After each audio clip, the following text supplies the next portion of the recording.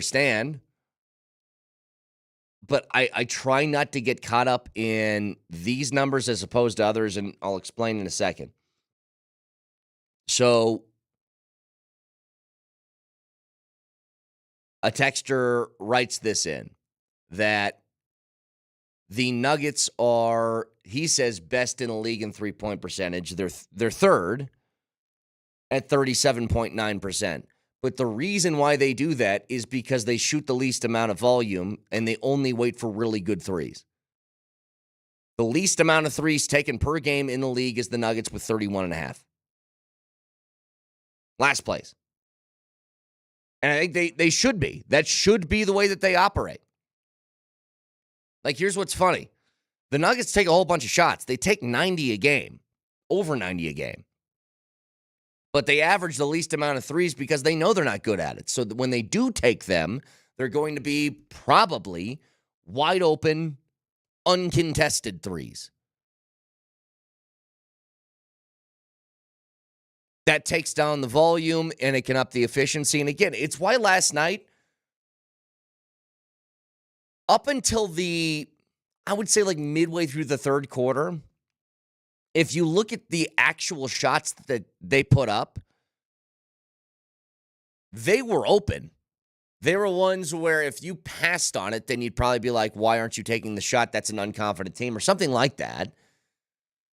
So I get why they did, but it's kind of, if the shot's not going down, can you find a way to get inside? And maybe that was just one of those games where the Bucks were saying, if you can beat us shooting the three, then go ahead and do it, but we aren't going to allow anything inside of that. You know, Giannis provides a very unique challenge. Obviously, when you're on defense, but even when you're on offense, he is a super athletic, 7-foot-tall, Stretch Armstrong guy who can jump out of the gym. Like, it's very difficult for you to find ways and gaps to get in the lane when he's the second tallest person on the floor. You know, you also have Brook Lopez down there that's roaming the paint.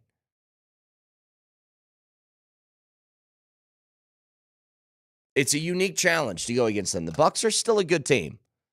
Do I think that they're championship level? Probably not. But you had a tough night from the floor.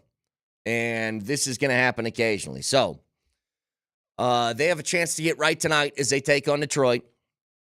And do not think this is the Detroit Pistons of old. They have won 8 consecutive games, including their last time out, beating the Celtics 117-97. They're a very, very good defensive team. In that stretch, they've given up over 112 points one time. They've held 3 teams on this 8-game win streak under 100. One of them being Boston. Another being the Clippers.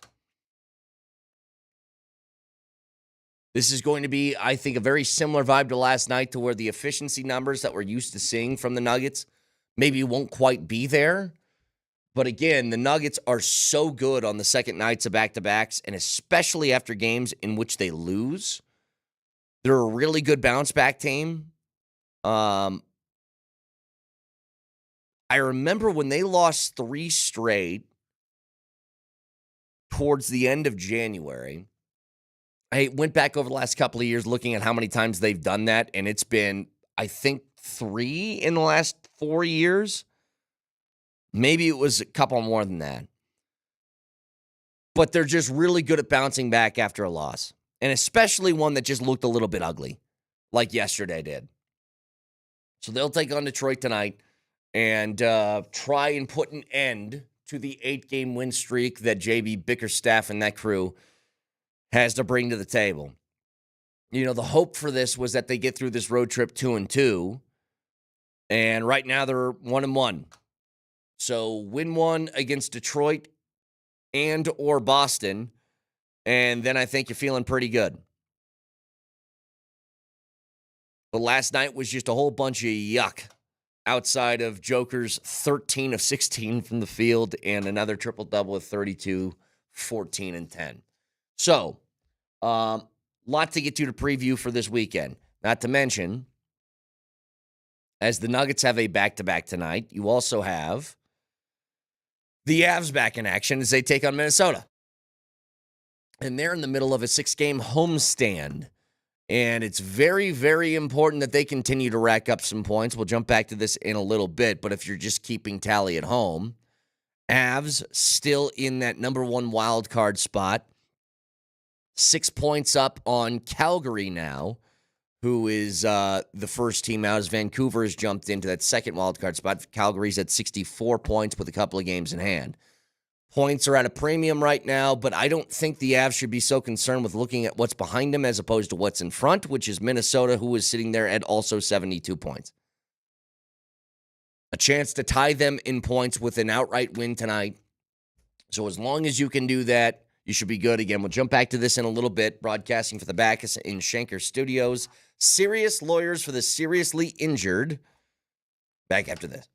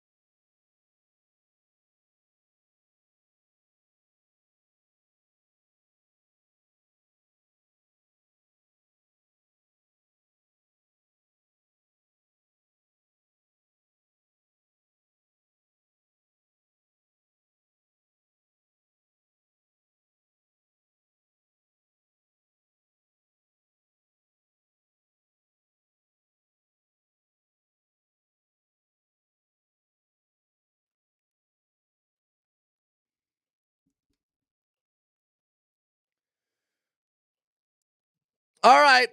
A few things to get to before we head into this weekend. And I'm curious where you guys stand on a couple of different things. Here's the situation. When you have a position in which the Broncos are at, where you have a good year, but you have what feels to be a very low-end capped for high potential draft picks, and you pick at 20, and the free agency class isn't what you would most want it to be. Look, you got a couple of spots in which every year it feels like those wouldn't be that hard of fixes, but it does seem a little bit more difficult this offseason. So if I threw it out to you and I told you or asked you, what is maybe a priority list of things that you'd want to see? And you can be as specific as you want. You can give me like specific players or whatever. But I'm going to put this in the mold of a couple different details. I think you need at minimum 2 out of these 3. You need a running back, you need a tight end, and I think you maybe don't need this, but it can provide cover for if you can't get another one, which is wide receiver. If you got a big upgrade at wide receiver, I think that could really alleviate the issues of one of the other 2 spots. But the more I think about it, the more I'm entrenched on one simple idea, and that idea is this. If you get a running game, then I think that fixes a lot of your different problems. Like, if I had the opportunity to go out and get one of these things, if I could go out and get I'd say Jahmyr Gibbs, I would take that over a tight end. A guy who can run and catch the ball out of the backfield. Because I think that's what Sean Payton would use more. Tight ends are really nice to have, and they do very specific things that create a lot of pressure on a defense. But at the same time, they touch the football, if they're really good, 6 times a game, a week. Running backs touch it about 20 to 25. I'll take the volume of it all. And I've seen a lot of these mocks. There's mocks going on right now about, hey, the latest has the Broncos mock to tight ends in the first round. A Colston Loveland or somebody like that, which is fine. I think you'd be happy about it. There is still, to me, a giant gaping hole. And when I hear something like, hey, we haven't ruled out bringing Javonte back, I just pray to God that that's just being nice to a guy that was on the team. Again, nothing against Javonte, but that time has passed. You need an improvement. And again, if we're just playing the game of keeping up with the Joneses, and there's a lot of Joneses going around in the AFC side of the ledger. Like, you want to talk about Matthew Stafford potentially being in this division now and going to the Raiders if this meeting with Tom Brady went well, where I can't, by the way, get the image out of my head, Nelly, of Tom Brady and Matthew Stafford just skiing together. Now, are you picturing them in really bright lycra spandex, yes. 1980s? Yeah, like an old 80s movie with there's like a villain. Like you're for the good guys and the bad guys are like the Swedish skiing team that's trying to take over this mountain town or something like that. That's how I imagine it, that Tom Brady and Matthew Stafford at the top of the run, and they're like, all right, bro, you want to shred this powder? I can't get it out of my head. Race you to the bottom. Exactly. Dorkosaurus Rex. Yeah, and then they get to the bottom. They go drink a Corona together in a log cabin by a fire. I think with the amount of things that you need to deal with, and we've been over the list over and over again, you need to have somebody that's not just impactful, but impactful for a huge portion of your snaps. Texture says, how valid is this whole Rob Gronkowski thing? I don't know. But can I just say this about the Gronkowski stuff? Let's just say it's true, which I don't think it is. Let's just say it's true. Why would... Oh, and Gronk was just on my TV on a Pizza Hut commercial. Why?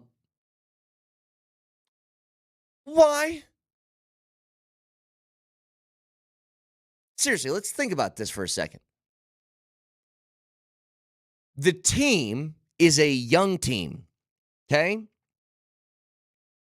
That is building towards what feels like a pretty good offense. They had their moments last year, but hey, it's a rookie quarterback. You're going to have some struggles. You give it a couple of years. The thought is you're at least a top 10 offense in the NFL, right? That's what you should be working towards. And they make all of these moves to get younger and more athletic. It's why you made some of the cuts that you did last year. And you do all that to go get somebody who's 34, 35 years old who hasn't played in 3 years? What are we talking about? And also, look at it from the other side of the coin. Look at it from Gronk's perspective. He has what? 3, 4 Super Bowl rings with 2 different teams. He's been out of the game for 4 years getting fat and sassy. He probably makes more money from his 17,000 gazillion endorsements than he ever made as a player. Why would he go back, especially to what you said, why would he go to a team that's still developing and finding their sea legs? If he was going to go to a team, it would have to be someone like the Bucks in 2020, where Tom Brady's going and they actually have a shot at winning a title in the here and now. Yeah, it's just you'd go and play for somebody who's either Tom Brady or Patrick Mahomes, or you know what I mean? But forget his side of it. I'm so much more focused on what the Broncos are. If the Broncos made a move like that, I would be like really disappointed, actually. This isn't like you went out and you signed who's maybe an older free agent. It's not like you went out and got, let's say, DeAndre Hopkins from last year. He's 32. You know what the difference between DeAndre Hopkins and Rob Gronkowski is? The main difference? He's playing. And he has for the last 3 seasons. Gronk has not. Like, this is all about mentality. If this is a real story, which, again, there's nothing about this that makes sense to me. Nothing. But how, as the Broncos, would you ever justify this? And you can't tell me, well, he's one of the greatest tight ends ever. Yeah, he was.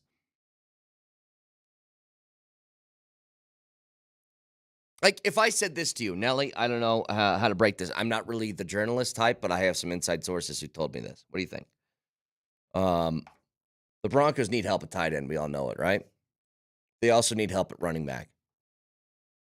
They've been in conversations. This is just something I heard. With Shannon Sharp and with Terrell Davis. You what? Tell you what, have you seen Shannon Sharp? That dude is jacked with a capital J. You know, for how bad Broncos have been at the tight end position for 10 years, I guarantee you Shannon Sharp is better than anyone they've trotted out there in the past decade. That might be true. There you go. Let's take it. Would you take him or Adam Troutman? Adam Troutman. You want to know why? Because his joints work. That's the thing. Everybody looks at Shannon Sharp, and Shannon Sharp is like, I don't know how many people of his age look like that. He looks incredible. If I had to ask him to run a 10-yard out route with a 22-year-old on him, do you think he gets separation? Probably not. It's just, it should be all about continuing the youth in athleticism move. And athleticism is maybe my main thing. They need to get faster.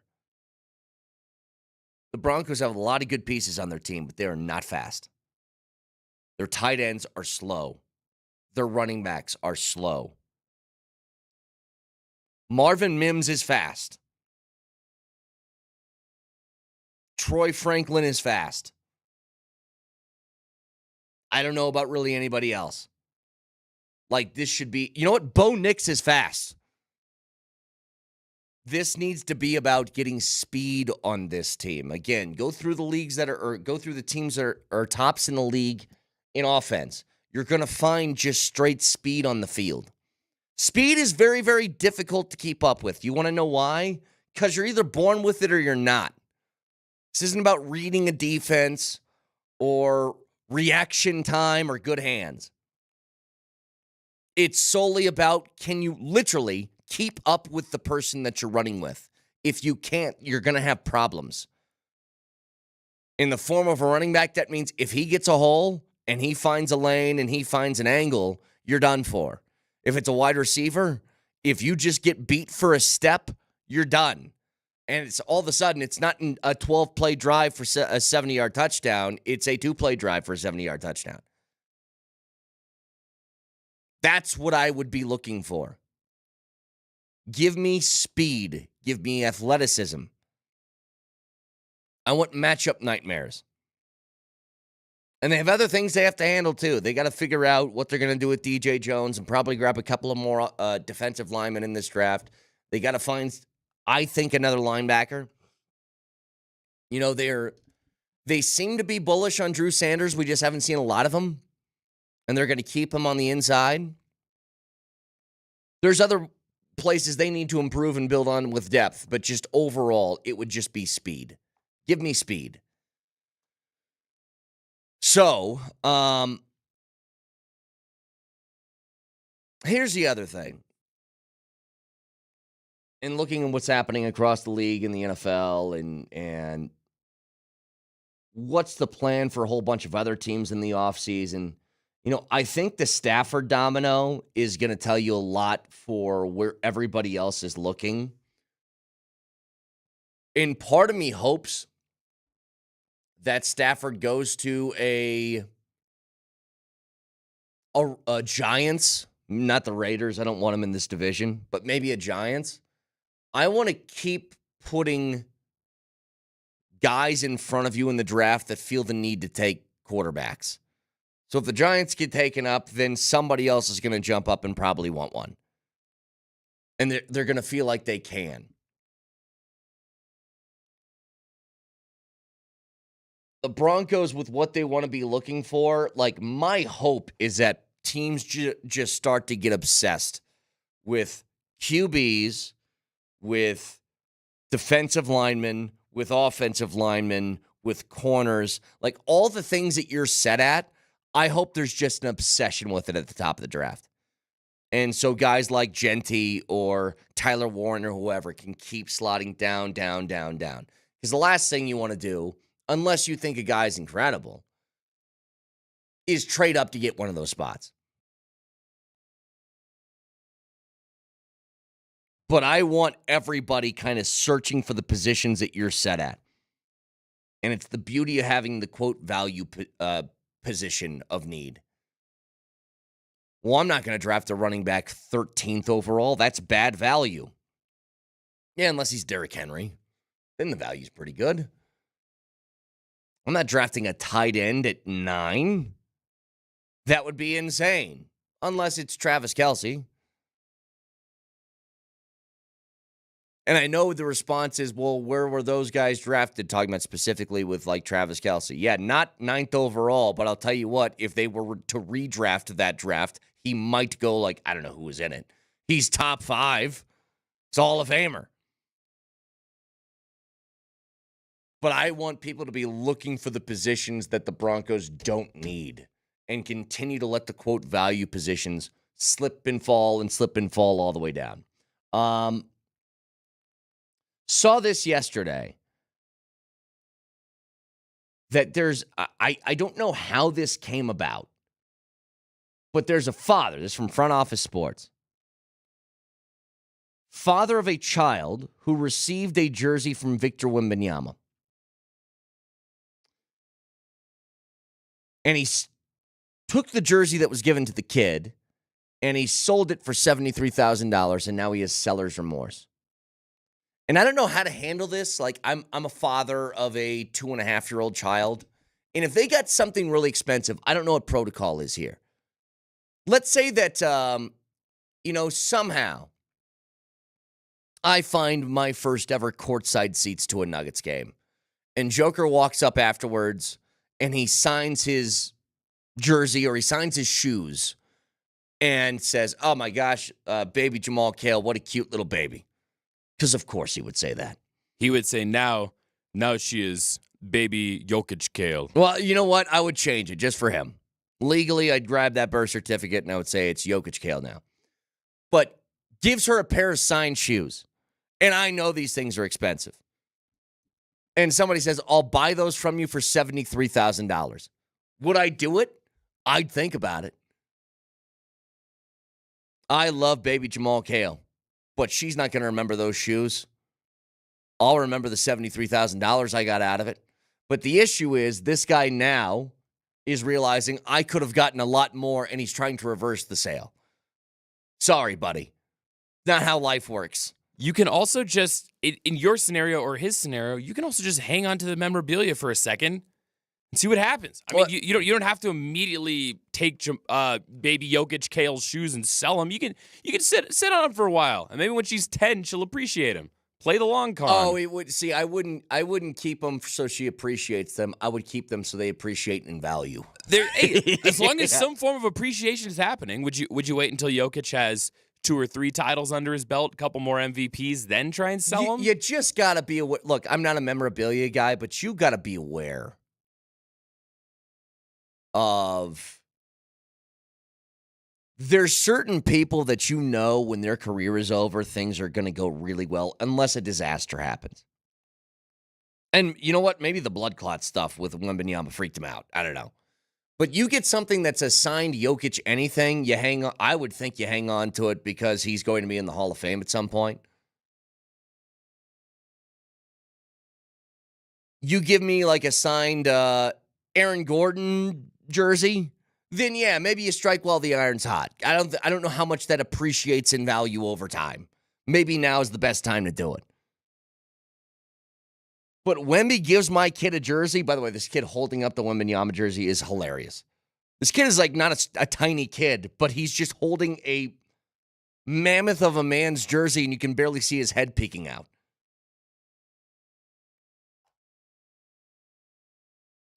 But $73,000.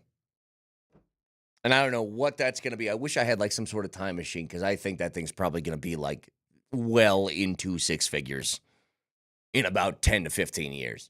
303-504-0925. Shump Mazda text line. We got a chance for you guys to win a little later in the show, by the way.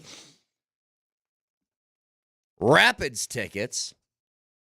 And I think the way I want to do this, Nelly, is again, I know we did this like last year we tried one of these? I think I want to hear goal calls again. Yeah, we did it over the summer to give away, I think it was tickets to the Rapids RSL game. That's right. Rocky Mountain Cup, because that's a big one. And I'll do the classic radio broadcaster thing of saying a bunch of words, but my real incentive is to kill time, because if I keep killing time, then I can bring up the goal call that won, which actually also won emoji for the best voice of the people. Right. It created its own category and then won it, and it sounded like this. Oh, como se dice en español, I did your mom last night and go! It's a great call.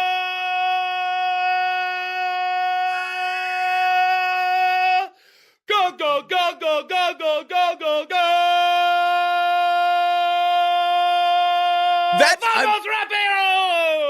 That's a great call. It's a great one. So, yeah, maybe we'll see if somebody can outdo. What was his name that won last year? His name was Drew, and that goal call ended up winning him 1 copy of Vic's Little Dinghy. That's right. So maybe you could be the next one to win a picture of a naked Vic.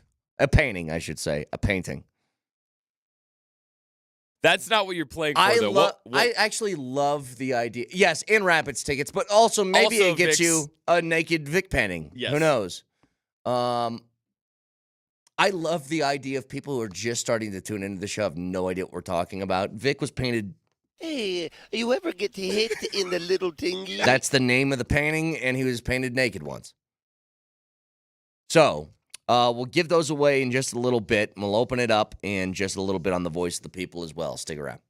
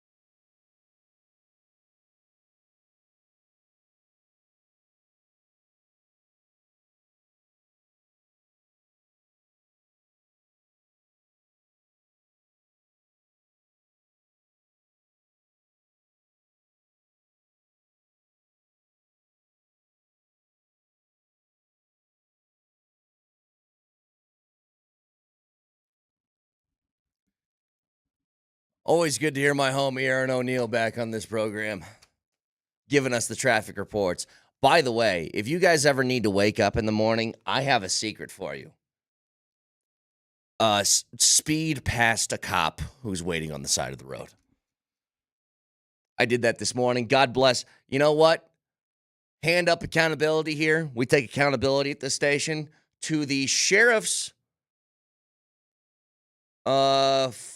SUV that was over off Inverness Drive, and I was going a good 15 miles an hour over the speed limit because I was running a little bit late this morning. Appreciate you not pulling out and getting behind me this morning. But I will say this. You definitely got my blood flowing. There is no amount of caffeine that hits harder than I think I'm getting pulled over because I'm breaking the law. Like that adrenaline rush is something different. So shout out to him. Shout out to all of our fine police officers who listen to this program. And if you ever see me, just know I'm in a hurry in the morning. I don't want to disappoint Nelly. I live my life in the morning not to disappoint Steve. Okay? So cut me a little bit of slack. You did Mr. Sheriff's car this morning. Thank you very much. By the way, try it, guys. I mean, don't try it. Don't take the risk. Follow the traffic laws.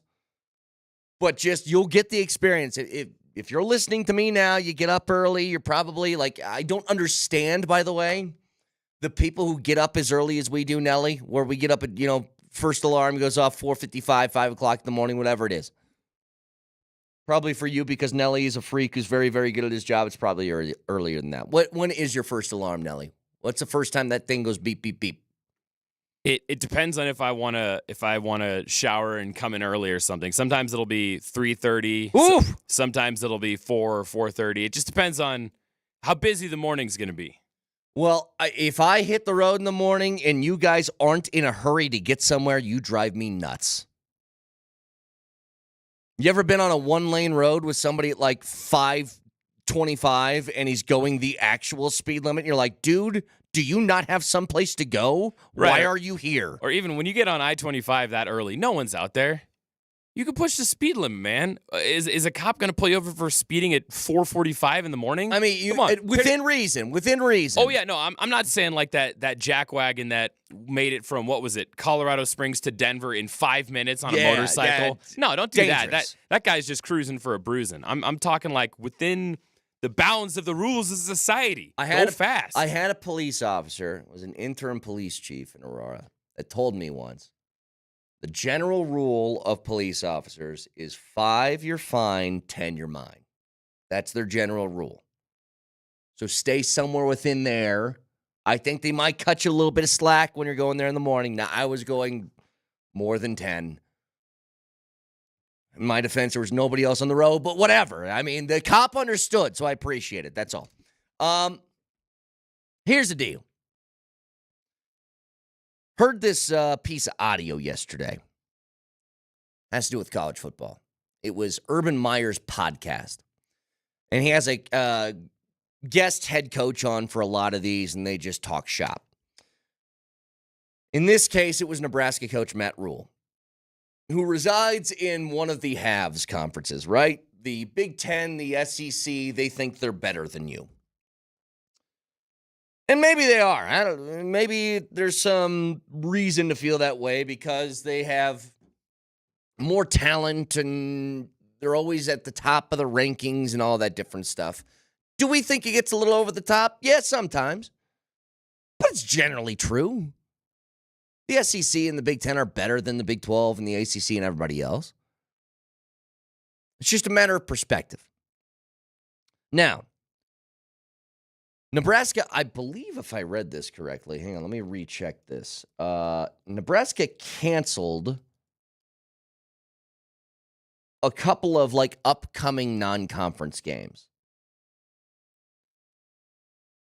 Yes, it was Nebraska and Tennessee had games scheduled in the coming years in non-conference. They canceled them because Matt Rule sees no value in playing tough teams. Okay?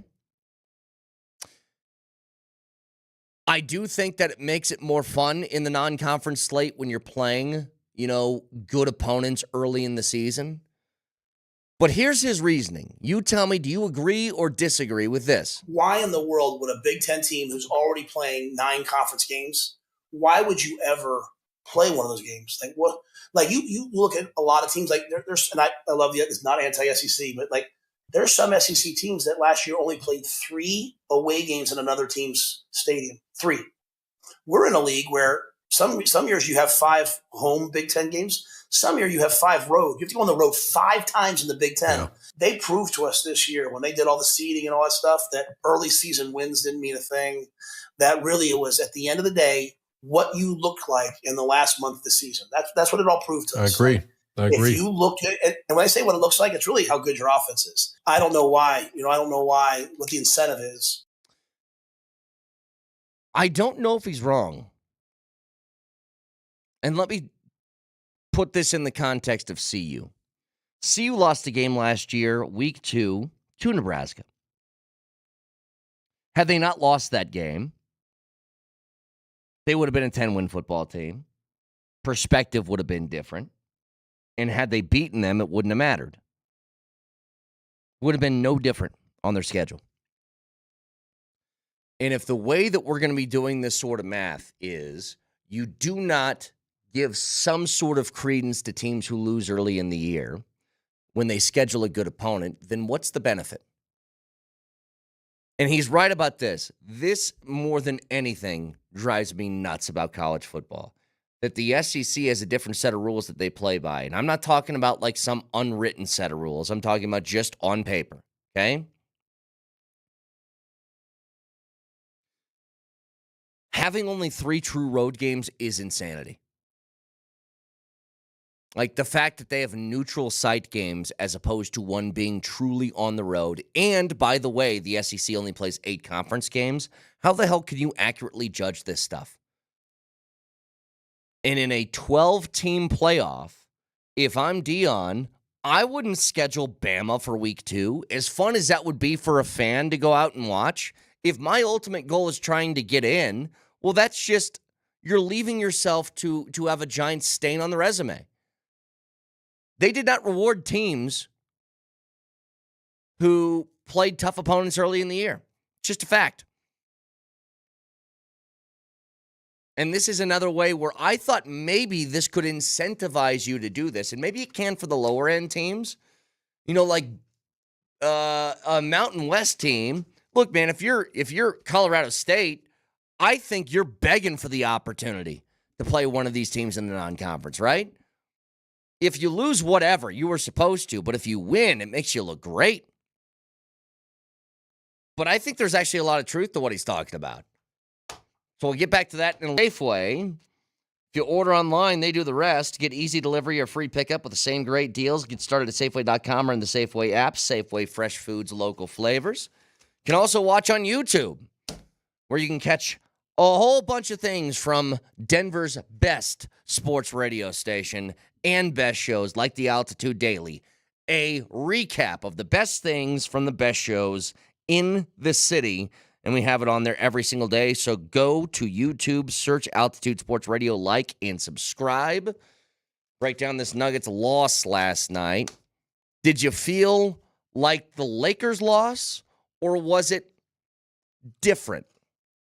We'll get to it next. Moser, Lombardi, and Kane.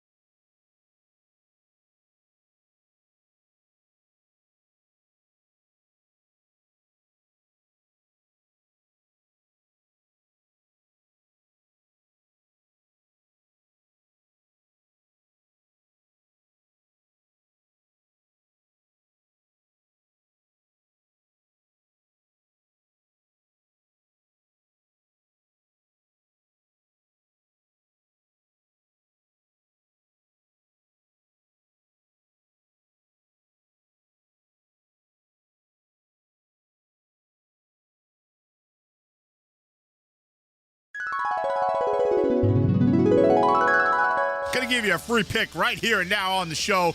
Denver playing Milwaukee tonight in the NBA. Denver's probably going to kill them. Milwaukee's a garbage team. They always have been, and they have a garbage coach. So go with Denver absolutely free right here on the commercial. You sure about that? You sure about that? You sure about that's not why? Lillard throws it off over to Giannis.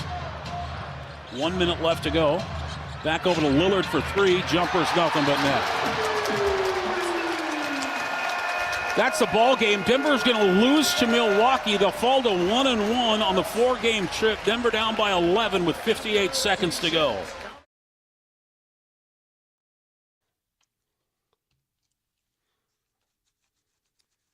Well, it doesn't happen often, but the Nuggets just couldn't shoot last night. Missed layups, missed wide open threes. Brett, this is going to sound like sour grapes and almost disrespectful and almost like, what are you talking about? They lost the game. Shut up, fanboy. That's what people are going to say. I'm going to tell you something right now. Yeah, you take that toothpick out, you use that to accentuate your point. You go ahead and do that. I'm going to tell you something right now. Milwaukee's not good. I thought the same thing, yeah. That is not a good team. That is a very beatable team. I don't know what it is about them. They're not that good. The Nuggets bench is better than their bench. When Giannis and Brook Lopez left the game, when they had their bouts, we call them the non-Jokic minutes. Yeah. What the hell were the Nuggets doing settling for jump shots? There was no rim protection. Hang on. You're sounding a little J.J. Redick-y to me with that toothpick in your mouth. It's going to have to be removed. There were no people blocking shots. There was nobody in the middle to secure and protect the rim. And the Nuggets decided to shoot jumpers. Yeah. They decided to settle for jumpers. I am so frustrated by that loss because that is not that good a team. That was a winnable game. Okay, I got another question on that I want to get to a little bit later, which is I am upset with it too, but it's a lot different than how I felt about the Lakers' loss. So we'll get to that. I'll table that for a second. All right. As far as the shooting thing, I was frustrated, but Vic, tell me how I'm supposed to feel here. I feel like the Nuggets settled way too much on jumpers when they couldn't hit them. Yeah. At the same time, they're wide open. Are they not supposed to shoot a wide open shot? Yes. The answer is yes for both questions. Okay. The answer is yes. And for those who say, okay, yeah, obviously MPJ had one of those horrific, nightmarish shooting nights, right? You go 5 for 22, 2 of 11 from 3. However, let me say this. Shooters keep shooting. I have no problem with 22 shot attempts. Keep shooting. Me neither. I'm actually kind of encouraged that he kept shooting. Keep shooting. There's only one way to snap out of it. Keep shooting. I have no issues with that. I do have some issues with everybody outside of Nikola Jokic struggling from the field. I mean, take a look at the stats, and the stats tell the story, and it's becoming an age-old problem for the Nuggets. Nikola Jokic, 13 of 16. He missed 3 shots. He had 32 points. He missed 3 shots. Some of the other numbers. 5 of 22.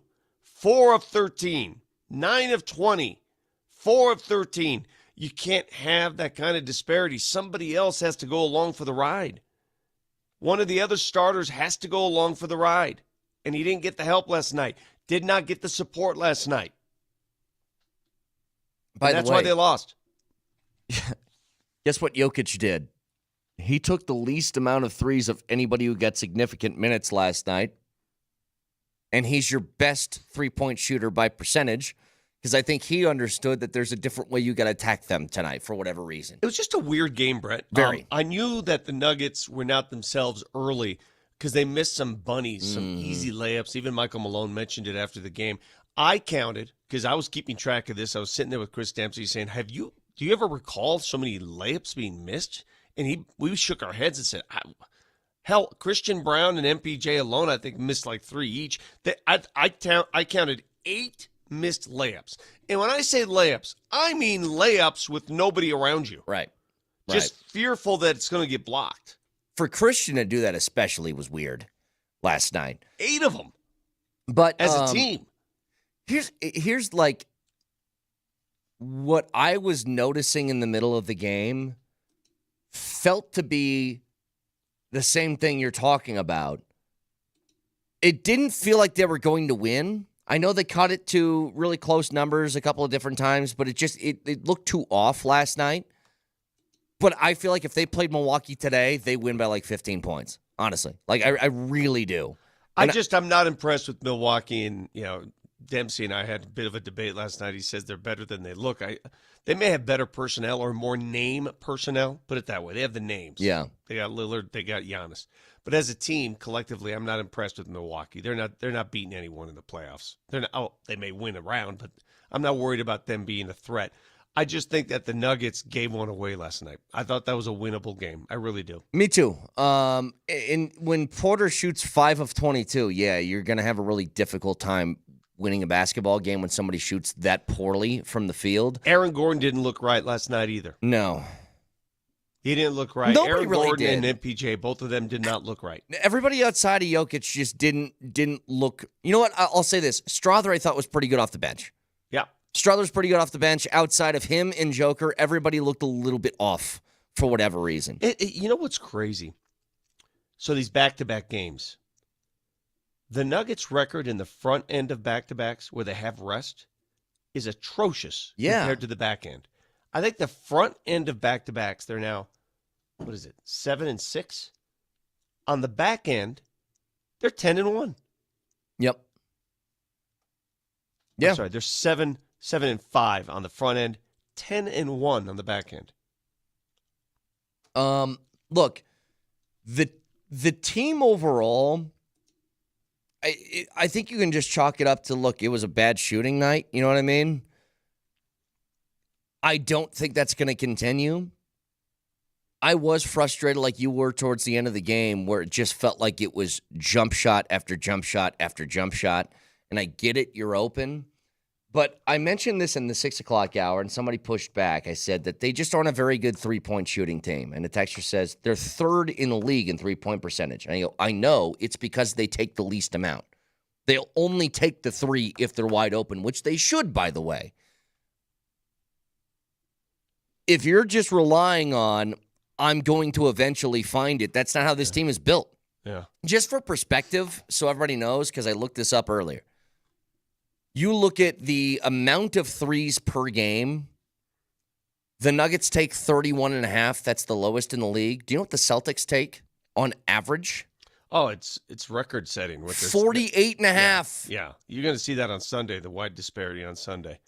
They just jack them up. 17 more per game.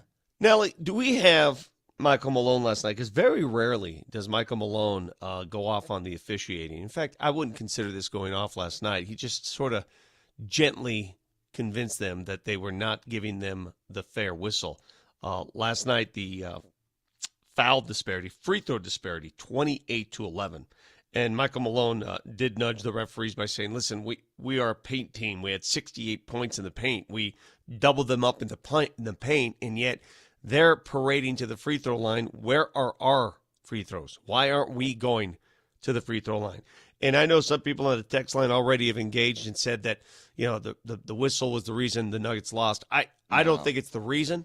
It's a reason. The reason they lost is because they missed shots. Right. That's why they lost. That's why they lost the game. They missed shots. The fundamental part of basketball, if you want to win, you got to make shots. You got to put the balloon in the basket. When you can't put the balloon in the basket, you're going to lose, okay? Free throws are great. Love to win that battle. Great. But it's not the reason they lost. However, very rarely do you hear Michael Malone go off on that. And last night, I think he wanted to prove a point.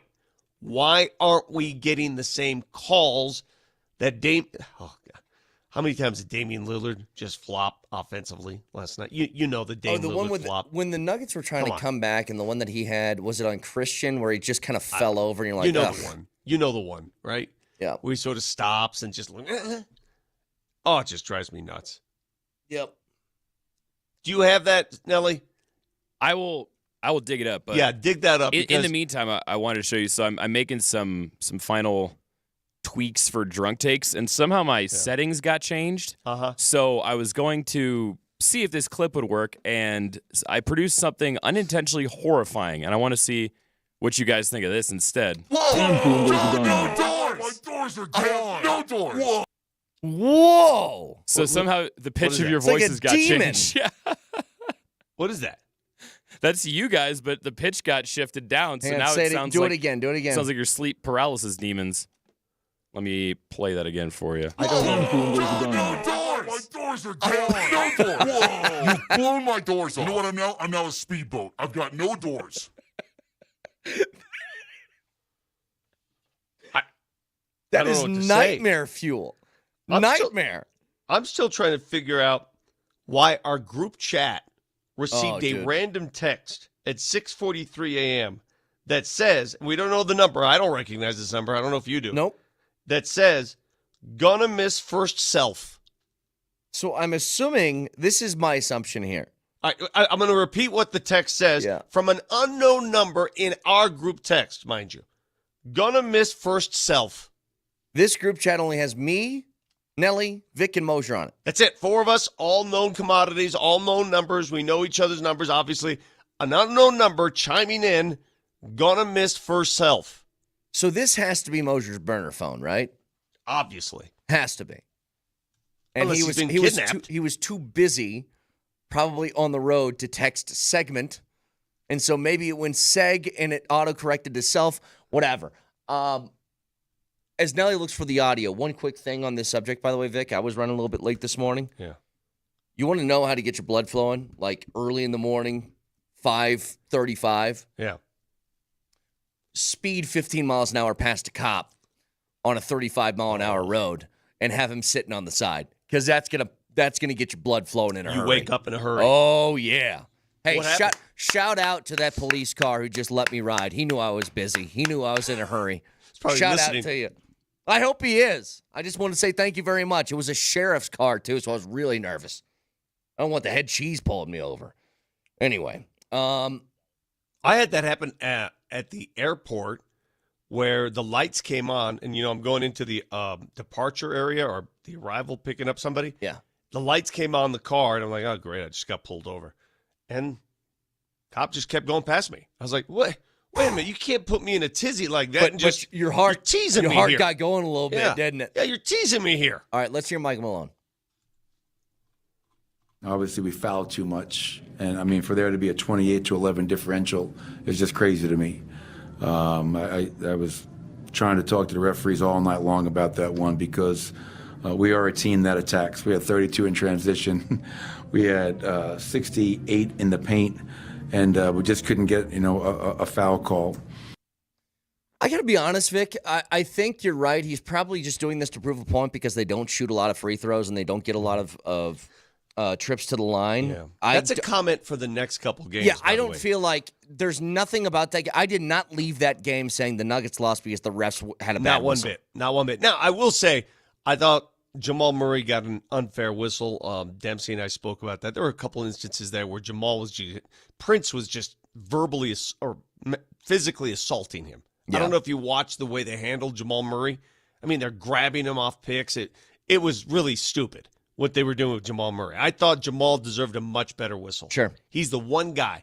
But the shots the Nuggets were missing were not the kind that, they were fouled. They missed open looks, wide open layups. Open layups, wide open threes. And, all right, we'll get to this a little bit later. I do feel differently. I was really upset after the Lakers game. I didn't feel quite the same way. I'll explain in a little bit. 303-504-0925. If you guys disagree, by all means, Shop Mazda text line. One price, one person, 1 hour is open for you. A lot to get to this morning. Stick around.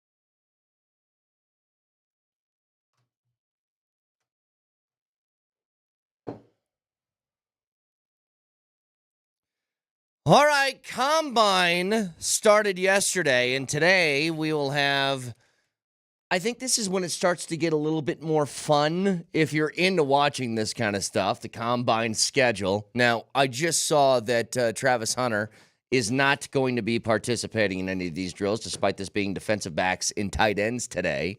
But it is something to monitor for the tight end portion of this, where I don't know how to put this to people. I am not an active viewer of the Combine. I don't sit down and watch this and make it appointment viewing. It's one of those, if it's like on in a bar somewhere, then I'll probably have my eyes glance to it. But I will say, as far as the tight ends today, I want to see at least a little bit of this for the athleticism you can get from that position. Turn on his mic, Nelly. It's a very, very good tight end class. I mean, outside of the top, Tyler Warren, I don't think you're going to get. All right? I don't think you're going to get the Penn State stud. The kid that showed up yesterday with the sling because he had shoulder surgery, Colston Loveland, I'm not sure you're going to get him. Maybe. We'll see. But there are plenty of guys you can get in rounds 2 through 4 that will make an impact. Right. A couple of guys based here. Gunnar Helm, you saw him play at Texas. I think he might be the third best tight end on the board. There's a bunch of other dudes that are available to be had if that's the direction you're headed.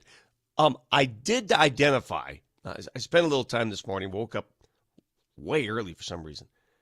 So I'm looking through all these names and all these players and trying to do my best DMac and get to the draft 2 months early. Yep. I think I found the Broncos Joker. Okay. I'll save that for later. Okay. I'm not going to give it to you. I'm going to wait for Moser to get with us. I've got the guy that I think would be a good Joker who fits the Sean Payton profile. I will describe later. Well, you can still save that, but you ask, Vic, and you shall receive. What's with the random phone number of you texting us this morning? Where'd that come from? I don't know why you're so concerned about it. Well, because you missed the first segment of our show. Well, okay, you're not my mommy. Number one. Number two, yes, that was my work phone that you got the number from. Your burner phone. It's not a burner phone, it's a work phone. It's a burner. No, it's not a. Hold on a second. Guys, would you agree? It's not a work phone if nobody in the group chat knows what it is. That is true. It's a burner phone. Well, that's a burner phone. That's on you. No. I listened to you. I thought that you both deduced very appropriately exactly what that was. A burner phone. Are you okay? Yeah, were you kidnapped? Great. Okay. You came in, there's a general aura that surrounds you, Moj, that you have a really bad poker face, and I was very concerned this morning with what was going on. I did get a bunch of shampoo in my stung my eyes this morning. I was in such a hurry. Oh, I'm glad you showered before. Well, thanks, yeah. But I did. My eyes are stinging still. They're still stinging. So wait, I don't want to. Won't spend too much time. Just quickly. Did you start your morning late? And then you thought to yourself, I might be running late, but I need to get a little bit of water on my face. A little bit of both. Yeah, a little bit of both. Okay, fine. But why would you use your burner phone to text us? I am offended by that. Use your normal phone.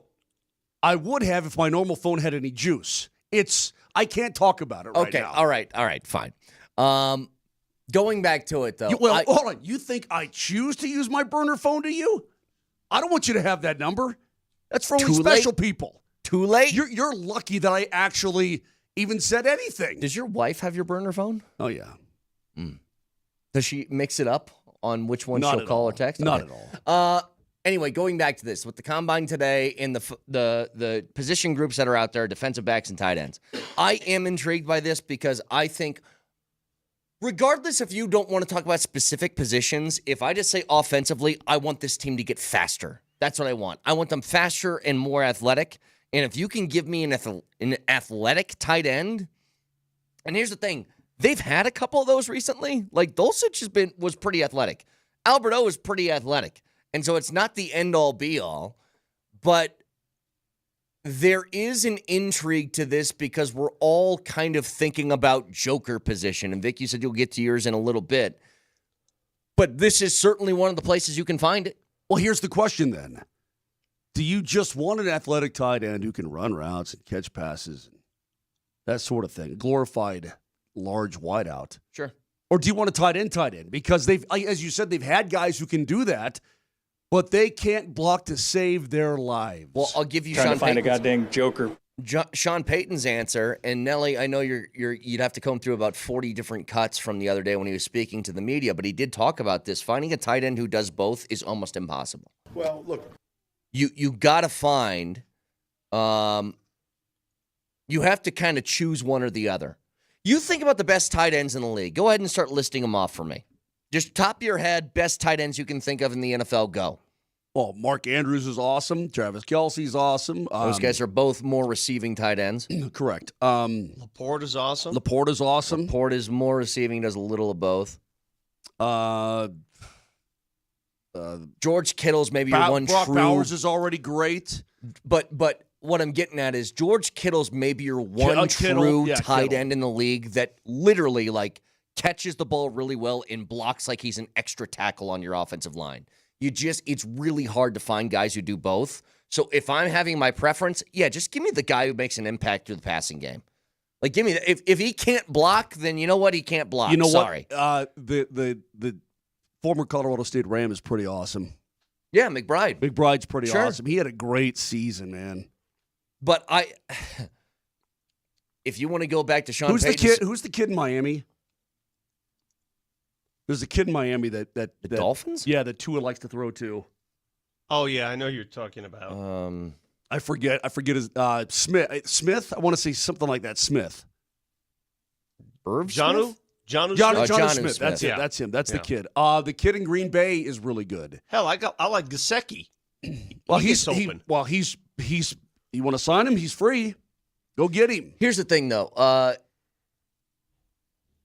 If you go back to Sean Payton's New Orleans teams, Jimmy Graham couldn't block at all. No, but he could. Oh, but, hey, you know what? But you wanted Jimmy Graham on his prime on this team? Like, I'd take that. Right. Listen. I guess it's kind of like prime Britney Spears couldn't spell cat. Do you care? You see what I'm saying? Anyway. Yeah. Yep, I get it. Point is, I'm just going to have an eye out for at least a little bit of the tight end stuff today, see what kind of 40 times they're running, see if you can find somebody a little bit athletic. And this is those moments where, Legwald said it to us yesterday. The combine is all about teams trying to find your flaws, but then you get the occasional guy, like if a Tyler Warren runs like a 4.5 today, like then maybe his stock boosts even more, who knows? Dude, at Penn State, he made some incredible plays. Sure.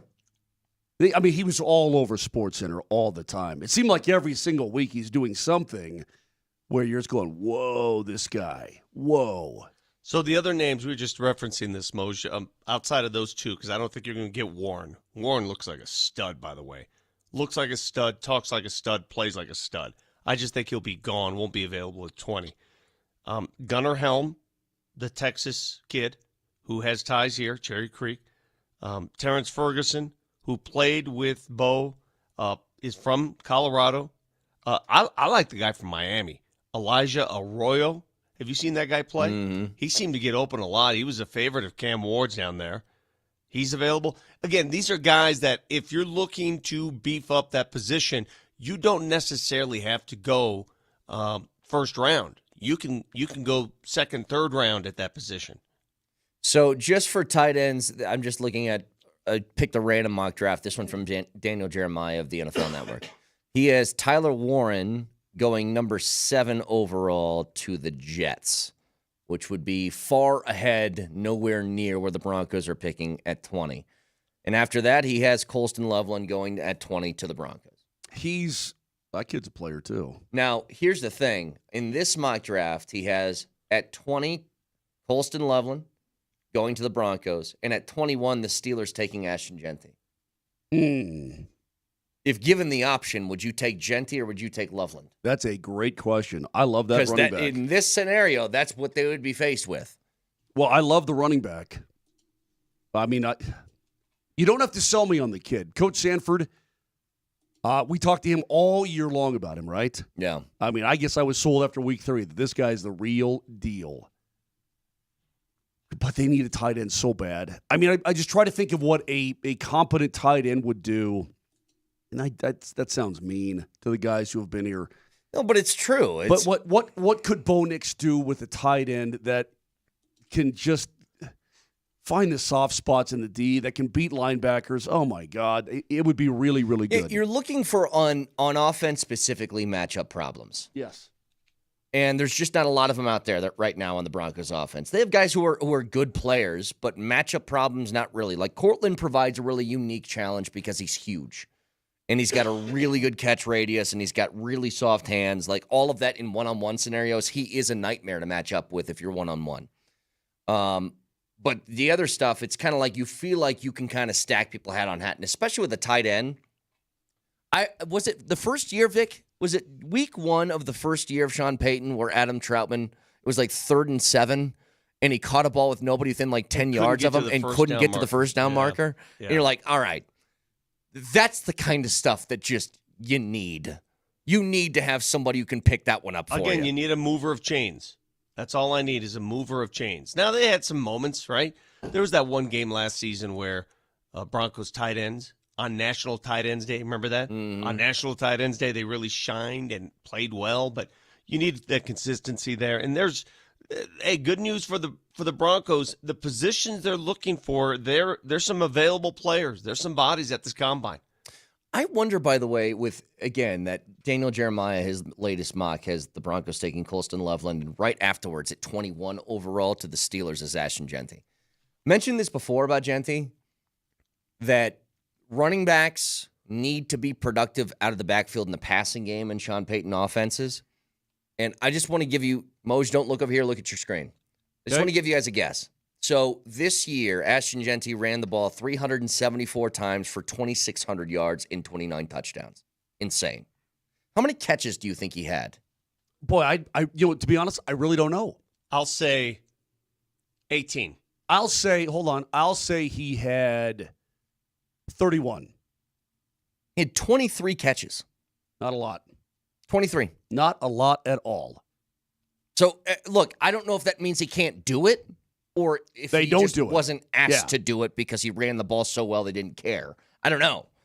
But it is something that I think, and I don't know what they feel about him. I would hope that they feel pretty good about Ashton Genty. But maybe that's something that would be a concern of theirs moving forward. By the way, speaking of football, I had no idea this was a thing. So, the $1 Million Worth of Game podcast, A.J. Brown's on it. Star wide receiver for the Eagles, Super Bowl champ now. Did you guys know that out of high school he was drafted in the MLB in the 19th round by the San Diego Padres? I love that story. I love to listen to him tell the story. So he was basically, Vic, he was playing in the Arizona Rookie League for the Padres when he went to college. And then when football season came around, he would go practice and play football. And he was trying to figure out, well, what do I want to do? And this is the story of how he settled on, I'm just going to play football. So I got drafted for baseball out of high school.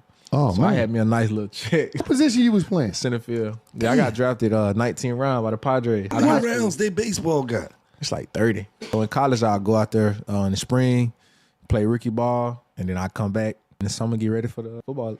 I'll tell you when I made the decision I'm going to play football. I'm in right field. I'm in the All-American game in Chicago. The first pitch was like 97. 97 off the real. I'm used to facing what? 80, 85. We still in high school though. So these are all high school players, and these guys probably go first round. I see him throwing an off-speed pitch, and it's like a 90 miles per hour breaking ball. Let me see if I can go up and hit this. I end up hitting it at the third base, like a little dribble to the third base. I end up beating it out. I'm on base. I'm like, bro, these boys throwing that ball hard as hell. Like, we in high school. Like, what it's gonna be like when I get to the league? Like, I said, nah, I go catch that football. All it took was one 90-mile-an-hour breaking ball, and he was like, that's not going to work for me. I'll go catch that football. Yeah. That's awesome. It is. It's what, gosh, there was a comedian that talked about this. But it was Babe Ruth back in the day and how great Babe Ruth was. Oh, I think it was, remember Daniel Tosh had that Tosh.0 show. Yeah. That was hilarious. And he goes, there was nobody in Babe Ruth's era with like CC Sabathia throwing 92-mile-an-hour sliders, okay? It is just a completely different level of, oh, my God, not only did it move that quickly, but it broke this far. If I'm A.J. Brown, but think about this. To have the ability to say, I'm already professional at a sport right now, and I think I'll just stop because I'll just go professional at this other sport that I'm also doing. How many people can say that? That I will stop doing one thing professionally because I'm so good at another thing too, and that seems easier to me. Yeah, it's crazy. The thing about baseball and football, though, football is almost pure athleticism, right? It's strength, size, speed, toughness. Baseball is such a skill sport, just a different deal altogether. Now, those attributes help, right? Those characteristics help. Yeah, being Aaron Judge helps. That helps. But then you got a 5'5" dude that's got 30 bombs a year for the Houston Astros. It's my favorite You got thing. Jose Altuve. It's my favorite thing about baseball is Jose Altuve and Bartolo Colon can both be incredibly good players at that sport. Because it's such a specified and unique skill set that you have to have that literally, if you can just do a couple of things that are very, very hard to do, anybody could really do it. It doesn't matter if you're a shrimp or if you're Aaron Judge. They're the exact same guy. Well, I mean, Altuve is... Well, that's what we're talking about. Yeah. I mean, he's saying he's Vic size. That so, picture... All right, easy. Hey. Can you just come back from the doctor? Give it a couple of years there, Moj. Seriously, if I keep going at the rate I'm going right now, I will be Jose Altuve in like 3 years. Do me a favor now, like pull up the picture of, it was a few years ago in the playoffs, but just type in Altuve and Aaron Judge when Altuve is standing next to second base because Judge hit a double. Yeah, it doesn't look real. It looks photoshopped, but they're two players who play the same sport and were both all-stars. Look at this. These are two human beings who play the same sport. There's no weight divisions in baseball. Yeah, but you'll find that in basketball all the time. That occurs in basketball all the time. But those guys are already genetic freaks of nature. It's just how genetically freakish are you? All right, let me point something else out, Vic, that I like about this an awful lot. This photo. I don't like the long pants. I know, Brett, you were a long pants guy. I was, You blouse them over your cleats. I get all that. In fact, I want to bring back back pants pulled up at the knee, and you probably want to stirrup on there, too. I want to bring back stirrups. Yeah. Why don't we have stirrups anymore? I'll tell you why. Why? Easy. My high school baseball team, we had stirrups. Part of the uniform. Awesome. Incredibly annoying. They So would what? always tuck underneath your shoe, pop out the back of your cleat. You have to take your cleat off, pull them back down over your heel. There's Wemby. God. There's Wemby and the Japanese player. Yeah, this is the Olympics from last summer. This guy from Japan, I don't know how tall he is. Standing next to Wemby, looks like he's 3'2". Yeah, but Wemby, again, we're talking about, I guess. Wemby makes everybody look tiny. Aaron Judge is also a genetic freak in nature. Yeah, he is. But if you put Aaron Judge on that's the most bizarre thing, by the way. After the Eagles won the Super Bowl, Jalen Hurts and who was the other guy? Saquon. Jalen Hurts and Saquon were doing one of the Tonight Show or one of the late night show things, and they were standing next to, there's a basketball player there. And I think it was like Tatum or somebody like that. Saquon Barkley, who's huge, stood next to Jason Tatum and looked like he looked like Vic. Or in a couple of years, Moser. And I'm just like, that's how large basketball players are. And I can't believe there's that many people out there that actually have that genetic gift. I have a situation that's occurred that's more important than any conversation you guys are having right now. The leg extenders? My TikTok account has been hacked, and I can't get back into it. So I want to thank one of our loyal listeners for notifying me that I'm suddenly selling supplements on TikTok. I don't know how to get back in to my talk. So if someone can assist me and walk me through this, None of my stuff is showing up. None of my email, phone number, all that crap. They just took it. They took it. Why would anybody take your dumb account? They're trying to sell supplements. That's why. I mean, it's a shocker, right? Go to my account. I don't have TikTok. Oh. I don't have TikTok either. Oh. I'll look it up, Vic. I'm somewhat young and hip. What's your username? Vic.Lombardi with 2 I's. It's gone. Someone has taken it over. And I don't know what to do. I was just going to say I don't have TikTok. I'm not 14 years old. Oh, my goodness. It is over. There's like 30 consecutive posts of just supplements. That's all it is. All right, so what do I do? Oh, but I like that. Sorry, by the way. Actually, I like who that do you call? Your bio is still the same. It just says, I'm too old for this. And then it's selling a bunch of supplements.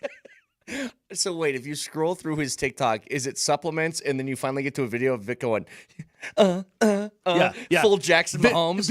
Vic and Jackson Mahomes breakdancing. Exactly. No, unfortunately they deleted all of Vic's stuff. Profile picture is still the same. It's Vic in a very flashy scarf, and then it's just selling a bunch of what are these pills? Metabolism booster? You need one of those. Is there a phone number? Who do I call? Who do I call in China? Is there a number in China? Rocky Mountains Men's Clinic. Get me through to China. Got you, bro. Who in China hacked my account? Oh, look at this. You're selling goalie Shut up, Nelly. Fix this. I don't care what I'm selling. I want my talk back. Goalie ashwagandha gummies. There you go, Vic. As Vic tries to figure this out, which I'm sure will take, I don't know, the next 2 hours. Well, of I'm this useless show. for the rest of this show. Yep. Exactly right. We're giving away a pair of Rapids tickets today, and I will explain how you get that pair of tickets next.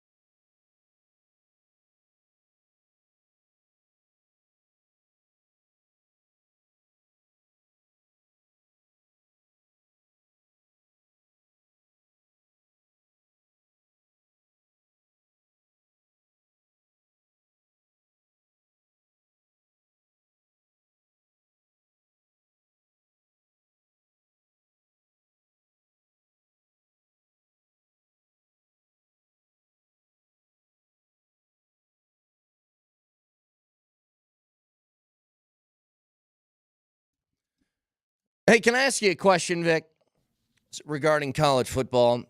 I saw this podcast. Urban Meyer has one. And it is one that features just coaches across college football. They talk a little bit of shop, what the plans are, what their philosophy is, all that stuff, right? So he has this latest episode, Matt Rule, Nebraska's head coach, on. And Nebraska just did something that maybe this is going to be more popular for other teams as they move on, too. They just canceled a non-conference set that they had slated against Tennessee in the next couple of years. And Urban Meyer said, why did you do that? And here was Matt Rule's response. Why in the world would a Big Ten team who's already playing 9 conference games, why would you ever play one of those games? Like what? Like you look at a lot of teams like there's, and I love the, it's not anti-SEC, but like there's some SEC teams that last year only played 3 away games in another team's stadium. 3. We're in a league where some years you have 5 home Big Ten games. Some year you have 5 road. You have to go on the road 5 times in the Big Ten. Yeah. They proved to us this year when they did all the seeding and all that stuff that early season wins didn't mean a thing. That really it was at the end of the day what you looked like in the last month of the season. That's what it all proved to us. I agree. If you look at it, and when I say what it looks like, it's really how good your offense is. I don't know why. I don't know why, what the incentive is. What do you think about that? He doesn't want to schedule really tough non-conference games because he thinks it only hurts. And that at the end of the year, like if you were to look at the 12 teams that made the postseason, obviously it was the 4 conference champions. And then remember all those 3-loss teams like Ole Miss and Alabama that said this is ridiculous, we aren't getting in? Absolutely. He might have a point. Yeah, but your 3-loss teams, man, in the old system, you wouldn't even come close to sniffing. But you got a point. That's not the point. The point that he's saying is, why would I even risk putting another loss on the schedule when I don't have to? Agreed. So these early season, Oregon and Auburn squaring off in Atlanta or something, all that's going to go by the wayside. If Bama, let me put you in the position of prime, okay? Alabama, DeBoer, comes up to you during the offseason and he goes, hey, you know what? Let's do a little home and home between you and me. Would you take it? If you're CU, if you're Coach Prime and Kalen DeBoer walks up to you and he goes, hey, man, I really respect how you're building the program over there. Let's do a little home and home. 1 year you get one in Boulder. 1 year we get one in Tuscaloosa. The better question is, would Alabama do it? Well, I'm just saying, if they offered it to you, though, you're CU, would you do it? Yes. Okay. Yeah, you can recover from an early season loss. This year, Alabama's going to play at Florida State to open up the season. Hey, Notre Dame lost to a team nobody even heard of and made it to the national title game. Once, though. Like, how about this? I know it wouldn't have mattered for the conference championship stuff. They lost to Marty's alma mater. I know it wouldn't have mattered for the conference championship stuff. But had you not played Nebraska in the non-conference last year, if you scheduled, another McNeese State or something like that, you're a 10-win football team. Feels different, doesn't it? Feels like it puts you more in the conversation when you have 10 wins as opposed to 9. And if you beat Nebraska in that game, does it really change all that much whether you beat them or you beat Morehead State? You know what I'm saying? I don't know if it does. Because now it feels like it's all about volume of wins. And Rule is right about one thing in particular that drives me nuts in college football, because you're trying to assess how many D1 teams are there, like 131 or something? Yeah, I thought it was like something like that. 126. When you're trying to evaluate that, and there's no way you can make this even because obviously everybody can't play each other, so how would you know? So you're just basing this off of what you think a matchup would look like. The SEC being allowed to have 3 true road games and 8 conference games overall and have these neutral site stuff is ridiculous. Therefore, if you're an SEC team and you do lose a conference road game, like Alabama lost to Vanderbilt, and they refuse to schedule other road games of significance, then those losses should count more. I agree. If you're going to be the only major conference, by the way, with 8 conference games, so you can schedule one more sort of podunk team towards the end of the year, like every single one of them do. Like the Blue Hose of Presbyterian? Yes. Like if you're going to allow yourself to play them in week 10 and have a neutral site conference road game, then I think you should be punished more for that. You should be. But But yeah, it's just I don't know if more teams are going to take that on. I think if you're one of the lower end teams, if I'm CSU, I'm trying to schedule every badass team that I can early in the year just to try and get a little bit of a boost. Absolutely, and get some money. But I'm looking at this right now at Alabama's schedule this year. It really isn't bad. They're not playing ITT Tech. They play home against Louisiana Monroe. That's one gimme. And they play home against Eastern Illinois late in the season. Other than that, they're going to Florida State. I know they had a down situation, but they're playing Wisconsin out of conference. Yep. They're playing Florida State out of conference. And the rest is in conference. That's, outside of, again, Eastern Illinois and Monroe, but they're not scheduling bunnies in the other two out-of-conference games. They're playing the Seminoles and they're playing the Badgers. That ain't bad. Seminoles could end up being worse than, what did you say? Who are they playing first? ITT Tech. Florida State might be worse. Who knows? Yeah, they had a really bad year, yeah. In their defense, when you schedule that game, you weren't thinking they're going to be that level bad. I'm just saying that's not really bad. That's not a bad out-of-conference deal. Auburn's playing Baylor out of conference to begin the season. But here's the tough thing if you're LSU's playing Clemson to begin the season. Here's the tough thing if you're in a spot like CU is, you are going to be held to a much more strict standard than the SEC and the Big Ten is.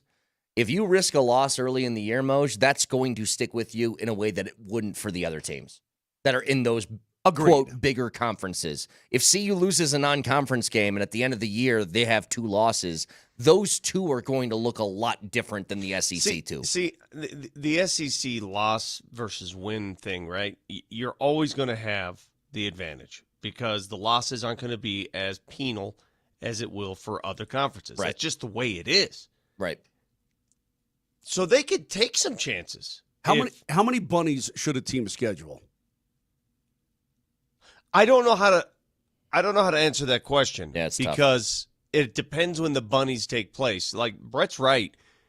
If, for example, if Notre Dame had lost to Northern Illinois in the second to last game of the season, that would make all the difference. That would have knocked them off. Yeah. I don't think it would have kept them all the way out if that I was don't still know, their dude. only loss of the year. Late losses really impact a lot. Sure. Early losses, you keep building back from those early losses. It's a lot easier to get through it. But I'm looking, Vic.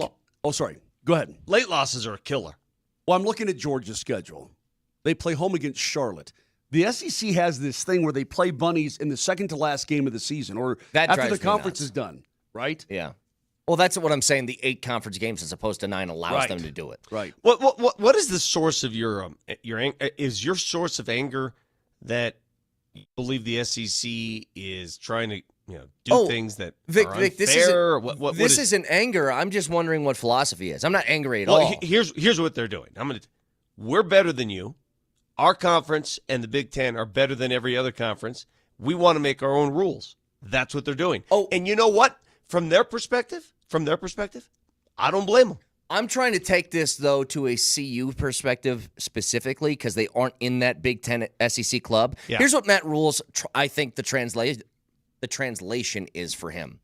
Matt Rule is saying, I'm not scheduling a tough non-conference opponent. He canceled the Tennessee home and home that they had scheduled because he goes, if I'm a 2-loss Big Ten team, I'm in the dance. That's how it feels. Sure. So for him, he's like, I'm not risking that at all. I'm just going to rack up as many easy wins as I can along the way. It's rigging the system. I don't know if CU can do the same thing. Like maybe they stand to benefit way more than the Big Ten or SEC would with a tough non-conference game. It sure feels to me like you're trying to defend Nebraska.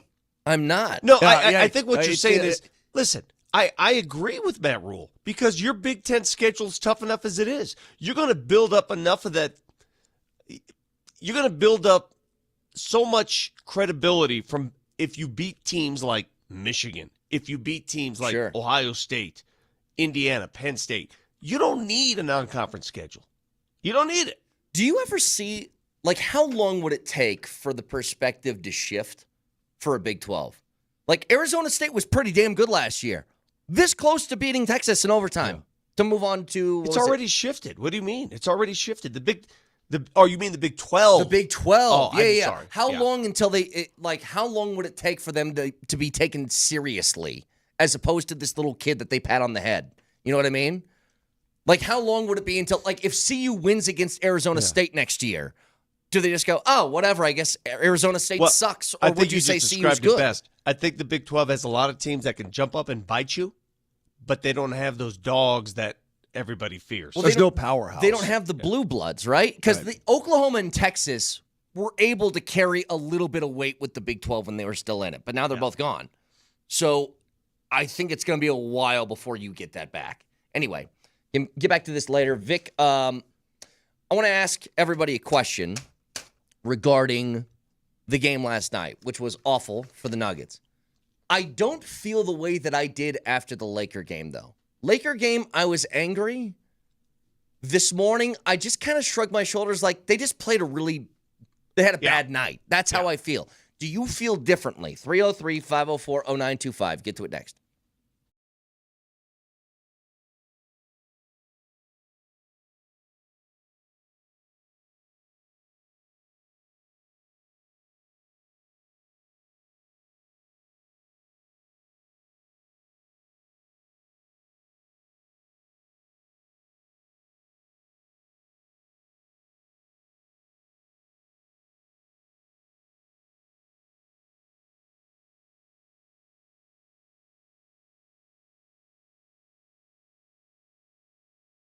Silterhart Motors in Broomfield. Have you gone to their website yet? Go to sthmotors.com and check it out. They've got so many vehicles on there, new and certified pre-owned. It'll blow your mind. And the deals are absolutely awesome. Right now, they're taking $10,000 off all new Lincoln Navigators. $10,000. You can lease a brand new Ford F-150 for just $399 a month. They've got amazing deals on over 1,000 new and pre-owned vehicles right there on the lot, and 5 awesome brands in one spot. It's Silterhart Motors in Broomfield. It's Highway 36 and Wadsworth, or go online, pre-shop. Do it. STHmotors.com. That's STHmotors.com. Silterhart's everything you want out of a dealership.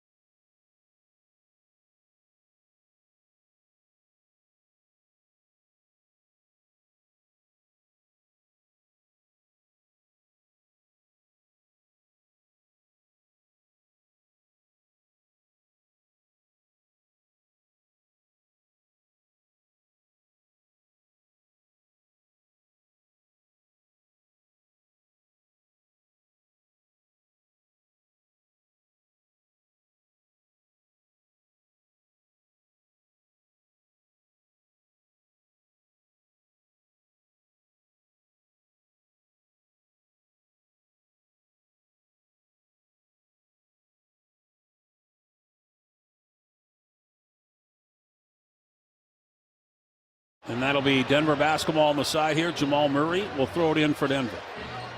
And here we go. He gets it off over to Joker.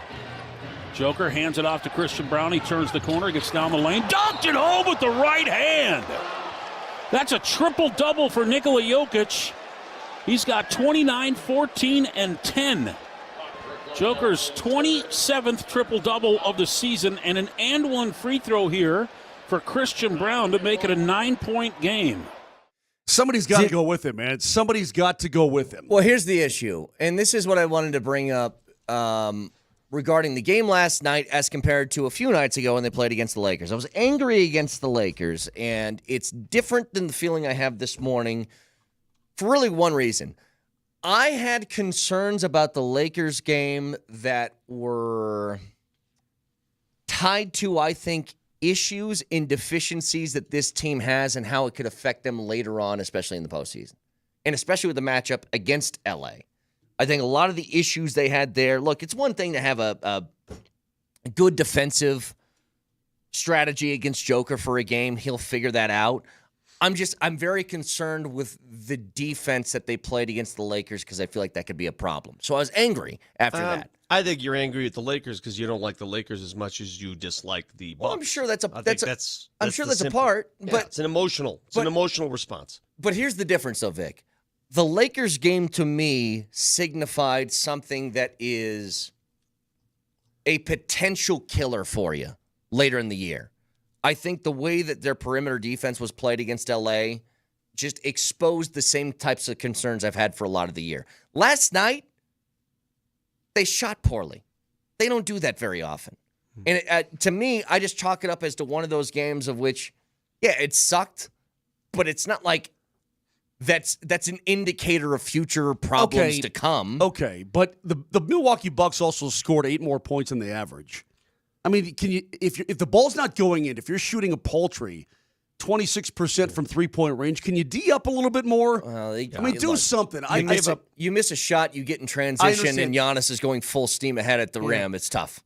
The Nuggets also gave up 37 points in the fourth quarter. That too. The fourth quarter they desperately needed. So I thought defensively they weren't very good either. Vic, Here's the deal. Well, by the way, I'm going to say that when I start nitpicking this morning, it's because I'm annoyed. I was I was mad at the Lakers loss. Mad. This one annoyed the crap out of me. Here's why you're annoyed. And here's the core of this whole thing, and we started the show by saying this. You're annoyed because you know Milwaukee's really not that good. They're not that good, man. They're not that good. No. I mean, I'm looking at their roster. Brook Lopez, whatever. Giannis, listen, I know we're going to hear from Giannis fans that he's a one-dimensional player. Largely. But he does the one dimension really well. Yes. I mean, he's elite at it. Damian Lillard's not the same anymore, guys. Is that his role, or is that just him being older? Kyle Kuzma is not good. Okay, can I say something because you brought up his name? That guy annoys me bad. Sorry. Kuzma sucks. Kuzma's terrible. Terrible. He is not a guy I would want on my starting five. And the guy that I thought played above expectation, and he didn't score that much, but I thought he locked up Jamal Murray. Taurean Prince played well last night. Did you see the defense he had on Jamal? He wouldn't let him around screens. I take it Taurean Prince right now in this team. He played extraordinary defense. Here's why the Nuggets lost, all right? You watch the game. Missed shots, yes.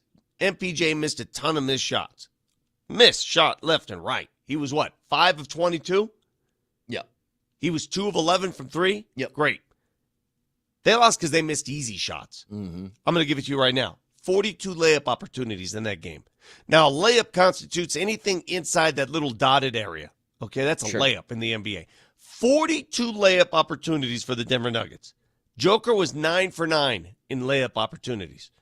His shooting average pretty much tells you what he was last night. He only missed 3 shots. The rest of the Nuggets roster in layups, 17 for 33. Yep. Dude, you can't miss 16 layups. Correct. 16 layups missed. Give me half of those and give me the result of that game. I think if I got all these guys out of bed today, Moj, if I woke up everybody from the Nuggets and I woke up everybody from the Bucks and I said, game's in an hour, go play, the Nuggets win. I really do. They're better. 16 missed layups. Give me 6 more layups made, and the Nuggets win. You knew it immediately. When Christian Brown was missing bunnies in the first 5 minutes of the game, you're like, all right, I don't know what's going on today, but this is probably not going to go well. All of a sudden, you lose this game, which means you're going to have to win one that you're not expected to. Now you got to win the Boston game. You got to win the Boston game. Okay, here's a great text And that tonight, comes in. and tonight, you're right back at it. Here's the thing about golly. the Nuggets. Someone wrote in, how many times you guys are going to come in and say, well, they just didn't shoot well. Here's the thing about the Nuggets. If you look at their shooting percentage, look at, Moj, I'll let you do that. Look at the top shooting percentages in the NBA. They're pretty good. Well, tell me where they rank. Go ahead, look it up. All right, I think they're in the top 5, I think. The Nuggets are the number one team Number in the one league. shooting team They in the shoot- National there you go. Basketball Association. They shoot 50.7% from the field. Second place is Cleveland at 49.9. Number one in the NBA. So when we say they didn't shoot well, we're judging them based on being the number one shooting team in the league. The reason they're number one is because they dominate the restricted area, the paint. They get the little floaters, the layups, fast break points. That's why they're number one. That's the area last night in which they were most deficient, which is why they lost the game. So when you guys text in, oh, how do you guys say it's another bad shooting night? Because it was. Hang on. I'm going to nip this in the bud right now. Not only are they number one in the league in field goal percentage, they are number 3 in three-point percentage. They just don't shoot a lot of threes because they aren't, by volume, a very good three-point shooting team. I'm not going to play this three-point shooting game with everybody again. Oh, they got to shoot more threes. Why? They're the number one shooting team in the league. Why? They score plenty. Why? They don't need to. They don't need to play like Boston. All right? So do what you do and win the game. What they need to do is play better defense. Yeah. They've needed to do that for most of this season. But I can't believe we're a day away from March. I've been saying this since August. Stop talking about the Nuggets offense. It's fine. They had a bad night last night. Yeah. They're arguably the best offense in the entire NBA. That's not a problem. The other reason they lost last night, all right, first of all, missed layups, obviously, bad shooting. The other reason they lost is when Giannis and Brook Lopez left the game, and they are shot blockers, because you could tell a lot of the reasons Nuggets missed shots is because they were wary of those guys, okay? Scared, yeah. So when they left the game late third, early fourth, you know what the Nuggets did? They settled for threes. What are you doing? You don't have a shot blocker in the middle. You have nobody protecting the paint. Go to the hole. Go to the rim. And they didn't do that. And that's when Milwaukee expanded their lead. That was an opportunity, as the Nuggets took advantage of in the first half. When the bench came on board in the first half, they looked good. Second half, not so much. Well, that's, I think, was smart by the Bucks. Those guys left the floor, and Vic, they sagged off of everybody at the three-point line and said, go ahead, shoot it. And I think this is where it's a catch-22, okay? You aren't shooting the ball well. They leave you wide open. If they don't take the shot, we're probably saying, well, don't be scared not to shoot or whatever. Yeah. I don't want to be that guy either. I'm criticizing either way, no matter what they do. But I guess if you're wide open, shoot it, but find a way to get to the rim. I'm with you, though. I can sleep comfortably. I think the Nuggets are a better team than Milwaukee. Mm-hmm. I'm not afraid of Milwaukee. I think if the Nuggets played that game 10 times, they win it 7 times. Yeah. Because I think they just had a terrible shooting. I dig that. That being said, you're going into Detroit tonight, a team that's won 8 in a row. And if you don't win tonight, Vic, if you want to get to your 2-2 on this road trip, it means you got to win at Boston this weekend. Okay, Moj, how often on this show, you guys have done this show with me for how many years now? How many years have we done this show together? That's how long I've been here. A lot. Okay. Do I ever, when it comes to the Nuggets, do I ever say, hey, Nuggets are going to win this game? Do I ever make guarantees like that? Do I ever do that? I usually do the opposite, right? I'm going to tell you right now at 8:12 this morning, Nuggets going to win tonight. Really? They're pretty good on the second game of back-to-backs. Nuggets going to win tonight. And they don't play poorly back-to-back nights. Well, back-to-back games really ever. It's the craziest thing in the world, and I can't explain it. Why the Nuggets shoot better when they're fatigued. when they're supposedly tired, when their legs are worn. Jamal Murray played 40 minutes last night. I think he's going to shoot lights out tonight. I think Michael Porter Jr. will shoot better tonight. Nikola Jokic is Nikola Jokic. Aaron Gordon will contribute tonight. I think the Nuggets will win in Detroit. Now, and I've warned you guys all along, Detroit's a good team. They've won 8 in a row. Look at who they've beaten and what the situation was in those games. They've won 8 in a row, but it's a suspect 8 in a row. It's a very suspect 8 in a row. They beat the snot out of Boston. That's pretty impressive. They beat Boston. The Celtics didn't have Jaylen Brown. They beat the Clippers without Norman Powell, and they were missing another key piece. They beat Atlanta, big deal. They beat the Spurs. Wembanyama, was he out in that game? Maybe not. The Bulls sucked. They beat him twice. They beat the Hornets, big deal. You want me to throw a parade for you? They beat the Sixers. Everybody beats the Sixers. So, Dempsey brought this up yesterday. Yeah, they've won 8 in a row. He sounds like, what's his face? Mark Moser, I think. No. He sounds like the guy. Hey, they stink. Garbage. I'm not trying to. But you guys know me. I'm the opposite when it comes to the Nuggets. I'm afraid of every opponent. I'm not disrespecting Detroit. That's a very improved team. They got the longest win streak in 20 years. I just think the Nuggets will respond tonight. They're 10-1 on the second game of back-to-backs. For some reason, this team gets more resilient. They're more poised when you least expect them to be. I'll say one thing. Denver's probably going to kill them. Milwaukee's a garbage team. They always have been, and they have a garbage coach. I'll say one thing about Detroit. Riding this 8-game win streak, they've done one thing really well during this. 7 of the 8 games that they have won, they have held their opponents to under 100 or 112 or less points. They've been playing really good defense during this stretch. So I think you got to get out of the gates tonight, knock down a couple of shots, and build up some confidence. Can't see missed layups and wide open threes not going in early because I think that can start to wear on you, at least mentally, in the middle of that.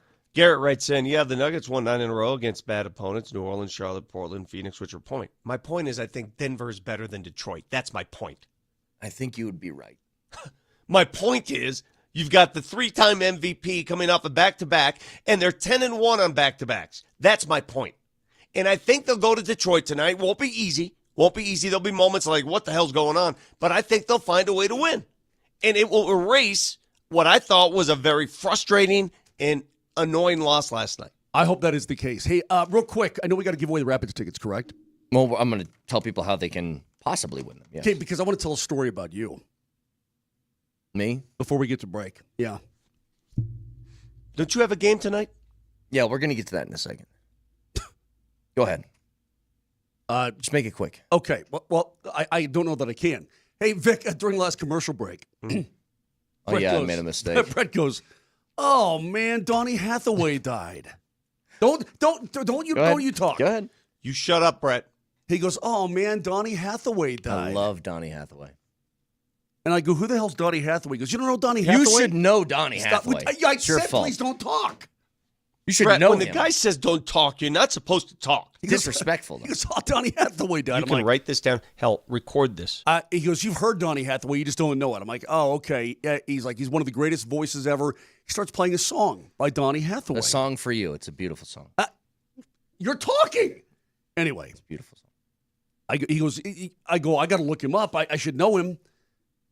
Donnie Hathaway died in 1979. Yeah. So he's mourning the death of somebody who died. Yeah, what happened was Roberta 45 years ago. His partner Roberta Flack died. Flack, yeah. Just died, but he's like, "Oh, Donnie Hathaway died." I'm like, "Brady died 46 years ago, you know what? I wasn't. I'll be honest. I'm not super keen and aware of Donnie Hathaway, but I have his album at home, and it's a beautiful album. It's one of my favorites. Hey, Vic. Oh, like during the break. Oh man, Ulysses S. Grant died. Yeah. Oh, it's a real bummer. No, it was actually Roberta Flack. It was Roberta Flack. He collaborated with her an awful lot, yeah. And when you played that song, I recognized it. And it's a beautiful song. song. I didn't know that was Donnie Hathaway. I mean, he died when I was a little kid. Vocal range of Donnie killing Hathaway. off someone that's still alive. You've done that multiple times. Oh, man. Franklin Roosevelt passed away. He did? What a bummer. What a Dude, I take heard from the Napoleon late, great just Mark passed. Moser there. Listen to Donnie Hathaway. Vocal range, insane. Totally. Up until 1979. It turns out, you know how he died? He jumped out of a window. Oh, God. Yeah. The Essex House Hotel in South Central Park, 15th floor. I got to wait for 5 big booms for Donnie. Hey! Respect That's the man. neat. I got to wait for you guys to win Rapids tickets. And it's going to be the exact same game that we played last year because I forgot how fun this was. Oh, and no. Nelly, if you could send people a reminder in just a second. Last year, what we did was we were giving away Rapids tickets. I believe it was against RSL. It was a big game. And by the way, don't miss the Colorado Rapids MLS home opener at Retro Ski Night when the team takes on FC Dallas. And that's happening By the way, tomorrow. Hang on. Okay, go ahead. Now you shut up. Okay. The Rapids can't wait to welcome all their fans back to Dick's Sporting Goods Park for the 2025 season. Tickets are on sale now at coloradorapids.com. But here's how I want to do this, because we did this last year, and not only did this guy win a pair of Rapids tickets, he also won a replica of Vic's painting by winning one of our emojis.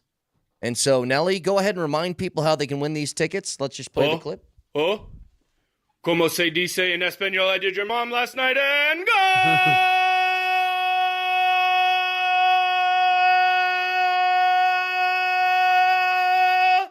Go, go, go, go, go, go, go, go, go!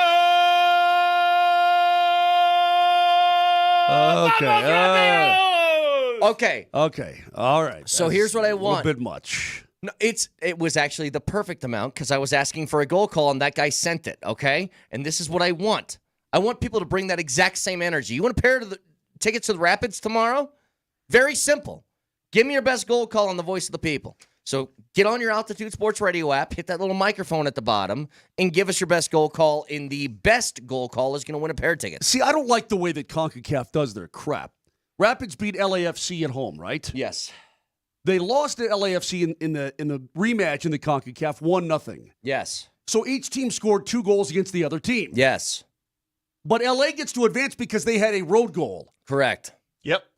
Them's the rules. Stupid. I know. It's friggin' stupid. So let's go to penalties, man. I'll take our guy all day long. Go to the Voice You give me some Zach Steffen, I'll do it all day long. Go to the Voice of the People in the Altitude Sports Radio app. Give us your best goal call. The best one will win a pair of tickets to the game tomorrow as they take on FC Dallas. When we return, not only do we have the Nuggets and Pistons tonight, we also have the Avs back in action, and it's a huge game because they're taking on Minnesota, and if they win against the Wild tonight, they tie them in points. Oh, man, Jack Glasscock died. He did?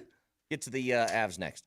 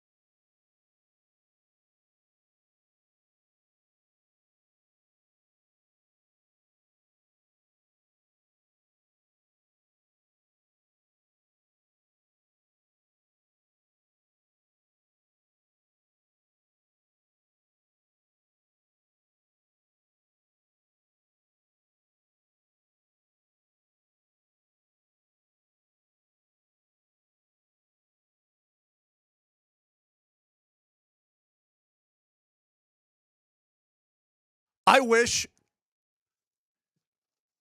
Do you ever wish that we were like on Sirius XM or something? I mean, you know what I mean? Do you ever wish that like we were just hosting a podcast?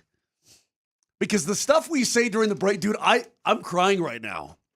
I was just taking Moser through my rant. My rant yesterday during the break, my hockey rant, and then your football rant just now. I'm crying. I was just talking about off-season so needs. funny. It was just off-season needs. That's all I was discussing. In the heyday of the mini basketball game at the old studio, if any of the trash talk you guys said went through a hot mic, you would in be trouble. Podcast or otherwise. Every single one of you would be in jail right now because of the produce aisle, Mark Moser. Oh, yeah. Attention, Brett Kane. Yeah. Mommy is in Nope. Dude, it makes me laugh. All right, you want to... Why? What's so funny about me going through my off-season needs? It's just what I want. Anyway, tonight we got the Double Dipperoo. The Nuggets will be on AM 950 with that game at 5. The Avs and Wild going to be on at 7 o'clock. You can hear that. You all right? Oh, dude. Brett just said some of the funniest stuff I've ever heard in my entire life, and I can't repeat it, but it was hysterical. It had to do with off-season needs in oh my god an esophagus. Anyway, what do you want to know? Well, here's what I want to at least lay out for people right now. That you look at where the Avs are at standing-wise. They got 70 points so far this year. They are 6 points ahead of the first team out of the wild card, which is now Calgary. But they have 2 games in hand. But I'm not concerned about the teams behind you. I'm concerned about the teams in front. And if you beat Minnesota today, then you will tie them with 72 points. Well, you should. Let me explain. The Wild are without Kirill Kaprizov. They got drilled last night in Utah. And they're without Eriksson Ek. Okay, so they've got some guys in the lineup that you're going, And they played last night. They should be nice and tired. They went to Utah last night, and as Vic just said, they got kicked. Yeah. They only had 16 shots on goal in the entire game, and they gave up 6, including 3 in the third. But, Moj, haven't we seen this before? A tired Minnesota team coming to Denver and winning a game against them. Didn't this happen earlier this season? Yeah, if you're the Colorado Avalanche, Vic, this is a no excuses situation. If you are the Colorado Avalanche, you go on out tonight and you kick them hard from the get-go. Yep. They are, again, Fleury played last night, so we're going to get, what's his face? That face. I saw this yesterday. Both goalies are basically even for Minnesota. Jasper Wallstedt? No, Gustafsson. Both goalies are the numbers are basically the same, but they're missing firepower. They got in late. But isn't that that's not a rhetorical question. Wasn't it Fleury who just a few weeks ago, they lose the night before, they played the second game of a back-to-back, and they come in here and handle the Avs. Wasn't it Fleury who did that? Well, the Avalanche at Minnesota about a month ago kicked those guys 6-1. They blew them out in Minnesota. I'm going to have to do my own work. Clearly you're not. Well, Vic, I don't remember when was it? I have to do my own work. Let me just handle this. The last time these two teams played, was January 9th in Minnesota, and the Avs blew them out. Okay, maybe I'm thinking of something else then. Did Fleury come in here earlier on in the season and win? It's okay. It's okay, Mosh. Just continue. Okay. I'll continue. I don't know what the hell Vic's talking about. Maybe I'm wrong here. Okay, here it is. They won 3-1 at the Avs. That date was January 20th. All right. Yeah, they won 3-1 here, correct. I'm so glad that we got to the bottom of that. So glad. I've already forgotten about that game. By the way, that win for them, I think, was sandwiched in between like a bunch of losses. They started to skid in January. The thing is, you just got to keep the exact same energy that you did the last time you played, okay? Obviously, Val made a difference in that game, just having him on the ice, slotting people into their proper spots. But if there's one thing that I'm looking for, Moser, we'll get to your keys in about 25 minutes, so you hold your horses. There's one thing I'm looking for. It's very simple. I don't mean this disrespectfully, but Bednar used this term, the others, okay? And we know who the others are. If you're not named McKinnon or McCarr or Netchus or anybody else, then you are part of the others for the most part. Others being Middlestat, others being Logan O'Connor, others being Miles Wood, others being Ross Colton. Continue to bring a depth of scoring or at least a depth of competitiveness to the game, and you'll be just fine. Like, that has always been, when the Avs are playing at their best, when the Avs won a cup, I know I repeat this all the time, Moj, but I think it's the truth. Yes, you were incredibly talented the year that you won the cup. You were lucky enough to have contracts line up, or you could have a cadre on the second line, a whole bunch of different things. Do you want to know why you were really good, though? Is because your third and fourth lines kicked ass. They beat the hell out of everybody else on the opposite third and fourth lines. Those lines won their matchup every night. Every single night. If you can get back to that level of play, the Avs, especially with the goaltending they're getting now, are going to be an incredibly tough beat. When Michael Porter Jr. is not shooting the basketball well right now, but he can affect the game in other ways. But when he does. Right. You don't need the third and fourth lines to ball out and drop in a couple points a night. You don't need that. And you can't expect that. But you do need some contribution at some point, and you got some the other night, which is good. But you also, they can affect the game in all other kinds of ways. Most what kind of swapping do you think we'll see in the bottom lines? Oh, we saw one movement last game, Vic. It may stay that way. I mean, Kiviranta was put up, and Miles Wood was put down. So I'd say down. I mean, they probably played the same amount of ice time, but they mixed up the line combinations. You can win the game in other ways. I mean, you can stack shifts, create momentum, forecheck like crazy. And you know what they did the other night? They played really well, I thought. I have no complaints whatsoever with how the bottom six played. I don't have a complaint with how the top six played. I don't have a complaint about anything the other night. Nothing. Yeah, everything was great the other night. It was a proper amount of energy for like a good 60 minutes. That is correct. And you need, if you're the Avalanche, you need to go into full attack mode tonight from the get-go. Again, you should have rein them in with a win, right? You tied with points. You rein them in. You pull them back in. You should have plenty of motivation. When you look right above you in the Central, that's Minnesota. They are right there. They've played 59 games. You've played 60. So they have a game in hand on you, but this is a 4-point swing. You will get to 72 points. Just real life. Vic, is this real life? Turn the song off. I didn't mean to turn that on. Things happen. See my hands? They're free of a phone. Was that another supplement hacker taking over your phone there? Exactly is that you trying to fix TikTok? That was my insurance company calling me what I thought was a very important call earlier. Wait. And they wanted to do a poll. Hang on. Do you have ringtones? No, that was I was trying to turn the phone down and it shut up. You got a ringtone, don't you? Call my phone and you'll see if I have a ringtone. You know what he's got? He's got some 17-year-old kid in Beijing on his phone right now playing songs.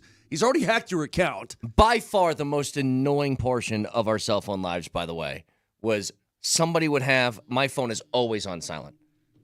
Oh my, Vic, throw it out the window. Steve Nelson's calling me.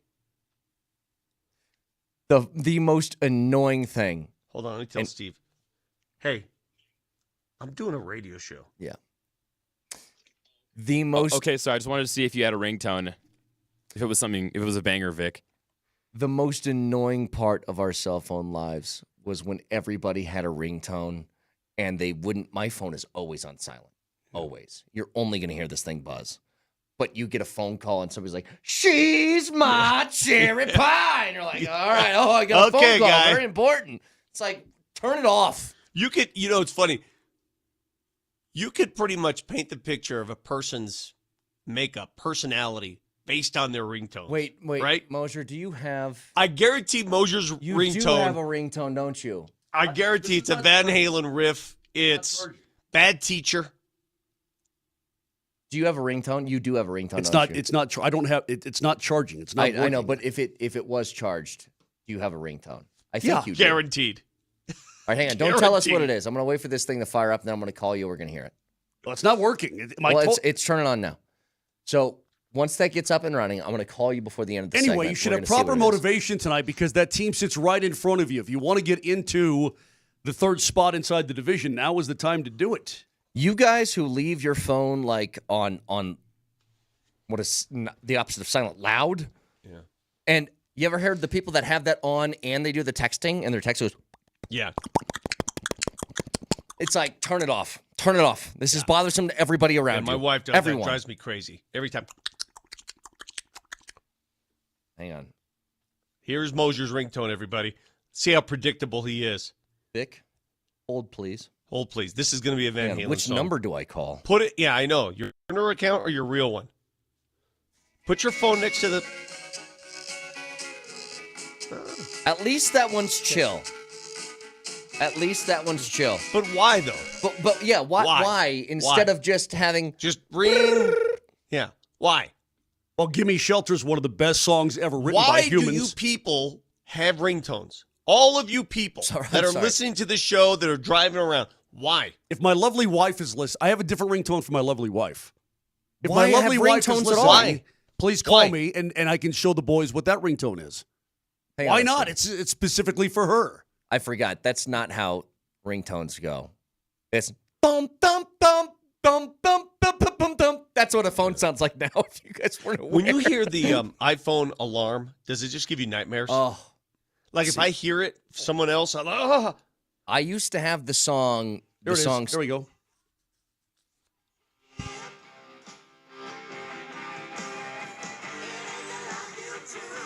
This is your wife calling you. That was my wife calling me, yeah. What You Give by Tesla. I'm proud of it, too. I don't give a rat's rip what you think. I couldn't care less. I think you're a weirdo. I couldn't care less. Actually, wait. I think Brett's wife is calling him right now.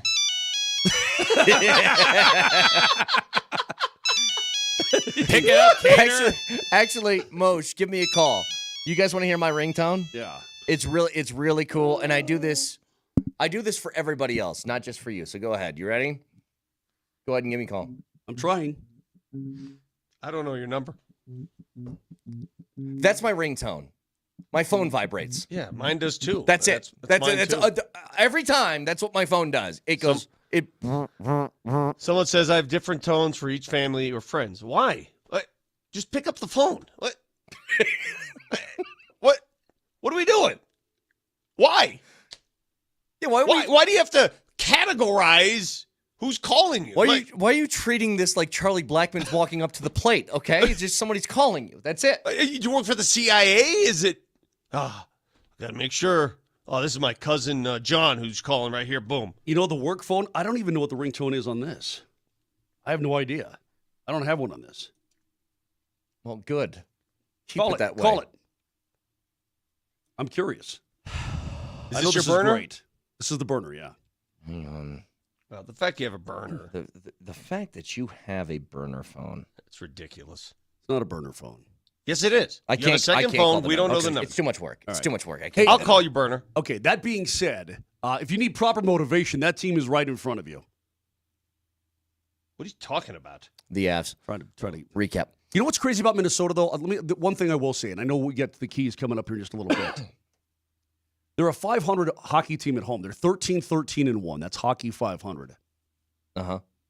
On the road, they're 21-8-3. Like, for some reason, they're like everybody else. They love to get out of Minnesota and get away. Just like everybody else who lives there. Sure. They want to get out. Move to Denver. 65 degrees today, too. All right, so... Nope. There you go. This is your burner. What? It's not ringing. It's trying to ring. It's ringing. I can hear it. Well, how come we're not hearing anything? Perfect. What you're an such an idiot. amazing dismount. All right. Just so goes, that's all it does. when we come back, Vic, you said you have a specific name for this elusive joker for the Denver Broncos. We'll get to it next.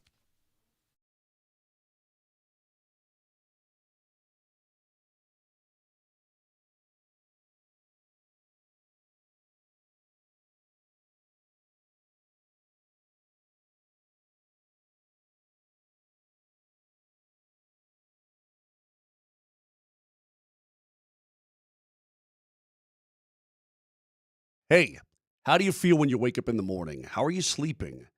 Are you putting on weight, less productivity at the gym, maybe some brain fog, maybe a little depression? You could have low testosterone. It's a thing. I mean, guys, in their early to mid-30s, you start losing 2 to 3% of the testosterone production every single year. It happens gradually. Before you know it, you're like, oh, man, just don't feel the same. Well, do what I did and go to Rocky Mountain Men's Clinic.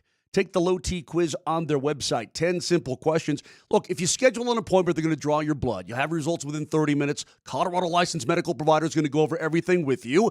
You got the appointment. You've got the T, the PSA test. It's all $99. And if you sign up for testosterone treatment that day, your appointment is absolutely free. You're going to get back to being you again. Low T, most guys wait like a year to get checked. No need to wait. Get it done right now. I'm in there looking at guys. You get in, you get out, and you take care of yourself. They've successfully treated tens of thousands of men all over the Front Range here in Colorado. They can help you as well. So give them a call today. 720-440-7900. That's 720-440-7900. Or go to RockyMountainMen'sClinic.com.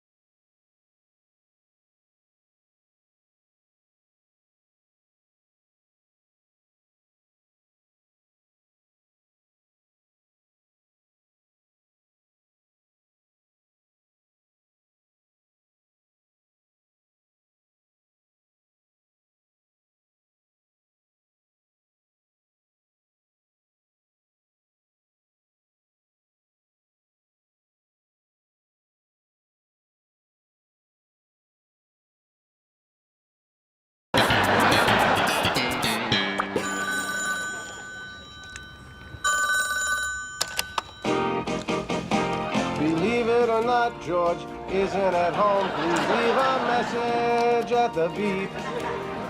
I must be out or I'd pick up the phone. Where could I be? Believe it or not, I'm not home. George, pick up. I know you're screening for Allison. I actually like it. Do one of those. Did you guys do back in the day when answering machines were a thing? Did you and the Queen, Vic, get together? Hey, it's Vic and Terry. We're not home right now, but we will be soon. Did you drop one of those? We don't do that. Moj, by the way, you might want to go back and re-listen to your men's clinic read. Rather adventurous. Yeah, I know you're looking at me puzzled. Do that later. Next break. Vic, you were talking about how the Broncos, with this being Combine Day, and look, I think this is a big day. If there's one particular thing that you want to look for in the Combine, something that would interest you, today is tight ends day, and you want to see how the tight ends stack up and how their athleticism measures up. But you said a specific name for a joker to keep an eye on? And he's not a tight end, but I found a guy, and it's not the first. I'm not the first person to mention this guy's name, but I actually went and looked at some video of him, and I said, my God, this guy's got the body, and I think he's got everything Sean Payton wants. Sean Payton wants, I think, that joker position a little bigger, right? He doesn't want a small dude playing. He wants someone a little bigger.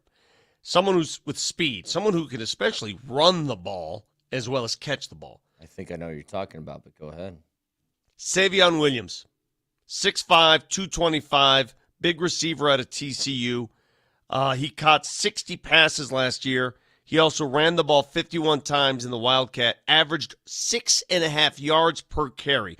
Go watch some of his tape. This dude's explosive. Yeah. Well, he runs hold on, hard. you're talking about a 6'5" wideout who also ran the football? Yep. In fact, he ran it so well, Moser, that at the Combine, they may ask him, I'm not sure where it stands, they want him to do running back drills as well as wide receiver drills. At 6'5", 230? 6'5", 225. I'm sure he'll be bigger by the time it's set in stone. He's a big old dude, and you watch him run, dude. Watch him spin when he runs. He runs like a dude half his size. I like him. Similar body type, but even bigger than this person. Do you guys remember when Latavius Murray was here? Yes. And how big he was in the backfield? He was 6'3", 6'4". Look huge. He's even bigger than what Latavius Murray is. I'm telling you right now, I like the position. I think you can even, I don't know if he can block. I have no idea, but he's a big dude. You can move him inside if you wanted to. I got to be honest with you, Vic, I don't know much about him. I didn't watch a lot of TCU football. But I'm looking. The only reason I this morning, again, I got up at 4 a.m., and I'm just looking at some of these dudes, and I saw him pop on tape. When they lined him up at tailback and they moved the quarterback outside, and I'm thinking, what are they going to run him for 2 yards? 2 yards in a cloud of dust? This dude got past the linebacker, starts spinning on dudes. I'm like, what is going on here? Listen to me. Is there a running back in the league that's 6'5"? Anybody? No. Any human being at all? Not at No. 6'5". Was there ever a 6'5" running back in the history of the league? I can't remember one. No. Because Derrick Henry and like Eric Dickerson, these are giants, and they're 6'3". Brandon Jacobs was 6'4". Yep. New York Giants. Larry boy. Zonka, 6'3", Dickerson, 6'3", Eddie George, 6'3", a lot of 6'3s. This guy is huge. This guy has a body type. Hell, man, if you beef him up, maybe have him play tight end. I don't care. Okay. I'll like him. One thing I love about the Combine, though, is we get the breakdowns. Remember all the vernacular that these scouts use to describe guys? He's got a good bend. And what do they say? He's got all the silly little things they say about these guys. Oh, are you saying like fluid hips? Fluid hips, yeah. Fluid hips. Oh, I thought you were talking more about like old-time baseball scouts, like Moneyball guys. Guy walks in the room, his has been there for 5 minutes sort of thing. He's a big body guy. Yeah. I'm reading about Vic's guy here. Strengths. Elite blend of size, speed, and explosiveness. Gadget option who piled up production on direct snaps. That's what you're talking about, Vic. Yeah. Possesses size and strength to beat press and become a bully on slants and hitches. He's fast, too, man. He's fast. Dude, like he's a freak. Yes, he's 6'5", 222, thick, and can run. So you have some – here's the problem with a lot of the Broncos receivers I noticed. They run, but they really can't run around guys. Yes. Right? They get caught pretty easily. Yes. Right? So we've seen that. Not Marvin Mims. Marvin Mims gets to open the field, good night. He's the But exception. The bigger receivers get caught. This guy's a big receiver who can avoid contact. Okay, but he avoids it. Let me get to a couple more strengths here. Aggressive, working back to the throw when needed. Chunk plays out of short tosses, use wiggle and strength. Good. Size strength mismatch for corners trying to tackle him. Okay. Weaknesses. Upright at break points with messy, inefficient footwork. Step counting, dulls play speed, and field awareness on intermediate routes.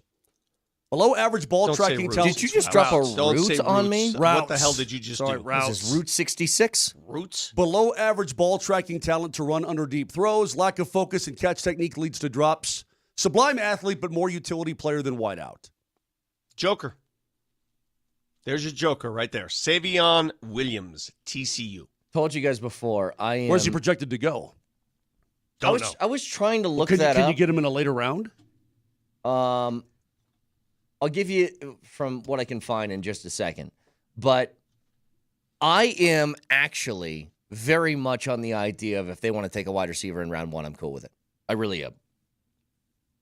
And especially if it's somebody like this that you could use in multiple different ways. I don't think he's a first-round guy, though. I don't think he's a round 1 guy. He may be a second round. I'm not sure what his projection is. There's too many, in that first round. Hell, I wouldn't mind. Would you mind this if the Broncos took 2 offensive players to start this draft? A running back and a tight end, running back and a joker. Well, listen, that Sean Payton, he's going to want to get his quarterback some help. He already loves his quarterback. Now the next step is to get him help and make him even better. So that's what there's no problem there, Vic. No problem at all. Bleacher Report has him as the 79th overall prospect. Okay. So late day 2 kind of guy. Put him in the third round. Yeah. So Ashton Genty just got done talking to reporters at the Combine.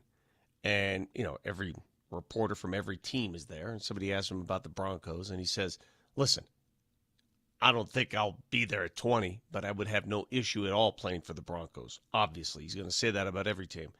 The more I hear about Ashton Genty, the guys, he's going to be long gone. Long gone. No chance he's there until 20. So those dreams, unless you are willing to trade up, and I don't think that the Broncos really are in the business of trading up right now, I think just say goodbye to Ashton Genty. It ain't happening. He's one of those guys. So he went to Lone Star High School in give me a little Frisco, Texas. Give me a little Jerry Jones. Who are you talking about? Are you still talking about Savion Williams? Talk about Ashton Genty. Okay. Give me a little Jerry Jones, Lone Star High School. Ashton Genty. I'll get somebody else to ask these questions, man. Lone Star. Look good enough. Lone Star uniform, you know what I'm saying? Jerry, he's from Frisco. Frisco. I love to hear you do that. So Smiles and glory holes. I got a ranch out there in Frisco. So how does a guy like Ashton Genty, and again, I mean, you're going to a 5A school, right? And you're probably a star running back there. How does he get out of Texas and go to Boise State and just blow everybody's doors off? Because he's a shorter guy. You know what would be some guy's a total stud. Now, yeah, I think his size may have scared some. You think so? Scouts in college, yeah. Hey man, if you can play football in high school in Texas, you don't leave the state. They don't let you leave the state. You know what he strikes me as, though? He strikes me as a guy who has game speed and not like 40 times speed. Does that make sense? He's a player. Sure. Yeah. How many highlights do you see him just running away from people on the field, but maybe if you put him side by side in a 40-yard dash, it doesn't look that way? Yeah. Jerry Rice was the epitome of that description. Yeah. Wasn't the fastest guy at the 40, but you put him on the field and in pads, it's a different story. You know what makes my heart glow with happiness? Listening to Coach Sanford talk about him. I know that coach is a Boise State guy. He's a Boise State guy. But when you hear him talk about Ashton Genty, I mean, he just gleams. Well, and so all he had to do was say that like on week 3 of the season. I'm like, I'm in. I still wonder what's the consensus with most NFL teams in the way that they're viewing that position now. Now, some people are exceptions, but are we making that cyclical trip back to it's okay to take running backs early in the draft again? Because remember, it was the opposite of that for a good 5, 6, 7 years. And then a couple of years ago, they started to trickle back with Bijan and Jahmyr Gibbs, who were both top 12 picks. I wonder if it's starting to make a comeback now. I think the super special ones, they have to. Yeah. And Ashton Genty just proved he's one of those super special ones. I think there are 4 or 5 guys, running backs, in this draft who will go in the first 2 rounds. First 2 rounds. So Travion Henderson out of Ohio State's probably got to be one of them, too. Probably. Then Omarion Hampton, This his is name? it's a follow the leader type of league sometimes. I'm sure there are a lot of GMs around the league. Man, do we want to really spend a top pick on a running back when we get a guy like? Hey, let me tell you something. I know you guys don't do this. It's like fantasy drafts. It's like, all right, here's how I think this is going to go. Yeah. And then like 3 tight ends are off the board. You're like, oh, God, I got to take a tight end now. Yeah. But when I saw it, the first time, and Brett, you're a Lions fan, so you know, and I'm glommed onto you. The first time I saw Jahmyr Gibbs in a Lions uniform, I went, they made the right choice. By the way, I was one of the people I was like, that feels really early for the second quarter or second running back off the board. And then I watched him take like 2 snaps. Yeah. They go, oh, never mind. This is fine. Yeah, we're all good. So if you do it right, I don't care if you use a top pick on a running back. If he's the guy, dude, Jahmyr Gibbs is beyond stud. Yeah. So if you're talking about Genty being gone by 20, I can see that easily. Sure. Easily. So I'm looking at there's so many of these mock drafts. Right now, number 20 on this ESPN mock draft has the Broncos at number 20, Shamar Stewart, Texas A&M edge rusher. This guy's an animal. Have you seen him play? Yeah. He is a beast. They're good there, right? They're good there. They're fine. You know what's weird about, you know what? Actually, I'm going to save this. There's something that's odd about where the Broncos are at, which makes it really hard to figure out what they want to do that I want to get to in a second. But before that, double dipperoo tonight. Do whatever it takes to win. It's the Johnson Auto Plaza keys to the game. Johnson Auto Plaza. Experience the power of the plaza, where they have the keys to performance and style with Ram, Jeep, Chevy, Buick, and GMC, and a huge selection of used all in one place. Johnson Auto Plaza. Here's Moser, Lombardi, and Kane. All right, let's start with the earlier game. 5 o'clock tonight, Nuggets and Pistons. Vic, give me a key. Get down and give me 20. I need 20 points from Michael Porter Jr. tonight. I mean, I use that as a barometer on this all the time. I think he's going to rebound tonight. I think he's going to rally. And I don't think it's going to come from 3. His 3-point shot, for some reason, he's struggling there. But get the dirty points. Get the grimy points. Give me 20. I need 20 from MPJ for the Nuggets to have a chance in this game. That game's going to be on AM 950. The game on 92.5 is Avs and Wild starting at 7, Moj. You need to attack early. Minnesota got drilled last night in Salt Lake City. Attack early. Skate them out of the rink in the first period. Also, Minnesota's specialty teams are not good. They're 24th in the power play. They're 31st on the kill. Not good at all. You need to win that special teams battle. And I'll say this, Vic. If the Colorado Avalanche get to 3 goals tonight, 3 goals or more, but get to 3, you're going to win. Those are keys to the game, powered by Johnson Auto Plaza. Experience the power of the plaza, where they have the keys to performance and style with Ram, Jeep, Chevy, Buick, and GMC, and a huge selection of used all in one place. If the Avalanche are a team that plays at Ball Arena, that's the key. When we come back, something odd about where the Broncos are at this year as opposed to others, and which makes it really hard to predict what they do with that 20th overall pick. We'll do it next.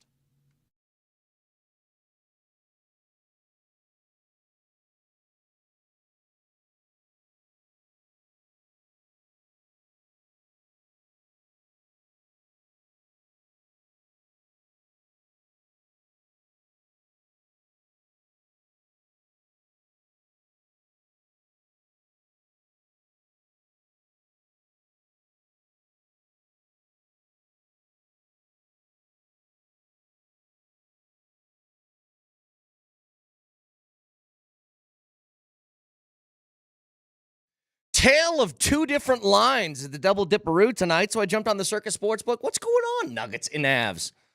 Well, Nuggets, the earlier game, they're actually 2-point dogs against the Detroit Pistons. That's right, 2-point dogs tonight. It is a back-to-back, but the Nuggets good on back-to-backs. Maybe that's a number you should really like. Now let's go over to the Avs.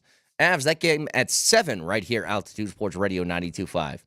They're minus 315 on the money line. They're expecting a blowout tonight for the Avs. But you can find that and so much more on the Circus Sportsbook with tight money line splits, low holds in, excellent customer service. Download the app right now or go to circusports.com. And always remember, any gambling problem, call or text 1-800-GAMBLER.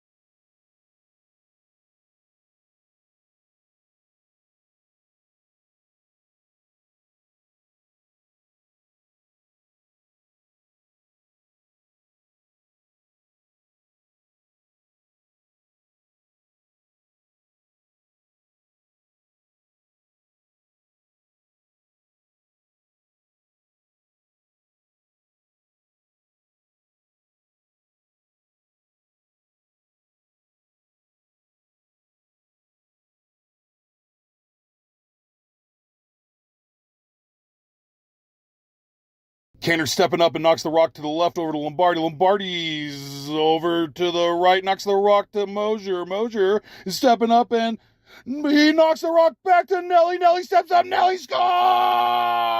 Butter my butt and call me a biscuit. We got a goal!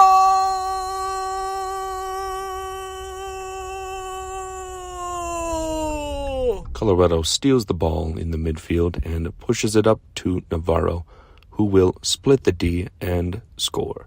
And that will give Colorado a 2-1 lead late here in this game. Mihailovic, top of the 18-yard box, pushes it out with his right, lets it rip. Oh! Oh my days! He just twats one in, top bins! An absolute worldly by Mihailovic. You like that? You like that? Crosses it in to the box. Oh my gosh. Navarro's there. He shoots. He scores! Goal! Fix a man with no prostate. Goal! Moser shrinking. Goal! Brett's all right, I guess. Goal! I like him. Keep him coming in. Go to that. I was fond of the low-key guy typing on his keyboard call. Just very chill.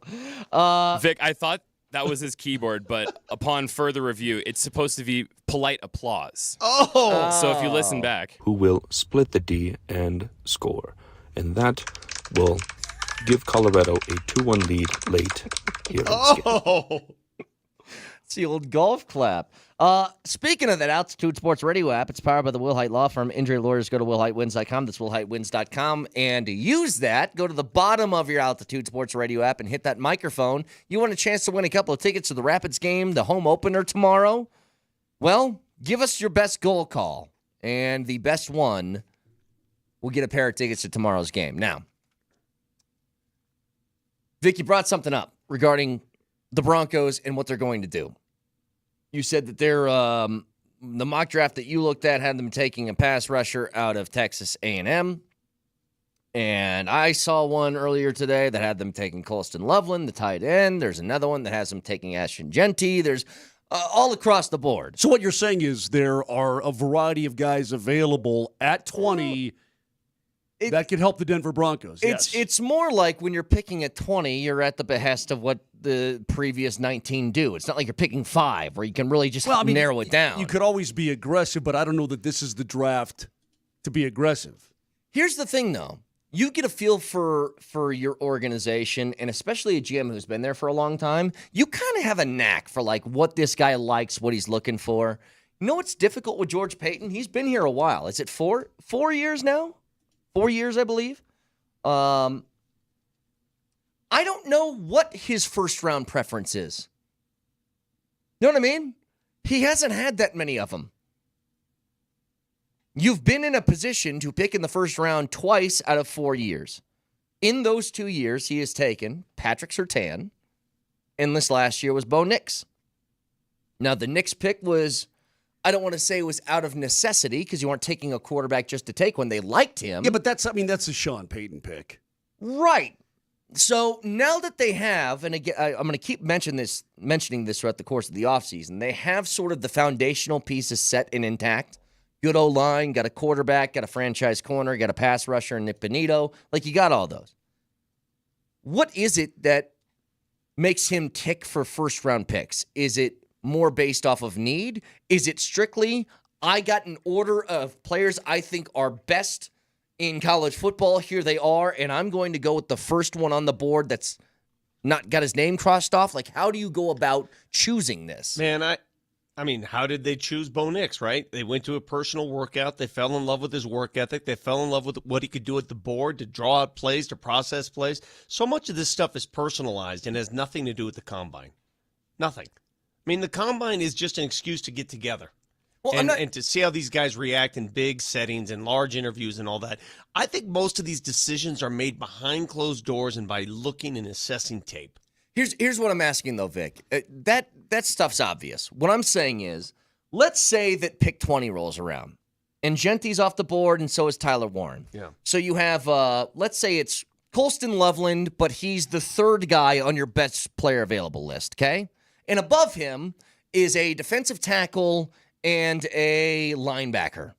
It gets tough because... Do they go with the defensive tackle that they think is the best player left, or do they go a couple spots down because we kind of need a tight end, and even though we don't think he's better than this guy, we're going to go here? Is that what you do? Well, if he's a game changer, you take him. It all depends on the philosophy of the GM and the team, though. That's what we don't know about him yet because he hasn't been put in that position often enough. Hey, listen, we're fixing to find out. Pat Surtain was an easy pick. Now... Well...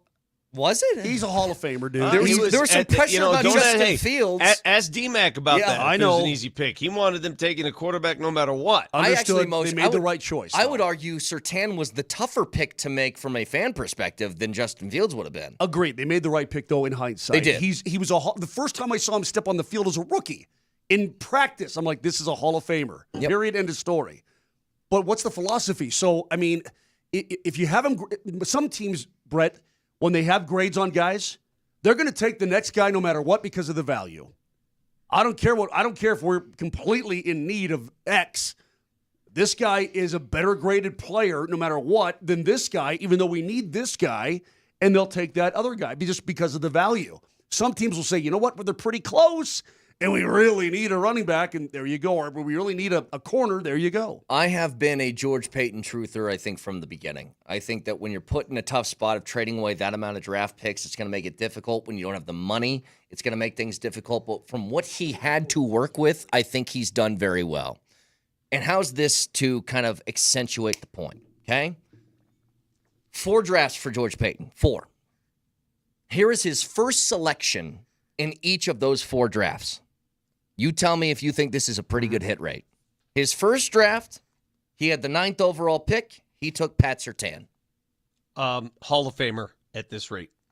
His first pick the following year with no first rounder, it was pick number 64. The final pick of the second round was their first selection, okay? Nick Bonito. Home run. I mean, come home on. run. Yeah, home run pick, and he saw something a lot of people didn't. Home run. The year after that was a compensatory second-round pick at number 63 overall, which was Marvin Mims. Look at what he's done. He's a Pro Bowl returner now. I think he can be a stud wideout. And his first pick last year at number 12 overall was Bo Nix. You can't see. You just hit on something. You can't miss on those first picks, on those first rounders and those second rounders. You can't miss. Those got to be starters. Those got to be contributors. Those got to be guys who make a difference. If you start missing on those guys, your team is playing catch up. But here's let me just go through this again. His first one was stop doing that. I don't know why Vic's doing it either. Both of you knock it off. It's just his so first weird. selection Looks so weird. is a Hall of Fame corner. Okay?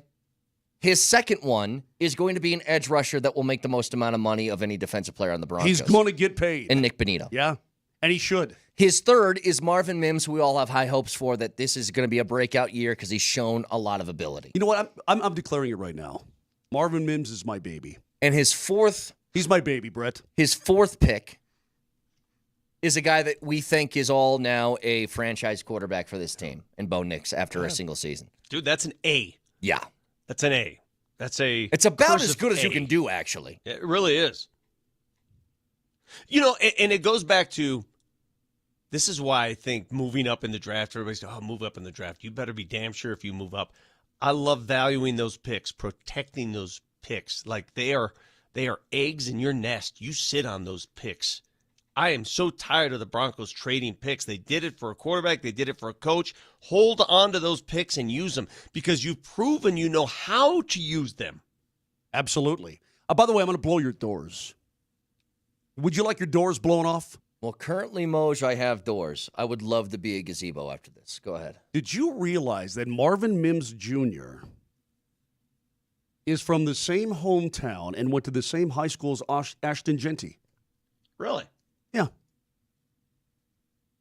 You're welcome for that knowledge that I just bestowed upon you. Well, they didn't play together. Carl. No, they didn't. I mean, well, unless Ashton's only a junior.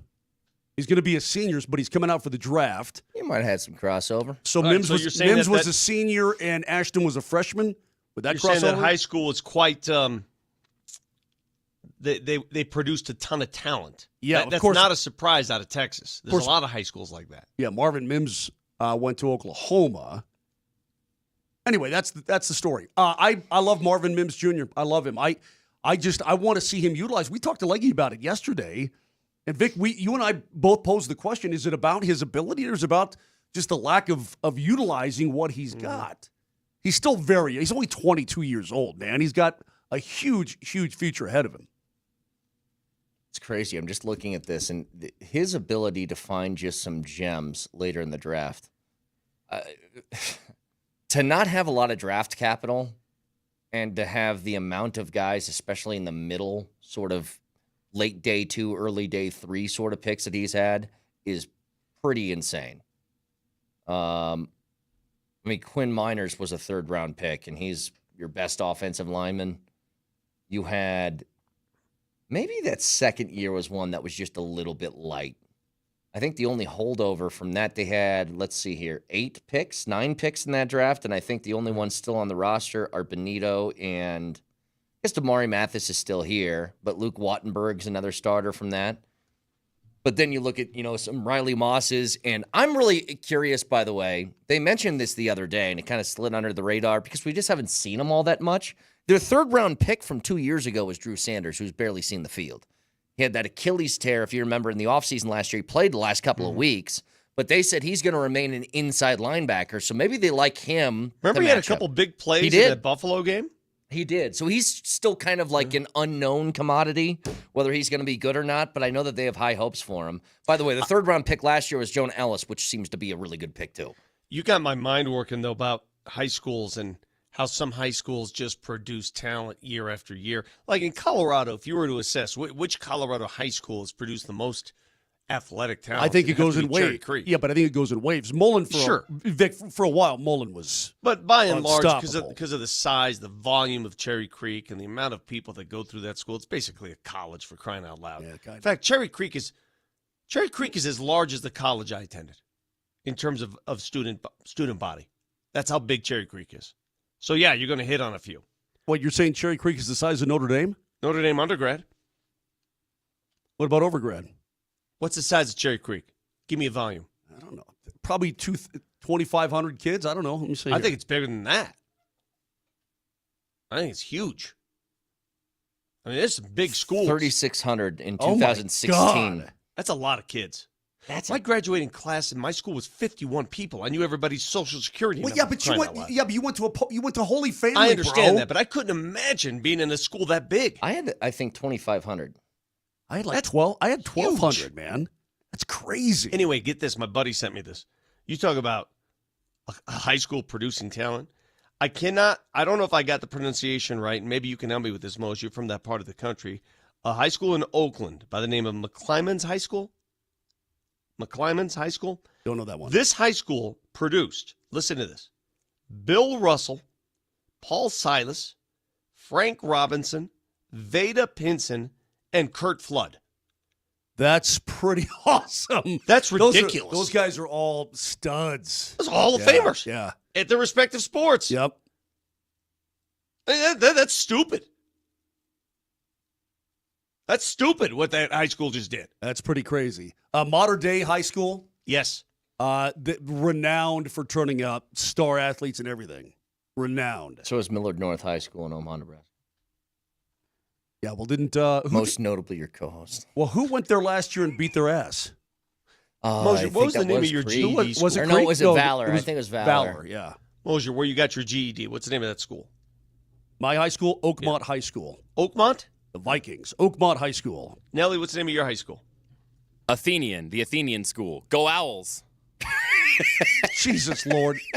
Why would you admit that? Everybody does that, by the way. I did the same thing. I said Millard North in my head. I just go Mustangs. It's all about that Mustang power. Well, you could tell right off the bat, since your nickname is Owls, you did not have a very athletic school. Oh, dude, we were about as bottom of the heap as you could get. Yeah. We were in You're named the Owls. Hey, our student section was the Nest, and that kicked ass, man. It was great. Yeah, the only athletes you're from Danville? That's one town over from me, yeah. Okay. Hang on a second. Sorry. Fun fact about the Owls, by the way. Our logo was an exact to the pixel copy of Temple University's logo, Fellow Owls. And after I graduated, they sent my high school a cease and desist. and they had to change everything. They had to change the logo on the basketball court, the soccer field, all the uniforms, gone. So thanks, Temple. All for a Jeez. non-athletic school. All for a freaking owl. You know what, Nelly? The athletes that come out of your school, the Owls, they only go to the Presbyterian Blue Hoses. That's the only schollies that they get. You go from an owl to a blue hose. I'm glad that you think we had any sports recruits at all. Our robotics team kicked ass. That was good. You want to go? Are you impressed Millard North High School has 2,500 kids? No. 2,500, little podunk nowhere, Omaha? 2,500 kids? That is a large school. Hey, man, we had a hell of a robotics program and a hell of a band. All right? Got a lot going for us. How many cow milk ribbons does your school own? Well, they got one Heisman Trophy. Yeah. Who? How many does your high school have? Eric Crouch, baby. He was a Heisman Trophy winner from your school, huh? Millard North High School. Huh. We got an Olympic gold medals from my high school. Huh. You ever heard of Summer Sanders, Jack? We got nothing. I did like Summer Sanders. I believe Mother Cabrini taught at my school. Would you rather have a Heisman Trophy or a gold medal? How about a saint? Would you rather have a Heisman Trophy winner or a saint? I got a freaking saint. I'll take the Heisman, bro. Saints are a dime a dozen. Oh, how about this, Moj? Aaron McCarthy, who was also from my school, 2022 U.S. Women's Open champion in bowling. What do you think about that? How about that? Are you going to your school's website? I don't even know if we have a website. Yes. Yes, that's exactly what I'm doing.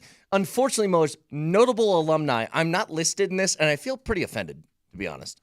I'm not on should mine be either. on this. Why should I be on my? I for sure should be on. I'm not on mine either. You ever heard of a rock band? I don't think they like us. Evanescence. You ever heard of that band, Evanescence? Yeah. Evanescence, whatever. Apparently, Evanescence is just the sense of Evan. A guitar player and songwriter for the rock band Evanescence? Yes. Went to my high school. Big deal.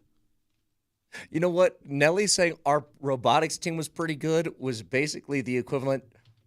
I got to pick the gelato cart. Pretty much. Pick the gelato cart. All right. If you want a pair of tickets to the Rapids home opener tomorrow, keep those Voice of the Peoples coming in. Give us your best goal call.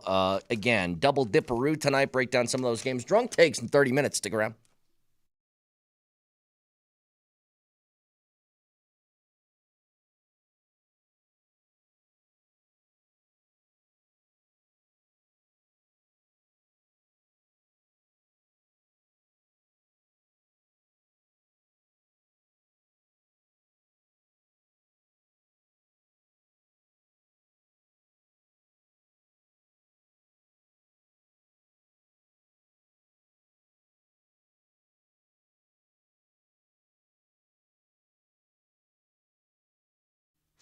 I don't know how thermostats work. Sue me. So I had to call somebody. And that somebody was pretty easy.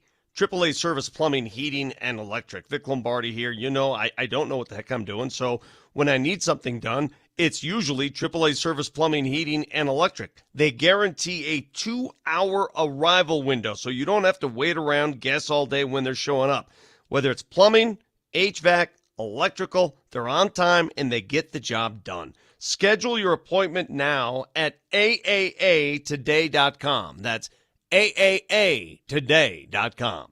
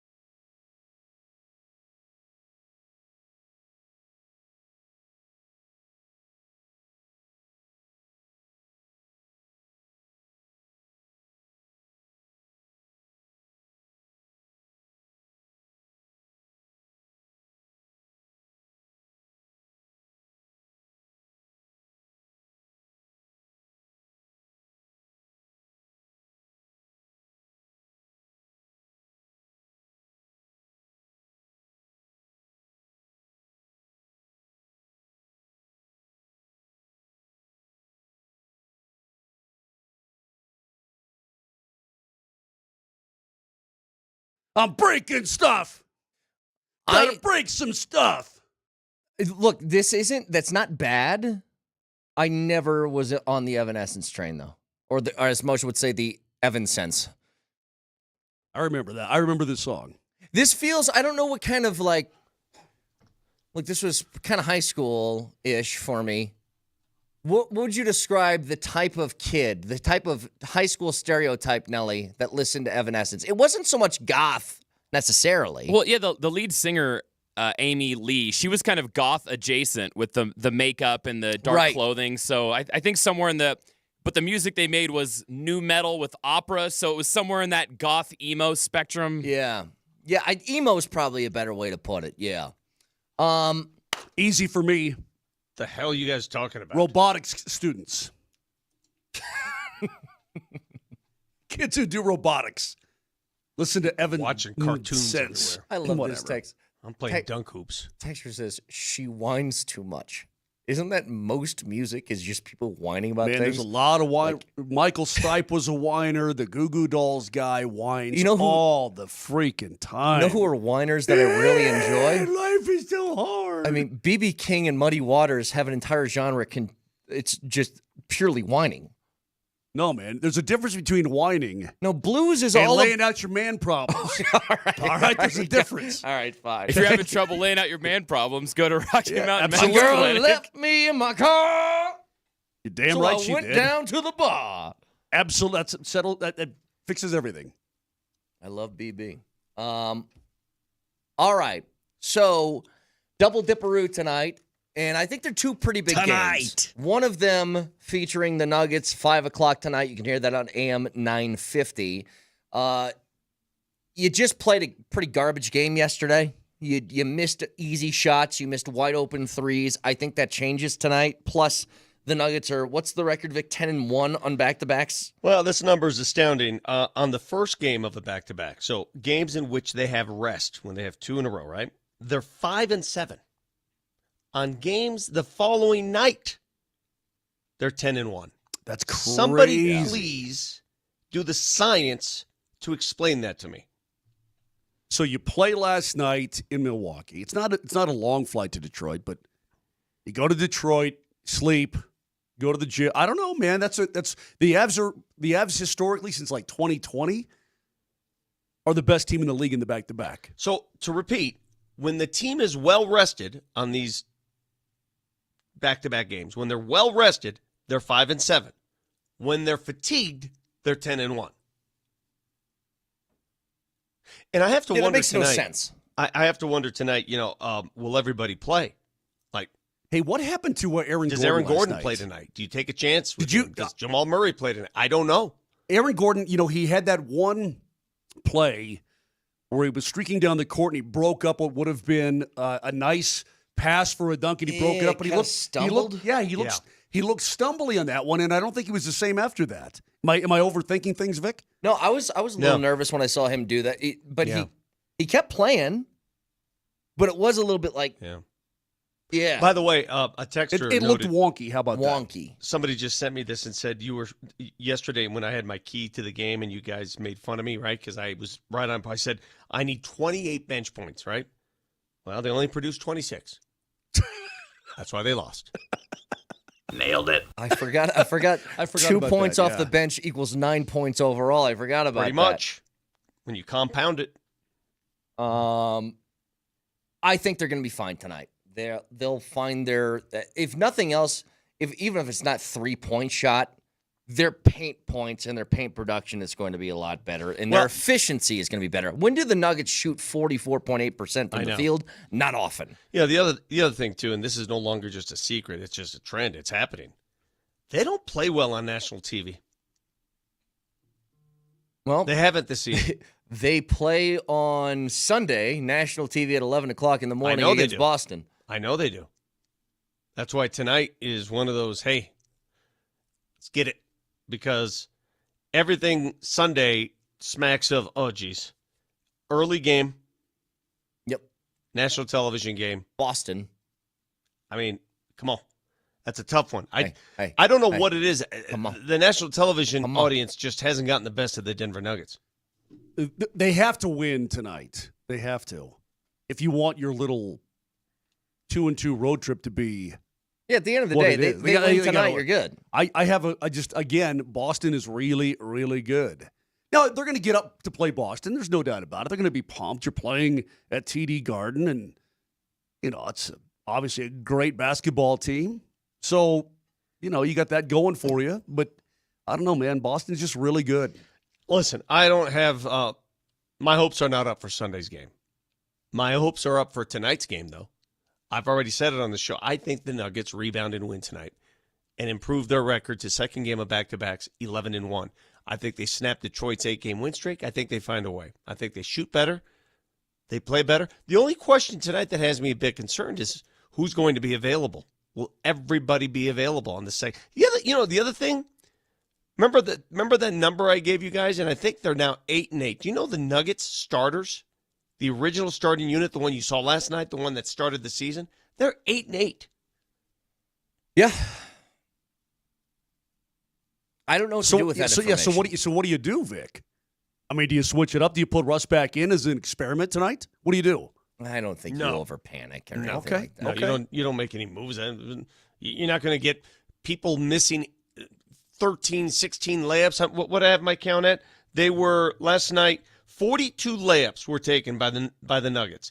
Joker 9 for 9 in layups. The rest of the team was 17 for 33. So the rest of the team missed 16 layups. You're not going to see that again. No way.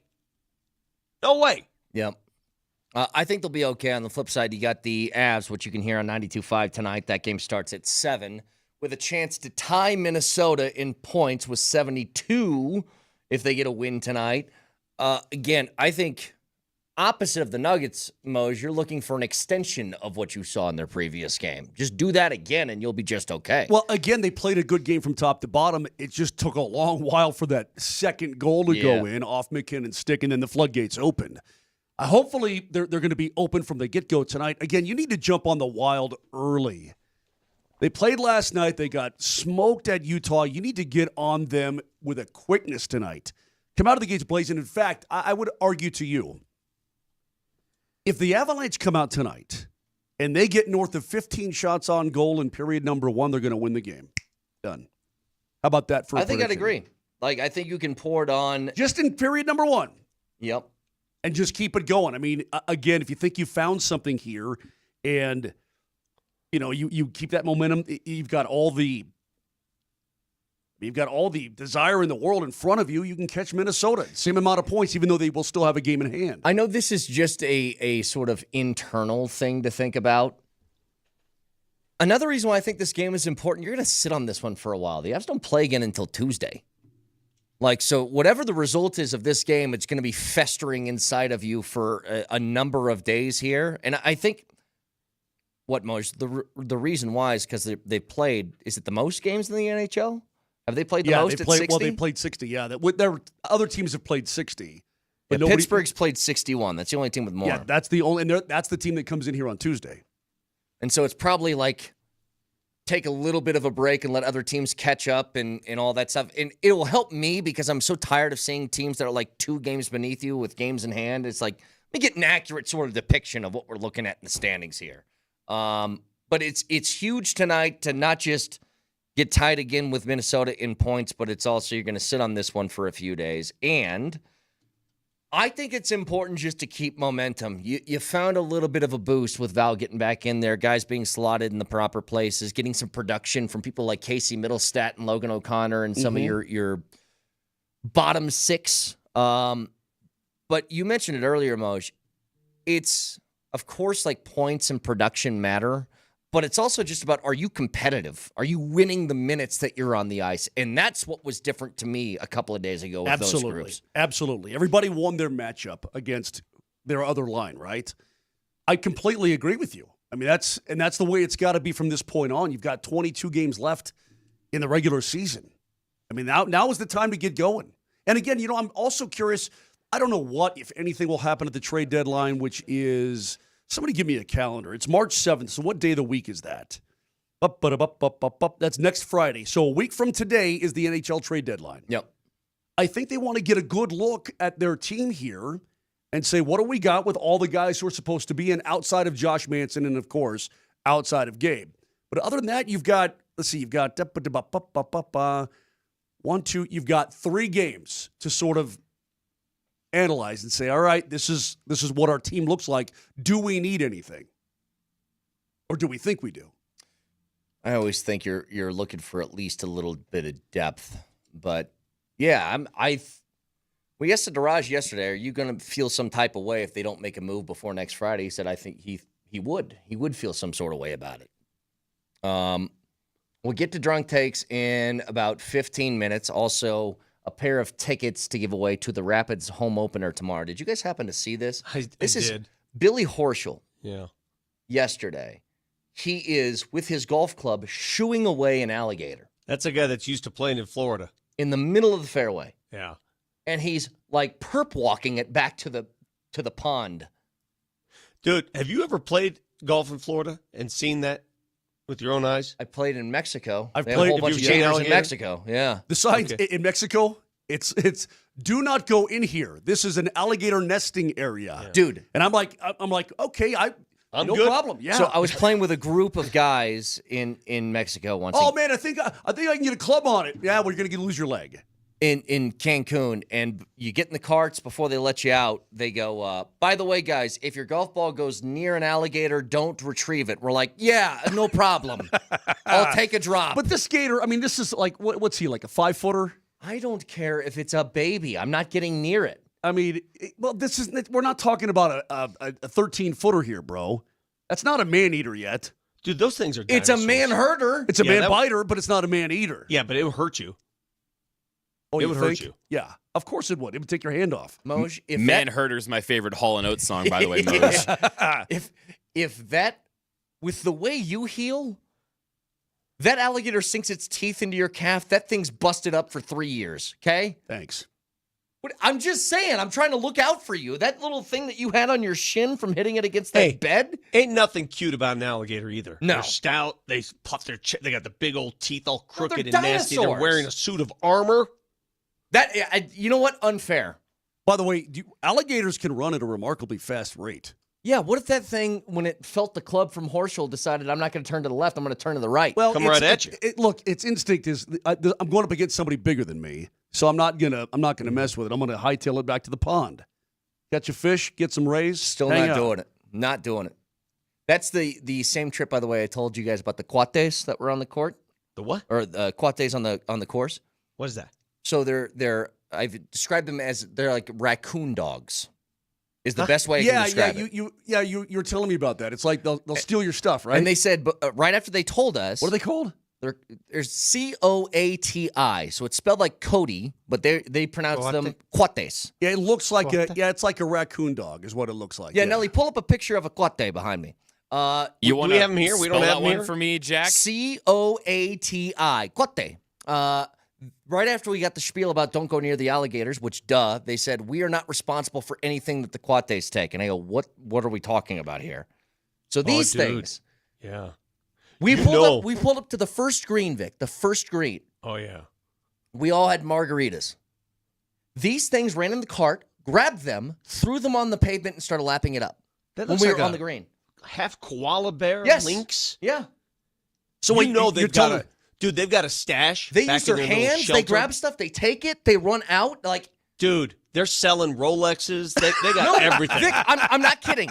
Go look at a YouTube page. They have stashes of money, of keys, of all these different things they take from people, and they keep them in a pile. Yeah, they're being trained. I guarantee they're funneling stuff. I watched a guy because he had his car keys in there. He was chasing one in a golf cart trying to get his keys back. Dude, they were featured on Narcos. They're the Sinaloa family, and then those guys. A little recruiting done by El Chapo. Yeah. El Chapo. And Amado Carrillo Fuentes, Lord of the Skies. Dude, that's such a great series. I might have rewatched. Let me guess. It's another great series Moser never watched. Let me guess. Moser, you would love Moser. Did you ever watch the Narcos series? Mexico or Colombia, it doesn't matter. They're Any both one of amazing. them. You're a loser. Yeah, I've seen it all. No, you haven't. They were really good. And How long have you been? That one bad guy that was all, hey, man. Hey. That guy. No, he didn't say that. Oh. I forget. I think he said that, the one I watched. I don't know how insulting me is going to make the segment any better, but See, we can't have like-minded conversations because Moser is that one guy. Wait, He's that guy. I know how to get him into this. Mose, this is all you need to know. Turn on Narcos Mexico and just wait for Isabella. Just wait for Isabella. You'll be in. Yep. See, she's trying to get in with Felix, get in on his business, and he keeps her around. But Felix knows she's trouble. And she is trouble. Dude, Narcos is, I'm not joking. I'm not saying this because it's an old, I may rewatch it. It's that good. I just did, Vic. It's one of my You favorite did? shows. And it just reinforced how good the show I can't get was. myself to rewatch series. The tough thing, though, that you want to do, because you've seen the show already and it's all subtitled, you have to focus and pay attention. But when you've seen it already, you start to drift off for a minute. I will warn you of that. Because it's reading. You're basically reading a television show. But God, is it good. That is all of Kane's reading since It college. really is, yeah. You read? Yeah, I watched Narcos. Yep. All right, got drunk takes and the winner of these Rapids tickets next.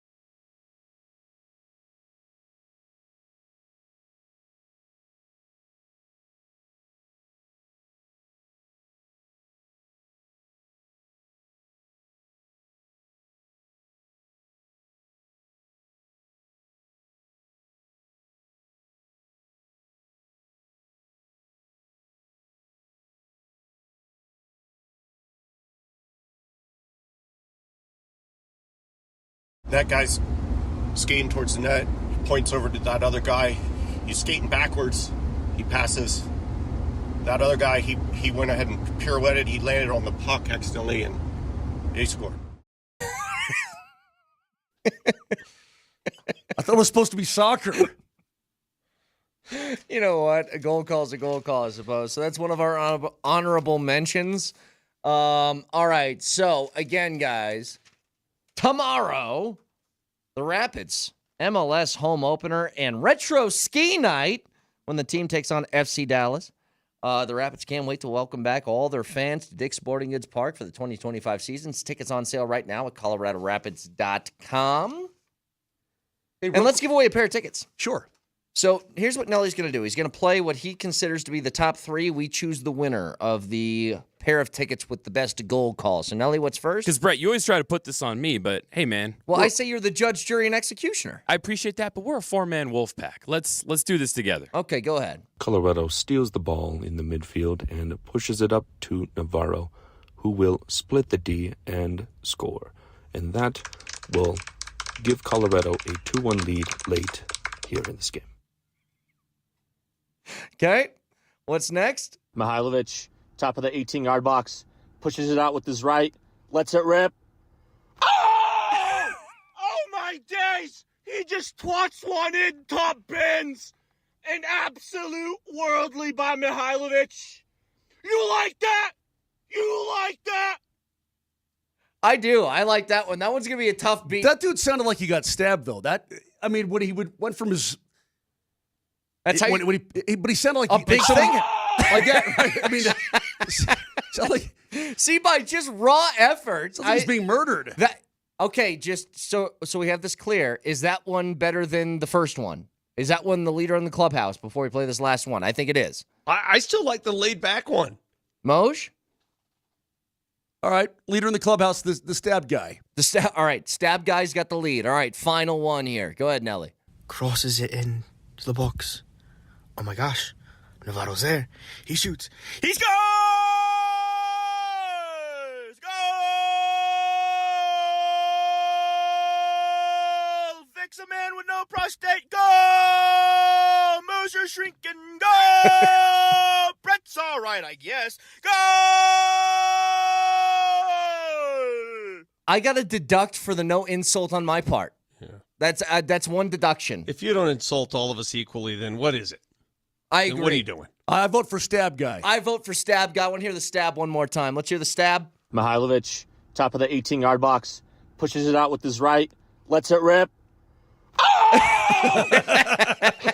You like that? Yeah. You like that? That's my winner. All right, who is this guy who sent it in? That Nelly? was Edward. Edward, congratulations. Got a pair of tickets to the Rapids game tomorrow. Quickly, before Drunk Takes, my daily update for you guys. Guess what? The Rockies win again in spring training. And who they get it against? Yeah, it's not even March yet. We got to win against the Dodgers 2-0. You'd like that, wouldn't you? What are they, 6-1 now? 6-1 during spring training. By the way, the starter, so he only pitched a couple innings, but Blaylock, he's got 7 Ks in 4 innings in his Rocky spring training foray so far. Can shove. Blaylock can. So another win for the Rocks. By the way, Tovar, if you're keeping track at home, is hitting 500 during spring training so far because he's pretty good. Don't spit out spring training stats. What do you mean? What's Blaylock's first name? B. Bradley. It's Bradley Blaylock. He's 24 years old. Anyway, another good outing for the Rockies yesterday. 6-1 in spring training. Now the Dodgers are 2-6. You know, they may have a really bad year this year. I think they will. They may show They'll for only a win 115 back. All right, Nelly, can we get to our favorite part of the week, please? Drunk Takes.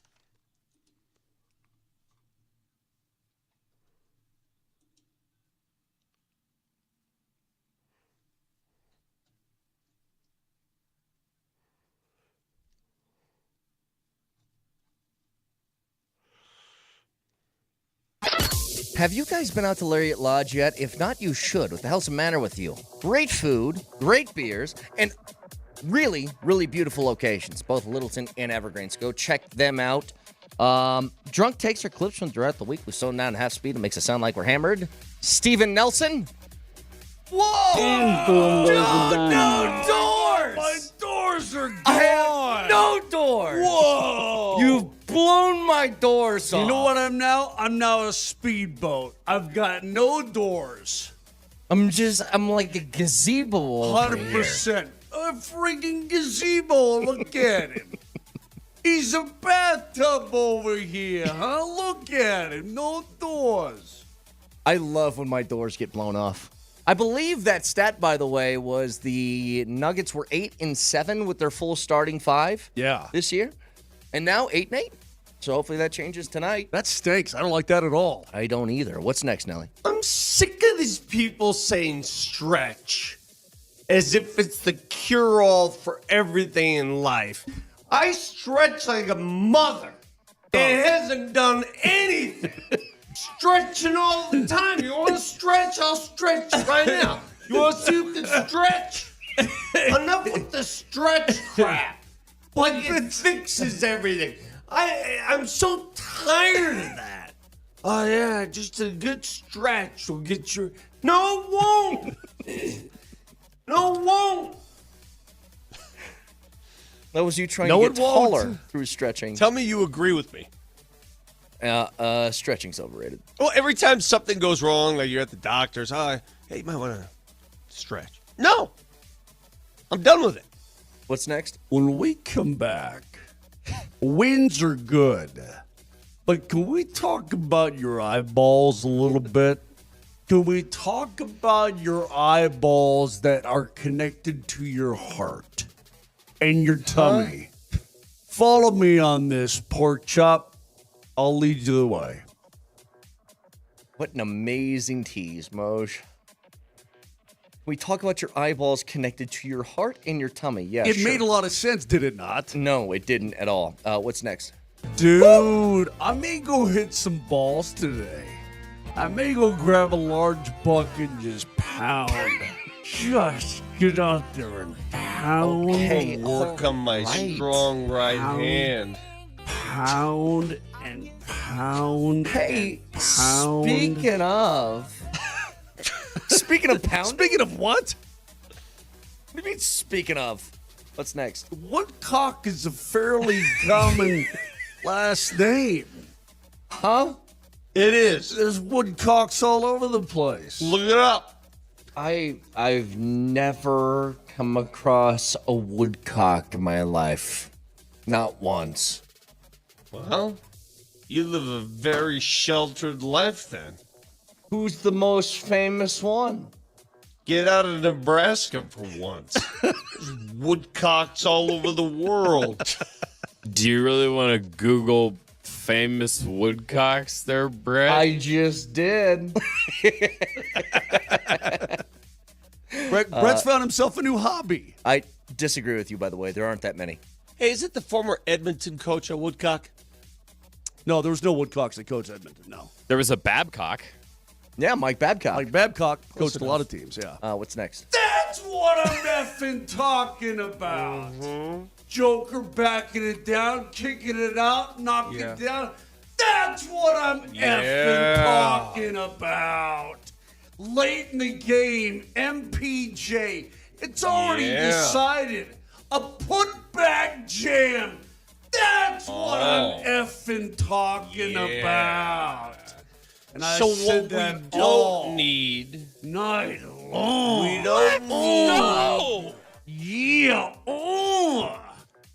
That is Moser's recap of Nuggets basketball, by the way. That was the Pacers game. Yeah. Not so much last night. That was the Pacers game. All right, one more, please, Nelly. No need to wait. Get it done right now. I'm in there looking at guys. You get in, you get out, and you take care of yourself. I knew it.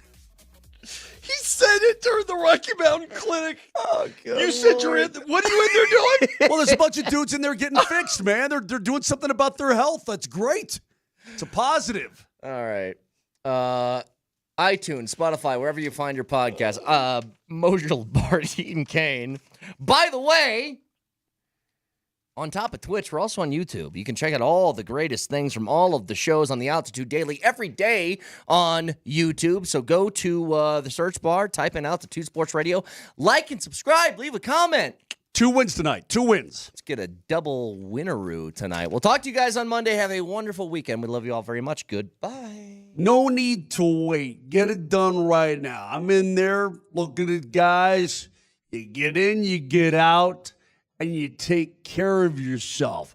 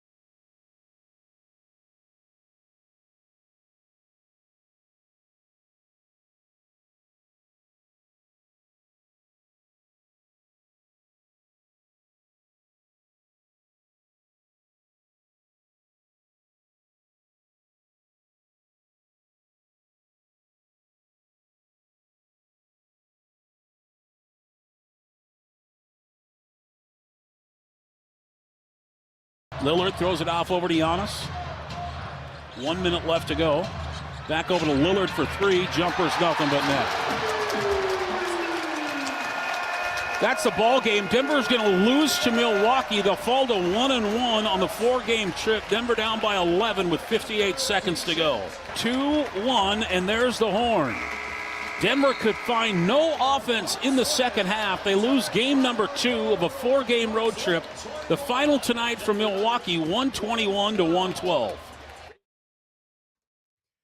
Just an ugly one last night from Denver. Can't find a way to seemingly hit a single three in the second half, and the third quarter was just sloppy. 121-112 is the final. Nuggets fall to 38-21, but they'll have a chance to bounce back later on today, 5 p.m. on 9:50 a.m. Little double dipperoo on Altitude Sports Radio today. Life comes at you fast, doesn't it, Raj? Sure does. Detroit Pistons are the opponent this evening. 4:30 pregame on 9:50 a.m. with Mark Bertinoli.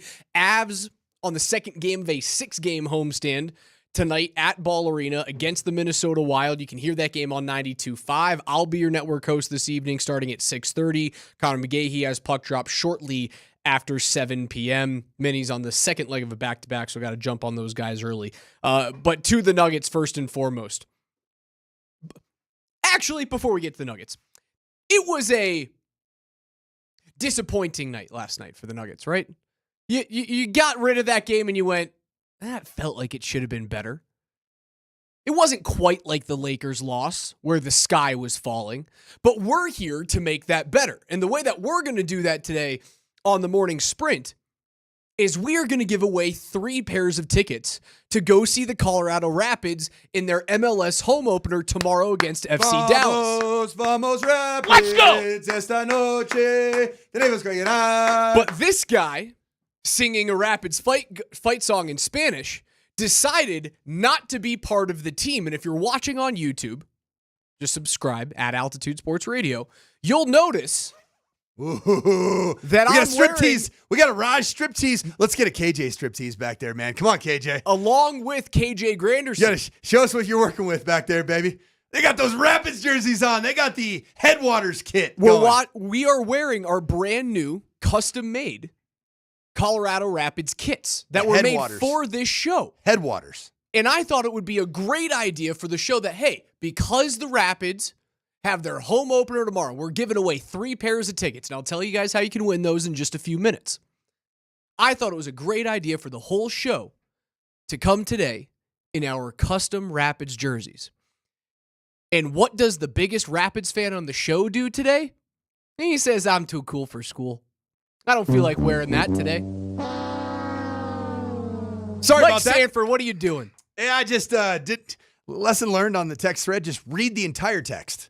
I just read we're giving away 3 tickets to the Rapids, and I just kind of moved on with my life. I didn't realize that there was another sentence that followed that said, One let's of these all things 3 of is us not like the other. Let's all 3 of us wear our Headwaters kit, brand new, beautiful, customized jerseys. I will say I am in kind of colored theme. I have navy blue and baby blue on. So I do look good. You want a cookie? I mean, we are on the same team. I'm just the coach. You guys are the players. You know what I mean? You guys, coaches don't wear the jersey except in baseball.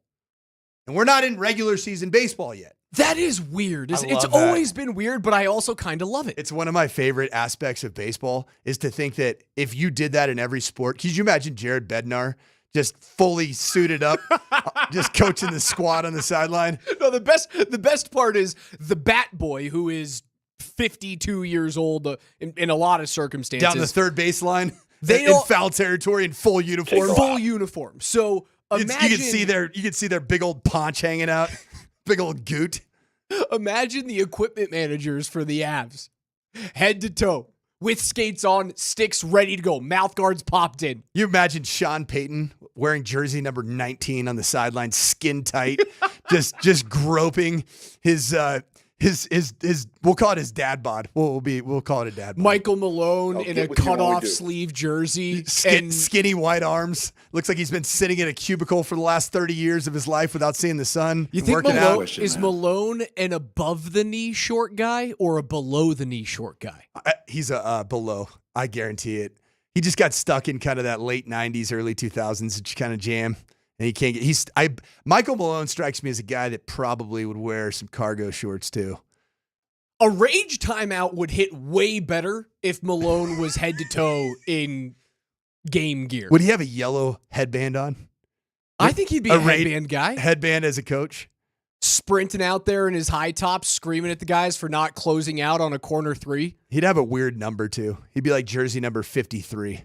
Dude, the timeout that he called last night after Gary Trent got left wide open in the corner, like there had to be like 5 or 6 minutes to go in the third quarter. In this game, you could feel it getting out of hand.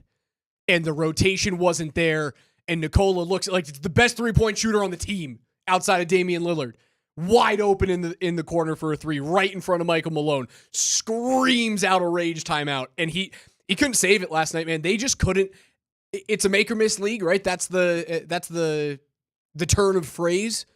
They missed way too much. 9 of 34 from 3. All I'm going to say, Raj, is that last night's game, unlike many of the other games that we have spent a lot of time breaking down, last night's game didn't bother me. Didn't bother me. Why?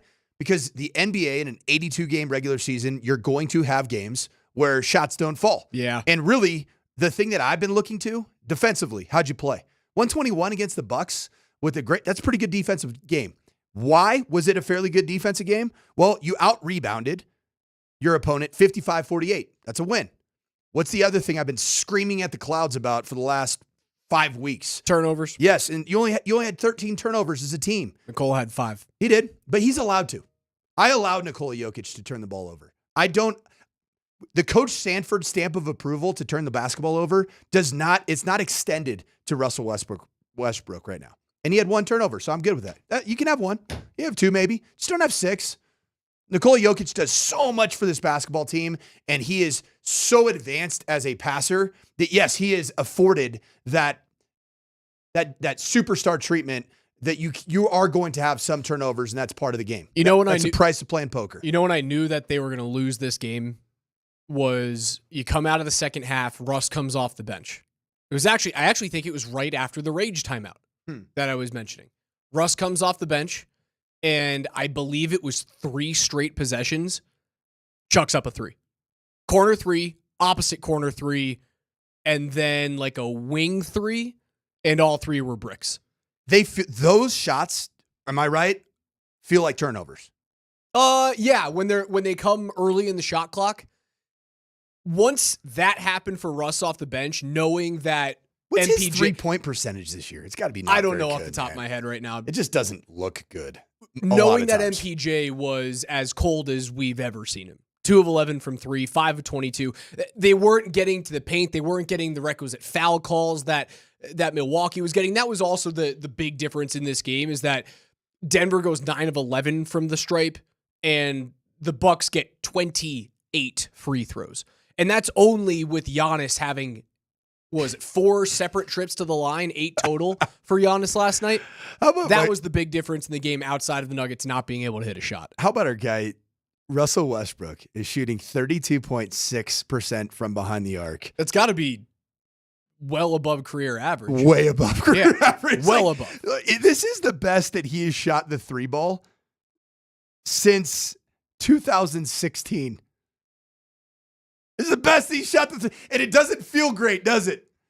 So you can understand where a couple fan bases along the way, maybe the tail end of OKC, the Houston Rockets for a quick second, Washington, the Lakers, the Clippers, we're all like, can he just stop shooting threes?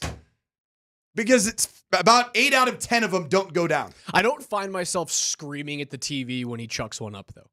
I'm close. And I love him. Like, I love his he energy, dude. He wasn't the problem last night. No, he was not. It was just the moment of the game where it was 3 straight possessions, and I go, that's not going to happen. They're not going to get this one. Want to know where this game was lost? And you're lost? going to be okay with it. Want to know where this game was lost? 2 stats. You already said it. 3-point percentage. You shot 34 of them. Only 9 of them went down. But you shot, and that's been a complaint of the Nuggets, you didn't shoot enough 3-pointers. You shot the exact same amount of 3-pointers as your opponent. How many more did they hit than you? They hit 5 more. How much did you lose by? You lost by 9 points. So that's 15 points right there in the differential of 3-point shooting between the two teams, right? Five extra threes on the same amount of attempts for the Milwaukee Bucks. The second one, which is a crazy statistic, is somehow, some way, you outscored the Bucks 68-42 in the paint, but yet you only had 11 free throw attempts. You weren't getting the calls. 11 free throw attempts. Getting the calls. Do you realize how many the Bucks made? They made 23. They made 2 times plus 2 of what you attempted in a total of 28 attempts. So a 17 charity stripe differential between the two teams. That's the difference in this game. It was a night where Giannis didn't really get to the stripe as compared to his average. Only 8 attempts from the stripe. And like that is part of the Giannis experiment, right? The experience with that player is he's going to get his and he's going to get to the line. And 19 boards for old Giannis. He's a pretty good player, man. I walked away from the game going, obviously, it'll be fine. I'm not really worried about it. I'm not worried about ice it. Cold. We suck on the front end of a back-to-back for whatever reason. The Nuggets as a franchise. Really good on the second of a back-to-back. We also talked about it with Dems yesterday. I did think that last night's game was the more gettable game because Detroit is red hot. Nuggets are underdogs. Red hot. Well, they should. Second leg of a back-to-back against a playoff team, I think you should be an underdog in this game. I'd be shocked if you weren't. You should be. NBA teams do not do well on second legs of back-to-backs. The Nuggets are an anomaly in that. That's a schedule loss. That shouldn't shock you at all. People look at the Pistons like they're just an also-ran. They're figuring it out right now. Yeah, they have just 5 fewer wins than the Denver Nuggets. Yeah, you should be an underdog. Just because you won a championship 2 years ago doesn't make you, impervious to those types of lines. Are you confused about that? Are you shocked about that? You shouldn't be. I'm not at all. Okay. I haven't heard you say impervious before. I'm impressed. Can you spell that? IMPERIOU. Whoa. Oh. I am impervious. IMPER, VIOUS, impervious. Oh, you spelled out the entire sentence. No. The word impervious. You said IMPERVIOUS.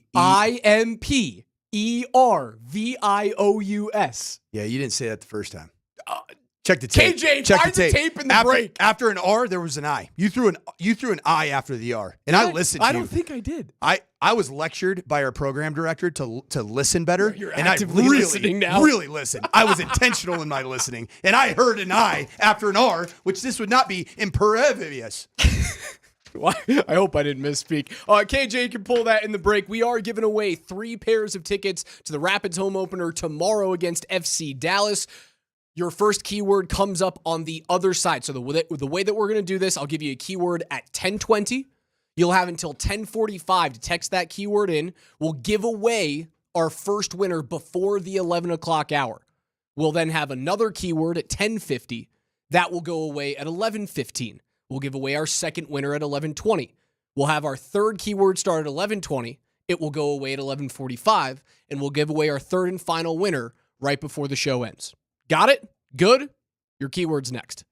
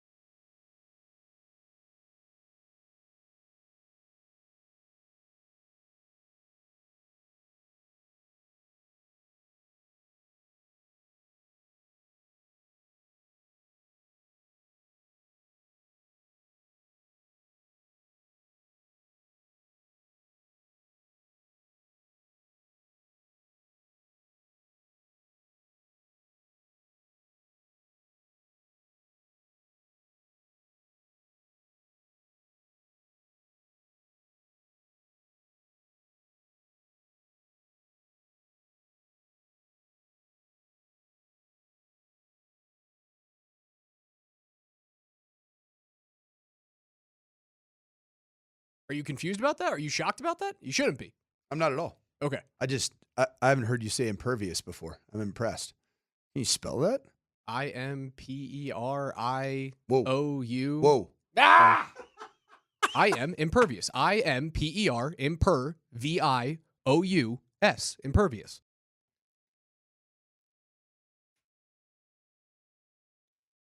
Time for Raj to head to the Scripps National. Come on! Come on! Yes! You didn't have to do that. Oh, you chose man. to do this. I'll tell you what. Hey, my credit, though. I did spell an actual word the first time. Yes, imperious. Imperious. Which means assuming power or authority without justification, otherwise arrogant and domineering. How did I forget the V? The V's the Raj, loudest part of the word. Raj, you never forget the V. You respelled it in the break without the V again. I know I did. I did. Told you, man. I have been working on my intentional listening. All right. Well, if you guys are listening intentionally, here's your first keyword to win some tickets to see the Rapids take on FC Dallas in their home opener tomorrow at Dick's Sporting Goods Park. And your first keyword is Bassett. B-A-S-S-E-T-T. Can I trust your Bassett. spelling? I believe so. 2 S's, 2 T's. 2 S's, 2 T's. B-A-S-S-E-T-T. 2 S's, 2 T's. And Text oh, by the the word way, Bassett into 303-504-0925. First and last name. That keyword is open until 10:45. We're going to give it away before the 11 o'clock hour, and then we'll have a second keyword. And Raj? Bro, you just gave the Twitch's a head start on the other two keywords by accident. Raj, you're having a day, man. It's Friday. Did you start the day off this morning by popping the tops? We're supposed to wait until about 11:50 for the popping of tops. In the morning, 40 minutes later, I'm regretting it. But back to this, man. Talking Rapids. I'm going to let you I'm going to let you boil over there. What is wrong with me today? You know what's wrong with you? How many years of hockey did you play? 18. 18, right? Few conks. Few rips to the head. Couple of those. That could be it. Okay. We'll just let it stay there. Saturday, Rapids home opener. In the very beginning of the month of March, 62 degrees is the high and sunny in Commerce City, Colorado. What a day to go be a Rapids fan, man. Up the pins. Let's go. I wish I could go. I'm going to be at a softball tournament all weekend. Are you here in Denver for softball, or are you traveling? Yeah, no, here. I was going to say, I was hoping you could go out to Florida or something. A little Miami trip. That'd be cool. Yeah, we're not quite at that level of travel softball yet. All right, Bassett, 303-504-0925. 2 S's, 2 T's. And we'll give away our first winner coming up at about 11:45. We said on the show 10:45. You're right, KJ. Guys, what is wrong with me today? I don't know, bro, but if you look at the text line, that's all I can say is they've already got ahead of what you I know. For some reason, I'm just not all there today. You know what I did last night, Coach? Tell me. Did it involve something that's indigenous to the great state of Colorado? No, we hunted for Pliny the Younger, Ooh. which is a very rare IPA. You didn't do that here in Colorado. I did. You can't find it here in Colorado. We did. What? Walters 303 and Lowry had a tap at 4 p.m. yesterday. Oh my gosh. So Pliny the Younger from Russian River. It's a very That is liquid. Like, that's not even liquid gold. That's above it. It's like liquid mercury. They give you like a ticket. And Caitlin is not a beer drinker. So we got 2 tickets, and I got 2 of those things. Wink, wink. A beer drinker right now. And I got both of her tickets, and it's a heavy beer. Maybe I'm feeling the. You said 1 beers? I had 1 beers. Just 1 beers, and you're not doing well today? I'm just a little guy. That's it. Just a little guy. Mina Kimes and Mike Renner had this to say. They're jumping on the morning sprint bandwagon with Harold Fannin. This from yesterday. His coach, Scott Loeffler, said he's never actually heard the ball hit his hands. Every time the ball hits his hands, it's so soft. He also said that they thought about playing him at linebacker because he would be their best linebacker. He was that good, but they said they had to use him, keep him on offense because he was just so good. Like, this guy is a specimen. I think he'll go higher than people expect. One of these sharp teams will draft him and use him almost as a big slot wide receiver, because on the move, he's a great blocker and he can get vertical on safeties really easily. The verticality is stood out to me against Penn State, just his ability to work the seams and get open, and then the contact balance afterwards, the consummate mismatch guy. And he's the kind of player who is very misleading in personnel groupings because you're not really sure. You don't know what they're doing when he's out there at any point, which is a very desired trait in the modern NFL, the ability to dictate to defenses that way with your groupings. Sean Payton looking at this guy. I would love that. Yes, that's a great fit. We got rid of the word Joker on this show in regards to the National Football League. It is now the ace. The ace in the hole. Is the ace in the hole going to be Harold Fannin Jr.? Because that sounds a heck of a lot like what Sean Payton has talked about. We talked about this, 2 days ago on this program? 3 days ago? Trying to find a goddamn Joker. 2 days ago, I was shredding the gnar. I think it was 3 days ago we were talking Harold Fannin Jr. before he even showed up the combine. I'm really excited about this player. I'm excited to see him work out today. Today's a glorious day at the combine. Gosh, I have FOMO right now, Raj. Last year at this time, I was sitting up there begging to be in the Jeff Legwold section of Lucas Oil Field, where he kind of is off to himself. And I went up and sat about 7 seats away just because he doesn't want you right next to him. I just sat there and didn't ask him any questions and just spoke when I was of the accord to speak when spoken to. And he spoke to me a couple times over the course of 12 hours, about probably 3 times. And I learned a lot. I still can't get over all of these top guys continuing to opt out of the combine. I think it's going to be 2 more years of this, and the NFL is going to look at the situation and go, we got to fix it. Because I wouldn't say I was ever an appointment combine viewer. It's always been something that I would watch when it's in the background, or I just pop it on the TV if I was working from home that day. It would be on at a bar, and you just kind of watch it, not as your main point of focus. At this point, I have no reason to watch the combine when any one of the top players, they're automatically not going to be there. And we saw Cam Ward not going to throw. Travis Hunter, who would be on, if I'm correct, today, right? Defensive backs today. Yep. Would have been working out today. They need to fix it, man. The NFL is broadcast first, product first. And the product of the NFL Combine is very quickly turning to crap. We're all still talking about it. People are still watching it. I mean, Shadur Sanders' podium availability today was must-watch TV, and there's going to be a lot of clips that we can show and have our listeners hear today because it was fantastic. The NFL, I don't believe the NFL can do anything about this problem. Oh, I do. What can they do, Raj? If you accept an invite to the combine, unless you can prove without a shadow of a doubt that you are injured and cannot perform, if you accept the invite, you must perform. You must be on the field and test. Okay, so you accept the invite. Yeah. And you go.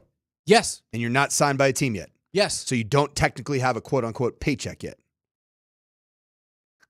Write it into a contract that you have to sign to accept to be on the grounds in Indianapolis. Okay, then you just opt out of a drill. What happens? What's the punitive action that the NFL takes on, say, Cam Ward today?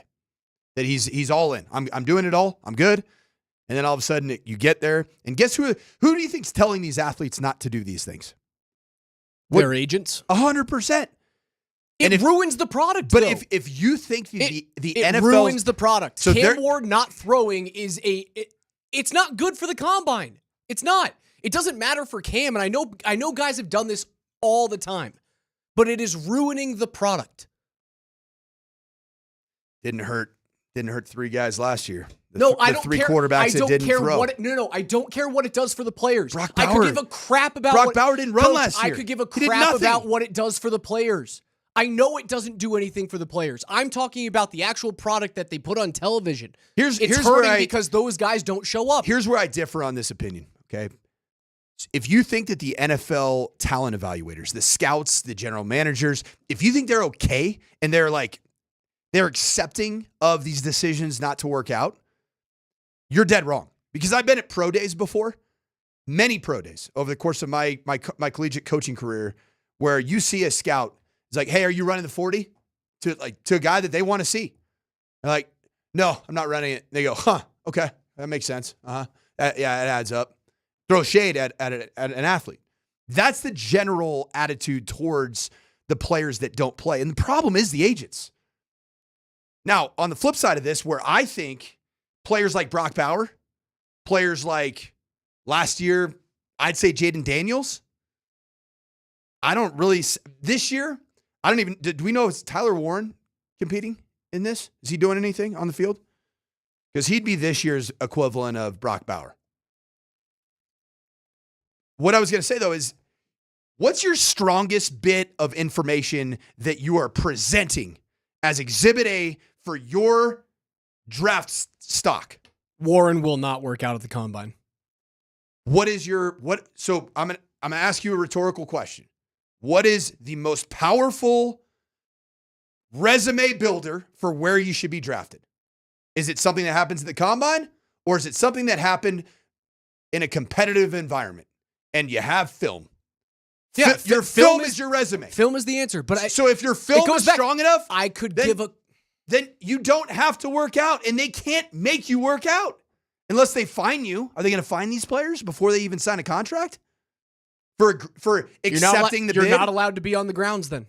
You're not allowed to talk to teams. You're not allowed to address the media then. You don't get to come to the combine unless you are competing. Unless you're competing, or if you can, again, beyond a shadow of a doubt, you can say, I'm injured. I cannot physically do this. Here's the solution. And if the guy shows up 2 weeks, I don't know. You can't do anything in terms of pro days at schools, but I think the product on television is hurting because of it. You got to remember, this didn't start out as a product for television. Television came alongside this. Jeff Legwold's been going to the combine now for 28, 32 years, something along those lines. And it wasn't even a media event. He was the literal original media member that covered Things change. Right. But that's not the intent of why you put the combine together. It is a check the box component of the process to evaluate talent. And so it's not a TV product first. It's not a in-person product to be consumed first. It is a tool. Now, if you do want to fix it, Raj. Everything about the NFL is a to-be consumed product. I think you're wrong there. If you want to fix it, and I actually like this, I think you buy into the combine and you flip around the order of when the interviews and meetings happen and when the media availability happens. So you do that at the tail end, but you have to buy in to get the chance to do media availability and to do the meetings with the teams, the train station. Mm-hmm. You go work out. You get height weighted and you work out. All right. Oh, then we're on board. That's kind of my thought process. And if you don't do those things, or to the best of your ability, so it should start with medicals. Medicals first. Workouts right after medicals. Once you're cleared. That's the way. That is the perfect way to do this. You put them through NFL or team medicals. And if the team goes, you're good. Clearance. Get on the field. We got clearance. If the doctors say he can't go, then you're here. You have fulfilled your obligation. Now you do not have to compete, but you can go through the train and you can go through media. Did we just solve the combine, Raj? That's the problem. Again, I think it's a problem with the combine. I don't go to the TV as often as I used to watch the product. And for me, it hurts. Like, who are you going to watch quarterback-wise this year? Jackson Dart? Sure. You excited for old Jackson Dart? I know. KJ is, because he went to Ole Miss. Well, listen, I'm overjoyed. Anybody from Mississippi, man, you got me. Well, hey, slow your roll a little bit, because Jackson Dart is nowhere. He is not from the state of Mississippi. He grew up and went to Corner Canyon High School in Utah, and he went down there near BYU, near Brigham Young. So he is not a Mississippian. Shedeur will not be on the field doing drills at the combine, but he did meet with the media yesterday. That's the plan. If that's not what you're trying to do, don't get me. If you ain't trying to change the franchise or the culture, don't get me.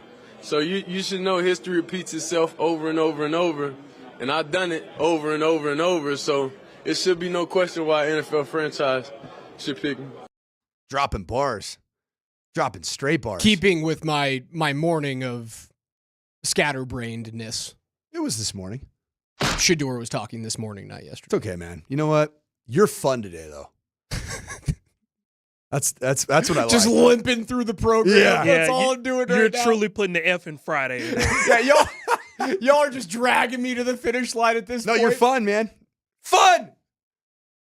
Shadur Sanders is fun. He thinks he can change the Cleveland Browns. Shadur Sanders, one of his superpowers, fellas, and I'm just going to lay this out there, is his presence. And there is something to be said, and I saw it with my own eyes last year, is when the quarterbacks were available to the media, I walked from podium to podium and just watched presence. You want to know who had by far the most presence of the top 3 quarterbacks that were drafted? It was Jaden Daniels. And I said it on these airwaves from Indianapolis. I said, there is something about that guy. He carries himself with a truly tangible level of confidence that isn't manufactured just to attempt to create a narrative. That's Shadur Sanders. He is genuinely confident on another level, and it comes across when he stands in front of the media. Nothing is too big for that young man. And that's why I think he's going to be successful. He's QB1 in this draft.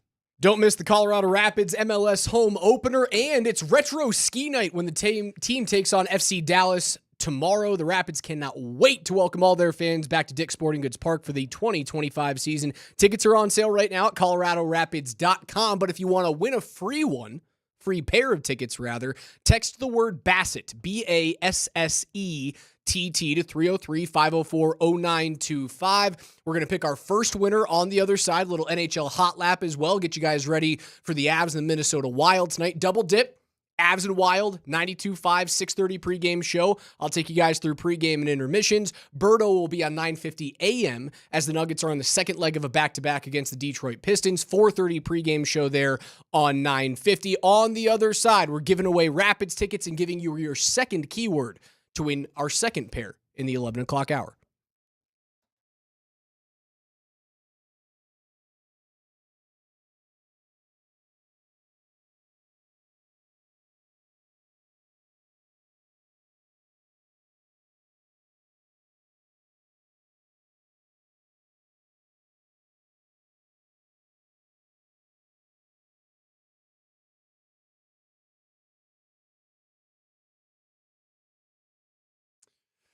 Colorado, happy near spring, fall spring here in February as we get into March, because we all know that the weather's going to get cold again. We're going to see that beautiful snow, and you might need a little bit of a getaway. And that getaway could be a quick 10-hour drive to Las Vegas, Nevada. You can go to Circa Las Vegas, where you can bet with the pros by going to the world's largest sports book. I've been there many times. You can if you just love watching games, it is an unbelievable place to just consume games.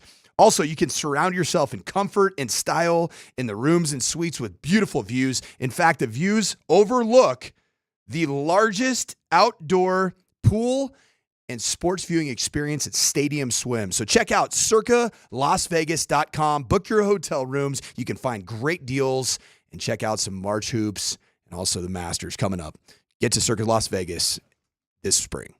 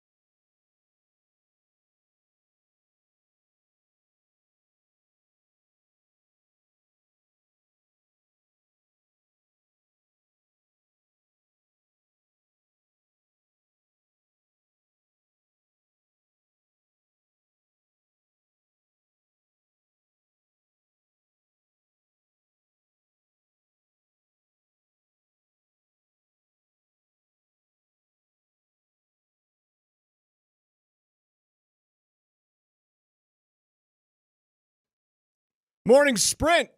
Coach Sanford, Raj, KJ Grandison behind the glass. Steve Nelson also a couple of feet to our right over there.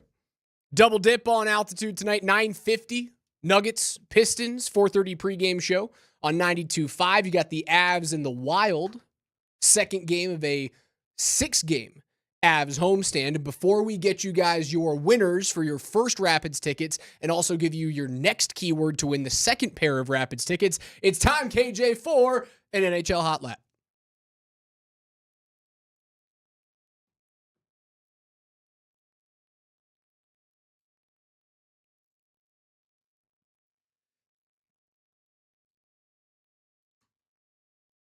Haven't done a hot lap in a little bit of a minute here, Coach, but as we have all season long, we will start with the most impressive milestone in the league this year. Alexander Ovechkin sits just 12 goals away from breaking the all-time scoring mark of 894. He's on pace to do it at the beginning of April in a home game against the Chicago Blackhawks. This dude, if Ovi didn't break his leg this year, at 30, I believe he's 39 years old, at nearly 40, Alexander Ovechkin, had he not broken his leg, would have been on pace to have a 50-goal season in the league this year. GOAT conversation. Top 5? Top 3? All-around players? Hockey players. No. Not top 5. No. Alexander Ovechkin will be the all-time leading scorer in NHL history and will not be a top 5 player of all time. Correct. Okay.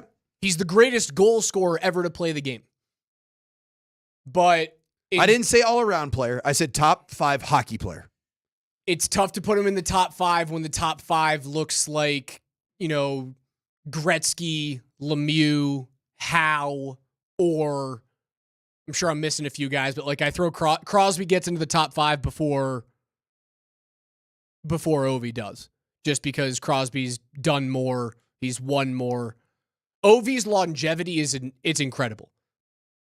He's without a doubt the most accomplished goal scorer and the best goal scorer in the history of the game. I can't put him in the top 5 of best all-around hockey players. I can't do it. There's too many good guys. There's too many amazing hockey players that are in that top 5, man. And he's just not that guy. He's a winger, not great defensively. He's got elite attributes all over the ice, but I just can't put him there, man. I can't. Yeah. All right. 12 goals away. 895 would be the mark. I was wondering if you had anything to go up against it. Nothing. We've got the NHL trade deadline coming up on Friday of next week. 1 p.m. Mountain is when that trade deadline rolls around. We've obviously had fun with the pipe dreams that are Sidney Crosby, a little bit more realistic with a guy like Seth Jones, but also pipe dreamy considering the cap hit that Seth Jones has. But as the Boston Bruins lost last night to the New York Islanders, Boston currently sits 4 points out of the last wild card in the East. And I don't think they're going to turn it around. There's been a couple of names there that I've thrown around. One, Pavel Zacha. Brad Marchand has been thrown around, but he did go to the media and say, hey, I want to play my whole career here in Boston.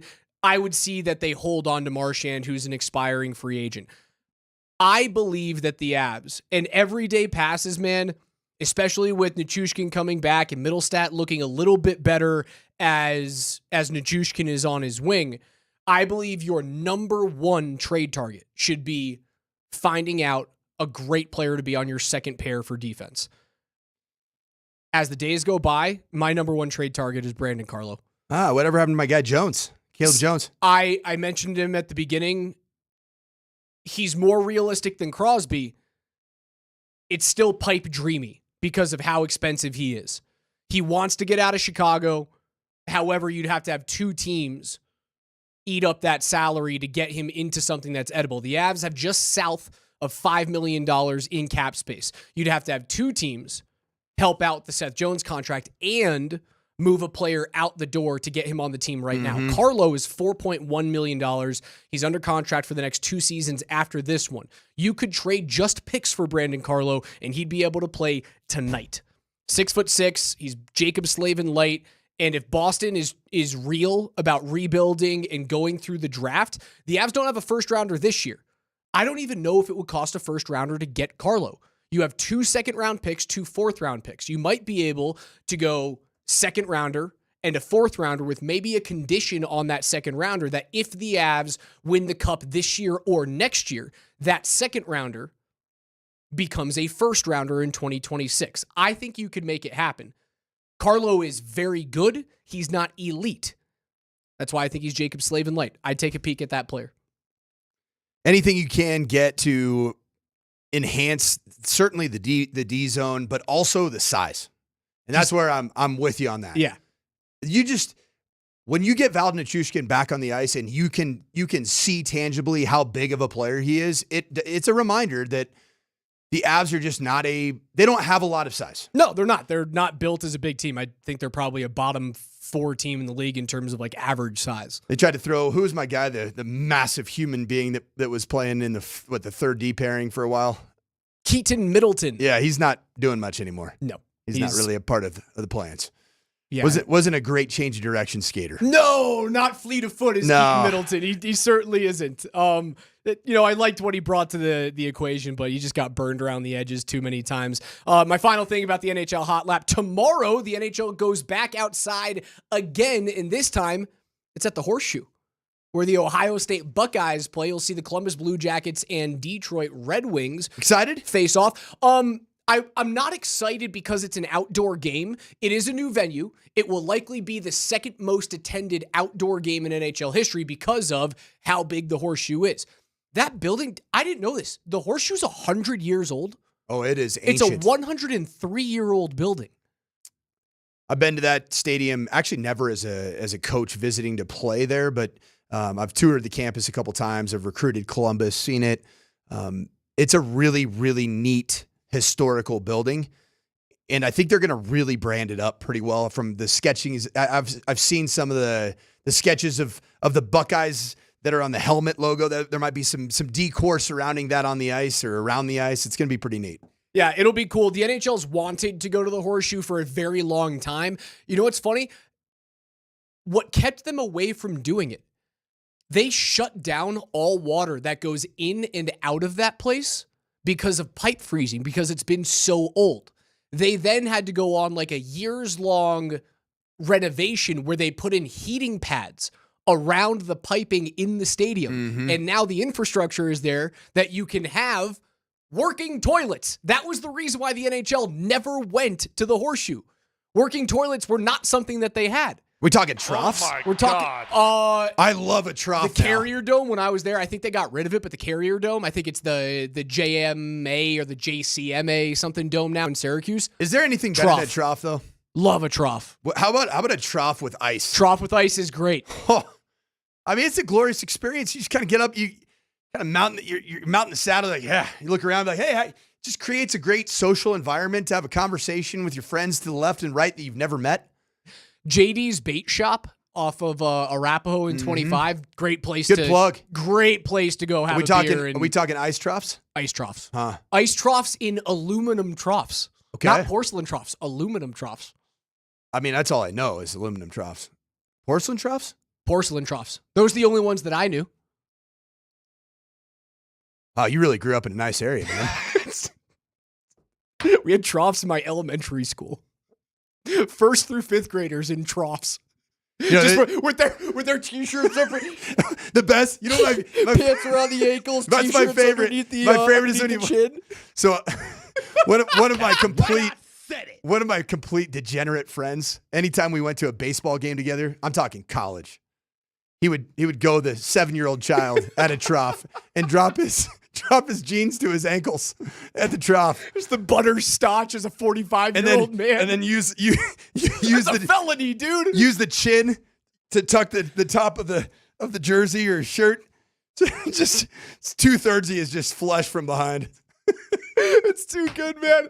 We are screwed. Congratulations to Travis Ryan, our first winner. You're going to go see the Pigs take on FC Dallas tomorrow in their MLS home opener. And we're not done yet. We have 2 more pairs of tickets. Your next keyword is goal. 303-504-0925 with your first and your last name. Text the word GOAL, and you could win a pair of tickets to go see the Rapids in their home opener. We're going to give those tickets away at 11:15, and your third keyword will come out at 11:20. KJ's NFL Notes at 11:15. We'll get back into the Nuggets, preview the Wild as well, and get you caught up on the latest from the NFL Combine.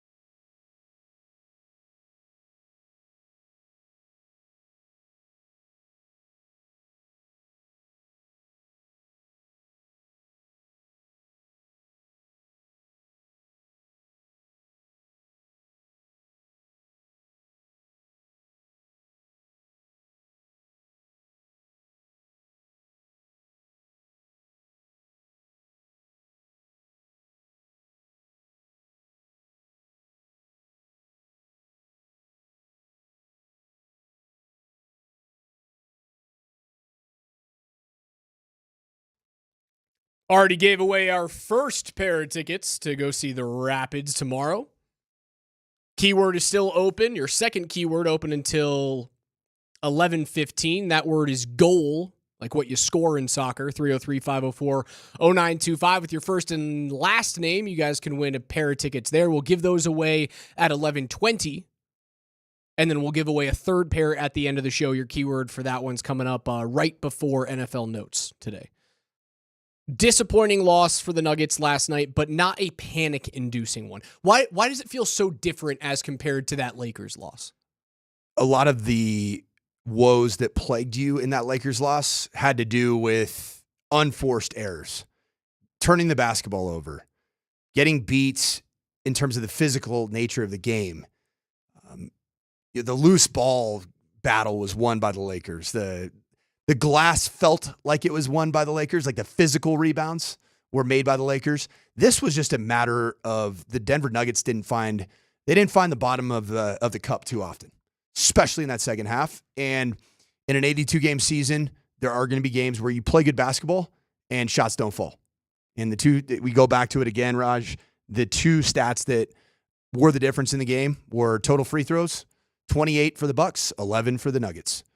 And then three-point shooting, the Bucks made 5 more 3-pointers than the Nuggets on the same amount of attempts, which was 34. Malik Beasley is going to be the fun one to watch, former Nugget. He's been lighting it up from 3. 26 points in a big win against Boston. He had 24 on the road in Atlanta. He combines to go 17 of 27 from 3 in those 2 games. You'll have to watch out from him. Detroit's won 8 of 10. They're above the line in the East. That's the reason why I thought that last night's game was going to be the more gettable. But 8-1, second leg of a back-to-back, man, it's by far the best record in the NBA. And teams don't perform like that on the second leg. So maybe it's something that you shouldn't take conventional wisdom to look at back-to-backs for the Nuggets this year. You did play a lot of minutes from your big guys last night. A lot of minutes. Like Joker, 38 minutes. That is something to have in the back of your mind is, can you find a way to get some more minutes from Julian Strawther? I know he played 20, but can you get him up to 23, 25 tonight? Can you get 14 minutes instead of 9 from Zeke Naji? 25 minutes from Russell Westbrook is kind of where you want him if he's a one-turnover player. I also don't see MPJ being as ice cold as he was last night. That was a version of MPJ that I thought we were kind of done with. Hot and cold guy. MPJ will get his shots to start falling again shortly. It's just a matter of time. I think that he has found that he can impact the game in a multitude of ways by using his length, even at times, taking the ball to the hoop physically.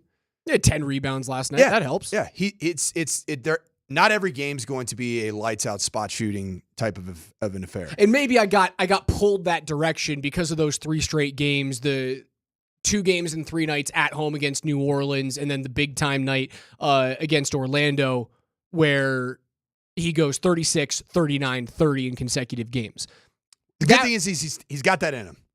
He's got the ability to do that. And would you say he's the third? Is he the third most impactful player for the outcome of games for the Nuggets in high leverage games? Or do you think Aaron Gordon is? Obviously, Nikola Jokic is number 1, and he is the maestro that makes it go. It's a good question. I feel like the team, generally speaking, on a really bad Jamal Murray night, where he's available and healthy, you have to have you're probably losing to a good team. You have to have someone who can fill it up, and MPJ is the guy who has the higher ceiling to fill it up than Aaron Gordon does. Aaron Gordon he's vital to the success because of what he does on the defensive side of the floor. When he's playing the 4-man, that team goes. That team goes. But if Jamal ain't hitting, MPJ's got to be the guy that can put up 25 points. Mm-hmm. If he doesn't put up 20, the team doesn't win. I think I was hearing Vic talk about that. 20 points is his minimum for MPJ. And for a guy making that salary, I agree. You have to be able to average that. He averages 18.5 this year. Yeah, just south of it, it's not 20. And I am careful about MPJ stats, like for a 20 being the barrier. Because there are nights when Nikola Jokic and Jamal Murray are just so outlandish in their scoring. And those nights, you don't need 20 from Michael Porter Jr. You need 12. No, but you also can't have the stretch of like 6 points, 13 points, 12 points that we've seen in 3 of his last 4 games. Well, what I thought is for last night, and this is why I was encouraged, is that Michael Porter Jr. in last night's game, he didn't shoot the basketball well. He shot it terribly. 5 of 22. But you know what I liked about it? He kept shooting. And that has been a problem for Michael Porter Jr., where you just aren't getting that volume. Therefore, you can't find the basket. And he gets trigger shy, or he's just so quick to pass the basketball. He's not really working away from when he doesn't have the basketball to create open shots.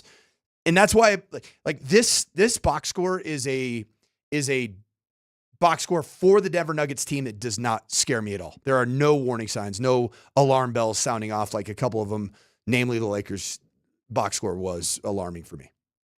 Avs back on the ice tonight. Second game of a 6-game homestand. Minnesota just 2 points ahead of them in the standings right now. Minnesota's second leg of a back-to-back. They got hammered against Utah yesterday. Still no Kirill Kaprizov. I look at this game and it's a must-win game for the Avs. You want to be in those top 3. You want to stay away from the wild card situation. Now, it does bring up the question of like, who do you want to play in the first round of the playoffs this year? Because if you are in the wild card spot, it does bring up the possibility of playing the 1 seed in the Pacific rather than playing the 1 seed in the Central, which is going to be Winnipeg.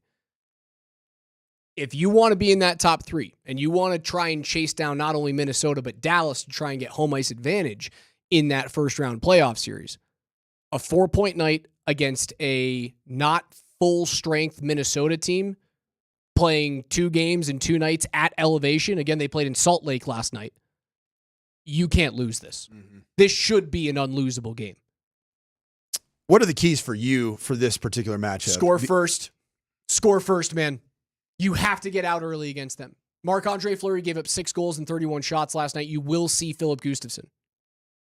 He's going to be the goalie. He's their better netminder. Flower is a first ballot Hall of Famer, but he's 40 years old and he's just not the same guy anymore. You have a tougher assignment in net, but without Kirill Kaprizov, they don't have a lot of bite. Like the best players on that team, 2 very good players, Matt Boldy, Brock Faber on the back end, 2 guys from Team USA that you saw in the 4 Nations, really good players. Without their scoring punch rather, you have to get out early. Because if they get out early, they'll just... solid player. Played for Team Sweden? Yeah, solid player. He get hurt in the 4 Nations? I don't know if he did. He's out. I'm not sure. He's out till March 11th. Ryan Hartman's out till March 4th. He's suspended. And then obviously Kirill Kaprizov is estimated to come back the 9th. Kaprizov's legit. That is Is it Carol or Kirill? Kirill Kaprizov. Kirill Kaprizov. I'm going to call him Carol. Oh. I think it's a nice name. He's not even playing tonight. You don't have to go after that guy. Okay. You like Kaprizov? Yeah, he is. Where's he from? He's a mercenary. He's Russian. Mm-hmm. He is a mercenary.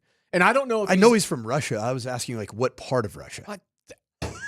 Can you name a part of Russia? Moscow. Outside of Moscow. I mean, St. Petersburg. All right, there you go. You want to keep going? I'll give you one. You want to play this game? Sure. You want to go Russian geography?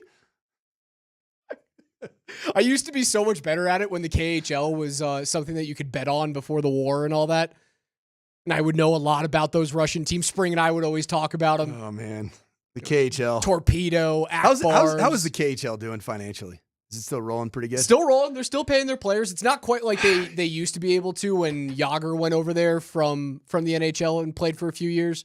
Made a few extra bucks. Made a few extra shekels. Yeah, was completely allowed to engage in Russian gas. To do whatever he wanted. Yeah, I just have my hope, my wish list from now until, we'll call it July, is that Adam Silver, the famous line of "you better learn Chinese, buddy," that doesn't happen to one of our beloved players here with the Avs, that we need to tell him, "You better learn KHL, buddy." What do you mean? Who? You know who.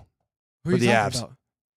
What would be if something bad were to happen in the next 4 months with our beloved. Oh, if you better Val, learn KHL, buddy. Yeah, if Val goes we back know where into he's the going. program, yes. I think would if be it a were to happen KHL again, player for the rest of his career. Right, because it would be it would be an indefinite set, suspension, and he would go back. And instead of, and Raj, I've said this many times. That's a good point. Instead of ignoring the inevitability, let's not even call it inevitability. It's not an inevitability. Let's call it ignoring the possibility. Let's call it the elephant in the room. Sure. Inevitability, it's not inevitable. It is, there's a good chance because of the recent history. The elephant in the room is that this is looming. Either way, good or bad. Sure. Get me to July, and I don't want to ever say on these airwaves, better learn KHL, buddy. And we got a big win. And I think we might have a cup. I mean, if he stays healthy and he's in the lineup, they can beat anyone. New Jersey's a good team. And it would not shock me if the Devils come out of the East, because I think the East is wide open. You look at those teams at the top there. Florida should scare the crap out of you. I still think Toronto is built to lose. Tampa Bay is red hot, by the way, right now. 8-1-1 their last 10. They've won 7 straight. And Tampa has cap space to make something work. So I would be worried about the 2 teams in Florida. I don't know how real Washington is, but they feel real because of the goaltending and the fact that, like, it might be the last great gasp from Alexander Ovechkin. I think they're riding the high of this goal chase. They figured out the back end. Jacob Chikrin has been a wonderful addition to the Washington Capitals. New Jersey is a team, though, that I go, if their goaltending gets right at the right time, I could see them beating anyone in the East. And you handled them 2 nights ago. And it's because Val was back in the lineup. He changes the way that they play. And if that holds true tonight, and if that holds true on Tuesday against Pittsburgh, who is a terrible hockey team, say you go to a 3-game win streak prior to the trade deadline next Friday, and Middlestat looks fixed. I then don't have to worry about getting a 2-center, because pairing him with Val, while there is a very scary monster in the closet with Val, and pairing him to going, Casey Middlestat is worth $5.75 million if Val Nichushkin is right next to him. That's scary. And there's nothing that I can do, there's nothing that Val can do to make it less scary. You just have to deal with the elephant always being in the room. The elephant might get smaller, but it's always going to be there. If those 3 games pan out the way that I hope they do, you use all $4 million of your cap space to go out and find a D-man. If it doesn't look that way, and Middlestat just goes back to who he was for the last 2 months, even having Val next to him, you then have to make 2 moves. And it gets really sketchy really quick. You had to get rid of a first-round pick last year to get rid of the Ryan Johansson deal. That hurt. It hurts a lot. You don't have that to deal with right now. You have 2 seconds, 2 fourths, and next year's first-rounder. There's a lot of pressure on Casey Middlestat for the next week. Starts tonight against his hometown club, the Minnesota Wild. What a great opportunity for Casey Middlestat to continue what was a really good start to his pairing on the second line with Val Nichushkin. Does Val Nichushkin, when does he take over his spot on the PP1? I could see it as early as tonight. Will we know that from morning skate? Yeah, I could ask Connor. I'll text Connor right now because you would see him slotting in. What's up, KJ? So to answer that question, on the 4th power play that the Avs had the other night, he was out there. He was out there, but Lecky was hurt. Okay, gotcha. Lehkonen was on the bench. There was some weird thing where it was a long shift. He got hurt. He was fine, and Lehkonen is fine. The reason why Val was back out there is because Lecky was not available to play on that power play. I don't know, because morning skate's going on right now, I don't know if power play 1 had Val on it. I'd like to see him on it. I'd get him back in there as soon as possible. Maybe that's also how they're saving his legs a little bit right now, is don't play him on the power play because that's an added 1, 2, as many as 3 minutes a night, and you don't want to like tax his lower body coming off of a lower body injury. I could see that. You just wait out. We'll be fine. We'll get you back in sometime during mid-March, and we'll get the power play rolling by the time that the playoffs roll around. Yeah, nothing yet on the X machine, and when you search Val Nichushkin on Twitter on X, it's a hard one for me to spell. I always struggle. Don't ask me to spell anything today. I've been a nightmare today. I'm surprised that you guys have been able to handle me, both of you, KJ, Mike. I like this Raj. It's better than the Raj that gets frustrated because his headphones aren't working great and slams them down. I'm not going to slam these ones. Those I love are nice. these headphones. Those are Bose, aren't These they? are my good Bose headphones, Yeah. and I've got my Master and Dynamics back in the office, but they're not fixed right now. I literally have to weld those things together. They broke, but not because I was angry. Raj, I think we need to invest in more welding equipment here with your presence in the studio because we've had several. That breaking the microphone was not my fault. It happened with your. It was a brittle. It's a brittle setup. Did you? Not my fault. Were you the one who touched it? I was when the one it who broke? touched it, but not my fault. Okay, all right. Either way, we need to invest in some welding here at KSE at the Altitude Sports Radio studios. We are going to give away our second pair of Rapids tickets on the other side, as well as your third and final keyword, because we're giving away 3 pairs to have the home opener. We've already given away one. We're giving away one on the other side of the break and your final keyword. Have you given away that keyword too to the Twitchers? Yeah, I kind of ruined that about an hour ago. That keyword that ends in 3 minutes is GOAL, GOAL, with your first and last name to 303-504-0925. We'll give away a winner on the other side and go through KJ's NFL notes.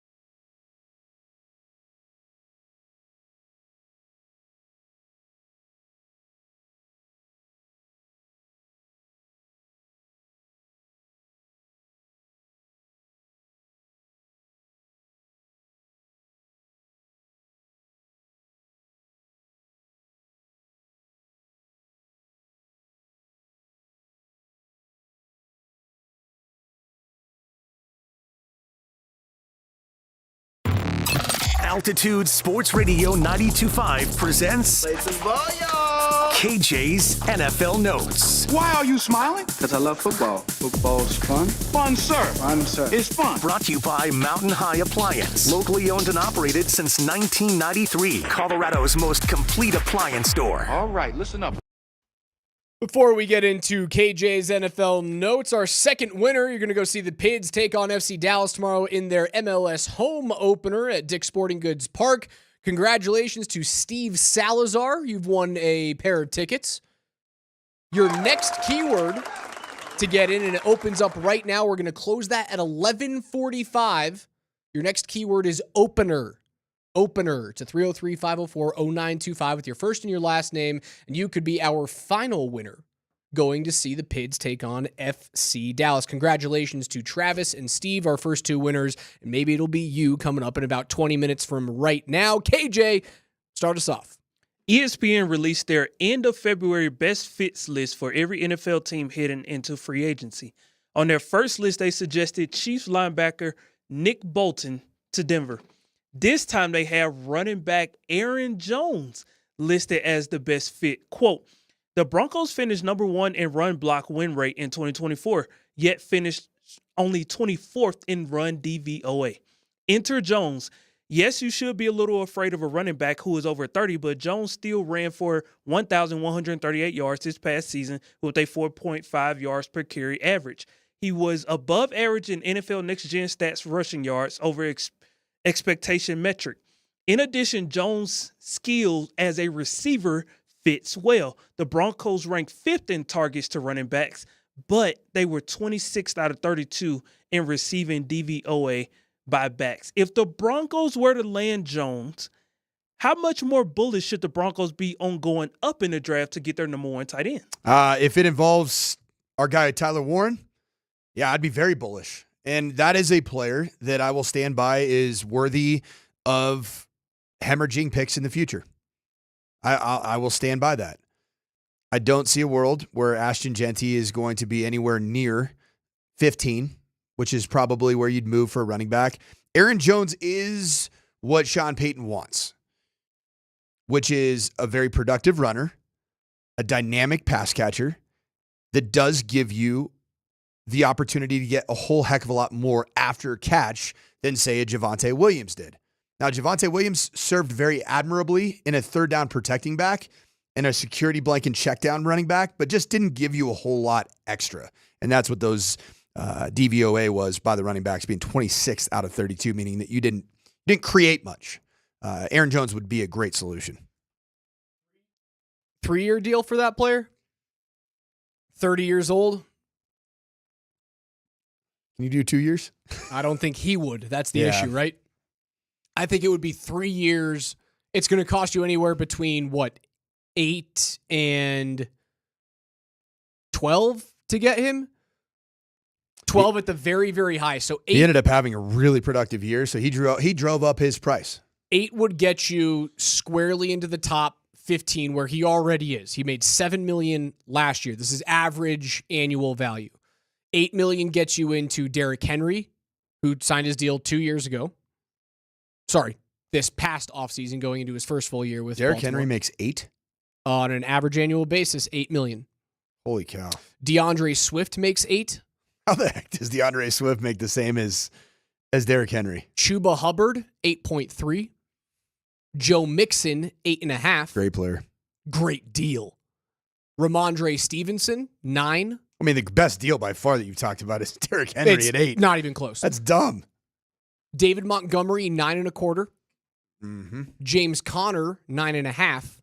And then it jumps all the way up to 12 with Josh Jacobs. So you're probably talking about $9 million for Aaron Jones, 9 by 3. I could do it. I'm doing it. I'd do it. Yeah. And then you can utilize future picks to go up and get your tight end if you want. The other thing that I like about the Aaron Jones selection is that it keeps Audric Estime as a good change of body type to Aaron Jones. He's slight. So then what does your running back look like, your room look like then? Aaron Jones, Audric Estime. Do you keep Jaleel McLaughlin? there'd be a little bit of a redundancy to the games of Aaron Jones and Jaleel McLaughlin, to be candid. They're a lot more similar in stature than you would think. You think of Jaleel as a very small scat back. Aaron Jones is maybe 1.5 inches taller, but he's slight. Jones isn't an issue, or not Jones. McLaughlin wouldn't be an issue to cut either. Like, I think his dead cap money is like literally $5,000. So if you thought he was a redundancy, it would not hurt you to get rid of that player. Yeah. Do you keep Javonte Williams as a pure third down specialist? No, I think you spend a third or a fourth round draft pick on a running back that is in the room. Then you have a second year player in Audric. You have a rookie as your third string running back, Aaron Jones toting the rock most of the time. So Jaleel, you're out. Yeah, that's probably what I would do. It doesn't hurt. He's a $1 million cap hit, right? Jaleel, undrafted, college free agent. Yep, Youngstown State, go Penguins. If you were to cut him, man, again, it is $5,000. You wouldn't bat an eye at it, man. Yeah, I could see you doing that. That's the way. That is the running back life in this league, dude. Especially as an undrafted free agent. Yeah, the problem right now with the Denver Broncos running backs that returned from last year, the numbers don't really give them too strong a case. That's true. To say, look at my value. Yeah, I mean the analytics aren't great, bud. Yeah, for the whole group. I'll sign up for that. Sign Aaron Jones to a 3-year deal worth $9 million on an average annual basis. Audric Estime is your change of body type running back, to take your phrase, and then you draft a guy in the mid rounds and he's your third back. Be my guest. You in that arrangement, Audric Estime has got to get up to speed ASAP as a protecting back on third downs, because you would not necessarily want Aaron Jones to do that with his body type. Take those extra hits because he is going to get bull rushed, and you wouldn't want a rookie to do that either. So there would be a race to get Audric Estime all the different blitz looks that he'd have to be able to pick up in the National Football League, and he didn't get a lot of that in his rookie year.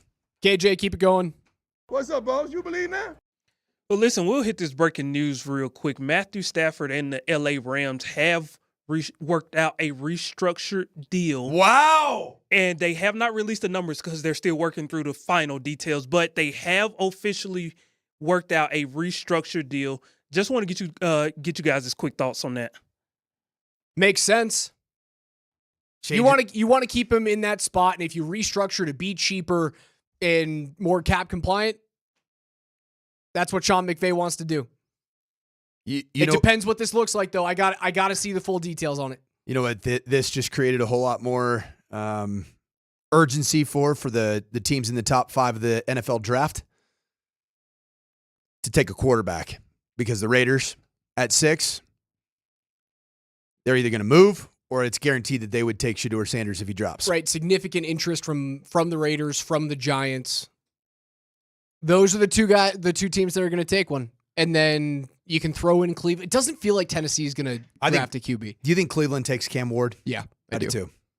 You can't look at Deshaun Watson in that situation and go, yeah, we're cool with that. We're going to be totally fine when he comes back from injury, not this year, but next year. Play style, is there too much similarity between Deshaun Watson in his best era of college football and Cam Ward? Who cares?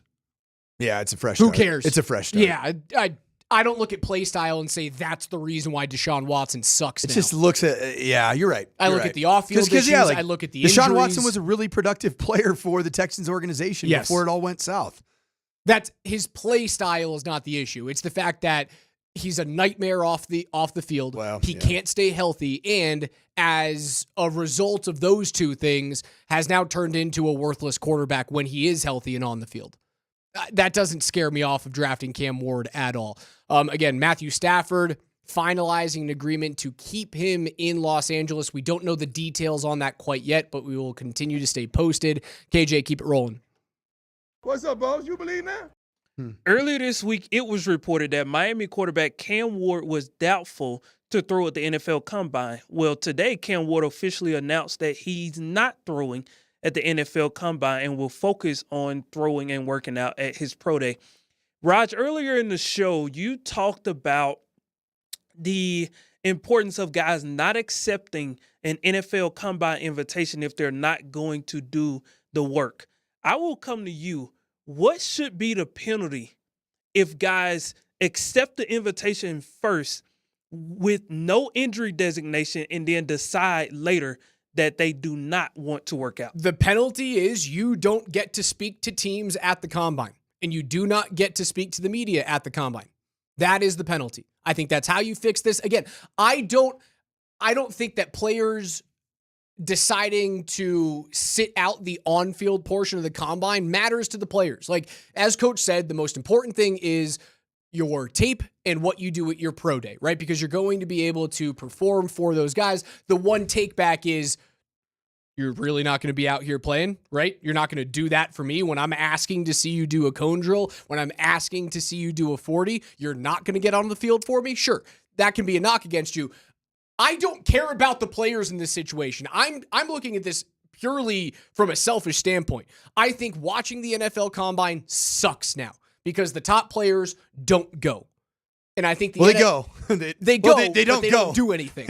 They don't put their go-go boots on. Right. You know, they don't put spandex on. They do not put the underwear on. Right. So I think the NFL does have a hammer to wield here. We solved the issue, though, Raj. You have to be on the field. We solved the issue. The buy-in to be able to talk to the teams and to be able to talk to the media is the workout, which comes after the medicals. And the only way solved it. The only way that you get out of doing the on-field work is if an NFL medical official deems you unfit to be on the field. And then you can still then go talk to teams and talk to the media. Because the NFL has said, you're here, you fulfilled the obligation, but you can't be on the field. Now go and do your media rounds and your team train. That's the way to fix it. And yes, it is purely selfish. I just want to watch a better product on the field. Speaking about that, you see the Landon Jackson kid from Freak from Arkansas? Holy crap. I wish I had his natural inclination to not have body hair. I think he has alopecia. Which is awesome. I mean, you talk about built for speed and built to penetrate into the sky at 40, aerodynamic. At 40 and a half inches. He's 250 pounds. He's a freak. And he had a 40.5 vert. Also a very good interview, too. Very, I don't know, a really impressive young man. There were a couple. Did you hear about the Shamar Johnson from Texas A&M? No, I didn't. My goodness. Pass rushing Jesse. Just the numbers this year at the Combine, every year it just blows me away. But this guy, Shamar Stewart, defensive end from Texas A&M. This guy at 6'5", 267 pounds. Just a cool 4.59 40-yard dash. Just a very easy 40-inch vertical. Raj, that's 267 pounds. That's insane, man. His athleticism score, he had nearly a 10-foot broad jump. Could you imagine, Raj, standing and jumping out about to the level of which an NBA basket is up? No, I couldn't. I could not do that, especially at nearly 300 pounds. We were watching the D line. He had a 10-foot, 11-inch broad. Yeah, so nearly 11 feet. That's unbelievable. We were watching the D lineman run the 40, and obviously it's not the same as, Xavier Worthy running a 4.21 and who's the kid from Texas, Isaiah Bond, right? You're going to get into that in just a second here, KJ. We were watching the D lineman at 300 pounds, 275 pounds, run like 4.65 40s. And I kept looking at Caitlin, looking at my wife and going, I don't think you understand how fast that guy is moving at his size. I don't think I could run a 4.6. How fast can you run the 40? My pro day, yeah, which I wasn't trying to make the NFL. It was all juniors. So they do a junior timing day for upcoming players. I think that's actually not happening anymore because there's no traditional collegiate experience anymore. I ran a 4.68 40 at 6'4", 222 pounds. Now imagine being 6'4", 285 pounds and carrying your weight in completely different spaces and running a 4.59. Yeah, hard no. The other thing too is that laser time at the Combine, that's the equivalent of a hand time of like a 4.49 to 4.53. KJ, one more. What's up, Bones? You believe now? As Raj just teased there, another NFL combine record is on the verge of being broken and potentially broken in back-to-back years. Last year, Xavier Worthy, a former Longhorn, ran a 4.21 40 and went on to become a first-round pick to the Kansas City Chiefs. Isaiah Bond is calling his shot. He's saying that, quote, I'm going to break the record tomorrow for sure. I anticipate running a 4.20 or possibly, if I'm feeling great, I might run a 4.1. Bond's best time thus far during training is a 4.23. Quote, I've been running my whole life. I've been one of the fastest my whole life, so I'm going to go out there, and when practice meets preparation, greatness is achieved. So I'm just going to go out there and trust my training and put on a show. If Isaiah does break the record, guys, could he find himself being drafted in the first round like Xavier Worthy last year? So I just looked it up. Isaiah Bond ran a 10.49 100-meter dash, which is good. I don't know that that I would say that a 10.49 high school 100-meter dash would be the equivalent of running a 4.1 40-yard dash. I watched that Xavier Worthy 40 being broken in person, the 40 record. Mind-blowing. Like, when he took off, everybody who wasn't even really paying attention, they were having their little side conversations. Huh? What's that? Whoa. Well, you missed it if you weren't watching it. It was a shot of it. It was tangible. I'd love to see Isaiah Bond run a 4.1 something. I just don't see it happening. The diva position in the NFL, the wide receivers, are they going to save the combine for me? Because if this is something, right? All these dudes go in next year to break that record. It feels like the NHL did it at the All-Star game. There was a handful of years where, like, year after year after year, the biggest shots in the game would go and try and one-up each other. Shea Weber, Zdeno Chara, trying to see who could get that next fastest slap shot at the All-Star game. The wide receivers are onto something here, man. That's appointment television for me. I will tune in to watch Isaiah Bond run. At least he's doing something. Yes! At least you're doing something. Think about what his teammate did for himself and his status last year. Yes. It's a great thing. You compete, you train the right way, and then you have an exclamation point style of performance. Boom. You're a first-round draft pick, Xavier Worthy. Appointment television. The wide receivers get it. They get it. I saw Cam Scadaboo is doing like bench press and broad jump, but he's not doing anything else. So he's not going to run the 40. I don't think his 40 would be too kind. Neither do I. Still want to know. Still want to know, especially if I'm thinking about drafting you, which I hope the Broncos don't do. I mean, I'd take it in this 5th round, 6th round. Yeah, he's not going to be there. No. I think he's if he doesn't run a 40, if he doesn't run a 40 at his pro day, he will be available. That's a red flag. Yes. A running back not running a 40, red flag. All right, we have our final keyword again, opener, OPENER, with your first and your last name to 303-504-0925. We're going to give away our final pair of Rapids tickets on the other side. NFL Notes is brought to you by our friends at Mountain High Appliance, Colorado's most complete local appliance store with locations in Denver, Louisville, Littleton, Colorado Springs, and Glenwood Springs, offering every major appliance line and brand. You can find them at mountainhighappliance.com. Again, text the word opener to 303-504-0925, and you could be going to see the Pids take on FC Dallas tomorrow.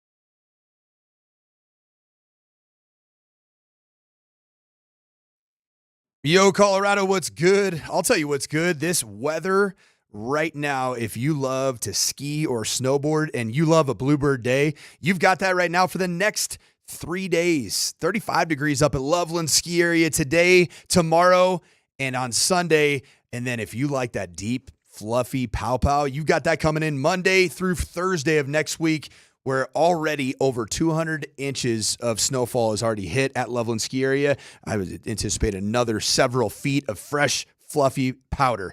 And if you're like me, you want to get on that Unbelievable snow on the Ridgecat that runs at Loveland Thursdays through Mondays, shuttling guests to fresh turns literally along the Continental Divide. Find discounted passes at skiloveland.com. I'll see you up there.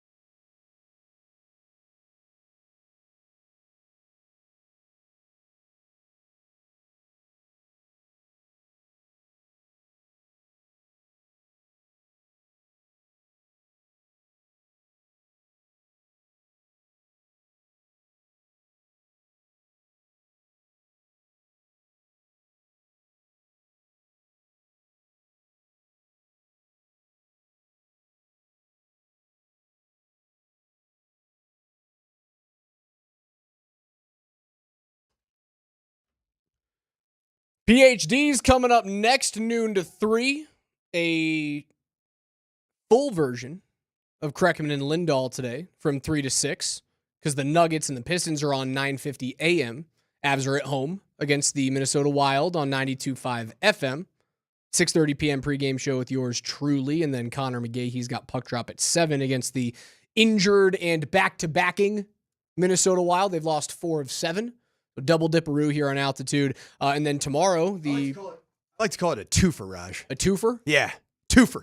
Get 2 for the price of 1, babe. It's a good deal. And you can go kind of back-to-back tonight, right? Like 5 p.m. game, football. The basketball game is going to be over by the time the puck drops at like 7:08 this evening. I love twofers that are on at least 2 time zones away from each other. Is it 2 time zones? Yeah, it is 2 time zones. Isn't Detroit Eastern time zone? That's how that works. Yeah. The Midwest is complicated. I always get confused, man. I lived in a part of Indiana that was like, it was 10 minutes one way. It was Eastern time zone. 10 minutes the other way, it was Central. And then it was also... Should be illegal. And then like Arizona doesn't even observe. Like for like daylight half savings. the year. Yeah, daylight savings. They don't change so their it all clocks. should be... We should all do the same thing. Which is what? Not observe it. So no daylight savings. Correct. Like it is... Like right now it's 11:49 and we are never changing our clocks again. I don't want to change clocks. Unless there's a power outage and I need the to days set where it to where it was. The days where it gets dark at like 4 p.m. is a nightmare. That day is terrible. I think my favorite day of the year is when the clocks go back. So what? It's like that's when you lose an hour? It's when you lose an hour Spring of sleep. forward? You lose the hour of sleep, but then you get the extra hour of sunlight. So you like in the spring afternoon. forward? Yes. Yeah. I don't care about back. one day of sleep, one night of sleep when an hour, you can't function on that. I see, it ruins me for a week. How soft are you? It's pretty soft. Pretty soft. Yeah. I don't like soft either. Oh, what the dog is complaining about getting his dinner at a different time. The kid's sleep schedule is a little bit screwed up. Wait. Oh, you might learn about that someday. You know what? Raj. I will learn about it someday. And yeah, that is a real thing. And Raj. I will say right now. Why'd you have to bring that one up? Now you lost me on your argument. If you hear me complaining whenever I have a kid, if you hear me complaining about the time change when the clocks get adjusted, just kick me square in the nuts. That's as big of a wah situation as you can possibly have. Don't be a wuss. Like in Brink. Don't be a wuss. What a movie. Great film. Brink, Disney Channel original. That's got to be the #1 Disney Channel original that you got. Brink was great. Luck of the Irish. What's the zombie movie? The zombie movie. Or was that a show? Zombie, like a Disney Channel zombie movie? Thing. Yeah, it was pretty good. Hocus Pocus? No. Halloween Town? Mm-mm. It might be. It's my kids, and they're younger than you. Raj. Oh yeah, then I have no idea what you're talking about. When I talk Disney Channel original movie, I'm talking late 90s, it's early just called 2000s. Zombies. Yeah, I have no idea what you're talking about. 2018 film. Too late. That premiered on 2018? Disney What Channel. are you talking about? It's fantastic. You man. think I'm watching Disney Channel in 2018 without kids? Talk about a red flag, coach. Me? No. Oh, me. if you were, yeah. I just saw my kids watched it, and it had good music, and it's kind of cool. I like zombies. Big zombie movie guy.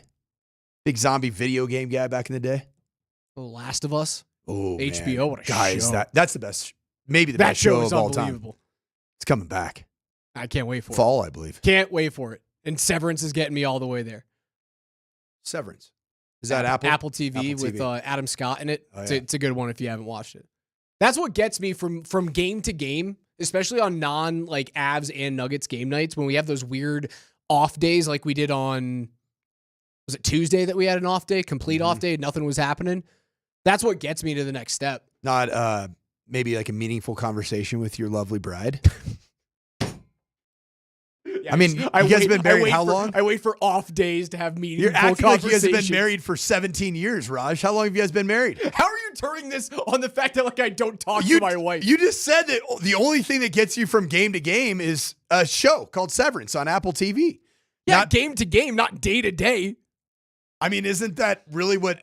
It's different. It covers more time. You're trying to hoop me right now, and I don't appreciate that from you. A big day for us. 2 games, Avs, Nuggets. What are you looking forward to the most for the Nuggets first? Like, what's your biggest key to bouncing back against Detroit? My biggest key for bouncing back against Detroit is for the round leather orangish object to go through the basket with more frequency. It's a great key, Coach. Yeah, and if that happens, I think I like my Denver Nuggets to beat the Detroit Pistons. Put the basketball in the basket. Yeah. My key is 12 or fewer turnovers. How's that? You win the game if you turn the ball over 12 or fewer times. Sound like a ball coach. And then my key for the Avalanche this evening. Ooh, I want to hear this. Score in the first 10 minutes. Okay. You score in the first 10 minutes, you win the hockey game.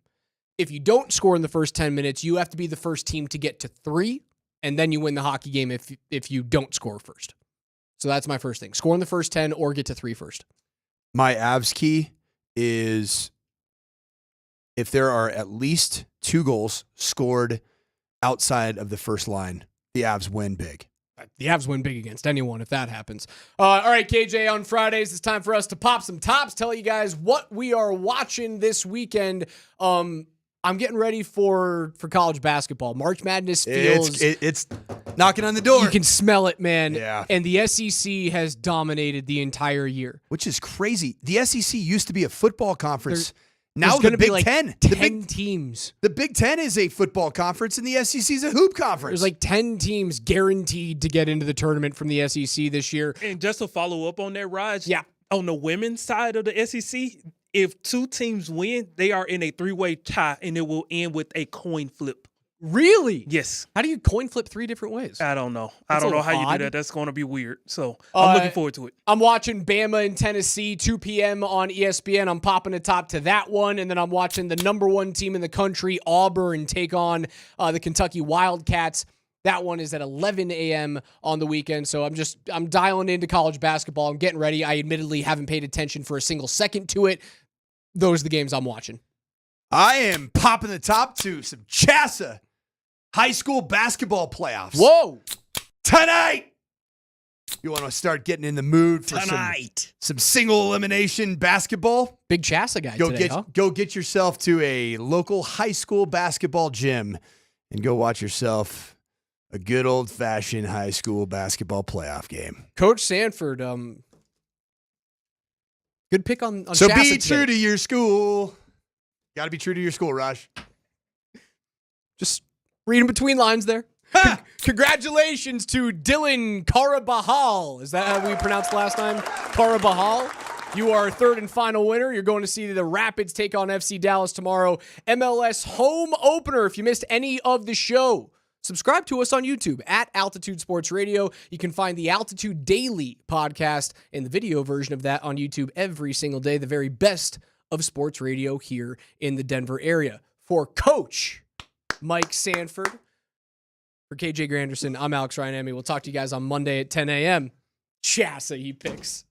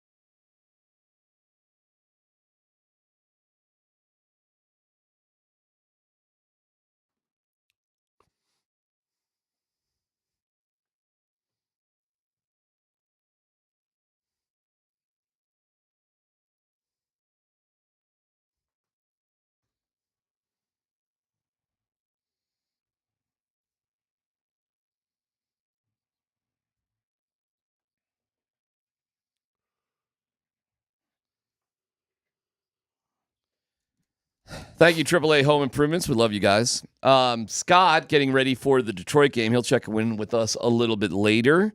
Tyler, good to see you, my man. Hi, buddy. Terrible game last night, and I don't know if you need to make too much more out of it than that's going to happen every now and then. I don't know. Sometimes you're just off. I think the Nuggets will look back on that one and realize, kind of let that one slip away from us. Not kind of, definitely did. Why does it always happen on these big national games? I mean, I don't know how big of a game it is, but I mean, they've been getting their butts whipped on these national games. Hard to tell about what was. I mean, if you listen to Malone after the game last night, points in the paint, fast break points, everything you can imagine, except big night for Jokic, and Murray played fine. Michael Porter Jr. was terrible. And they just missed a lot of layups. They missed easy shots. Yeah, to me, it wasn't so much the points in the paint that they gave up. It was the amount of missed shots they had. And I'm talking from 5 feet and in the entire night. I mean, you could hear Scotty on the missed layups. He's just, here we go again. Another missed layup. It was one after another. And, that's how a 3-point deficit stretches to 7, stretches to 9, and then the game's over. It doesn't help when you're 9 of 34 from 3. They couldn't hit threes. They didn't. It was 28-11 on free throw attempts. I don't know, man. It's hard to get worked up over that game last night. I think it's more concerning to see what happened with the Lakers on your home court. Crap like that happens. I'm glad they're back playing again tonight. I think they're going to win tonight. I think there's pressure when you have a win streak going on. I think the Nuggets felt that, maybe just a pinch. Well, that was over. No, but Detroit's on an 8-game heater right now. Oh, you're talking about Detroit. Yeah, Detroit has an 8-game winning streak going. So I kind of like when, you face a team eventually. The Devils, it's a small one, but they had a 3-game road win streak going. Streaks are just meant to be broken at some point. Well, obviously, but you know what? Streaks are also pretty dangerous. I mean, yeah, a streak's going to end eventually, but when the team's on a streak, it's because they're damn hot. Well, I think you're taking an awfully optimistic viewpoint on that. I mean, every streak ends at some point, but there's a reason why a team's on a streak. Well, I'll tell you this. I like the Nuggets tonight, and I like the Avs tonight. Last night, the Wild got smoked by Utah 6-1. So this is a big game at Ball Arena for the Avs. The Wild are just a couple points. They got a game in hand, but they're just a couple points in front of the Avs. So I like their chances tonight. The Nuggets on back-to-backs have been great, so I like the Nuggets tonight. And it's all happening here on 92.5 and over at AM 950. The games are sort of crossing over. Nuggets have been interesting all year long. Why they've been good on the second night of the back-to-back. I don't know. Not sure. I don't know how you explain it. Is it conditioning? Is it altitude? Is it I don't know. Is that stuff paying off for these other teams? It is kind of weird. I think the Nuggets pretty quickly learn from whatever went wrong and can correct it relatively easily. And last night was just, I'm not even that concerned with it, frankly. It was just a kooky game, man. That's about as much as you can go there. And hopefully they just straighten it out, and then, they'll go into Boston and, probably lose. but you look at the Boston game, which is do you know what time that starts on Sunday? No. 11 a.m. our time. Really? Got 11. I mean, it's a big national game, so 1 o'clock Eastern. But yeah, that's a 11 a.m. banger on Sunday afternoon. Why am I looking at Raj wearing this Rapids jersey? Why am I looking at Vic wearing a Rapids jersey? I'm looking at I saw Brett Kane wearing his Rapids gear the other day. Everybody's getting stuff around here. What are we getting? Well, I don't know. Do you want a Rapids jersey? I'd rock one if I had one. Okay. Well, we have Rapids tickets to give away today. There we go. Here was the idea. See if you like this one, because we can we can do whatever. We got a pair of tickets to give away. So the concept is on the Voice of the People. You call us with your best soccer call of something you would do in the office. So give me something. Everybody shoots buckets at the trash. I mean, we all know that. Okay. Yeah. All right. Kobe. What's another office, just a regular office job that gets done? Well, in we general? see our little our dummies in the sales office. They're sitting putting in this office from about 100 feet out every other day. So that's going on. Okay. Well, what about just like stapling? What Yeah, about photocopying? I've never seen actual work going on here, so Wow. I just see them messing around. In theory, on typical In office, other offices, collating. Yeah. Like collate. The concept is you take an office thing that you do, an office job, and you just sort of call it as if you were a soccer play-by-play guy. I like to call it every time I go to the Keurig right after you, and I refill the entire thing. So give me that call. Yeah, well, I'm not a play-by-play guy. I'm a color guy. You'd come in there. Apparently, the water filter is empty. Unbelievable. Another time this thing is left empty today, the third day in a row that DMac has gotten a coffee and left that thing empty. There goes Jen. She's filling it to the brim. And this is why Jen is an underdog around this office. She works hard every single day. These are why coaches fall in love with Jen. That coffee is brewing. Stuff like that. Yeah. Stuff along. Wow, if you could get a color commentator. Yeah. If you had a play-by-play and then you got a color commentator along with you. Yeah. And that might go the extra distance. So that's the idea. The voice of the people is on the Altitude Sports Look at the Radio hustle app. from Jen. Exactly. Superstar. Possible employee of the month. The app is powered by the Wilhite Law Firm. Injury lawyers go to wilhitewins.com. That's wilhitewins.com. So that's what's on the line. We'll do that until 2:45. So you got time to think it out, get creative, have some fun. Theoretically, we'll play some calls during the course of the show from the voice of the people. How much combine stuff were you watching? I've been paying attention to all the combine or to all the interviews. Obviously, Shedeur got up there today. That was fun to watch. That's a confident dude, man. And some people might use the word cocky, and I've probably used that word as well with Shadur Sanders. But I think the confidence that guy has is pretty spectacular. Watching some of those defensive linemen, dude, there are some freak human beings. Why am I drawing a blank on that kid's name that's all bald and doesn't have a single ounce of hair on him? Ran like a 4.59 40, jumped 40 inches at like 280 pounds. I'm like, that is not natural, but Oak Express is. Okay. Don't know. Anybody stand out that you're like, I could see that with the Broncos? Dan, help me out with that guy's name. I'm drawing a blank on that guy's name right now. Well, I don't know. I'm not overly intrigued by defensive linemen like you, who's just done a complete 180 on your entire offense, a whole offseason approach of wanting a tight end. And now you're like, give me a defensive lineman because that makes sense. We've got such a void at D-line. No, what's going to get intriguing now is, on Saturday, we get the quarterbacks, we get the wide receivers. That's when it's going to get really interesting. Now we're going to start watching the playmakers. All right, these are defensive tackle. I got a bunch of names here. Ty Robinson. That's the dude from Nebraska. Oh, that dude's a freak too. Yeah. That dude ran, I think it was a 4. Oh, I got the 40s right here. A 4.83. Yeah, 4.83. Yeah. Jared Harrison Hunty, 4.86. He's from SMU. Give me the weights though. How much do you have it? Weighs? How much they weigh? I could click on each guy. He That's weighs all right. 290 pounds. Just the freaks, the super freaky times.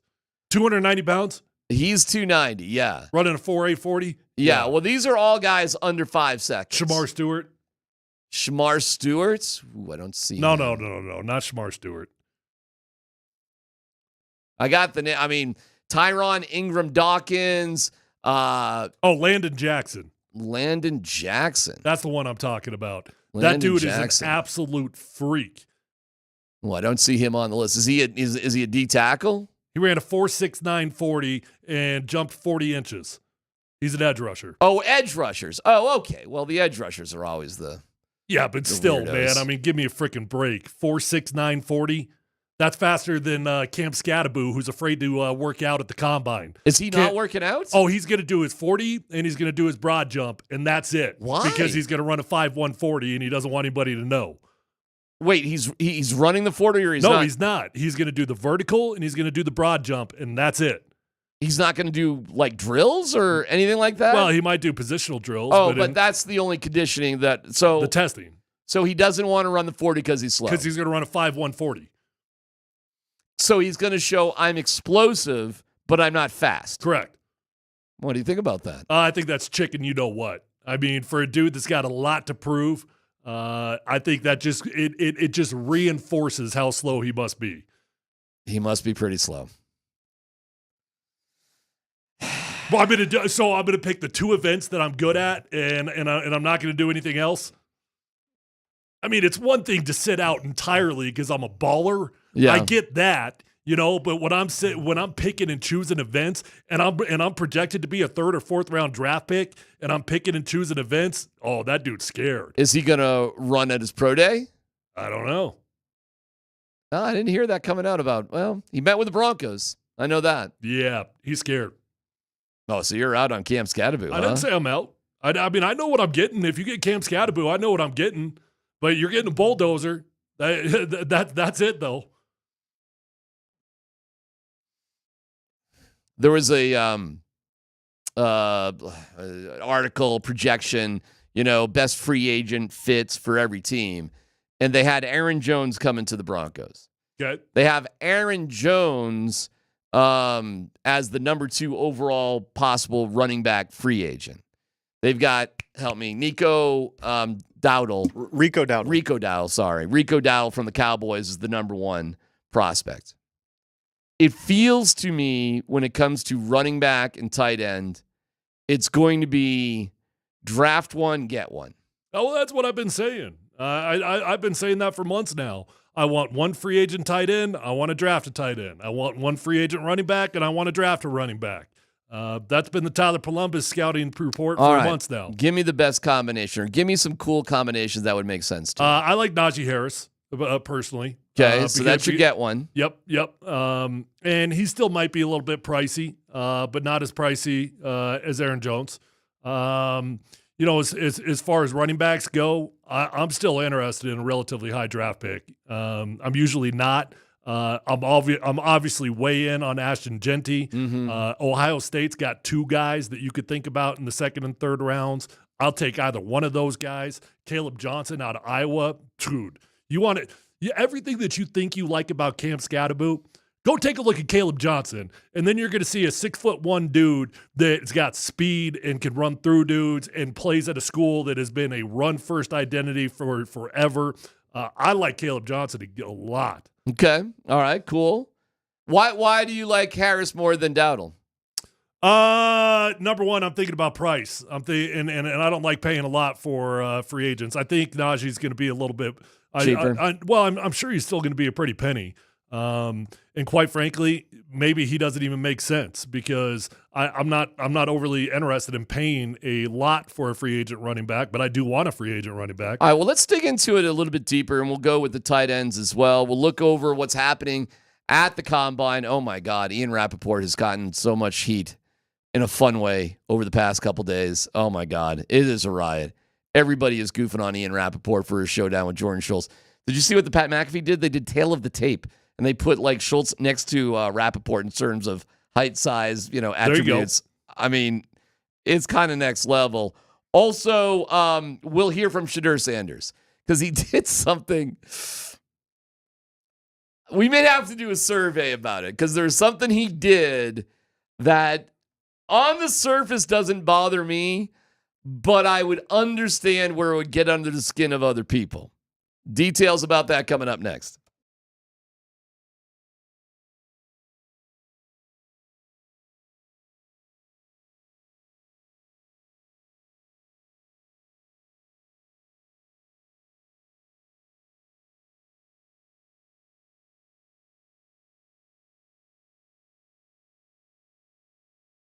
Hey guys, Tyler here, my friends over at Advanced Hair Restoration. If you started losing your hair, I know it's a bad feeling. I've been there, But how about you just make a commitment to get it back by committing to call my friends over at Advanced Hair Restoration, because it can be as simple as that. If you call Advanced Hair, ask about their Advanced FUE, because nobody can offer anything like the Advanced FUE found at Advanced Hair, and you're going to get your hair back. Simple as that. Guys, they've changed tens of thousands of lives, and you deserve to be the next one, and that includes me, by the way. Advanced Hair Restoration has got the best of the best. Dr. Tanya Pauls is the best. The entire staff at Advanced Hair Restoration is the best. You're going to be in a calm, relaxed environment. And what I love about Advanced Hair Restoration is they believe in what they do so much that they guarantee your hair is going to grow for life. Lifetime guarantee. Matter of fact, your own natural hair, it starts regrowing the very next day. You got nothing to lose but your hair, so pick up the phone, call my friends at Advanced Hair Restoration today at 720-459-HAIR. That's 720-459-HAIR. You're going to get 250 free hair grafts and $250 off, or check them out online at advancedhair.com.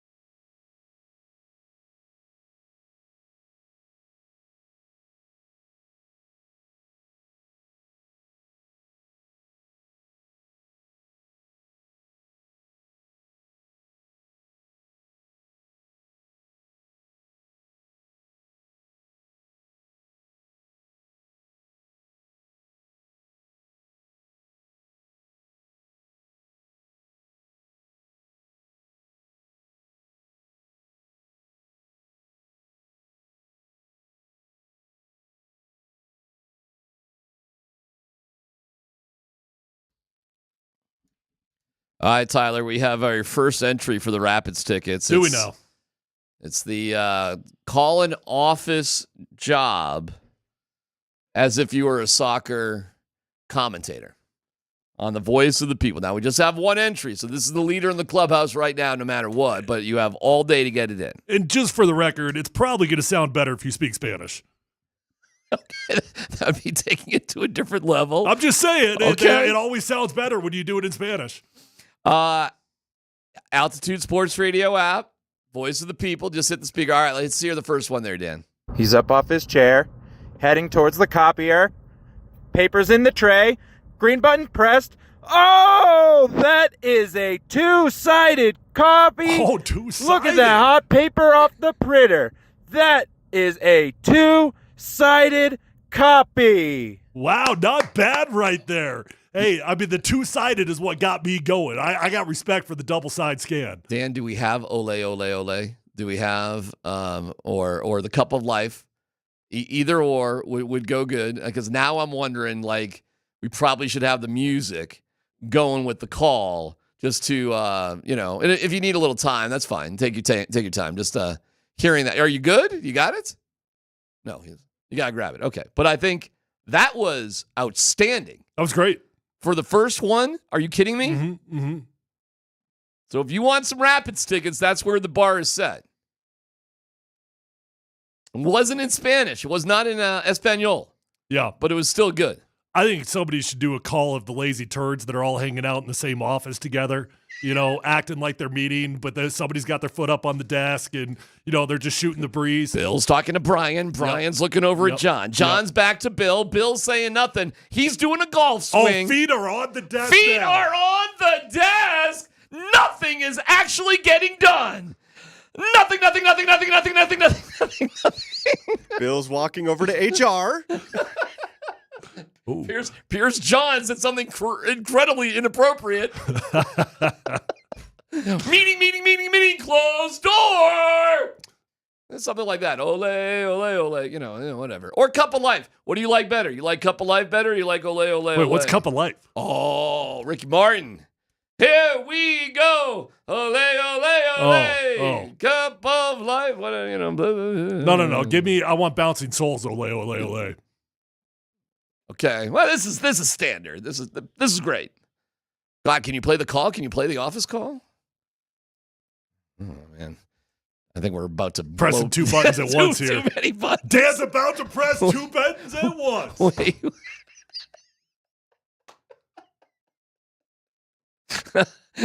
Hard to do. Left hand, right hand. On, off. Oh, he hit the fader. Don't you love it, Dan, when I just say stuff and I could say it during like the lengthy commercial breaks and I could bring it up at any time, perhaps before the show. But hey, man, we make it work. Why do that when right. we can just do it live on the air? Just do it live. All right. I'm cool with it. We'll get to that here in a little bit. I do have some Shedeur. Listen, I don't want to make a big deal of it. Of what? Of what? See, now you're already making a big deal of it. Now I'm tempted not to. What are we making a big deal of? Now you make me not want to say it at all. What are you going to say? I'm not going to say anything. I'm not sensitive. You're sensitive. Backwards hat guy. Oh, for reals? He's the only one. For reals? Just asking. What are you asking? I'm just asking. What are you asking? I'm asking how you feel about backward hat guy. What are you asking? I'm asking how you feel about backward hat guy. No, say what you're saying, and then I'll respond to what you're trying to say. I'm saying. I'm not going to say for you what you're trying to say, but you're too afraid to say. I'm just asking about Listen, KJ. If you got something to say about the backwards hat, then go ahead and say it. Can I tell you this? I got no problems with it. I brought this up with KJ, and he was pissed off. You got no problems. You just happened to be a subject that you invented up. I was like, all right. Serious question. Yeah. Is this a topic? No. I told you. So you just made this topic up? I saw KJ and said, hey, what do you think about Shedeur wearing the backwards hat? And KJ was outraged. You got to be kidding me right now. I'm not. You can bring him in. Bring KJ in. Did your parents have a conversation with you? Bring KJ in. No, I've got a serious question now. Did your parents have a conversation with you about when you were listening to Elvis and he was shaking his hips? They did not. No? No. They weren't outraged about him shaking his hips? You obviously got no problems with them. Just throwing it out there. That's all. KJ was the one that was upset. I thought, like, KJ, calm down. Who cares? Dan Quinn wears his hat backwards all the time. Right. Right. I mean, I don't even know what conversation we're supposed to have. We're not. We're not supposed to have any conversation. Well, it was a little crooked also. It wasn't just backwards. You noticed that too, did you? It was backwards and on an angle. It was backwards on an angle. Yeah. So what does that mean? Is that triple disrespectful? Double?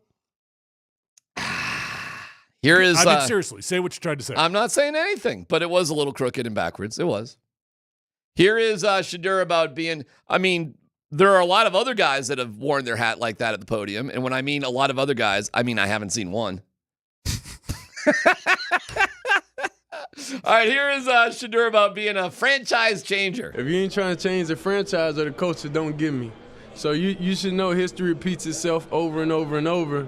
And I've done it over and over and over. So it should be no question why an NFL franchise should pick me. You think I'm worried about what critics say or what people got to say? You know who my dad is? They hated on him too. So it's like it's almost normal. Without people hating, it's not normal for us. So we like diversity. We like everything that comes with the name. That's why we are who we are. By the way, good point on the text line. Matt Stafford, big backwards hat guy. Exactly. Big backwards hat guy. Calm down, KJ. Yeah. He's a confident dude, man. You think? And I understand if it rubs you as arrogance. I understand if it rubs you as cockiness. I think you got to understand the household that dude grew up in, man. Well, I mean, he's happy to tell you. Well, I understand, and it's who he is. It's built in him, and I want that kind of confidence in my quarterback. I don't want a dude walking up there that's focused on all the things that went wrong, and he's not wrong, by the way. He literally did turn around 2 programs that were left for dead. Dead. Jackson State and the University of Colorado were 2 dead football programs that are now, well, I don't know if Jacksonville, if it's still thriving. I have no idea, actually. Is Jackson State, how they doing these days? Who knows? Yeah. Nobody knows. Yeah. How many leaders Who's are the coach? How many leaders are in a court? Nobody knows. Yeah. Nobody knows. But he did that. I mean, he's not wrong when he says that he did it. Okay, here's another one. You and your little sighs and your okay. Say what you're trying to say. Here's another one. I've been through 6 different OCs, so I'm able to adjust to any offense and every scheme and make it work. We went from Jackson State to Colorado and changed 2 programs back to back. So you don't think I could come to an NFL franchise and change a program again? It's history. We done it again. It's always going to repeat itself. Oh, man, that is confident. That is confident. I got to admit, man, I have not heard any quarterback prospect of the combine come close to saying anything that sounded like that. Yeah, you have. Who? Caleb Williams did it last year. He Jaden did? Daniels did it last year. He did. Yeah. You got any receipts on that? I mean, go back to Caleb Williams was getting destroyed by his own teammates for the way that he was talking, the confidence that he was talking with. Caleb Williams last year at the Combine talked about how he was going to change the culture. I get it. That's probably not a great comparison based off the rookie year that Caleb Williams had. Tyler? But what's the dude? I'm forgetting the defensive back's name for the Bears that was literally calling out Caleb Williams before he was drafted, saying if he thinks that's the way it's going to go when he gets here, he's got a rude awakening coming. I'm not saying it didn't happen, but I do not recall Caleb Williams saying, I'm going to change the culture of the I'm not saying whoever. he said verbatim the or same things thing, like but that. Caleb Williams was that confident. Yes. Okay. Yes. Well, how'd that go for Caleb Williams? I do not. I'm actually surprised. I mean, the entire draft lead up. Dan, do you remember this? I'm efforting to find what Caleb said last year. Okay. See if we can play it. Okay. All right. But the entire process leading up to the draft was about how arrogant Caleb Williams was. Okay. I don't recall Jaden Daniels saying that, too. He was saying the same stuff. He was talking about culture. Okay. I think that is a wild thing to say, man, for a young guy going to the NFL. And again, I know I'm defending it. I understand people that it rubs you the wrong way. I do. I'm not a boisterous dude. I don't talk like that. People always ask me like, man, when you were playing the league, were you talking trash? No, I didn't. I really didn't talk during the game. I didn't talk at all. So that's not the way that I carried myself. I carried myself with an internal confidence. I get it to the people that rubs you the wrong way. But I mean, What the hell else would you expect from a son of Deion Sanders? I guess it's consistent.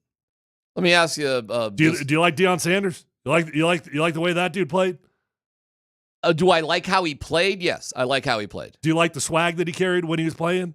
Sure, it was entertaining. All right. Okay. All right. That's just, Oh, yeah, Caleb. That's a good point. I forgot it. I forgot that one. Caleb Williams told the Bears punter he wouldn't be punting very much.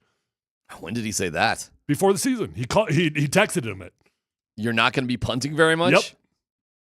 Okay. That was during the draft. During the draft? Like after they selected that punter, I think from Australia. Okay. They have it on video of Caleb calling him, congratulating him, saying, hey, you're not going to be having a lot of work this year. How did the season work out for Caleb Williams? I got it. I forgot. You know what? The stats aren't as bad as people think, though. Is that right? Go look at it. Okay. All right. How's his head coach doing? Well, he's pretty confident. He comes from Detroit. Oh, I thought they got a new head coach. Yeah, they did. They got rid of Caleb Williams' head coach. I thought they got a new one. Who is the head coach of Chicago right now? Wow. Who is it? Take a guess. I just told you he came from Detroit. Ben Johnson. Thank you. Yeah, I don't know. There's a lot of them. I can't name all the stupid head coaches out there now. There's only 32. Well, there's 7 new ones. God, could I do that? I don't know. Actually, I don't know. On all the new ones. How would I do on that? A little trivia here. Give me the team. You win absolutely nothing. Raiders is Pete Carroll. Ben Johnson. Give me the teams. Detroit. Give me the teams. The Patriots have Mike Vrabel. Vrabel, yeah. Oh, you stuttered on that. I did a little bit. I would have got it. Aaron Glenn's in New York. Yep. Okay, that's how many? That's 4. Yep. Who else we had 6, right? God, I thought it was 7. Who Was it else are 7? we thinking about? New Orleans is. Come on. It's Cowboys. Come on. You're there. I know. You're there. I can see his pasty white face. Young dude. Oh my God, Kellen Moore. Yep.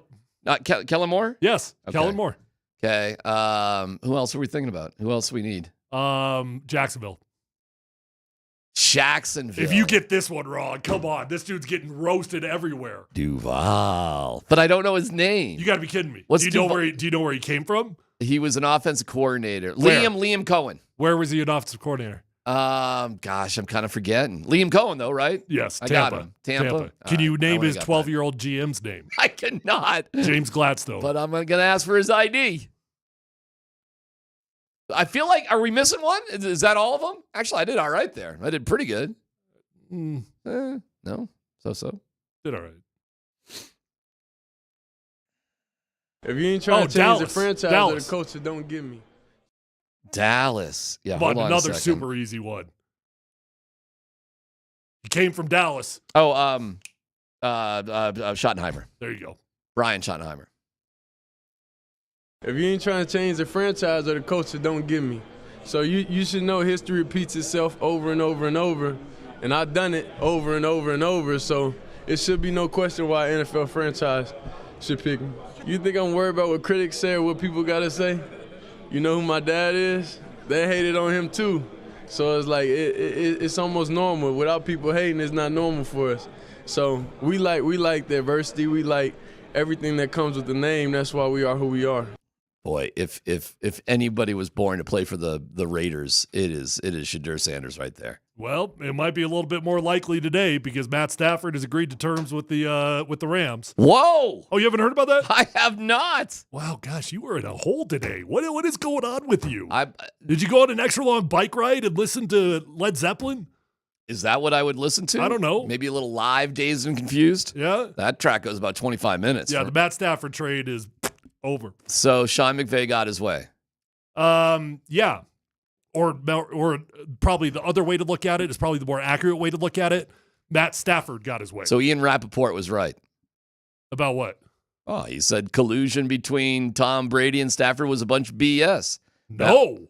I think he's proved wrong by that. How so? Because the Rams just came to terms because both the Giants and the Raiders put a $90 to $100 million guaranteed offer in front of him. Really? And so he had an offer, a 2-year deal on the table from both the Raiders and the Giants. Okay. Guaranteed $90 to $100 million. Okay. So I would say the collusion was pretty damn real.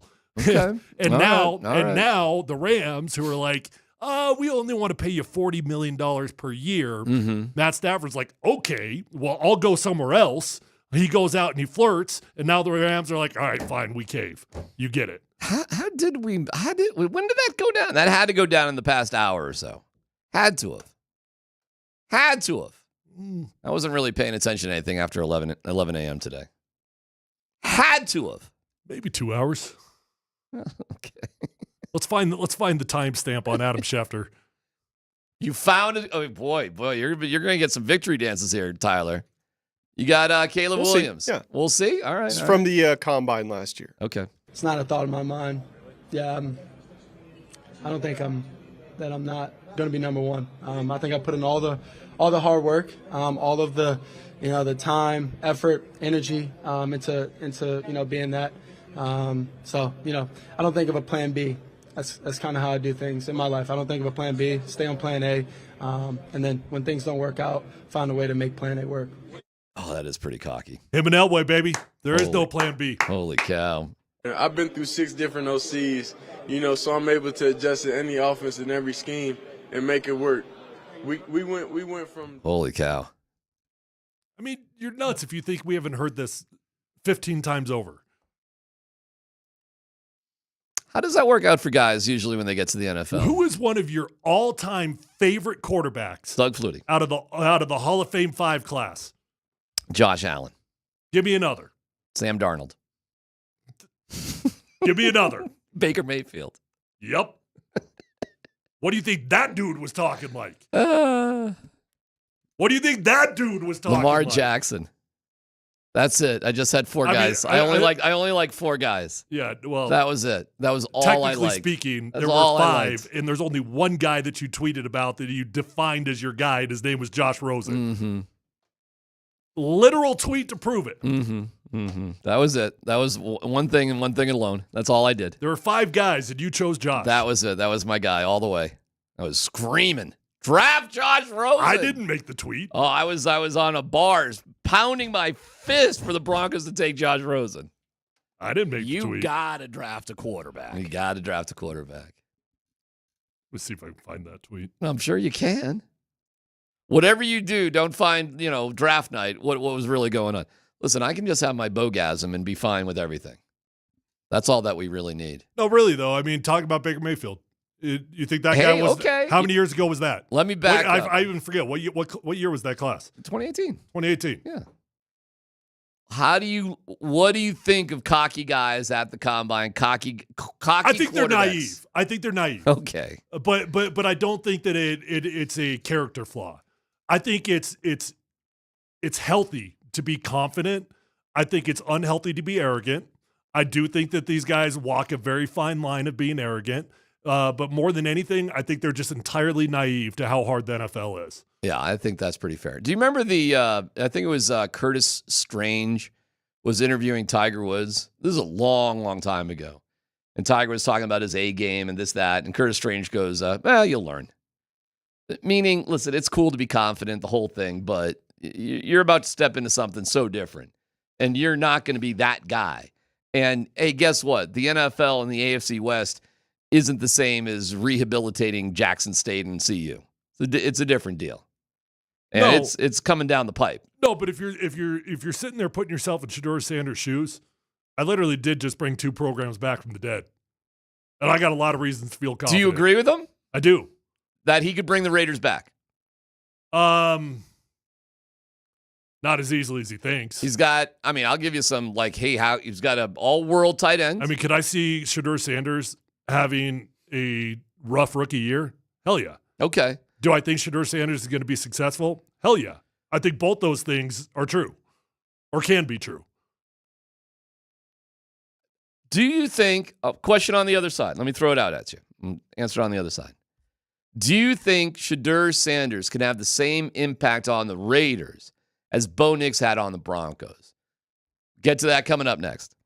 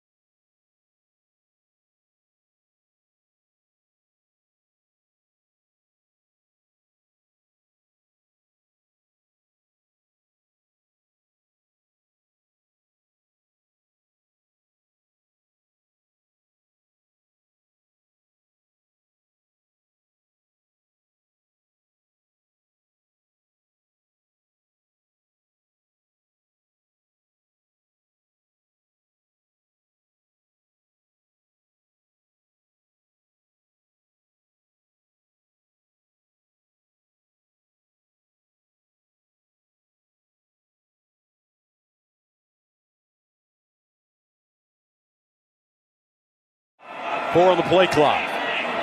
Empty backfield for Shedeur. Sanders over the middle. Caught. Miller high stepping at the 5. Touchdown Buffaloes. What a play. 47 yards. Draylon Miller. 2nd and 4.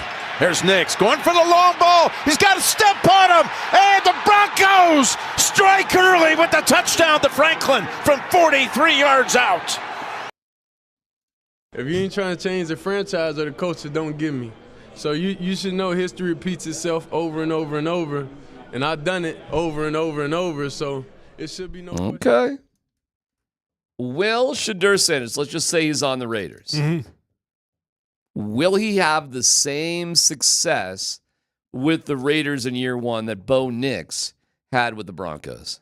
I think the Raiders could be single-handedly the best destination for Shadur Sanders and has nothing to do with all the things that we've always connected him to the Raiders for. I guess I'll give you another pop quiz here. Who's the offensive coordinator for the Las Vegas Raiders? I do not know.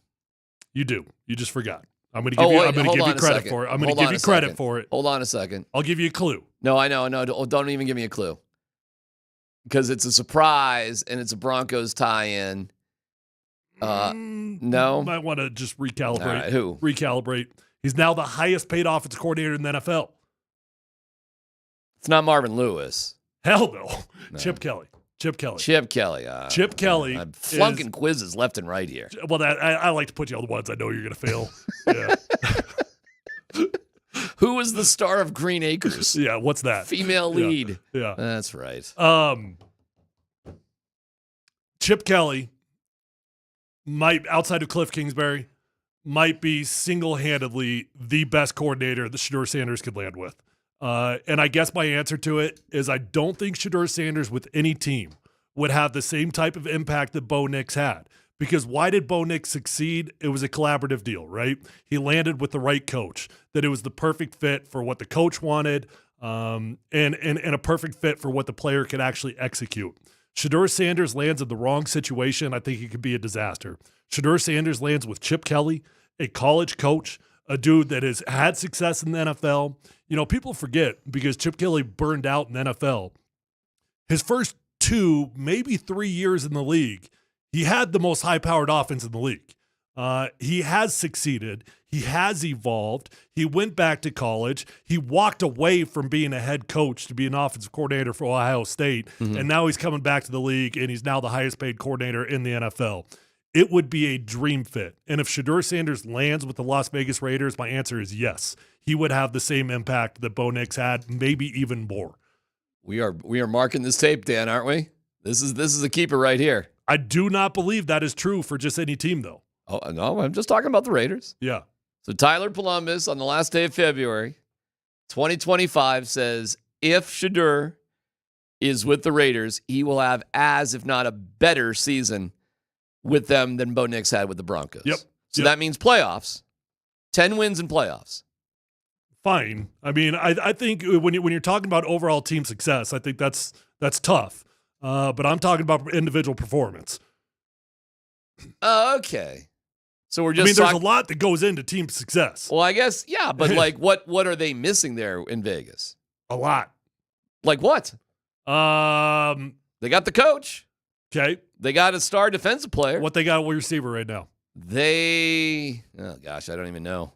Well, they got rid of Devontae Adams. I know that. Hunter Renfrow, he's gone. He went from being the best route runner in the NFL to just out. Yep.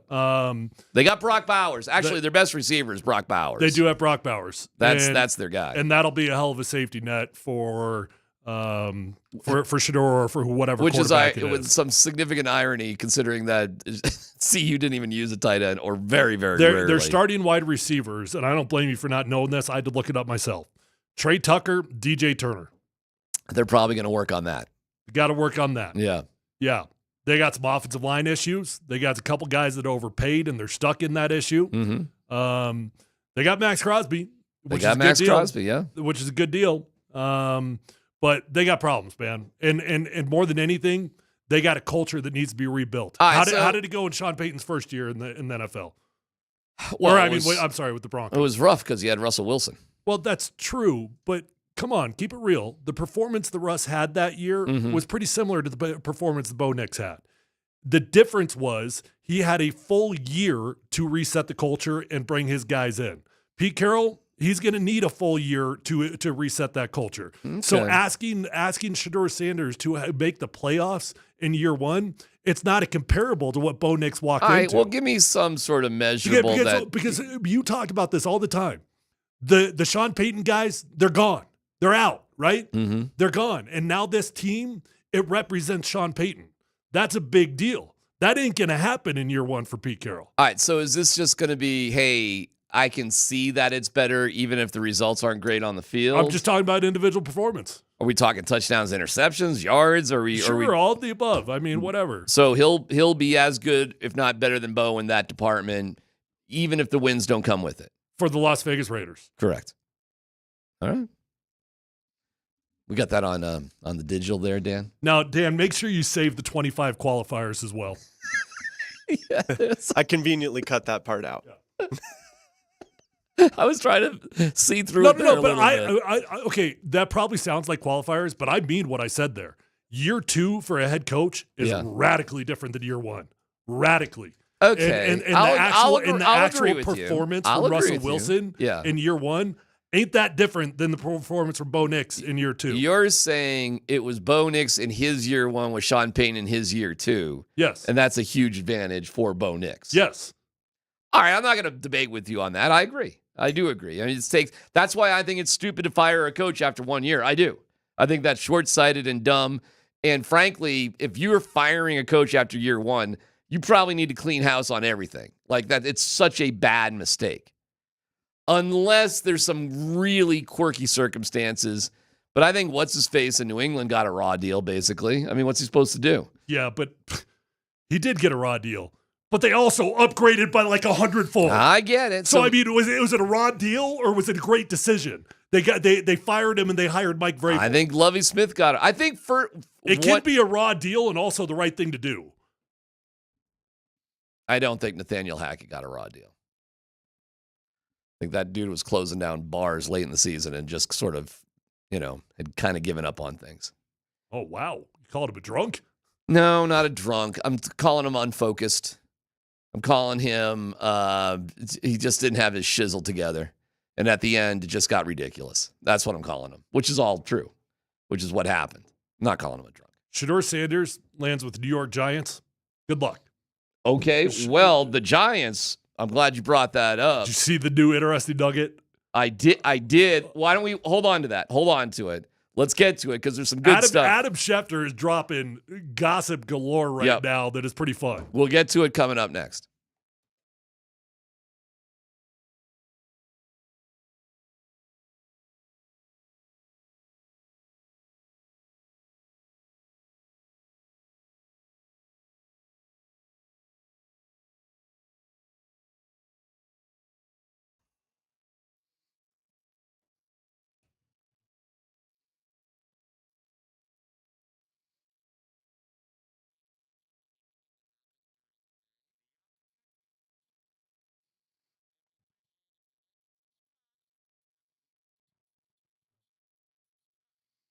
Hey, it's DMac for the Rocky Mountain Men's Clinic.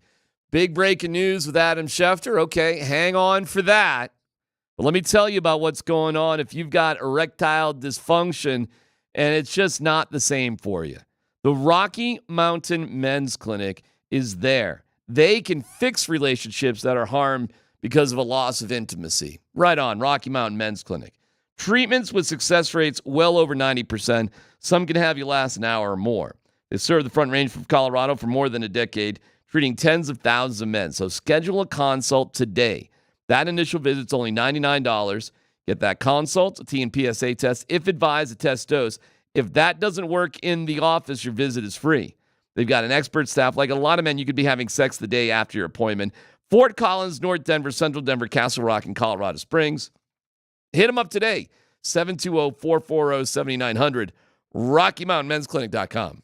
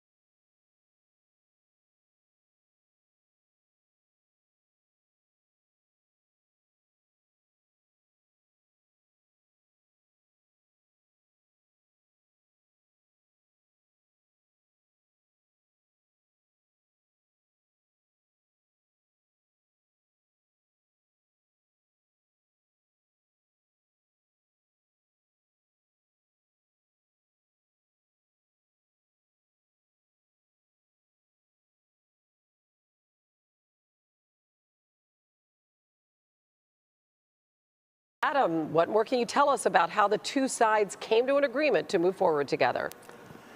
Well, Hannah, this is a long-running saga that's been going on in recent weeks. And once the Rams gave Matthew Stafford permission to solicit offers from other teams, he went out and found there was more money in the market. The Raiders were interested. The Giants were interested. The Steelers were interested. Other teams were interested. But ultimately, in the end, when push came to shove and other teams at various points came close to trying to entice the Rams into making a trade, ultimately, Matthew Stafford didn't want to leave Los Angeles, and the Rams didn't want him to leave Los Angeles. We'll tell you how you can win Rapids tickets in a cool way in just a second. There's a wild story about Bill Belichick, UNC, and Hard Knocks. We'll give you that. Oh, I thought you were talking about it in a 24-year-old. That's not wild anymore. That's just a day in the life. Oh, okay. Give you those details in a second. Trying to figure out what could be more wild than that. Well, this is it's not more wild than that, but it's interesting. But let's just talk about quarterbacks, and we'll loop around to Belichick here in a second. So interesting sort of development that the Rams say, hey, okay, if you want to see what's out there, go for it. Yeah. And two teams in particular, the Giants and the Raiders, were interested, it appears, with Stafford. And it was enough. So I see what you're saying, like, Schultz, maybe he did get it right. Like, hey, that was tampering all the way with Brady. Okay, fine. They both have houses up there in Fancy Pants, Montana for skiing, but they knew that, and they could make it coincidental enough. And then you look at Don Yee, Brady's agent, who's telling Rappaport, hey, man, this is they just lived there, and all of a sudden we've got, fights over bagels and lattes at the Starbucks in Indy. But at the end of the day, it's the Rams that, okay, you proved your point. You did it. I guess you're right, and we want you to stay. Well, the whole tampering thing was also very weird from the get-go because the Rams allowed Matthew Stafford to explore a trade, okay?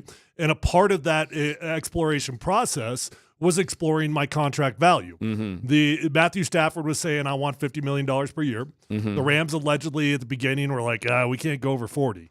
And now the reports are that both the Giants and the Raiders – had a verbal commitment to him that they would give him between $90 and $100 million fully guaranteed on a 2-year deal. So he would get exactly what he wanted, which was $50 million. Okay, the Rams kind of crossed their fingers and hoped and prayed that if he went out there and explored his contract value, other teams would be like, this is an older guy. We don't want to give you $50 million. They were wrong. Matthew Stafford had leverage. He used it. And he got to stay with the team that he actually wanted to stay with. There are some quarterback-needy teams, man. So now you pivot a little bit. That's the first big domino to fall with the quarterback situation. All right, the Rams are done. Stafford's there. Okay, now what? It looks like the Raiders and Giants are interested in Aaron Rodgers. Is that right? Well, I didn't. Oh, am I wrong about the Raiders? It's just the Giants. I didn't see the Raiders part. No, you know what? I think I'm wrong on that. I think it's just I'm sorry. Okay. It's the Giants, though, are interested in Aaron Rodgers. Which was just so comical to me. I mean, I guess I hope Aaron Rodgers didn't give up on his lease yet in New York City. How freaking hilarious would that be to see Aaron Rodgers stay in the same stadium? Unbelievable. It'd be unbelievable. Go into a different locker room, same stadium, wearing different colors, same stadium. Same house he was living in. Okay, does that take the Giants out of drafting a quarterback or not? No, definitely not. It's just like we're going to, give you like a redshirt year there, Cam Ward. You sign Aaron Rodgers to a 2-year deal. Yeah. And you draft Michael Penix. Obviously Michael Penix plays for the Falcons, but my point is. No, I understand, but they have the 3rd overall pick. I'm just saying, we're going to Mahomes him. And it's going to be a redshirt year for whoever it is, and we'll see what we get out of A-Rod this year. I would think they'd be insane if they liked one. Now, again, it's interesting to hear the various opinions on this year's quarterback class. Kevin Stefanski is raving about this quarterback class. He says he loves this class. He thinks top to bottom, it's one of the more complete classes he's seen in a very long time. Interesting. Then you hear other people that are like, well, there's really only 2 first-round guys. Well, Stefanski might be looking at this thing like, yeah, But I kind of like myself a third rounder. I kind of like myself a fourth rounder in this year's class. Well, that's when you get the Kyle McCord, the Milrow, maybe. Well, we'll see where Dart ends up. Who knows, right? I mean, you don't know. But my point is, if the Giants loved Shadur Sanders or they loved Cam Ward, and he was on the board, they'd be insane to pass on it if they signed Aaron Rodgers. Now, if they don't love either of those guys, fine. God, the only reason that seems so crazy to me is that you'd have to spend so much money for what? You're the Giants. You're not going to the playoffs next year. The Packers did this like 8 years ago with Aaron Rodgers. Okay. How long ago was Jordan Love drafted? I literally think the Giants are one of the dumbest organizations out there. So if they do something else that is also dumb organizations do dumb things. So I think it was dumb what the Falcons did with Kirk and Penix. I don't think it's bad drafting Penix. Working out now. Okay. I mean, how can you fight it? All right. I mean, okay. I just think it's a waste. How could you fight? You hated Jordan Love also for the record because I was on air with you. And I remember how you hated that I hated the Jordan Love deal. That worked out pretty damn well. I just think you can be I so like what the Broncos did. Now listen, they were forced, their hands were forced because they were tied into the Russ contract, which is I guess not much different than tying yourself to a $40 million rent a quarterback. Well, I guess it's the same thing. But actually it's way different when you do it on a 2-year deal because now we control the cap. We're not worried about what's happening in 3 or 4 years. We gave him a 2-year deal. And to sign him, quite frankly, you probably do got to guarantee the majority of those 2 years. I just think, man, the biggest benefit you get out of getting that rookie quarterback is getting that dude experience, put it under his belt so that the next year it can even be better. And then you can just use money you don't use on on big high price quarterbacks to get other free agents to support them. That's all. Yeah, I think you got to get your feet in the fire as soon as possible and get the best benefit you can while that quarterback is cheap. That's how I view it. I actually really don't love what the Chiefs did with Mahomes and Alex Smith. It worked out. But to me, listen, Mahomes is one of the best ever, and it didn't really matter, I guess. But I think a year is better spent just playing your rookie. Hey, I understand what you're saying, but I think the NFL is changing, and I think they value the development of these quarterbacks way more than you value the cap space, because we all know the cap space, we find the money if we need to find the money. And I know there's not a ton of examples of this, but I'd challenge you to find an example for me within recent history of a team that did this, drafting the quarterback after they already had a guy in place, and it didn't work for him. It didn't work for them? Yeah. I don't know. I'd have to go through it. I mean, it's a hard one to know off the top of my head. There's not a ton of examples. Not many teams do it. There's not a ton of examples because you're missing out on getting other guys at other positions in free agency. And I'm thinking specifically of Mahomes. I'm thinking of Jordan Love. I'm thinking of Michael Penix. I'm thinking of J.J. McCarthy. We'll see with J.J. McCarthy. I mean, are you sure J.J. McCarthy wasn't going to play kind of right away? They only had $10 million into Darnold. By the way, let me get to the other stuff, though, with the quarterback stuff. I know why I was confused here. The Raiders, according to Adam Schefter, are now expected to investigate veteran quarterback options, including Russell Wilson, Justin Fields, and Sam Darnold. That's according to Schefter. Mm-hmm. And again, I'm kind of like, and listen, I get it. I mean, you're making a good argument for it. So you could have Sam Darnold, I guess, and draft Shedeur. Of course you can. Okay. Again, that seems crazy to me to do, but you could do it, I guess. I don't know why it seems so crazy. The recent success with these guys has been pretty tough to argue with. Believe it or not, to me, the quarterback that would make more sense in that wacky situation would frankly be Russell Wilson. Well, that actually would make more sense. in terms of keeping it cheap, sure, I got right. you. I do have a conspiracy theory on that. Pete Carroll brings Russell Wilson in just to bench him. Oh, you tried to get me fired? Yeah, come here for $1 million and I'm going to bench you. Russell Wilson did go to a Pete Carroll surprise party. He got on that plane, tried to cozy up to him. I don't know, man. We'll see what happens. Again, I listen. Russell Wilson actually. I mean, do you understand the Raiders have to sign somebody? No, I understand. I'm telling you, I would get Russell Wilson. I literally would understand Russell Wilson. Oh, I get Justin Fields and I'm not even a Justin Fields guy. No, but well, all right. That to me doesn't make as much sense because it would be clear that we're just giving you like 6 weeks, Shedeur, to get up to speed, and then we're gonna throw Russ. We're gonna take him with Rip and go to the train station. Fields to me, I don't know. I mean, Pete Carroll's never worked with Justin Fields. He's worked with Russell Wilson. It would make more sense to me that you go with Russell Wilson. But you would know that it's Russell Wilson for 6 weeks, y'all. And then Shedeur, here we go. I mean, how successful? Anyways, we'll see what happens. But that's what Schefter's putting out there. That's what the Raiders are thinking. Here's the Giants story, too. The Giants' hard knock season was so disastrous, Tyler. Literally nobody wanted in the NFL to do hard knocks. So hard knocks is pivoting this year. Yeah, but it's always been that way, but they haven't had a choice. They're pivoting this year to do North Carolina with Bill Belichick. Wow. How about that one? Bill Belichick is agreeing to this? Bill Belichick is agreeing to this. Well, it just goes to show you, I guess he does understand college football a little bit. No doubt. He gets it. I mean, you need eyeballs. You are about to get it. Deion's got his own show on Prime. Yep. And, Bill Belichick is like, give me the eyeballs. Number one way to do it. Make the coach a star. It's pretty smart. Bring in a celebrity coach and Prime is right about something. He was definitely right. He doesn't need to go and sit on somebody's couch if he makes himself and the program superstar material, period. I agree with them. It's a bigger deal to come there and get the full treatment than him sitting on your couch. I think he's right about that. And I think Belichick, you're right, is doing the same exact thing. I don't need to go anywhere. You're going to come here. It might backfire on him. You give up close and personal access to Bill Belichick. I'm not sure how appealing that guy's going to look to 16-year-olds. Well,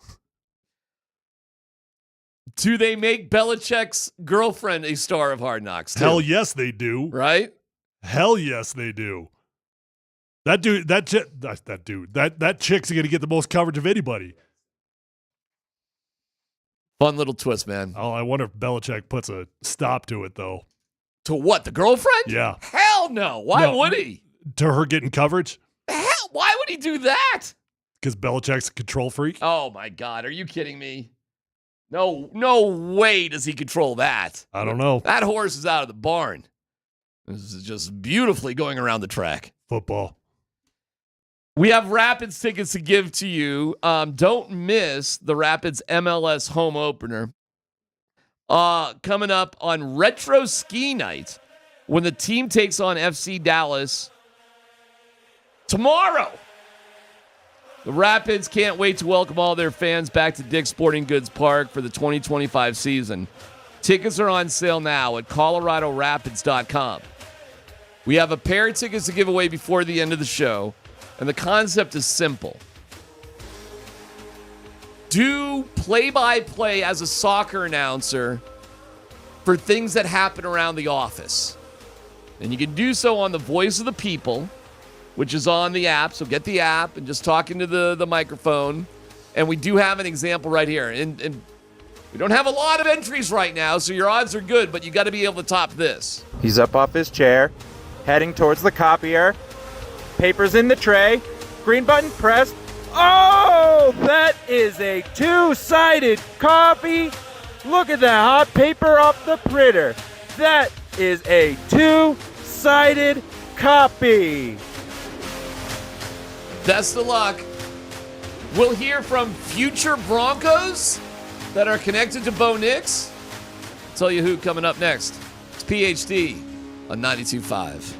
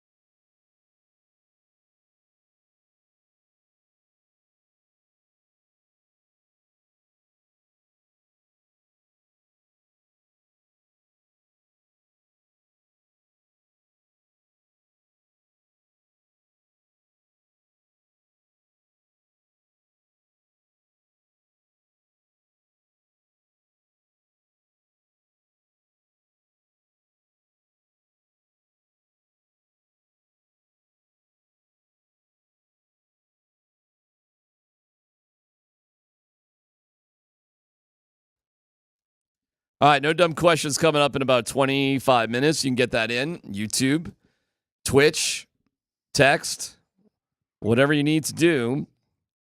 Everybody joining us today on the Ramos Law Hotline. Car accident, you need Ramos Law, medical doctor and attorney. Check them out at ramoslaw.com. All right, a couple of guys that are kind of interesting. One, a local kid, Tyler. Terrence Ferguson from Heritage High School, who was a tight end with Bo Nix. Talks about, playing with Bo and that kind of chemistry they had at Oregon. It'd be really cool. Bo's one of my best friends, and I still keep up with him to today. So being able to be with a guy that you've played with before and a great guy like that, it'd be amazing. You've talked to him about prospect and maybe coming to Broncos? I've just talked to him as a friend, and just kept up with him. So. All right, then you have the Tez Johnson story, which is even more wild. Hey, real quick on Terrence Ferguson. I'm kind of bummed out that I didn't realize he was a local kid until just recently here. You went to Heritage High School. It's always fun, watching Gunnar Helm out there in Texas. Obviously, he was a Creeker, and I went to Creek. But any local kid, when you're watching him at college, you just immediately feel connected to him. No doubt. And I just flat out didn't realize he was a local kid until now. Slips past you. I mean, he's way out there in Littleton. Heritage. I mean, if you're not in the, Centennial League, I mean, what are we doing? Gets difficult. Heritage is the weirdest high school ever. Getting to Heritage is the weirdest experience. Is the only way to get to Heritage, you have to drive about 15 minutes through neighborhoods, and there's no main road to get to it. I just say it's impossible to get to. It's weird. It is the weirdest place to get to. Totally agree. My kids played 50 baseball games there over the years, and it's always how do I do this? You got to circle left, around, right, go right, here, full circle, speed bumps, whatever. And then you get to the baseball field, and seriously, it's like Game of Thrones ice wall. It's 50 feet high. Yeah. It's only 300 feet deep, but you got to hit the ball whatever, 60 Mr. feet Green in the Monster. Yeah. Then left field's kind of short. I mean, it is a quirky ass place. Heritage, there you go. Little Heritage love for everybody out there. Tez Johnson is a brother. It's one of these stories where he does have a family. He's got mom and dad, but it just was a better spot for him to be living with the Nix family with Bo Nix's dad as his coach. One of them stories. And they're so close that they consider him a brother. He was sitting right next to Bo Nix when Bo was drafted. They go on vacations together. They are part of the same family. And he's a star from Oregon. Like we always say as our family, haters going to hate. I mean, Bo does what he does. A lot of people think in the beginning, oh, wow, this kid is not as great as everybody think he is. He's the best quarterback in the draft. That's why you picked him in the first round. And I'm glad that Sean Payton got him because he's the first one that took a chance on him. He's literally the best quarterback in the draft. I don't know what else to say about him. He's one of those guys that's going to win. He knows what he wants. He get in there for a year, and he knows exactly what he wants. So kudos to Bo, kudos to the Broncos, and just giving them a shot for sure. All right, he's legit, though, Tyler. This is not some sort of favor or something. This kid's going to get drafted, no doubt about it. Oh, yeah, he's going to get drafted. He's incredibly fast. I'd be a little bit careful there if I were him by calling Bo Nix the best quarterback in the draft. There's some other quarterbacks you might land with, buddy. And you never know how that goes. I mean, I'm actually being a little bit serious there. But everybody would understand their relationship and situation. Sure. I mean, that's different for sure. Sure, it is. It is. I'm not going to deny that at all.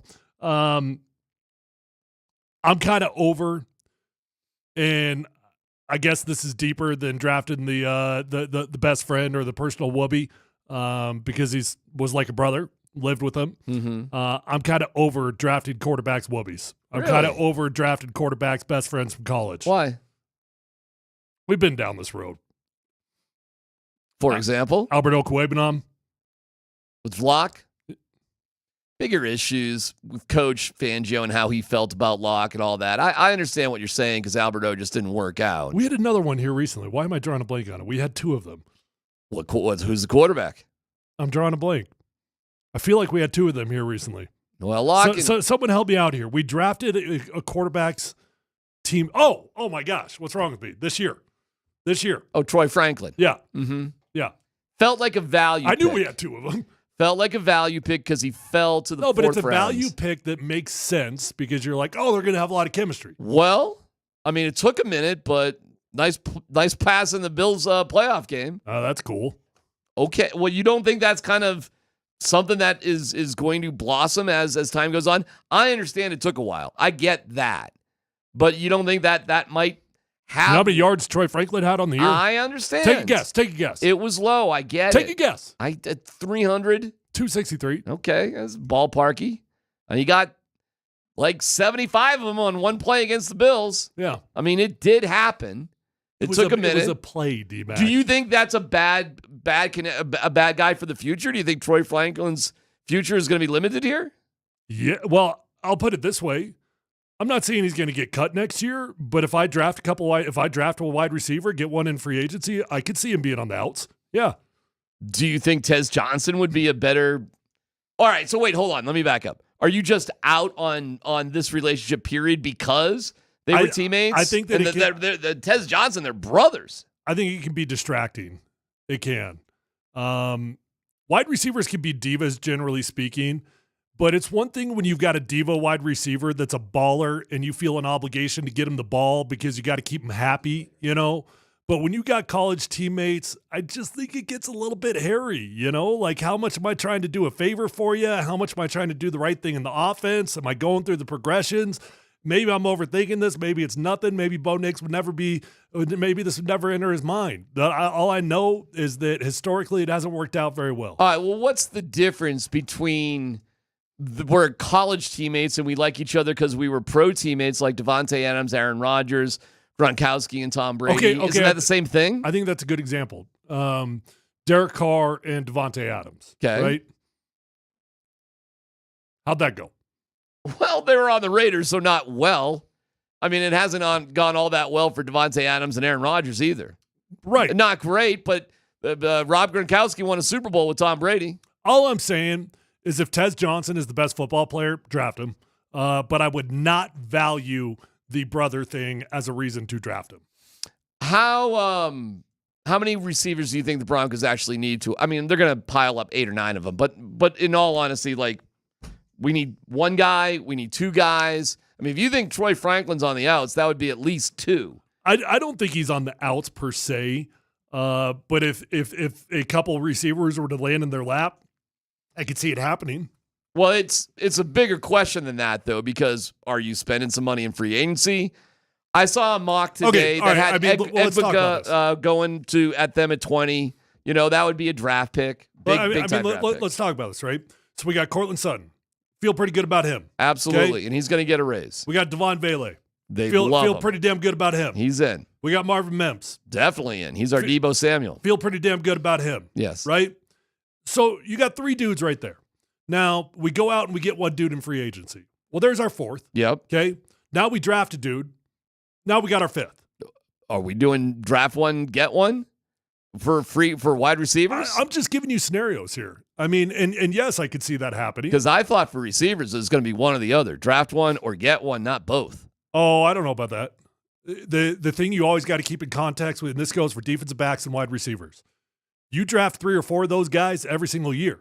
And you might go heavy on wide receiver. You might go heavy on defensive back because why?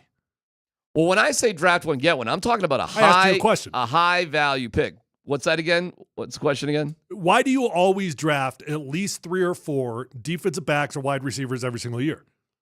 Boy, I am flunking every quiz here. Because they are the core of your special teams. Okay. So even if you've got a need at that position or not, you're always drafting 3 to 4 wide receivers and defensive backs. That's what I was about to say. To me, there's a difference between like a high-priced free agent or a first-round wide receiver compared to, I don't know, they have 3 6th-round picks. Picking up Bailey was a 6th-round pick. Right. Worked out. And all of a sudden you love him. Yeah, okay. But I see a difference between, you're always going to pick up cornerbacks and wide receivers. Like I said, there'll be 8 or 9 wide receivers at training camp. There'll be 12 to 14 corners or something running around. I mean, I do understand that. I'm talking about high-value picks. Now, They don't all work out. Josh Reynolds was a high value pick last year, free agent for the Broncos. And listen, they were in mediocre free agent land for everything last year. They were on the bargain bin for all their free agents. But he was kind of a higher price target. He was one of those guys they went after. It didn't work out. They're moving on. I am talking about a higher sort of value guy than that. Yeah, but I think you're dismissing how easily these guys make the team as 5th and 6th rounders at the wide receiver defensive back position. Okay, well, hold on a second. So my point is that all of a sudden we've got 5 guys already that we like. Yeah. We got 5 guys. Or we got 4 guys, excuse me. Yeah. We got 4 guys that we like. You sign one free agent, and then you draft a guy or two that turns out to be a baller on special teams, and all of a sudden Troy Franklin's pretty expendable. Fine, but I just see there's a huge difference between Egbuka or Burden in the first round and taking Tez Johnson or somebody else like that in the 4th or 6th round. Agreed, but who does that impact? Not Troy Franklin. That impacts Marvin Mims. That impacts Devon Vele. That doesn't impact Troy Franklin. Troy Franklin is impacted by the later guys. You think Troy Franklin's on the bubble? You think he's in trouble? As of today, hell no. Depending on what happens, it could easily happen. But Troy Franklin's not battling with the first rounder. He's not battling with the second rounder. He's not battling with those Would dudes. he be battling with Tez Johnson? He's battling. Hell yes. He's battling for a roster spot. That'd be a hell of a story, wouldn't it? Oregon guy takes Oregon guy's job. Nah, not just Oregon guy. It's Bo Nix's brother. I mean, good luck on that. It would be stacked against Franklin for sure. Mm-hmm. It could make it complicated too. Like, are you going to cut, my brother? Are you going to, what happens if that happens? I actually agree with you. It makes things complicated. It does. It very much does. If Tez Johnson happens to be the best wide receiver on the board and you need a wide receiver, fine. But I would not value the brother thing. Okay. The Ferguson thing, I think, is a little bit different. I don't find as big of a conflict there. That's I'm sorry, Ferguson. From Heritage. Oh, Terrence Ferguson. Tight end? Yeah. Oh, yeah, radically different. Yeah, I mean, that to me is just, there's a world that exists where Tyler Warren and Colson Loveland are just not available at 20. That world definitely does exist. What are you doing then in the draft for tight ends? Well, then who knows, right? I mean, you go from there. Well, the next off the board is probably going to be the Bowling Green kid. I'm trying to find out his name right now. Fannin Jr. He'll probably be the next off the board. And then Helm is rated after him. But, yeah, okay. So maybe you go there. Maybe you don't. Who knows what you're doing at that point? That would be interesting. If Genty, Loveland, and Warren are all 3 gone, is the default at 20 just the best wide receiver? In my book, yeah. In your book, you're taking a defensive tackle. In my book, I'm open. I'm an open book there. I would be an open book. I wouldn't be against it. I would fall into the best player available, frankly, at that point. Well, here's the thing, though. I wouldn't be against a wide receiver, by the way. I wouldn't be upset about it. And I'm a big best player available guy. I am. For rounds 3 through 7. Specifically round 1, it's always, and I mean always, despite what anybody will tell you, it is always best player available at a position of need. Always. Round 2, maybe you get into some semantics there. Mm-hmm. But round 1, you always take into consideration position of need. All right.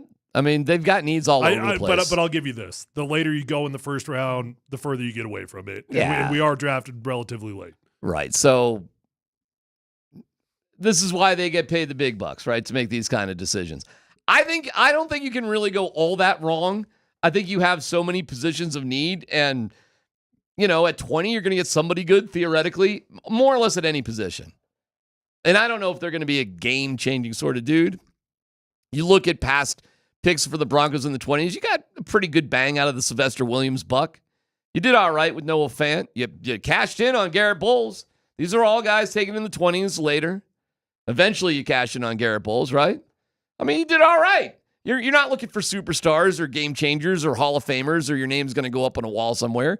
You're just looking for good, solid contributors, and if they can get a second contract, that'd be amazing.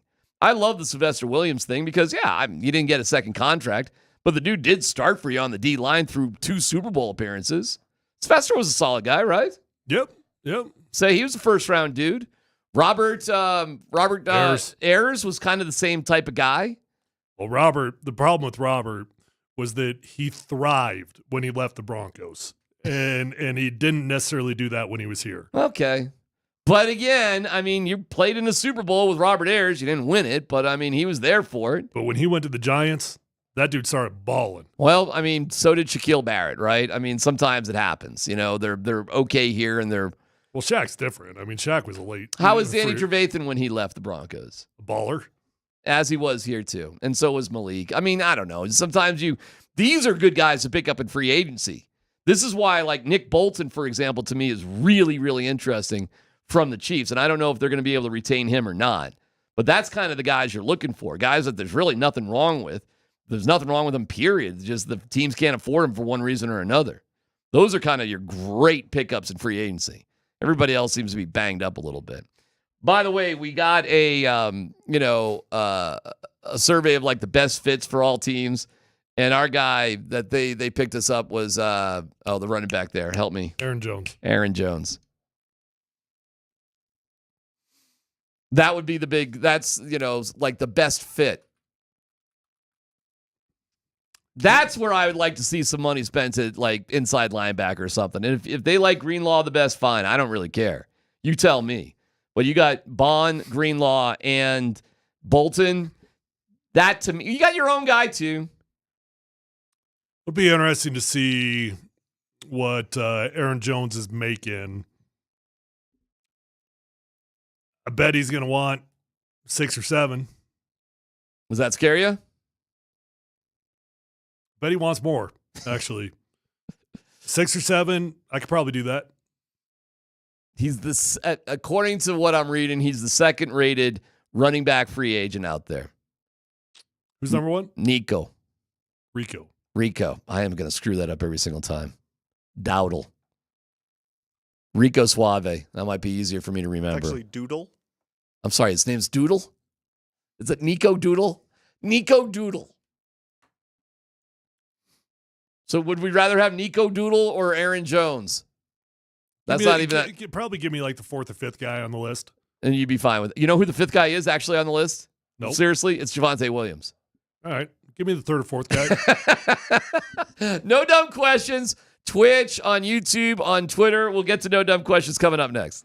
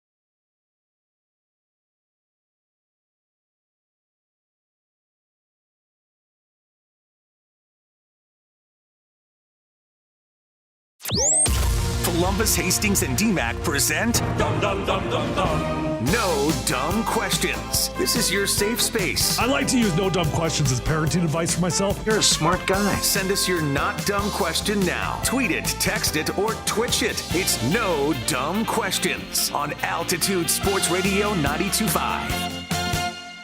Well, I'm open for it, boys. If you got something on top of your mind, I'm looking at Twitch. I'm looking at YouTube. I'm looking at the text line.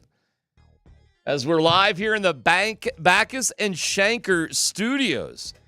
Backus and Shanker Studios. Their passion is justice. I'll get you started. Okay. No dumb question for you Sure. that somebody asked about on the text line a little bit earlier. All right. You are anti Steelers sign in a Sam Darnold and drafting a guy, or the Giants sign in Aaron Rodgers and then drafting a guy. Yeah. Break down the difference between that and the Glenn and Trubisky doctrine. It's a veteran quarterback that's only there. It's not a big money guy. It's just a vet quarterback that's there clearly to mentor somebody. It doesn't cost you a lot of money. So if Sam Darnold's $10 million, I actually do not count that as a lot of money. So that to me makes sense with J.J. McCarthy. Once you get over $30 million, I mean, that does stop you from doing other stuff in free agency. What if it's just a 1 or 2 year deal, though? It's the money matters. So, again, like Russell Wilson for Shedeur actually, to me, does make sense because what are you paying Russ? That would be like the Glenn and Trubisky sort of deal right there. And part of that is moving up as high as you can to get your guy. What I don't understand, because when Mike Glennon was there with the Bears, it was clear he was there just to get Trubisky ready. And Alex Smith did not have that big of a contract either, relatively, when he was with the Chiefs when they moved Mahomes in there. But you said he didn't like that one. It depends on the contract and how clear it is. Like, to me, Aaron Rodgers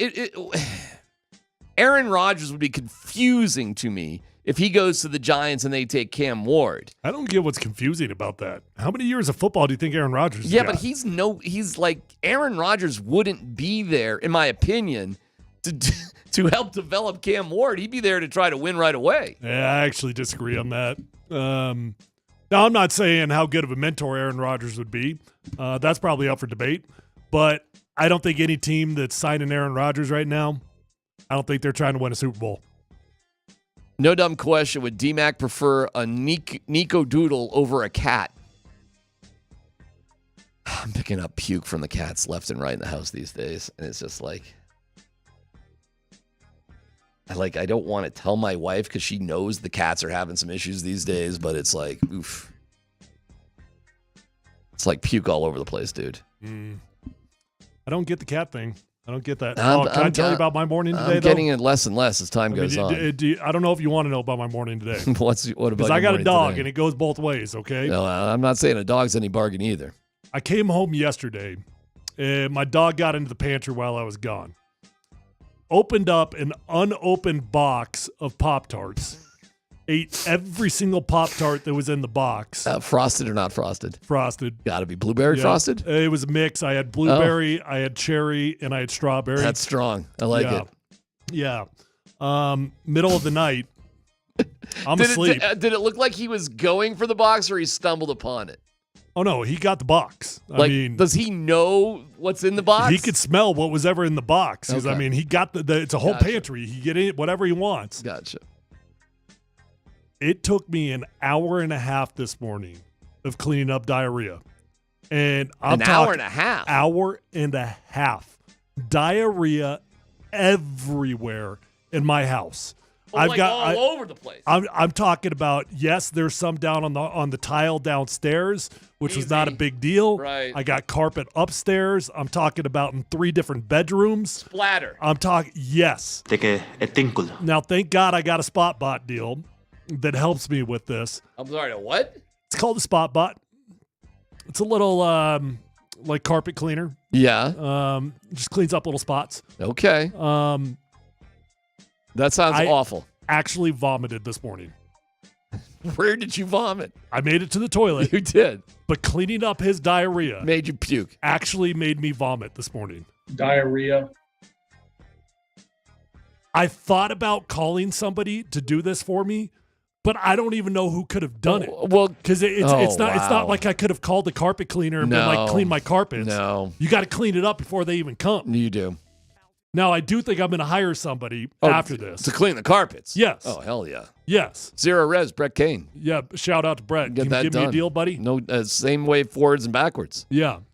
I've hired zero res before. We have too. We've used zero res for 20 years. Yeah. I threw up. It was a terrible experience. That's brutal. What about the foil wraps on the Pop-Tarts? Somebody's just texting me right here. So actually, it's a good question, and I'm very worried about it. Because you didn't see him around. Well, there was plenty of them, but there was definitely some that he ate. Oh, and boy. Blockages with dogs it's a really big deal. All right, I don't want to laugh at this because that sounds kind of serious. I'm going to take him to the vet because it was also bloody, which means that the wrappers are definitely in there. Well, this is getting to be a terrible story. Yeah, well, I've done this before. You want to know how much that surgery cost you?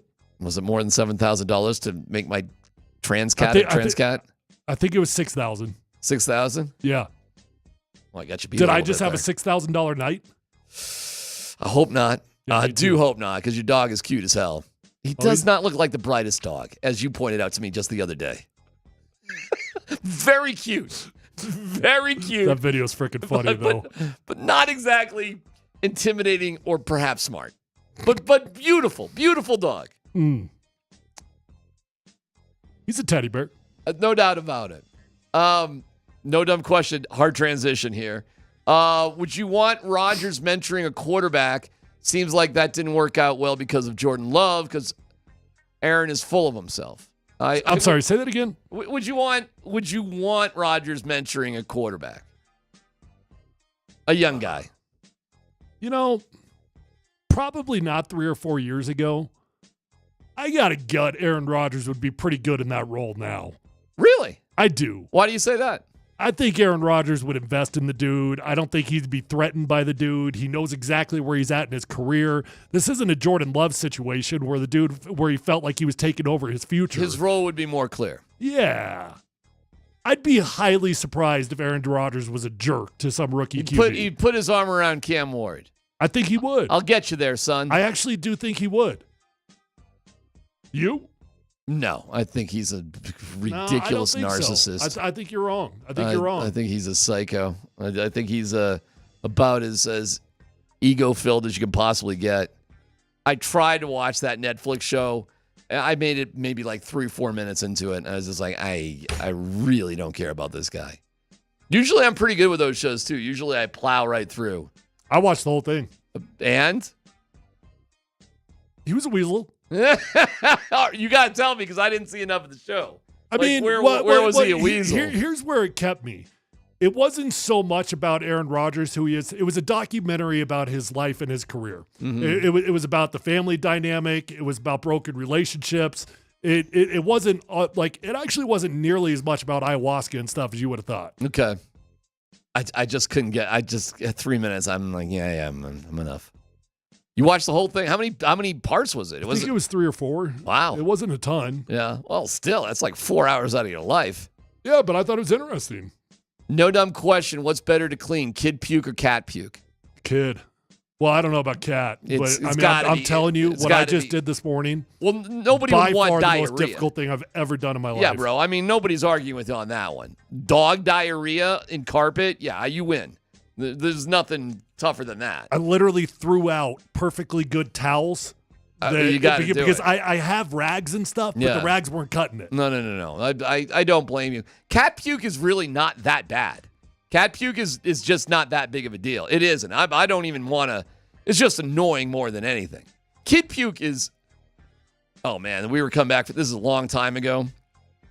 My older son turns 25 on Tuesday. It's like, geez, what happened? Wow. But it got to one. I'm sure parents have gone through this. They're both in the back. One kid pukes and it triggers a puke chain. And it was just like projectile vomit all over the backseat coming back from skiing. Why would this person send this text in? What one? He said, my parents just put their dog down for a blockage last week. Why would you send that to me right now? That's depressing. Did we just tell the world's most depressing story when we're trying to be light and funny? My dog's going to be okay. I hope. I can clear the palate a little bit. Sure. We have another entry for Rapids By tickets. the way, you clearly don't know much about ayahuasca. Another good texter here. I don't know anything about the ayahuasca. experience that I've never done. I don't know anything about it. It's all about the ego death. It's about killing your ego. Uh-huh. He has no ego. Did he do that before or after he allowed the cameras in there? Before. Where does the ayahuasca journey start when you get the camera crew to film everything? Yeah. Yeah, because you're going to a personal deep theory? Yeah. Okay. We have another entry. So this is our second one for the Rapids tickets. So, again, the concept for Rapids tickets, as they are the home opener tomorrow against FC Dallas, and you can buy tickets at coloradorapids.com. I hate FC Dallas. I mean, like, deep down in the inner cockles. Them, Kansas City, what the hell the difference? A lot. Hatred's high. Oh, like the Chiefs or FC Dallas. Gotcha. I thought Wake up. Thought you were talking about FC Kansas City. Wake up. There is no difference. Chiefs, FC Dallas. Your dog's diarrhea. The concept is you do a soccer call from around the office. Let's hear contestant number 2, Dan. It's a Monday and Friday afternoon in the Mile High City, just kicking back and listening to PhD. Oh, what's this? We have a company-wide email coming in. The company-wide email is addressed to everybody about an upcoming tech issue.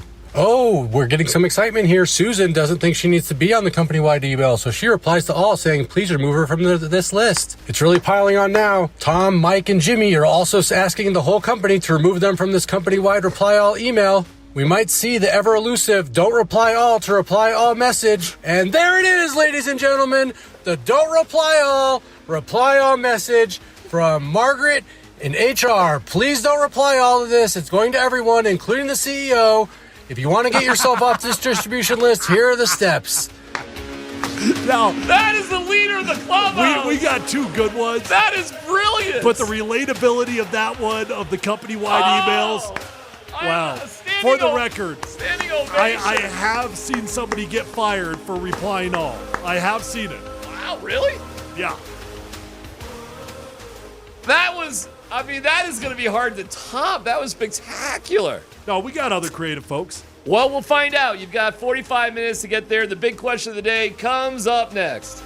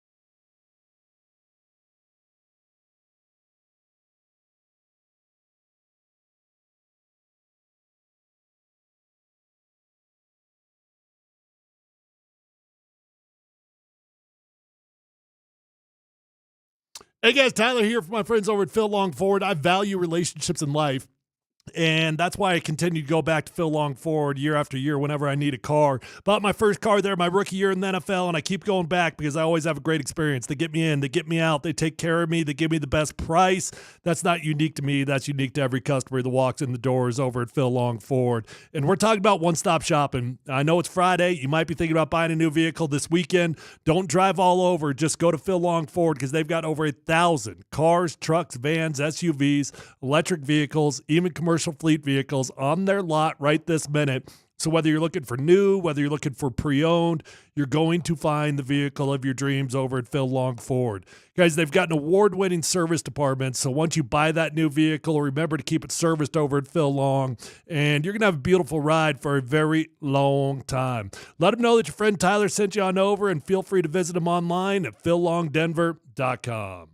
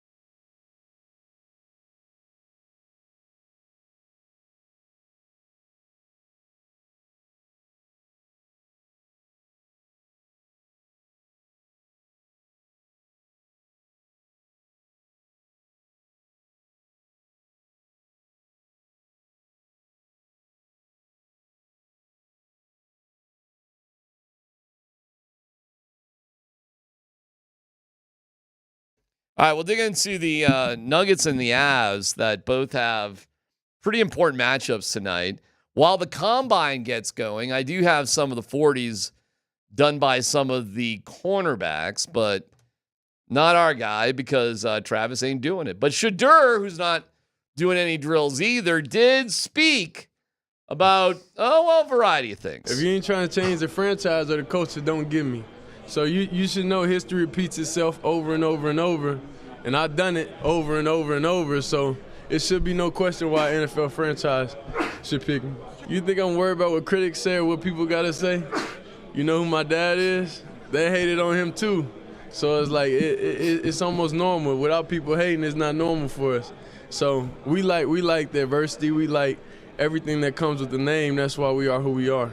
Man, they love riding that, all the haters. I mean, Prime was a pretty well-respected guy, first-round dude. I mean, were there a lot of haters? Shedeur's going to go. I mean, Shiloh might have some haters out there. Mm-hmm. Shedeur's got lots of haters. What are you talking about? Yeah, he does. All we've been talking about is the hate. I suppose. But I mean, if you don't think that's legit, I think you're kind of living. I'm not talking to you. I'm talking to anybody that might think that Shadur Sanders doesn't have haters. You're living under a rock. I'm just saying they seem to thrive on bringing that up. They bring it up all the time. I've been through 6 different OCs, so I'm able to adjust to any offense and every scheme and make it work. We went from Jackson State to Colorado and changed 2 programs back to back. So you don't think I could come to an NFL franchise and change the program again? It's history. We done it again. It's always going to repeat itself. That's pretty wild, actually. In 4 years of college football, he went through 6 offensive coordinators. Wow. That's a lot. Wow. And to think about the way that he thrived, one thing you know for sure, that dude can learn an offense in a blink of an eye. Now, you could argue that Dad designed the offense for him every single time, so how different really was it? That's probably a fair conversation. But he did adapt to 6 different coordinators, and he did nothing but thrive at the highest level with the highest numbers. Do you like his cockiness? I like confidence a lot.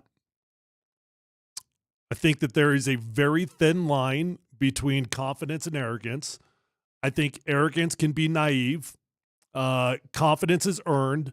Arrogance is not. Right? So what's he there? And I think he's a little bit naive, as Caleb Williams was naive, as Baker Mayfield was naive, as Josh Rosen was naive. I mean, Josh Rosen carried this type of banter about him also. I don't know if you remember that. But all these guys that come in, I think that they've earned the right to be very, very confident. And it doesn't bother me. I damn sure don't want an unconfident quarterback. But I do think all of them, and this doesn't just apply to Shedeur, but it certainly can, they're naive to how hard the NFL is. Well, let's go through some of the quarterback news from today if you missed out. Matthew Stafford got a deal done with the Rams. But he did flirt with the Giants and flirted with the Raiders, no doubt about it. Meanwhile, Adam Schefter is putting out there that the Raiders may be interested Russell Wilson, Fields, and Darnold. The rumor out there is that Aaron Rodgers is having conversations with the Giants. What's interesting to you about all of these situations? Well, I don't want to gloss over the Matthew Stafford one because I do think that one's just really, really intriguing because it was the first domino that needed to fall in the quarterback offseason. Matt Stafford was going to be the most attractive quarterback as soon as he requested the ability to seek out a trade, and he was granted that. Mm-hmm. He was now the first domino. The Rams wanted to pay him about $40 million per year. He wanted $50. They allow him to go talk to other teams. He talks to the Giants. He talks to the Raiders. He gets verbal commitments from both of those teams, allegedly, on a 2-year, $90 million fully guaranteed contract. So that'd be a 2-year, $100 million deal, $50 million per, exactly what he wanted. Now he goes back to the Rams. And I do think that there was a lot of really good reporting on this Matthew Stafford deal because everybody was pointing out at the very beginning, this is not a bridge burn situation between the Rams and Matthew Stafford. This was just 2 sides that were trying to figure it out. They both like each other. They're not necessarily trying to leave each other, but they're both trying to do the right thing for one another. And now as soon as he gets that offer from the Raiders and the Giants, the Rams are like, ooh, yeah, I guess we'll keep you. I don't know what the numbers will come in at, but I'm sure it'll be very similar. Maybe he takes a slight discount because he wants to help out the Rams, but that was a big one. The Aaron Rodgers to the Giants deal, it's just so ironic. It's comical. I mean, can you seriously imagine him staying in the same stadium? He's in a different locker room, just on the other side of the stadium. He's wearing different colors. Yeah. The same freaking stadium. Maybe he didn't even let go his lease. He's living in the same house. I mean, I guess it makes sense depending on what the money is, because I don't know. I don't know what to say. It's a weird one because they're not even close to winning a championship or getting to the playoffs. Not really. I don't think they're just an Aaron Rodgers away. Yeah, but I got two things on that. Number one, Aaron Rodgers ain't playing for money anymore. So he might be willing to take a much cheaper deal than what you think. Okay. Number two. What would that look like? What's a much cheaper deal? 20? 35. Oh, okay. All right. Well, that cheaper. is much. It's $15 million cheaper than the going rate. Okay. It's not I mean, peanuts, that's though. a hell of a discount. Okay. So number one, I think he'll be much cheaper than you think because of the supply and demand also. Mm-hmm.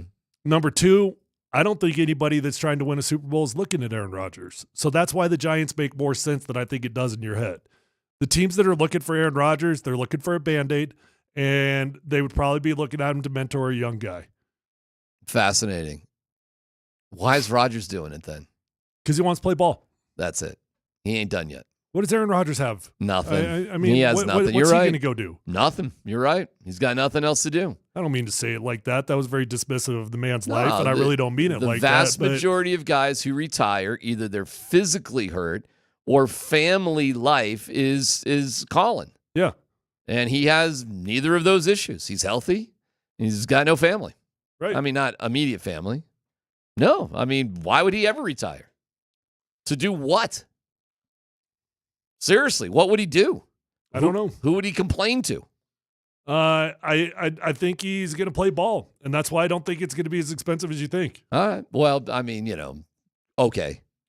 I know 35 sounds like a lot, but that's not. It's still a lot, but okay. I understand what you're saying. Hey, listen, the salary cap went up. I get it. You're paying wide receivers $30 million. I get it. I get all of it. And he's probably going to be a good camper. He's probably going to be a good guy to be around. A lot of his teammates have nothing but great things to say about him. I know this might sound crazy to a lot of people. Spotlight too. I think he's going to be in a radically different phase of life. I don't think he's going to be threatened by a young guy. All right. I think he will embrace a young guy. I think he'll be more than willing to contribute and help the guy. It's not like Jordan Love, who's drafted to literally replace him when he still felt like he was in the prime of his career. Correct. He knows where he's at. Hey, listen, man, if you're right about all of that and he's willing and he tells the Giants that, okay, fine. If he just loves ball and here we go and I'm going to teach Cam Ward how to do this, I mean, that is the Glenn and Trubisky doctrine right there. By the way, I'm not the numbers high. I'm not advocating as if this is a smart move. I think bringing in Aaron Rodgers is probably a mistake for anybody, but the Giants seem like a team that would do it. Oh, they're pretty dumb. But okay. Hey, it's their issue, not ours. We'll see. I just find all the machinations of the quarterback fascinating. And there's a few more to go for sure. I mean, free agency this year is going to be amazing. It's going to be incredible where everybody lands. And of course, it'll have a direct impact on what happens at the draft. We'll see. I mean, is Tennessee really seriously just going to stick with Will Levis? Really? Yeah, I don't know. The mock drafts had become so boring for the last 5 or 6 weeks because it was just copy and paste nonsense and everybody was afraid to have an opinion. I'd been sitting here telling you for the whole time, I don't buy for 1 second that the Titans and the Browns are not interested in a QB. And all of a sudden, I pulled up your favorite website, NFL mock draft database. Mm-hmm. And you know what? All of a sudden, it's getting kind of interesting. You look at the first 4 or 5, it's different. You got Abdul Carter, then Cam Ward. Mm-hmm. You got Abdul Carter, then Travis Hunter. Mm-hmm. You got Cam Ward, then Abdul Carter. You got Travis Hunter, then Abdul Carter. Mm. I mean, it's getting mixed up here, and part of that is the fact that Abdul Carter goes to the combine, finds out he's got a fracture in the foot, right. May or may not require putting a screw in it. Yeah. I think he's going to choose not to do the surgery, but I don't know. My advice to him, quite frankly, if it's a surgery deal, do it now. Mm. I'm actually an advocate of surgeries. I think people that prolong them, generally speaking, it does not pay off. All right, we do have some, and we'll get back to football with Let's Football Go with the N-Buds Quince Tanner here in just a minute. We'll also take more of your soccer calls. If you have, well, they're not soccer calls, they're calls soccer-like around the office for Rapids tickets. And that's on the Voice of the People, so just find the app. The app is powered by the Wilhite Law Firm. Injury lawyers go to wilhitewins.com. That's wilhitewins.com. And just give us your bet. We got 2 bangers. We don't have a lot, but the 2 we got are great. Oh, we do have another one? All right, are you ready to play it for us, Dan? If you are, we can see how it goes. Again, should we play the first 2? I don't know. It's up to Dan. Dan's kind of more the man on the plan on that one. I don't know how time wise we are. Let's play the new one first, and then we can go circle back. Okay. Yeah. All right. Let's hear it. It's madness in the office today. Cole Bassett touches a stack of overdue reports. Rosenberry's fingers are flying across the keyboard like a high-speed counterattack. Navarro maneuvers through the chaos, keeping everything in sync. And now, Mihailovic steps up, the final slide on the presentation, and he nails it! The boss is nodding, the team erupts. What a finish. There we go. I love it. You know what I love about that? She used last names, and she used, like, Mihailovic as if it was like a soccer guy who's in the office. That one sounded like real workmates. Oh, I think they definitely were real workmates, but she went last name, not first name, and there was an Alovich. Yeah. She gets extra credit for. Wow. Okay, well, good luck. We got 3 good ones. We got 3 good ones. You got about a half hour to get them in, but those 3 are great. Don't forget to buy tickets. Just go to ColoradoRapids.com. Let's breaking NBA news when you come back. Yeah, well, no, let's do that now. Yeah, let's do it now. Joel Embiid is out for the year. Wow. Done.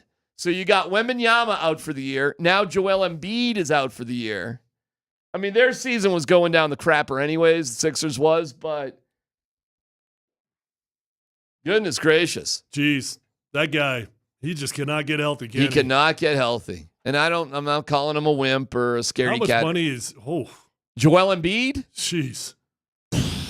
Dan, help me out here. He's got to be up close to 55, 60. He's got to be in that range. Someone's going to have to break it down, dollars per game played. Oh, my God. Chris Bryant thinks it's ridiculous.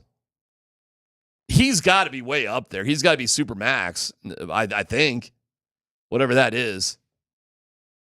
So there you go. Joel Embiid, Wembanyama.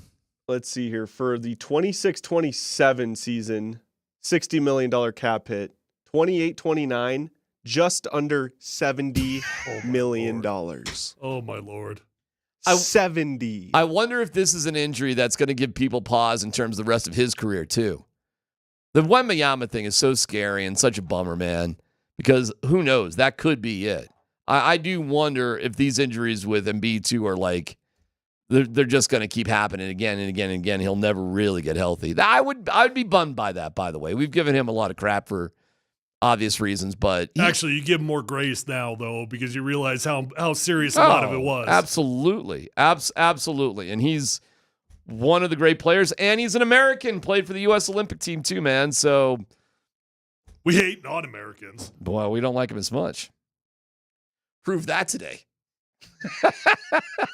All over the place. All right, Let's Football Goes coming up next.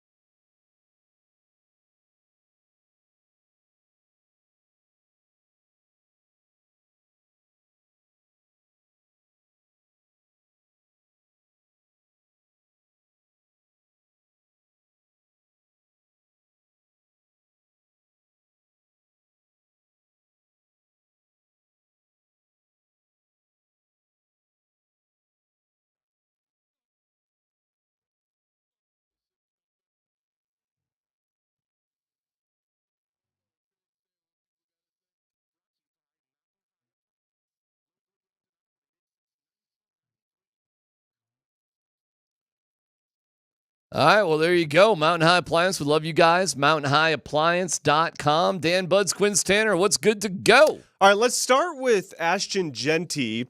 So first we're going to hear a soundbite from Ashton, and then an interesting little nugget came out today with the Broncos meeting with the Boise State running back. But here is Ashton asked the question on him being compared to now Super Bowl champ Saquon Barkley. Yeah, he's a great player. I mean, been watching him since he was at Penn State. You know, I've always thought of him as one of the best running backs in the league. And, you know, congrats to him on a great season and, you know, getting in the right situation, opportunity. But, yeah, just the ability to make guys miss and, you know, make that first guy miss in space, kind of similarities in our game.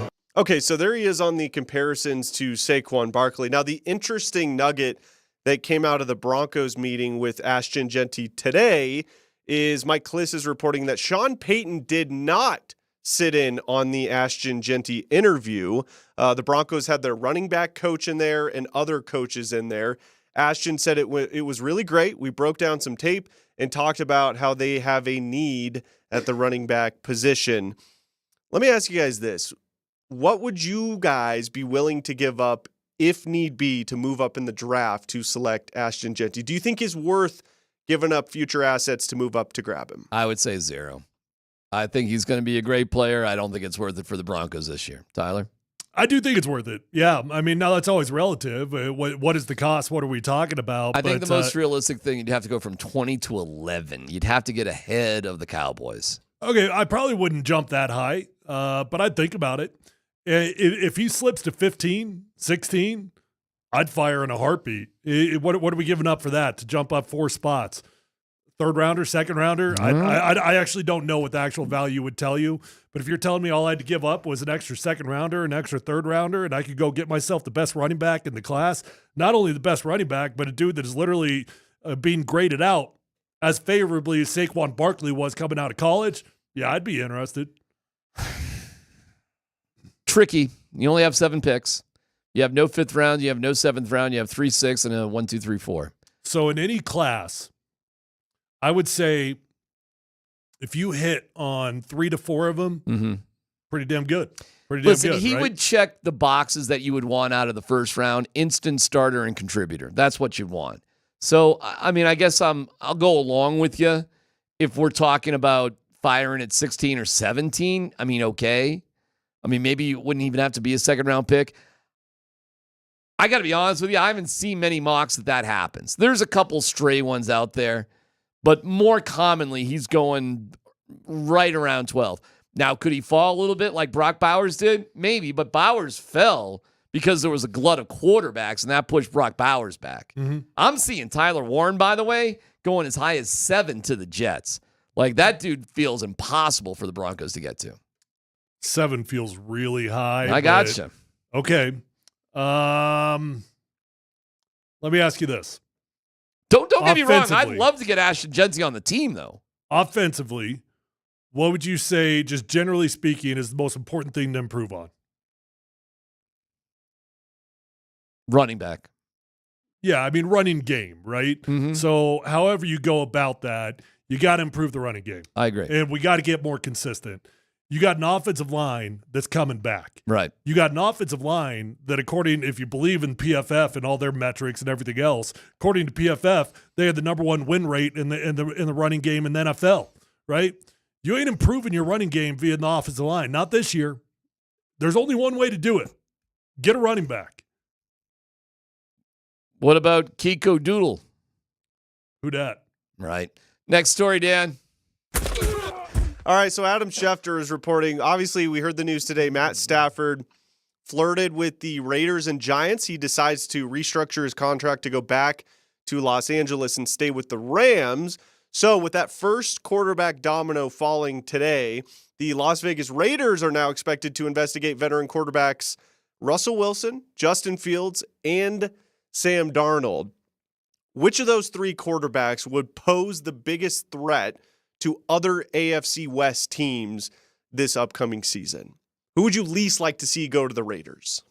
That's a weird question because not Darnold, but I would think Fields or Wilson would just be there to get Shadur Sanders specifically up to speed. So none of them really kind of freak me out all that much. If they bring in Sam Darnold, are they drafting a quarterback? I don't know why they would, because I would think Darnold would be on a multi-year contract. No, here's the way it's going to go with Sam Darnold. If a team wants Sam Darnold, it's going to be pricey, and I'm not just talking in dollars. Okay, the Minnesota Vikings are going to franchise tag him. I've been saying that for a long time. I got the numbers out for that today. Okay, just came out by the way. All right. Well, I feel very, very strongly about that. Okay, that doesn't mean that Sam Darnold's not available. He'll still be available. But if you want to get Sam Darnold, now we're talking about a tag and trade. So you're not only going to have to pay the dude $40 million a year, maybe more. I don't know. I got maybe the number. a little bit less. But I'm saying you're not going to pay him the franchise tag, because if you trade for him, you're going to give him a deal. So don't even worry about the franchise. I mean, you can tell me what it is, but I think that's irrelevant, because if you tag and trade for him, you're going to give him a new deal because you just traded for him. So you're going to give up first-round picks to go get him as well. So that's going to be a very pricey investment. Here's how this works. The value of the tags typically calculated either the average of the top 5 players' position over the last 5 seasons or a 120% raise on his previous salary.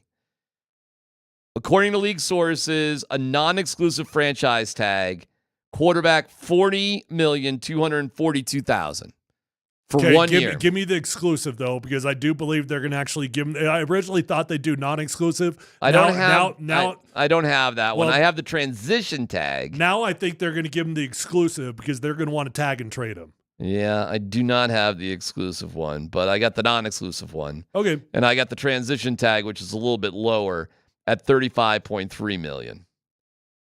Transition tags, top 10 salaries, less expensive than non-exclusive, 35.3.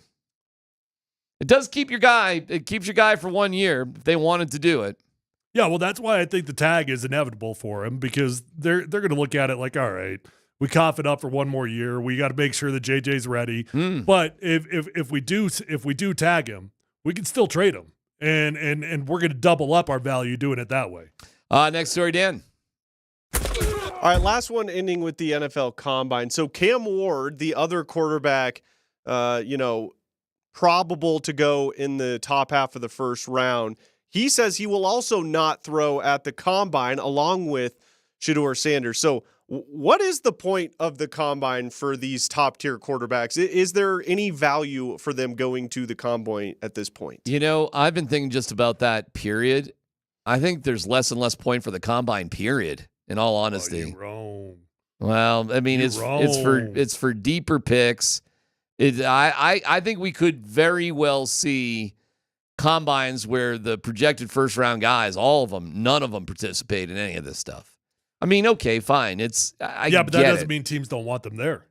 I heard Raj.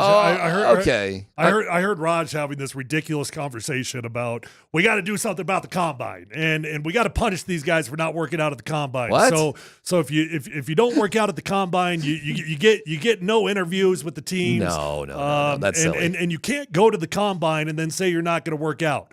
Hey, newsflash, Raj. The teams want them there. Why do they want them there? Because they get an in-depth medical report on these guys that they're not getting elsewise. They're getting an in-depth opportunity to interview them. Now, could they interview them otherwise? Yeah, they could, but it's different, man. I mean, you get them in-house, you get your designated time with them. The teams couldn't care less if these guys aren't working out. Would they like it? Sure, but they still want them there specifically because this is the one time that you get to put them through NFL doctors, you get to put them under the MRI machines, under everything else, and you get to make your own opinion about these guys' medical future. Well, that's fair, and there's a place for all that. You don't have to do that at the Combine, though. Where are you going to do it? Oh, you could just have an NFL convention. You could just do this in a different way. You don't have to have them come out there for the Combine. You could just have the NFL interview and medical conference, and do the same thing. Yeah, I think we're overthinking it, though. There's nothing wrong with the Combine as it is right now. It's fine. It's just not what it used to be because more and more top guys just aren't participating. And that trend is probably going to just keep going as the years go by. Yeah, and even third and fourth rounders like Cam Scattaboo who are afraid of his 40 time. There you go. He's gonna do the 40, or no, excuse me, he's gonna do the vertical leap and he's gonna do the broad jump. Yeah. But he's not gonna test anything else because he's afraid he's gonna run a 5.2 40. Well, it does appear that all these guys do their pro day. And the pro day is kind of interesting because it's a little bit later, gives you another month or so to get ready for it. And why do they like to test at their pro day? Oh, because they have all the advantages of their pro day. Mainly what? I am sorry. You're I keep quite, putting you on the spot. I am I'm sorry. flunking the SAT here today. The main reason why guys like to test at their combine, you get a stopwatch held in a hand. There you go. And you're gonna be faster by 0.1.5. Listen, nobody's gonna get rid of the combine. The combine's just gonna keep going. It just ain't what it used to be. That's all. But listen, hey, second, third, fourth round guys will always be at the combine. It's still a compliment to be there. It's a chance for them to show off. I saw there's one dude out there from Texas, Isaiah Bond, who said he's going to beat Xavier Worthies. He says on a good day I can run a 4.1. Yeah, right. Well, right. But you're going to get guys like that. It's going to be kind of that time more than, the top end quarterbacks throwing all the time. That's just the way it goes. It's just going in that direction, and everybody will go to the pro day. And guess what? All the teams will go to these guys' pro days too. Yeah, but we only got 2 quarterbacks not throwing. Oh, well, okay, but those are the 2 top guys. Yeah. Right. I mean, so, everybody else kind of needs it. Who didn't throw last year? Jaden Daniels, Caleb Williams, Drake May. Top 3 guys. So most likely, how about this? The top 2-3 guys, projected high first rounders, likely are going to pass on it. Doesn't mean it doesn't exist. It just means it's not quite as interesting. It's way more interesting to see these top guys work out. And you're right, pro days are a snooze fest, man.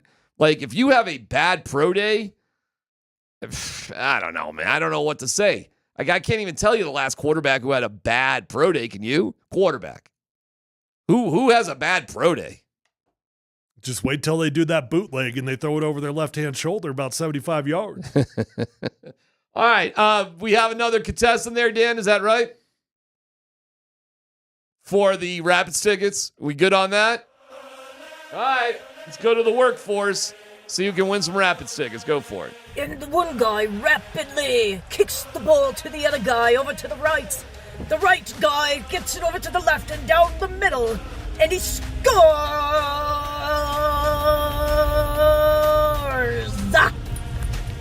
Okay, that was terrible. Well, they didn't understand the contest. They did not understand the contest whatsoever. I appreciate the effort. They felt the need to put on a phony accent. I like the accent. No, I do like the accent. Accents make everything better. That guy just did not get it. That was a woman. Was that a guy? You sure that was a woman? Yes. Play it again. I am positive. And the one guy rapidly kicks the ball to the other guy over to the right. The right guy gets it over to the left and down the middle. And he scores! Definitely a woman. You're going with the guy? We want to thank Pat for entering the contest. How about that? Am I okay? Jamie? Sure. You don't get it, though. It's got to be an office. You're talking about an office like getting coffee, making copies, collating. I thought that it was a brilliant one with the email. The email was fantastic. The reply all. I don't know. I did enjoy the double-side scan as well. We'll play all of them coming up here in about 10 minutes, so hang on. Hang on for that. And you still got time to enter. It's just the voice of the people on the Altitude Sports Radio app. So go for that. Tonight we have the Nuggets. What time is that game, by the way, Dan? Because we're back on East Coast time. 5 o'clock? Wow. So we're doing pregame at 4:30? So are we doing both games? Can we do that or not? There's what's on 950 and what's on Altitude here. I'm looking at my board. I don't. Why don't you just update your board yourself? You're the only one that wanted the board. Nobody wants to update your board for you. I don't have the information. You literally gave our boss another job that he doesn't want to do. Apparently he wants to be fired from that job. And you keep looking at the board and it's never got anything on it. Well, I just don't know who's where, Dan. Avs are on 92.5. Okay. Avs are on 92.5. Pregame starts at 6:30. They're playing the Wild tonight. Oh, okay. You're at home. Oh, all right. And the Nuggets will be on AM 950 with pregame coverage starting at 4:30. All right, so you get full Nate and Andy. You get the whole show from Nate and Andy, not the edited version. Okay, well, that's all we need to know. Thank you, Dan. Appreciate that. Yeah, I could go scribble that on the board. It takes 5 seconds. That's all it takes, Kevin. I just didn't know. Well, who are you talking to? It's dark outside. The Avs tonight are playing the Wild. The Wild lost last night to the Utah Hockey Club 6-1. I like the Avs chance there, Tyler.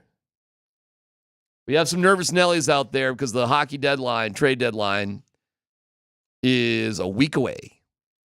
What are we going to do? Try to trade Middlestat? I don't know. Did you guys see the Hurricanes are trying to figure out if they should trade Mikko Rantanen? I did see that. Yes, I have seen that. That's been going on for a while. Well, because they don't know if they can sign him. Yeah, he may get traded again. Jeez. Yeah. Because if they can't sign him, it's kind of the same problem the Avs had. I mean, do you think he's going to end up getting what he wants after all this? Yes. Yeah, probably. He's a freaky player. And if you put him on the same line as Connor McDavid or Draisaitl or one of these other ones, you know he's going to get. He needs a superstar to be with, but if you put him with the superstar, you get superstar production out of him. Yeah, but is that $13 million? It's 100 points. I mean, what's 100 points worth? I mean, it is. That's what it is. Now, he needs to be with somebody, but he'll give you that if you put him with that person. He won't generate it on his own. He can't be the number one guy, but he'll give you 100 points if you've got that other guy too. So probably, but, the Hurricanes are probably realizing, wow, we thought he was going to be that guy, and he's not that guy. He's not the elevator. No, that's right. But he's not bad if you put him with, listen, they put Jonathan Drouin with McKinnon a ton. What are you getting out of him? Not much. What if we end up signing him in free agency? I don't know if that's ridiculous or not. I don't think it's that ridiculous. I mean, I don't know what the contract situation would be. I don't know. Say they can't find a trade partner and they don't come to terms. Okay. And he's just a free agent. Yeah. Well, then we'd have to see what the free agent market's like. But I don't think all of a sudden he comes back. He's like, hey, what was it we offered him? 11 points? It was 11 point. It was up there. Yeah. Okay. All of a sudden he comes back. He's like, you know what? Get to play with Nate. Make $11 million a year. Oh, man. I don't know. That's a great question. You get to win. You get to be somewhere where everybody loves you. Netchus would be on the team too. Now your second line is, well, I'll keep Middlestat on the team, but it's Middlestat, Nichushkin, and Netchus. And your top line is Nate, Lehkonen, and Rantanen. Be pretty sick. Yeah, you know what? You got Drouin on the third line then? We should hope they can't find a trade partner. Dan, you liking that top six? Can you imagine? How much do you want to win, bro? I mean, are you willing to take less money to win?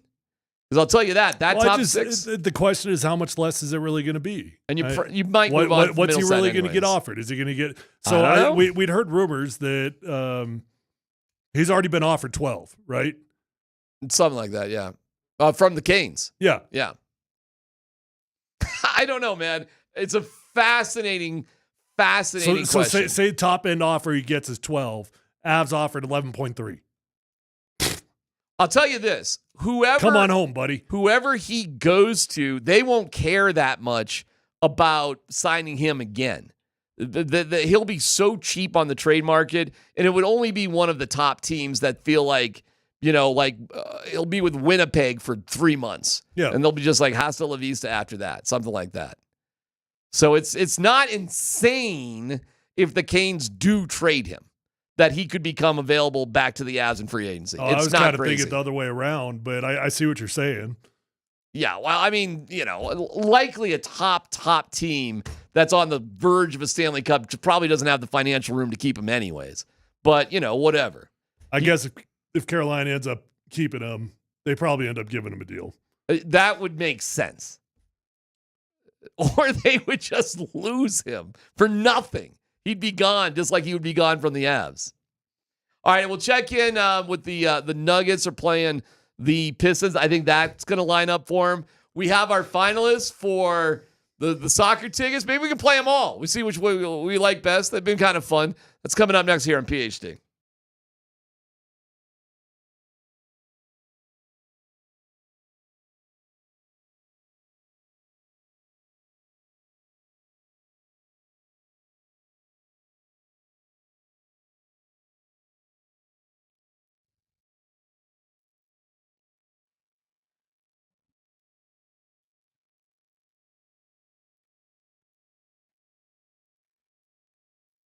Hey, what's going on? It's DMac for the Rocky Mountain Men's Clinic. Effective treatments for erectile dysfunction. They are the experts. ED can cause major relationship issues. Men often put their partners to the side when ED becomes a problem and just blame it on something else. Listen, if you're in that trap, here's the way to get out of it. The Rocky Mountain Men's Clinic. They've got treatments with success rates well over 90%. Some can have you last an hour or more. They've served the Front Range of Colorado for nearly a decade, successfully treating tens of thousands of men. So schedule a consult today. The initial visit's $99. You get that consult, T and PSA test, if advised, a test dose. If it doesn't work in the office, your visit is free. With an expert staff, you could be like a lot of men, be having sex the day after your appointment. They've got 5 locations to serve you: Fort Collins, North Denver, Central Denver, Castle Rock, and Colorado Springs. So call them today at 720-440-7900. Visit RockyMountainMen'sClinic.com.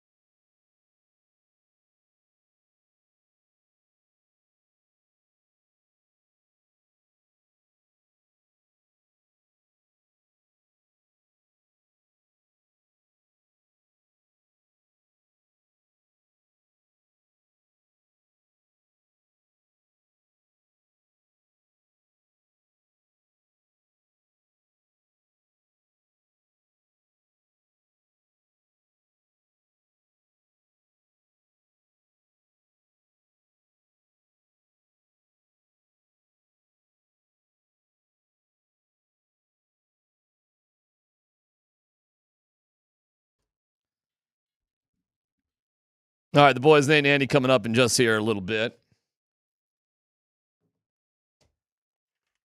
For the Rapids tickets, it was a simple assignment. Just call, like office work the same way you would a soccer goal for the tickets tomorrow. So we have all of our entries. There's a few. They were fun. We don't need to play the guy who doesn't get it there, Dan. The guy who just didn't understand the assignment, but he did it in a British accent. We can just... It was a woman, but okay. I'm sorry. Pat. The Rapids can't wait to welcome all their fans back. Get your tickets at coloradorapids.com. All right, let's go through. Do you have a new one, too? All right, let's hear the new one first, and we'll go through the other ones, too. All right, we got Johnson coming down the right side. Looks like he's going for the mouse. Is that Outlook? Yep, that's Outlook we see going on. We got subject there. Everybody's replied to. We got an attachment. Memo! All right, let's hear some of the other ones, too, Dan. He's up off his chair, heading towards the copier. Papers in the tray. Green button pressed. Oh, that is a two-sided copy. Look at that hot paper off the printer. That is a two-sided copy. Keep going. It's a Monday and Friday afternoon in the Mile High City, just kicking back and listening to PhD. Oh, what's this? We have a company-wide email coming in. The company-wide email is addressed to everybody about an upcoming tech issue. Oh, we're getting some excitement here. Susan doesn't think she needs to be on the company-wide email, so she replies to all saying, please remove her from this list. It's really piling on now. Tom, Mike, and Jimmy are also asking the whole company to remove them from this company-wide reply all email. We might see the ever-elusive don't reply all to reply all message. And there it is, ladies and gentlemen, the don't reply all message from Margaret in HR. Please don't reply all to this. It's going to everyone, including the CEO. If you want to get yourself off this distribution list, here are the steps. It's a great one. The don't reply all is what got me in that. All right, one more. Last one. It's madness in the office today. Cole Bassett touches a stack of overdue reports. Russ and Mary's fingers are flying across the keyboard like a high-speed counterattack. Navarro maneuvers through the chaos, keeping everything in sync. And now, Mihailovic steps up, the final slide on the presentation, and he nails it! The boss is nodding, the team erupts. What a finish. That was great, too. I think do we have one more, or is that it? That's it. Good job by everybody. We'll do a bit of a random drawing and figure it out after the show. Rapids starting tomorrow. Or home opener. They've already played. Or they played in like 5-degree temperatures. Oh, they've played. There's been some chilly ones out there. I saw one in Kansas City that was like -6. Brutal. You like the Nuggets tonight? They do well. Second night of back-to-backs. I think you had a very optimistic viewpoint on the success of Detroit here that I don't necessarily share. Streaks. Yeah, I mean, your viewpoint. Well, go ahead. You can give your viewpoint. I just think streaks at a certain point get difficult. I don't know. Just it's hard to keep going. I mean, you definitely are playing well. Ain't no doubt about it. But it's just kind of emotional. Like, streaks are tough. I think the Nuggets faced it with a 9-game win streak against the Lakers. They were kind of feeling it a little bit.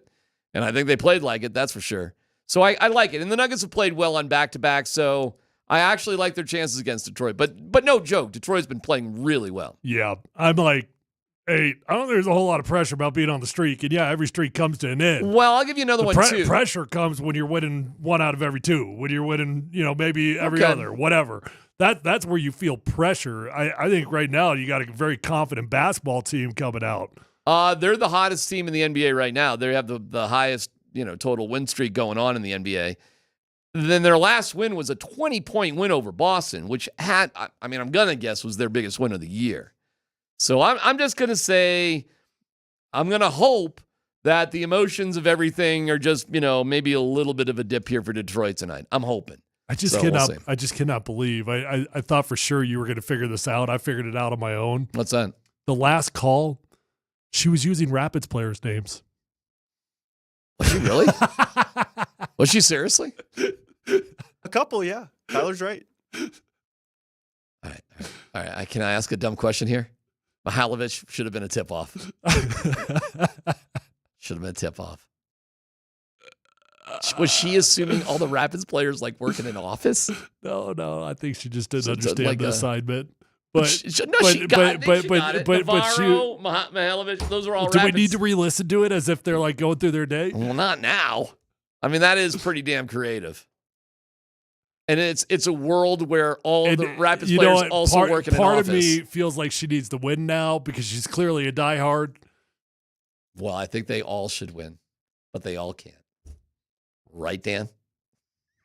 Yeah, Dan's such a jerk. And we'd give it to all three of them. Oh, we sure would. But Dan has a tough job. I heard we've got the tickets available, but we're just not giving it to him. Dan's just going to choose one. I'm just keeping them for myself. Dan's Dan. We got nothing. Tyler, you and I got nothing to do with it. No. They were all great. They all got in the spirit of things, and we appreciate people listening and watching and participating. That's for sure. My wife has asked me to go on a wine tour in the milk in the Dairy Block district. You know where the Dairy Block is? I do. Yeah. Pal of ours has a wine place there. And it's like, you want to go drink wine all Sunday afternoon? And you said no. I did not say no. I did not say no to that. But I've never really done anything like that. I've never really done What, you've never day drank? I cannot tell you the last time I did that. I'm sure I have.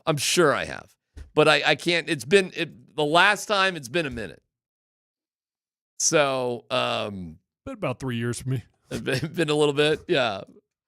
But it sounds like a fun sort of. What's the weather supposed to be this weekend too? Are we gonna be all right? It's a nice day today. Oh, today is a freaking beautiful day today. You know what's a really weird thing? Kevin loves it when we do weather. I know so he does. you should give an update. The Avalanche have one of the quirkier weekends. Now they're playing the Wild tonight. I'll be there. You going to the game? Or not? You're not going to that game. Say hi to me if you see me out there, people. But I got to look this up real quick as we wrap things up.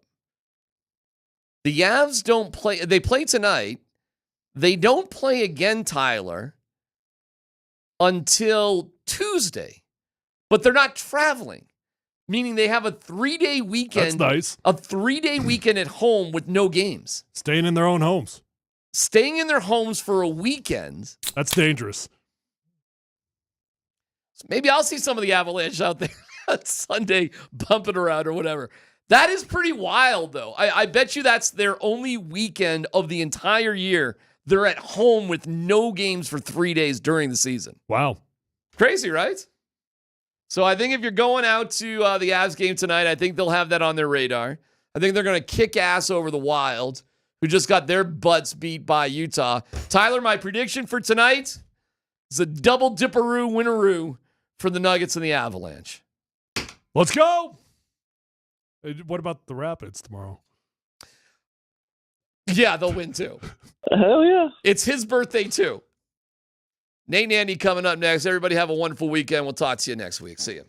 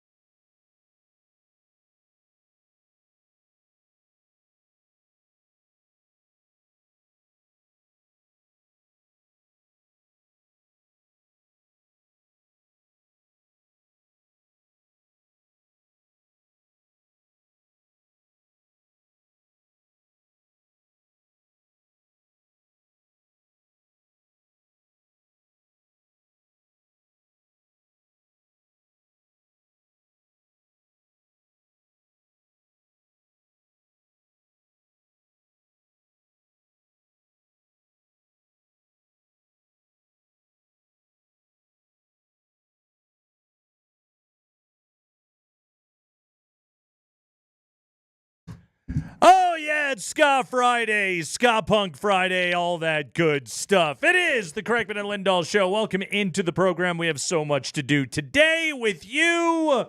We have got the Nuggets in action tonight in Detroit against the good Pistons. They're good. Red hot, too. They've won 8 in a row. Avalanche back in action this evening, as well as the homestand continues. They will take on the Wild of Minnesota. The Combine is combining, whatever you want to say right now. Jeff Legwald may join us, but he's an extremely busy person in Indianapolis. Dan Hyatt. We need him to join us. Yeah, we do need him. I got to know if he was at the coffee shop of the incident. We have a picture. We didn't get the video, but we got the picture. By the way, the incident, all for naught. Yeah, how absolutely. Wait, there's a picture? Oh, yeah. I think, Spring, didn't you send it over? Oh, I haven't Dude, seen it. I'm telling you. So McAfee did the tail of the tape because we were doing this at the end of the show yesterday. Sure. And apparently Jordan Schultz, the Fox reporter, goes about 6 feet 210. Fox Sports! And I believe Ian Rappaport was 5'5", and I don't remember the weight. But you look in the picture, and it's easily a half foot that Jordan Schultz has on Ian Rappaport. They seem to be in. It seems like it hasn't escalated yet. It seems like a perfectly fine. If you didn't know there was an incident in that picture, you would think that they were, saying hi and passing at the Starbucks. Yes. I don't see how that is at all troubling. Also, how did nobody take a video? Come on. Maybe they didn't get loud. What Maybe are we doing, NFL insiders? What's happening? Getting our tea and getting out of there. I suppose. And now Stafford's not going anywhere. Rappaport, yeah. It's a fight over the dumbest thing ever. Although I will tell you this. So I did get some insight on NFL Network today that I did not know. Okay. Peter Schrager was basically, he had said, because he's apparently hanging with Shawnee all the time. He's with Peyton all the time because he can't quit mentioning how he's with Peyton the night before. But he did say, you and I kept saying, what is this over anyway? The Rams gave Stafford permission to go and see. Apparently the Rams only gave Stafford's agent permission to go and talk to teams, not Stafford to go and get the lay of the land of what his life would be like. So I read a report in the Las Vegas Review-Journal that the Raiders were cleared of any tampering issues. Like the NFL had already looked into it, and apparently the NFL was here. This is one of the things where the NFL has, by getting fully into bed with Tom Brady, and hey, congratulations to them on that, but by having done so with him both as owner and their most powerful broadcaster, in addition to being the greatest player that ever played the game and the most famous football player that has ever lived, put it all together so then Tom Brady can go tampering away with Matthew Stafford at some exclusive ski resort up there in Montana. What is the NFL going to do? Are they going to come down on Tom Brady? Because wait a minute, you just let Tom Brady go in production meetings before the Super Bowl to talk to the Chiefs and to talk to the Eagles before the game. All right. So you already bent your own rules in order for Brady to go and do that. Now Brady is, again, it's just what role is he existing in? Is he just Matt Stafford's buddy? Because they're allowed to be buddies. Yeah. They can have had a prior relationship, certainly, as guys that were some of the best quarterbacks of their era, of their generation. It's not surprising to know that they have a history and a friendly relationship. So there's that. Then there's also the part where he's, the lead Fox broadcaster, and then how he's the part owner of the Raiders, and he's apparently running their football operation. So which version of Brady is supposed to get in trouble right there? Which one? None of them. None of them. He can't get in trouble. They didn't. He's Tom Brady. They didn't allow it. Right. So, yeah, that's the NFL looked into. Apparently, according to the Las Vegas Review-Journal, the NFL looked into it, and he can't get in trouble for anything. DMac just showed me. We have some own breaking news on the station. Now, he did tell me this was coming down. Okay, what happened? Coaching news. Ooh, what do we got? Mike Sanford, your new coach over at Valor High School football program. Yeah! So there you go. Congratulations to the Sandman. So yeah, he wanted to get back to coaching. He still wanted to do a radio show. He's found a way to do both. Well done. Okay, so what's Mike Sanford now? Is he the Valor Christian coach, or is he the host of the morning sprint on Altitude Sports Radio? What? I just got done complaining about how Brady can just apparently do everything. Now Mike Sanford can do everything too? Mike Sanford. What are we doing here? Colorado's Brady. Who are you actually in bed with, Mike Sanford? That's what I need to know. I'm done. Good. Yeah, so there you go. Congratulations to Mike. Way to go, Sandman. Yeah, I'm glad he's going to get to still coach. So, Yes. and still do radio. Well done. He's good at both, I think. Mm-hmm. Take that private school money all day long, my guy. Hey, do what you got to do. Well done. Do what you got to do. Hey, if a private school needs a lacrosse coach and wants to holler at me and can go in the mornings, I'm in. So wait a minute. Hold on. Let me ask you this, okay? Ask me. So because I went to one. So what if Sandman said, okay? All right, because what if Sandman was just like, hey, you know what? I'm gonna book all of the best sophomore high school football players from around the state onto my radio show here on Altitude Sports Radio 92.5. And hey, we'll just chat with these kids about their summer training program and what's on their Spotify playlist and all that kind of stuff. And hey, what do you know? All the best players are suddenly transferring over to Valor Christian. It's called high school sports, my guy. I don't know what to tell you. Look, do you think I'm going to sit here? It's all problematic. Do you think I'm going to sit here? Now, I was the kid that bust out of North Denver down to Mullins, so I wasn't living their same fine life. But, whoever wanted to go there could go there. We've got open transfer rules, so that's all in place. Yeah, man, it's a different world. Tampering. Everybody's tampering with everybody. That's what's happening right here. Sure. Why not? Mike Sanford is our Tom Brady. Less plastic surgery, but our Tom Brady it's still nonetheless. his face. It's still his chin. It's definitely his face. I'm on to you, Sandman. I'm on to you. So congratulations to Mike. I was supposed to say something nice about him. Darn. No, I'm just saying congrats. You don't have to. You can come on later if you want. I was like, well, I'll ask Nate if he wants to. Forgot to ask you that. It's not really my... It's not my MO to be complimentary of any of my coworkers or anything. Yeah, so there you go. Good for you, bud. All right, can I also tell you an interesting development with all this now? Develop away. Yes. What else do you have for me? Because it's mock draft season, and you know I need me some reading. Yeah. I do read the written word every now and again. Who'd you click on It's got to today? be in short deals. Mm-hmm. Bucky Brooks threw one out there. Ooh, all Bucky. the NFL guys are getting it out. Let me click on Bucky here. Oh, Let's that's be old. honest. I'm not reading a lot. I'm watching the ticker on NFL Network as I waited for the next drills to get going. So probably reading's overselling it. But I found it interesting. Bucky Brooks has got Ty Warren, I believe, going 5. Ooh. 5. Spicy. And now I do wonder, because Brooks was another one that had Genty to the Raiders. I'm looking at it right now. He has got Warren going. He's got Travis Hunter going 5. Travis Hunter going 5 Okay, to where was Jacksonville. He has got Warren going 14 to Indy, which I've seen on numerous mocks. All right, now I got to go figure out which NFL guy this was, because one of their network dudes, they're all mocking it up. And there's 900 of them. Remember that thing where you were going to start writing things down? Yeah. That lasted 4 minutes. No, well, I don't have a pen today. No, seriously. Yes. Seriously, who does he have? Doesn't he have Genty going 6? Did I remember anything right about Brooks, or maybe I just saw the wrong damn draft? Bucky Brooks' latest mock draft, which came out February 25th, so 3 days ago. He's got Ashton Genty being drafted at number 20 overall by your Denver Broncos. The Broncos! I'm frustrated. Anyway, I did see a couple drafts that have their jokers going high, but let me ask you this. So the point say we need a joker. Yeah. So Andy read something on the internet. I read internet. the ticker as I was trying to watch them also do their thing, and I thought it was Brooks that was off to the side. So now I'm going to go look at all the mock drafts. But here's my question Click to you, on all of them. Because here was the whole thing. Here was the theory going around the combine. That Are you sure this is the this theory I'm going positive around of, the combine? because this has been Okay. going on for a while. Okay.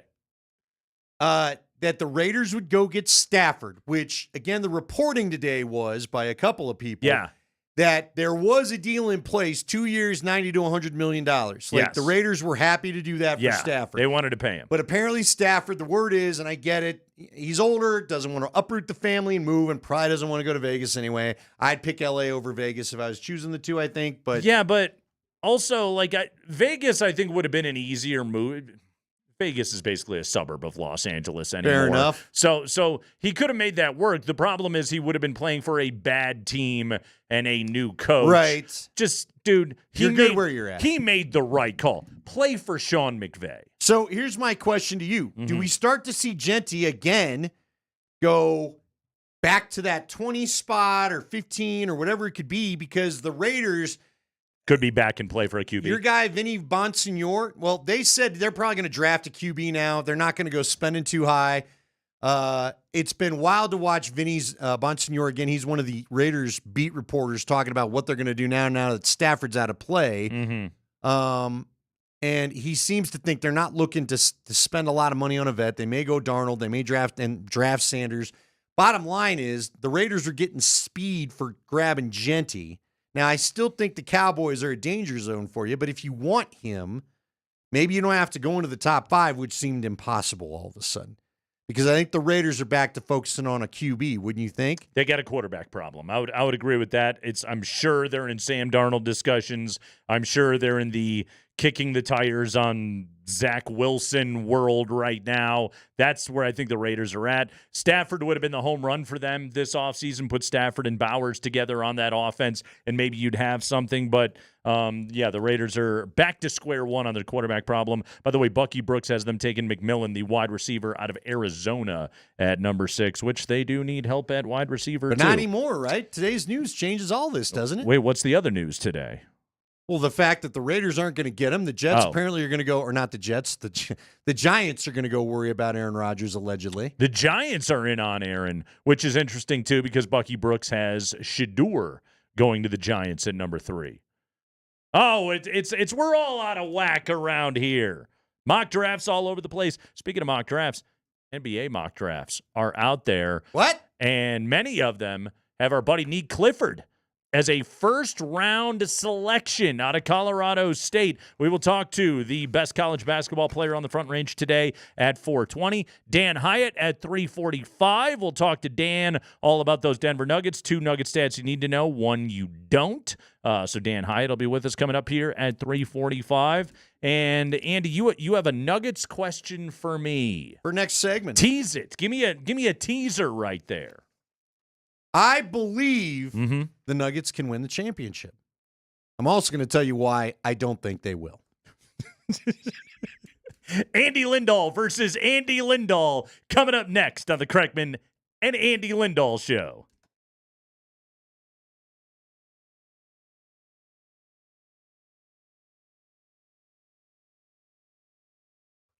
Andy Lindahl here. We're not going to talk mock drafts. You could mock draft your favorite truck parts if you liked over at Colorado Off-Road. Give Jerry Jones a call and say, you know what, I want to do truck accessory mock draft with you, Jerry. I'm sure he won't be annoyed at all. He'll be happy I suggested it. Where do you pick the bed cover? Where do you grab the step rails? Where are you putting the floor mats in? What about that remote start? What about the KC lights or the towing kit or stuff for camping? Maybe a new tire, some new suspension. Who's your top pick? Are you willing to trade for it?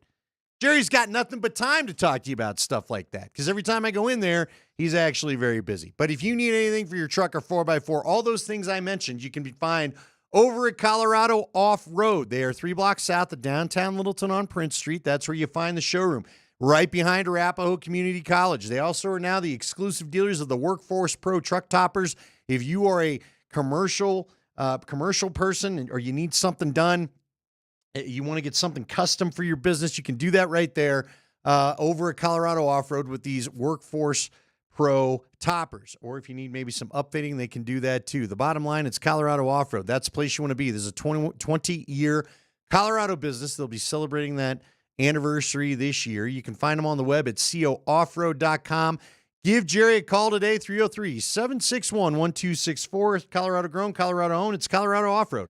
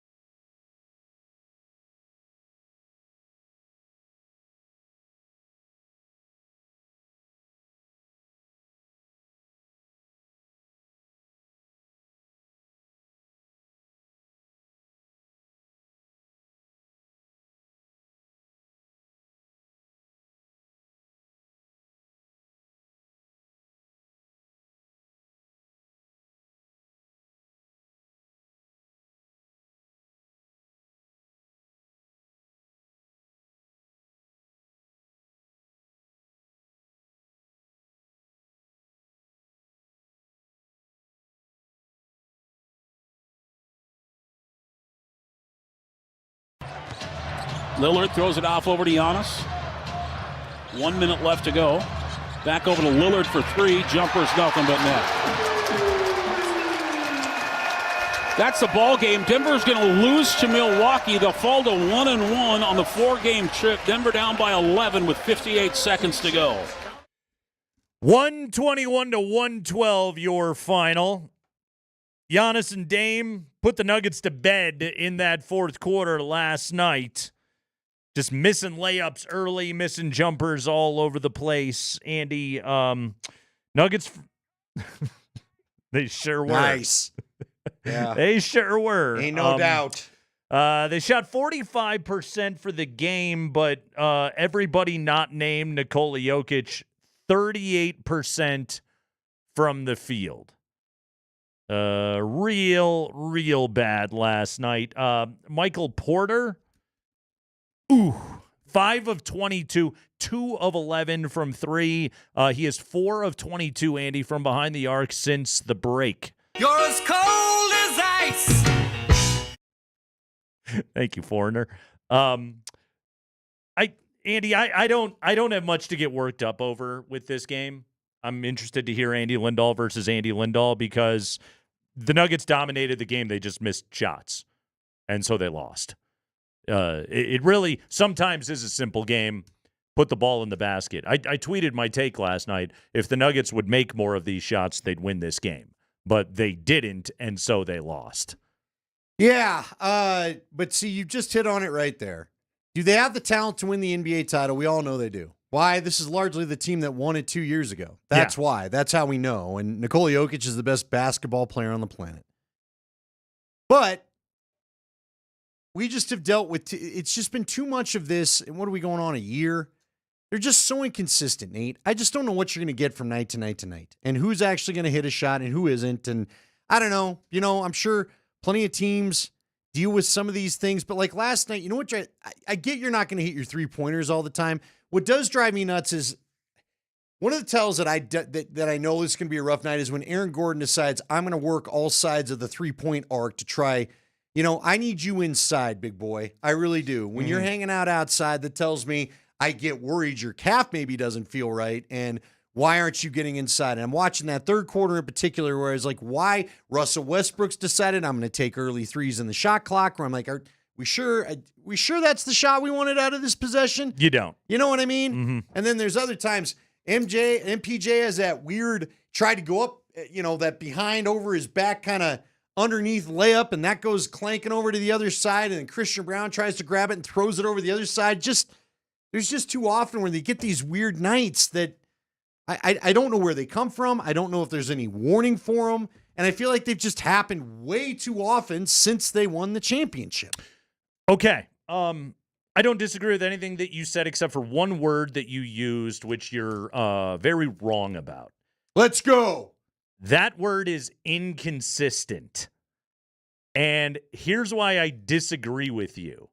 He's got a sly grin on his face. Because they're extremely consistent with their poor play in these situations. You're right. You're right. That's, you're right. That's what I mean is, okay, they are now, the Nuggets, after losing last night, they are 3-5 in road games against top 6 seeds. Either conference, they've played 8 road games against top 6 seeds. They're 3-5. Do you think they're going to win tonight in Detroit? Yeah, probably. But do you really? Because I don't. You don't? I don't. I'm only going off their history. What are they, 10-1 on these back-to-backs? That's true. They do have that going for them. Well, maybe they can, with their consistency there, they win. I don't think they win tonight. The Pistons are good, and they're playing well, and the Nuggets, maybe they surprise me. I don't think they win on Sunday against Boston. I don't think they win that game. They could very easily be 3-7 in road games against top 6 seeds by the time that we get to the end of this little run right here. And this is a Nuggets team that unfortunately has kind of become they are the team that they win at home. Mostly they win at home. They beat bad teams, and if they play anybody good on the road, they lose.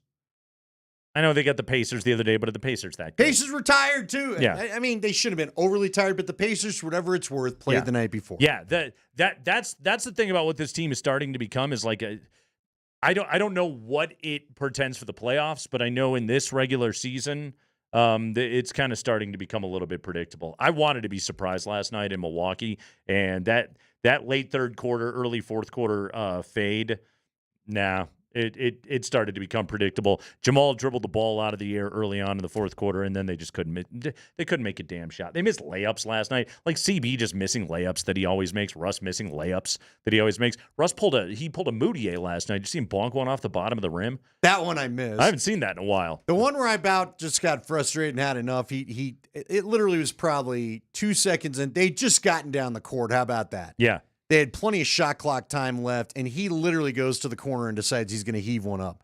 And it wasn't even like a totally wide open. There was a guy in the area. Sure, it was an open look, but I'm just thinking, Russ, you've already missed a couple as it is. Can we not do that? Can we work for something better? Can we work? You don't need to take that shot.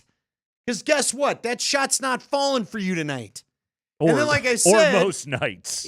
Aaron Gordon working. When Aaron Gordon decides he's a 3-point shooter and he's not under the rim, that never is a good. I just know things are. That tells me your mind isn't in this tonight.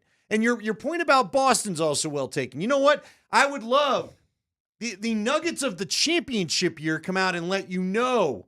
Send you a little message. We've talked about that so many times this year. Yeah. You don't have us. You better not want to see us. This version of the Nuggets got their butts kicked by 20 by the Minnesota Timberwolves and have shown no desire to kind of smack back at them at all. Here's some numbers from last night. You may not even be aware of these numbers, Andy, because I didn't realize it until I looked at them today. Points in the paint last night, 68-42 in favor of the Nuggets. Okay. Rebounding last night, 55-48 was the edge for Denver, including 14-7 on the offensive glass. Fast break points last night. I know Giannis had some big dunks out on the run, 32-16 in favor of Denver last night in that game. They played well enough to win. They should have won. It was just a freaking brick fest out there, and they lost. I really did, and I went back and I rewatched a condensed version of the game today because when you watch it live, I find myself getting annoyed too much. And Motion plays in. You kind of lose the bigger picture of it all. And I went back and I looked at it today, and I'm just watching some of these possessions, and I'm fast forwarding through it, and I'm just like, these are shots they make. They didn't make them tonight, and they lost. The Porter thing, he's got to find his 3-point shot. He was really, really shooting the ball well, and since he's come back from the injury, he hasn't played poorly across the board. He just can't shoot right now. Yeah, weren't they 2 of 16 overall at one point late third quarter from 3-point land Horrible, or something like that? Horrible. This was terrible. 9 of 34 for the game. Well, and Nate, again, if you would have shot the way they shot last night in the second half tonight, all right, I get it. Yeah. Back to back, all that.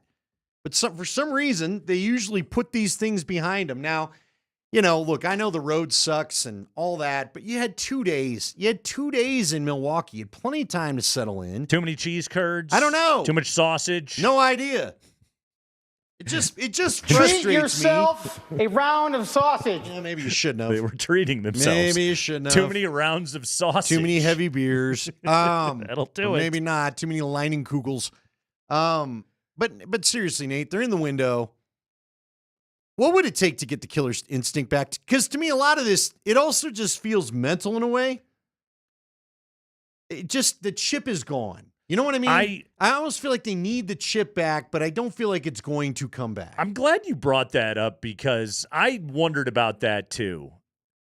Are they just not confident against good teams? I don't know. Do they not trust each other the way they once did? Right. Is this where you miss the KCP or the Bruce Brown? Are they because it's funny, we've been playing the foreigner drop because of how bad they shoot it, but also cold as ice. Those 2 guys they were going up against last night, those dudes are as cold as ice. You can't bother them, okay? Last night when it was time to kill, Giannis and Dame killed, and nobody besides Jokic was ready to do it for the Nuggets, and even Nikola had a bad late turnover, whipping one into the seats that was supposed to go right to Christian Brown.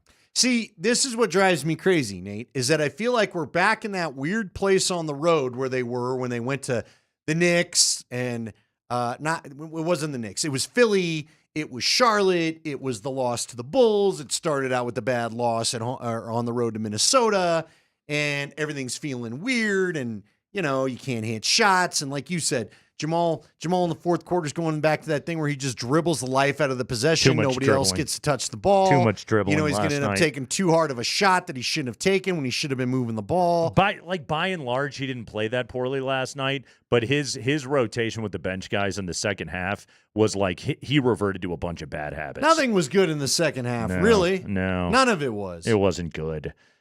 In Detroit tonight, that game is going to be broadcast over on Altitude Sports Radio AM 950. 950. Yeah, 950 tonight. Tip-off at 5 o'clock. Berto's got your pregame at 4:30. He's already in there. He's prepping. He's ready to go. Look at the furious preparation from a guy who's... I wish we had a Twitch camera. He's so locked in. We need to get the video. It needs to be game video for all of us as hosts here. This is intensity. How to lock in. Out of Mark Bertinoli. What? I'll just try it there. There you go. Can everybody see him? Can everyone see him? There he is. Everybody wave to Berto. Yeah, he's locked in. He's got a foot up on the desk. Yeah, he's good to go. Flipping through his phone. He's looking at a phone. You know what he's doing is trying to find alternatives to Del Taco. He talked about it with Kosminski in pregame last night. It looks like he should have like a tall, sweaty, ice cold glass of lemonade. Oh, yeah, there's no doubt. Right next to him. Just the beads on the table coming down. By the way, that man is relaxed. Shout out to 9 News. Turns out Del Taco's not going anywhere. It's not? They're just looking for a new franchisee. Somebody lied to us about Del Taco? No, apparently there was a franchisee that owned 18 of the 19 locations. If you really got a hankering, I think it's like Grand Junction, you can go get one. Just take a... But the other 18 were owned by one specific franchise person, and I guess that franchise person decided to hell with this. So you could just hop, skip, and a jump it over to the Western Slope if you really need some Del Taco. If you really need that Del Taco, add some sour cream, I'd recommend. But yeah. Go sit in traffic on 70. If you want stadium nacho cheese in a cup with their chips. You blow by right past those ski resorts. That's right. Keep going. Get to the other part of this state. Damn near the Utah border. And you can have Del Taco. You can have a little Del Taco, but allegedly they'll be coming back ASAP. Could you? I don't know how ASAP it is. I don't use the service. Can you DoorDash Del Taco from Grand Junction to Denver? I don't have any idea. If you could, yeah, you'd probably be spending as much as a night at Shanahan's. But sure. Can you airlift? Is there a helicopter by which DoorDash could airlift Del Taco to us? I'm sure there's some drone of some kind that could get it here, it's right? It's got to exist. Somebody find this out for me, okay? I need to know. Oh, I can't believe they lost that game. 121 to 112. Yes, you can. I can. No, yes, you're right. You can. Porter, 5 of 22. AG, 4 of 13. CB, 5 of 11, which on the surface isn't bad, but you remember, oh, yeah, this guy shoots 58%, and he missed a whole bunch of shots he normally makes. And then Jamal was 9 of 20 last night, 2 of 5 from 3. But it just wasn't good enough last night, and the Nuggets lose. Strother gave him good minutes. I was pleased with that last night off the bench. And, Giannis had a massive dunk at the end of that game. And, the possession at the end of the first quarter. I know I'm quibbling about one possession at the end of the first quarter, but there's under 3 seconds left on the clock. Who do you think they're going to give the ball to? And sure enough, the guy buries a 3 from the damn logo. What about leaving Taurean Prince wide open in the corner as their best 3-point shooter in the fourth quarter when you're trying to just get a stop and you're just going to let him have that corner 3? Pistons tonight. Cade Cunningham is really, really good, obviously. But this... good Pistons outfit that they're going to go see again tonight. The Detroit Pistons, they're one of those funny franchises in sports where it's like they're either like championship good or they're the most irrelevant franchise in the sport. They did have sharp uniforms back in the day. They're still rolling with that look. They look good. Yeah, with the basketball. It's a good looking uniform, but like outside of like the Bad Boys era and then like the Chauncey and Rip and Ben Wallace and Rasheed era, there's not much to write home about there. Everybody gets angry about the Bronco Royd horse sometimes. What about the Demon Knight horse that they went with during the teal? That thing? Yeah. Grant Hill was rocking that thing for a while. Deal? Yeah. Oof. They have not been to the playoffs since 18-19 when they got swept in the first round against Milwaukee. In fact, they have been to the NBA playoffs only twice since 09-10. Oh, I thought you meant 18-19 the year. I was like, wow, I didn't know the league went. No, I'm kidding. I'm kidding. Yeah, they've not been good. They're another one of those teams. They and Philly are an interesting study of trying to tank it all and just compile picks sometimes, right? Yeah, well, they're finally back on their way up. But we thought that about Philly, and look how that's going. That's true. That's true. And we learned today that Joel Embiid, no shock, out for the year. I think we all saw this coming. He's done. He's going to duck the rest of the NBA.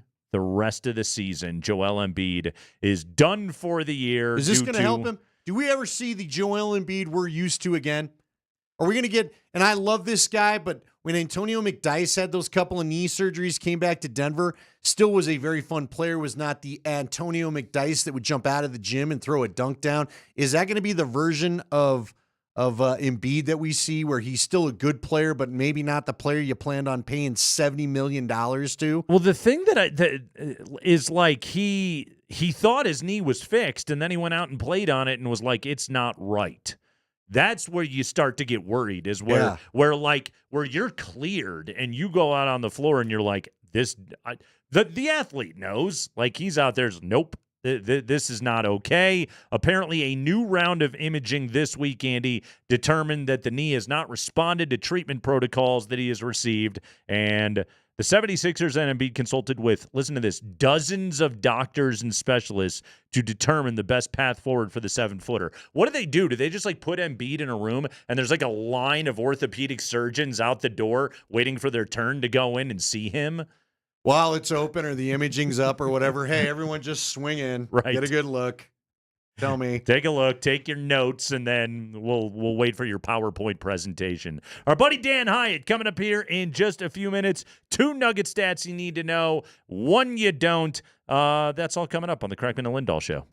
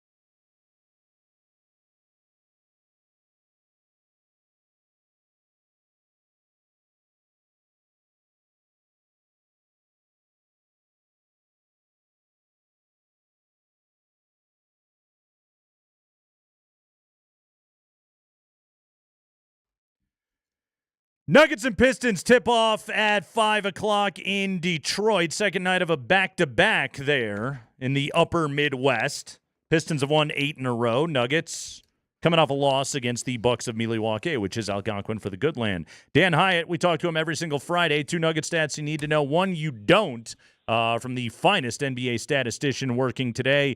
He is also on Twitter, at Hyatt Stats. Get him right there. Dan, welcome back to the show. Hi, boys. How we doing? We're doing great, man. Detroit, they're good now. What do we need to know about the Pistons before this game? Well, they're better now, right? But they only won 14 games last year, so that wasn't terribly difficult. Listen, I like what's happening there. It's kind of cool because they were so bad, and now they're relevant. But again, you've had 33 wins, right? Bickerstaff comes in there, basically inherits good young players. Cade Cunningham and Jaden Ivey, these guys were there. But then Trajan Langdon basically said, good, the new GM, great, we got all these young talent. Let's surround them with some veterans. And they go get Michael Beasley and Tobias Harris and Tim Hardaway Jr. And now they believe in defense. And it's nice to see that you can take these players that are really young and teach them how to play basketball. And if they all stick together, good things can happen. But again, this 8 straight wins is like the Nuggets 9 straight. It's all losing teams and then a couple winning teams that are without their stars. So I don't believe in them yet. I don't know what the Nuggets are going to do tonight, which Nuggets team shows up. But Detroit's a good story, and the East is pretty soft, and Detroit might even have a chance to play in the home court. Dan, real quick, because I don't want to get us off script. I'm good at that for everything. Is there anything you ever see in the numbers that give you a warning a game like last night is coming? There's nothing, right? There's just no way to predict when this team's just going to decide to poop its pants. I think the thing that we're forgetting is that when you were talking about the consistency of the inconsistency, right? For 2 straight years, they had the same lineup. Everybody knew their role.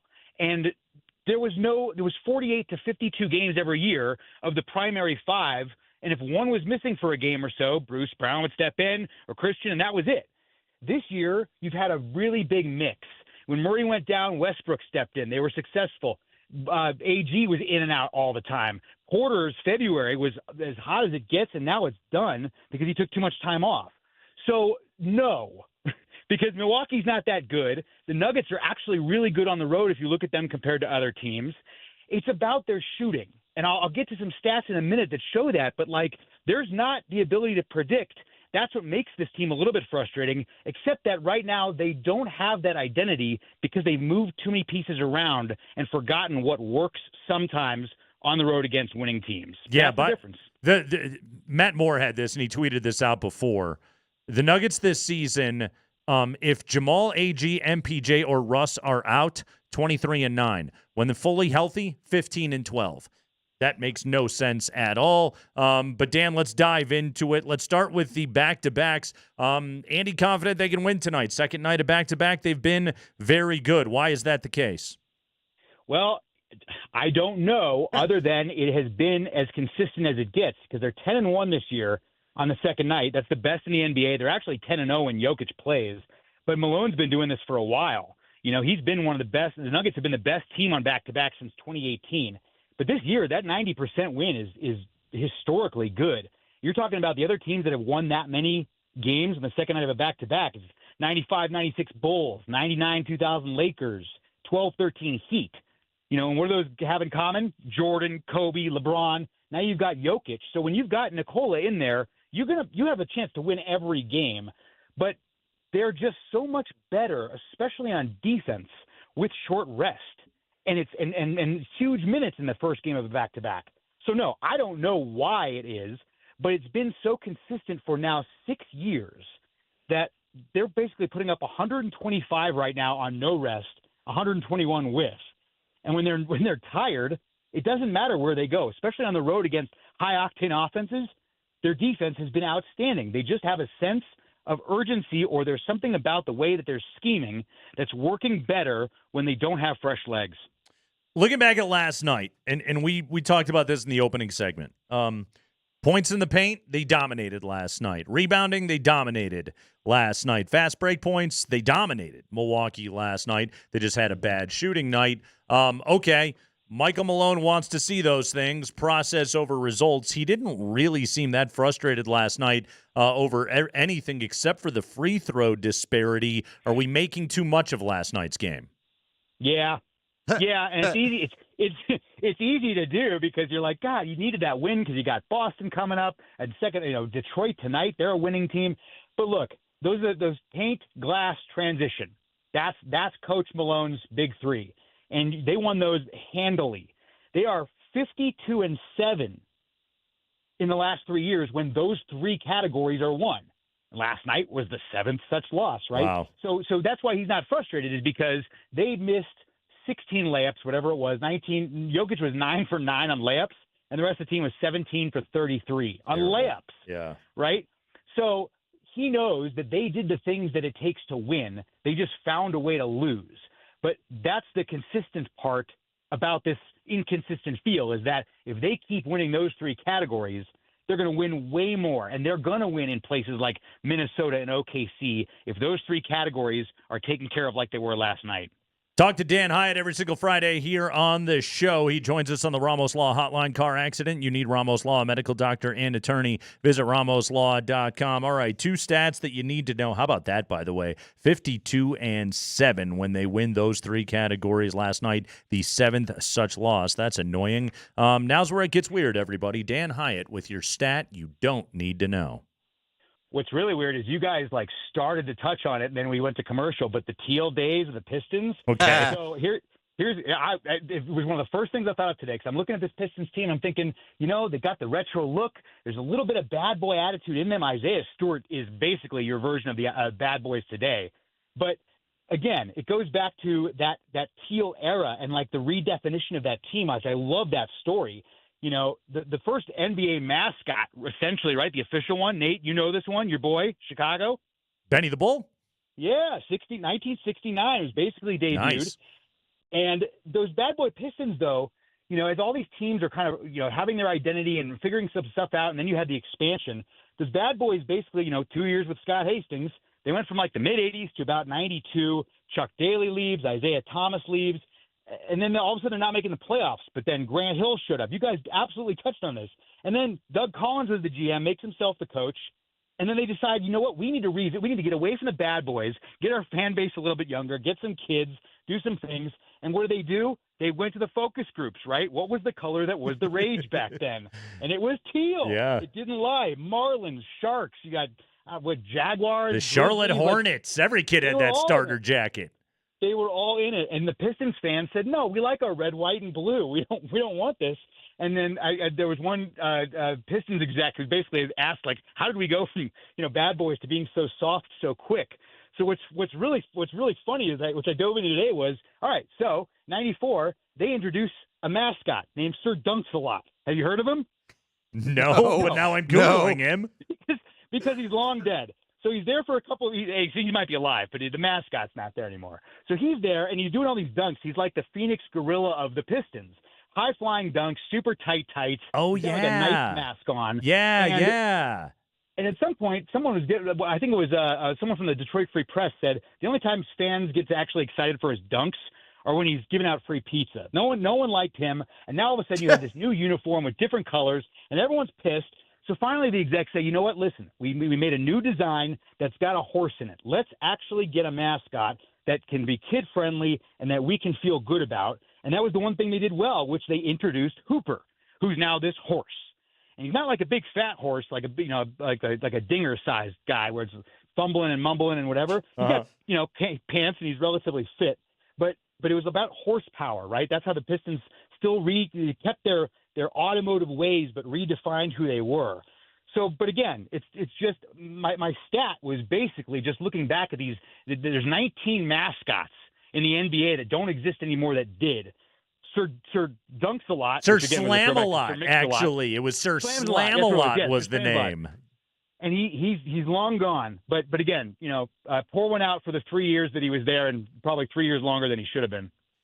Hey, did you ever do any Rockies work, Dan? Yeah, for almost a decade. Who for, the radio or the TV? TV side.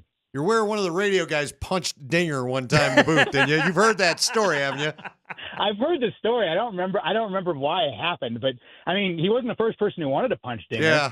Well, the guy that did it was cranky. We'll just put it that way. Yeah. And I think Dinger startled him was part of it, but anyway. He just went and socked Dinger once? Well, I mean the head, not the person. But did Dinger's head flip I around have in a no circle idea. though? I worked at KOA, so I've heard the story of yeah. That's what I'm hoping is that he punched him, but the head flipped around. It'd be sweet if it just exactly. So do it again. In the mid '90s. All right, my family's got season tickets on the first base line, and I'm in the first. If fans remember, the first, third, fifth, and seventh inning, Andres Galarraga would catch the ball if he got the final out, and he'd flip it to the kids. And I went down there and must have gotten 4 or 5 over the course of a couple of years. But the first chance I had, I missed because Dinger was in the aisle, and that is, it's taken up the whole aisle and 2 seats, and I couldn't get my reach. I'm a little guy, and I remember that very vividly. For 3 years, I would not acknowledge him as a mascot or anybody I cared about because he cost me that ball. Well, everybody should continue to treat Dinger that way as far as I'm concerned. Dan Hyatt, everybody. Enemy of Dinger and fine NBA statistician. Dan, well done as always, man. Thank you. All right, boys. Good luck. By the way, you can... Now we got to find the friend of Dinger, frankly. There's a whole bunch. You can get like retro like T-shirts and sweatshirts and stuff that have Sir Slam-A-Lot on there. Yeah, he's like a knight, but he's wearing tights and basketball shorts also. They really couldn't make up their mind. Speaking of funny mascots. That's a hell of an acid trip they were on coming up with all this. Between the uniforms and that. Yeah. Speaking of funny mascots, we're going to tell you coming up here after the break how you can win a pair of tickets to see the Rapids home opener against FC Dallas tomorrow night. You'll find that out from us next.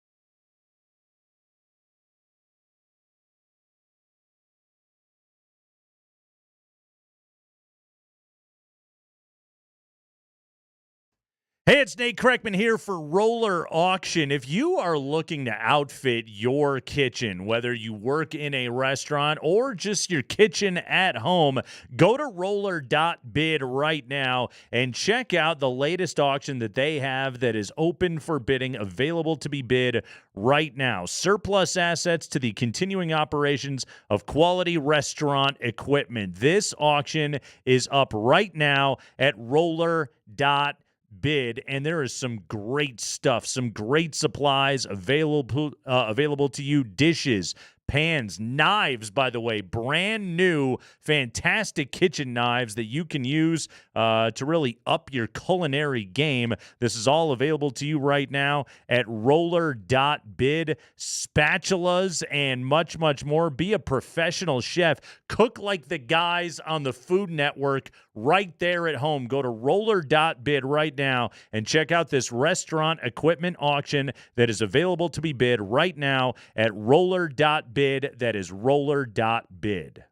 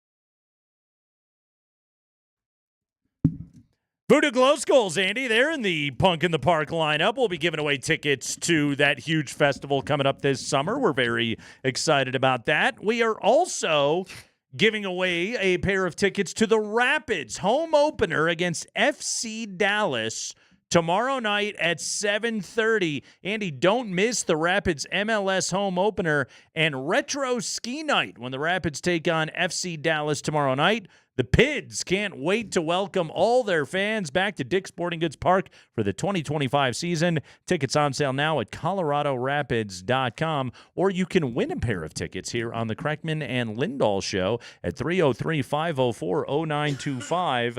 But you have to text in the following keyword or words, and that is, in honor of Sir Slam-A-Lot, Rapid Man. Yeah! Rapid Man. His head is a rapid. Text Rapid Man to 303-504-0925. Text that in right now to 303-504-0925. Rapid Man plus your first and last name, and you are entered to win a pair of tickets to tomorrow night as the Pids take on FC Dallas over at Dick's at 7:30. So we got the Guacamole song on this show. Did the Rapids bother to cut a Rapid Man song based on Rocket Man by Elton John? Because I'm a Rapid Man. Rapid Man. I don't know the lyrics. Something burning, Rapid something. Man. Uh-huh. Why not? Why has it not been done? I don't know. When you hear Rapid Man, do you not automatically hear a little Rocket Man going in the background? Is my brain just that broken? Can you plug in the axe and can you lay something down for him? Isn't that a piano song? But you're a musician. Come on, use your imagination. Make it a little heavier. Let's not insult the musicians out there by including me. Yeah. I mean, you're an artist. Can I tool around? Yeah. Yeah. But I'm not.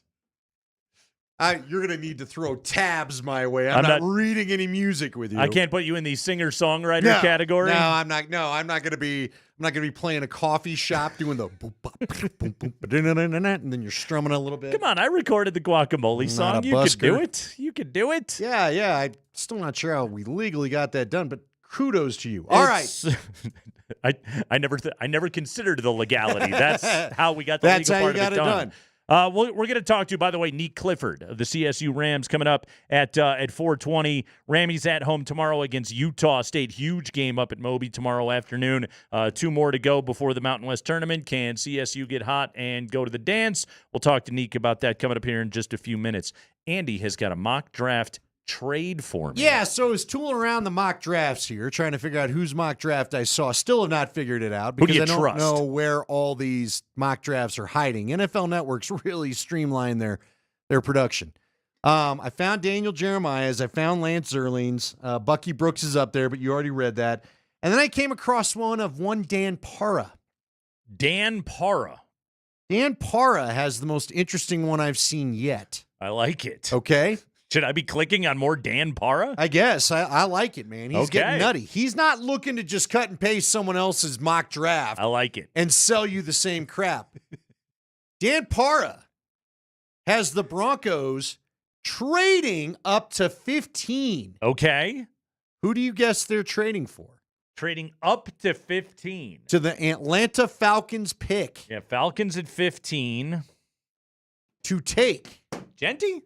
Nope. No. Ty Warren. Oh! The ultimate joker. Yeah, you know what position he can play, right? All of them. Sean Payton?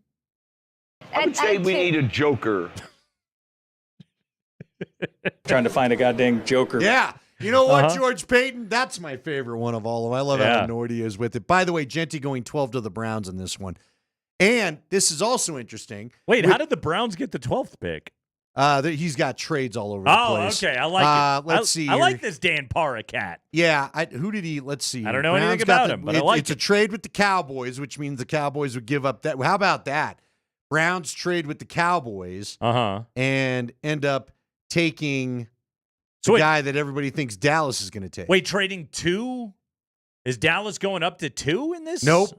Nope, he's got the Cleveland keeping their first pick and taking Abdul Carter. All right. He is putting trades. So he goes, I'll just read it to you. The mantra is back, baby. Jerry Jones is going to sit on his hands and watch the NFC East run away from him. So he trades 2 first-rounders. Okay. For Myles Garrett, while the Browns get a new centerpiece for their offense, it would take some creative salary cap maneuvering for Dallas to make it happen. But Micah Parsons has already said he'd take less if that means he'd play opposite Garrett. So they would basically, Dallas's first-round pick would be Myles Garrett. And with that pick at 12, the Cleveland Browns take Ashton Genty. Anyway, so here's the trade. By the way, at 16, Dan Para has decided that the Chargers will then take Colston Loveland, and it'll be a run on tight ends.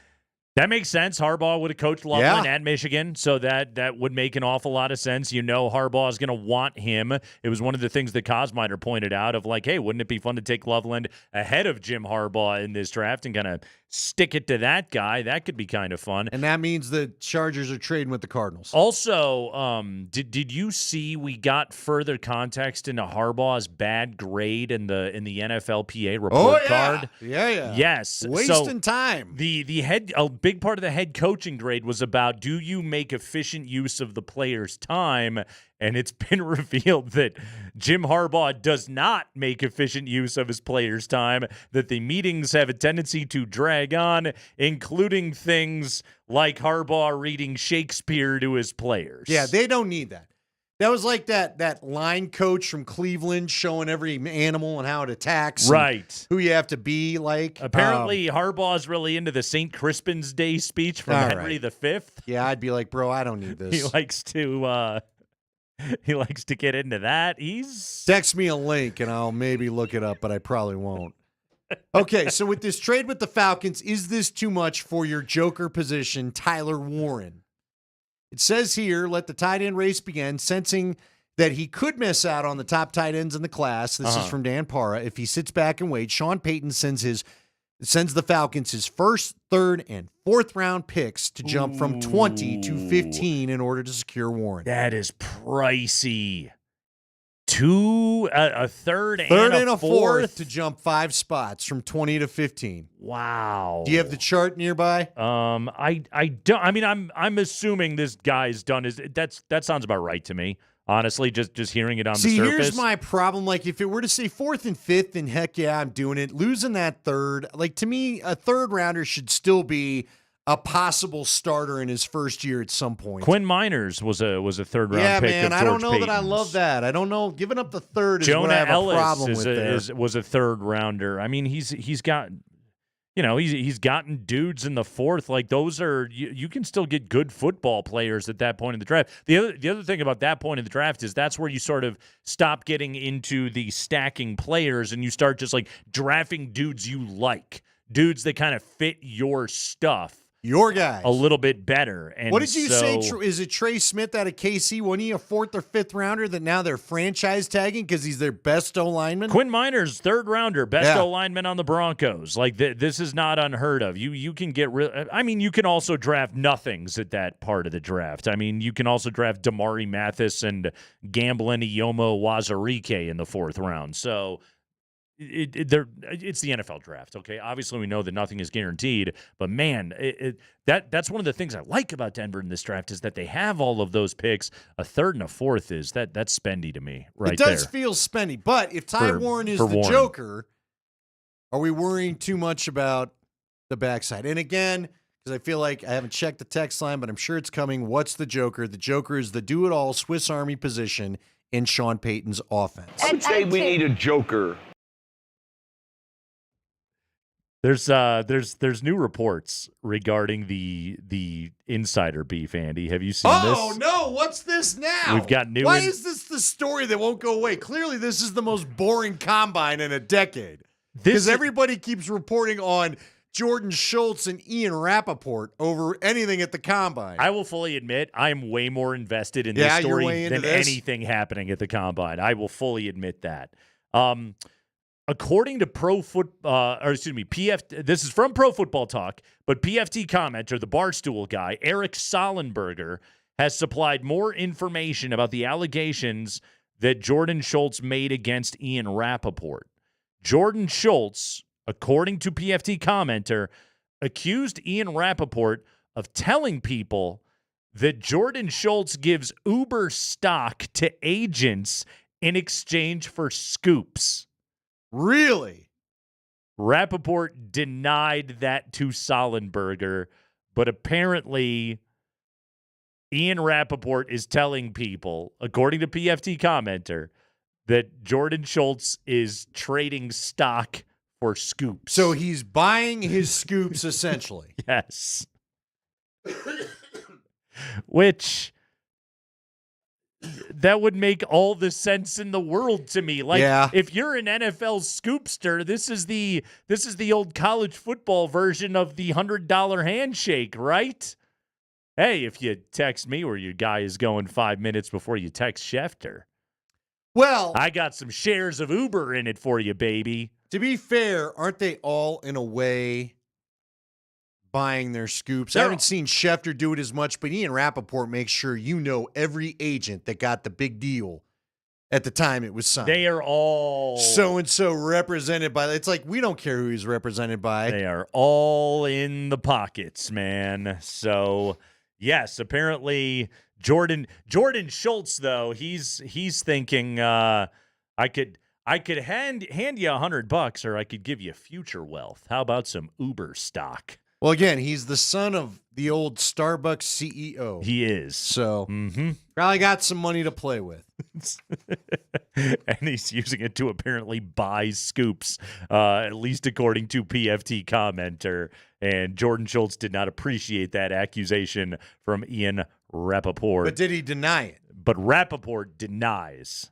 Accusing him of that. He denies having spread that rumor to other people in football. This is a dirty world, man. Oh, I love it. We knew that. It just has never become front and center at the combine like all this. Day long. Like, is it cold in Indy and they're all locked up inside or something? You know. This has been a wild combine, and not because of player news. It's a vicious world. We talked to Neek Clifford of the CSU Rams. Speaking of mock drafts, is this dude going to be a first-round pick? We're talking to him next.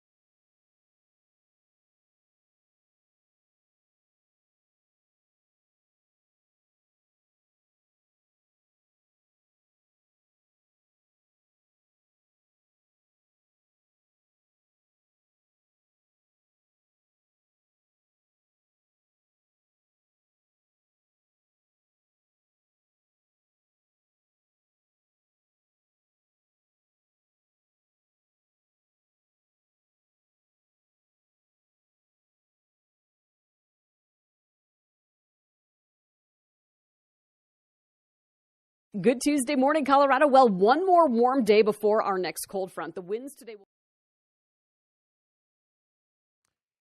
And we welcome you back. It's Kreckman and Lindahl. Pleased to have you along on a Friday. Hopefully that you're having a good Friday. Set to have a good Friday. Better enjoy this lovely weekend weather we're set to have, because apparently it's going to change early next week. And as Nate Kreckman well knows, I keep up on the weather.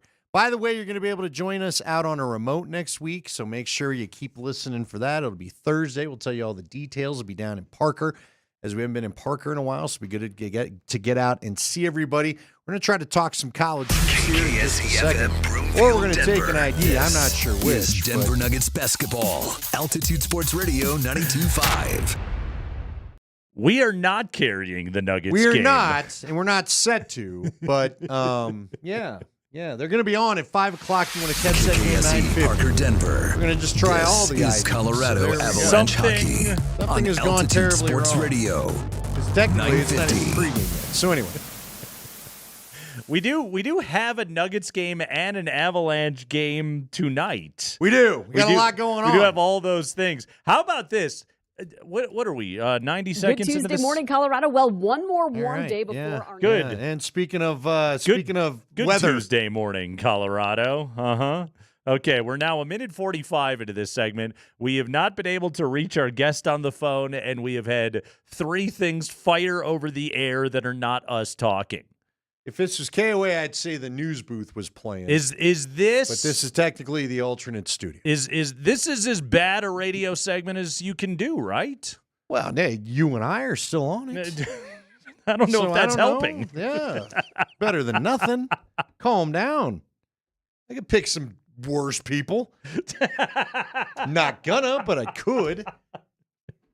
Could have happened in one of our other day parts. Yeah. Could have happened in another station. I don't know. Whatever. Anyway, all right. All right. Well, so we're gonna try to get Neat Clifford on, but while we wait to do that, we think they gave us the wrong phone number. Yeah, we'll figure it out. It'll all be good. Hey, Yes. this happens more often than people think. This is like, by the way, have you ever been a part of one of these Scoopster things? Because here's what I also want to know. Now, you said the NFL had cleared Tom Brady of any wrongdoing earlier in the show. Mm-hmm. He's already cleared. I had it happen one time. I feel like it's safe to tell this story. I guess we'll find out. Fire away. Let's go. Early on in my KOA career. This segment can't get any worse. Let's go. Well, we're going to find out. This is why I still tell any young producer, young journalist, whoever you are, don't take any information for granted. We got information, one of my buddies got information that a limo driver had dropped off Steve Young out by the Denver International Airport, and he was going to go meet with Mike Shanahan. And this is like early 2000s, right? So we sent one of our guys out there. As soon as you said limo driver, all I could see was Jim Carrey in the Jetway. Yeah. Kind of like that. The old Lincoln Town car. It's okay. I'm a limo driver. So anyway, they dropped Steve Young at this bar. Our guy, we send one of our reporters out there to go digging around. I'm producing the zoo at the time with Dave and Scott. Okay. And we go out there, and one of our guys is walking around and goes and sits at the bar. Tough assignment. Starts talking to the bartender, just acting like Joe Schmo, Joe, Public. Gets the bartender talking. The bartender starts yapping. He goes, "Oh yeah, they sat right over there. They met for about an hour. Yada yada yada." And so we got the scoop. We got the scoop that the Broncos are talking to Steve Young. That Shanahan and Steve Young met with each other at the airport. So we break the story. This is back when Steve was thinking about leaving the 49ers. People will remember this. Yes. And it was thought he was going to come to Denver. This is like towards the end of the Greasy era, whenever that was. And so break the story. It's all over ESPN. All our guys are getting called. Shanahan has a golf tournament. Our guys got to go down to the golf tournament. And now all the media mob goes down to Castle Pines to the golf tournament. To get the Steve Young scoop. And Shanahan gives our guy the little, "You better get over here." And I looked, Shanahan had said him. He ultimately said it that, yeah, we did meet, because he had to say it. It was out there, right? Yes. It's like, look, we were talking, and all I talked to him about, because Young had gone through a whole bunch of concussions, and that's why the Niners are going to release him. For those that don't remember, guys our age do, but I'm sure plenty out there don't. Steve Young it was scary how quickly he was getting like severely concussed. He never would have made it out of protocol these days, right? Yeah. That would be my guess. I don't know it. But that guy was getting concussed twice a year. It was amazing he tried to play. And Shanahan said, yeah, we did meet. All that happened. But basically he said, I told him if you were my son, I'd tell you to retire. So ultimately that's what Steve Young did. So basically Mike Shanahan got a party with Steve Young, a future Hall of Famer, yes, sitting across from him, and he was just like, your head is bubble gum. Is mush. I would tell you to retire if you're my kid, but if you want to play, I don't know. All of us were like, but what if he wants to play? But what if you want to continue to scramble your brains? This is a good place to do it. Right. So anyway, but I just remember the fury of it, and it was nuts. It's nuts to me, nuts to be in the middle of one of those things. And I imagine that's what the life of Schultz and Rappaport has been. That tampering stuff is serious. Well, it is. Yeah. But again, look, and Young NFL, retired. NFL organizations are, and again, I think it's harder to police today than it ever has been, obviously, because there's several things at play, okay?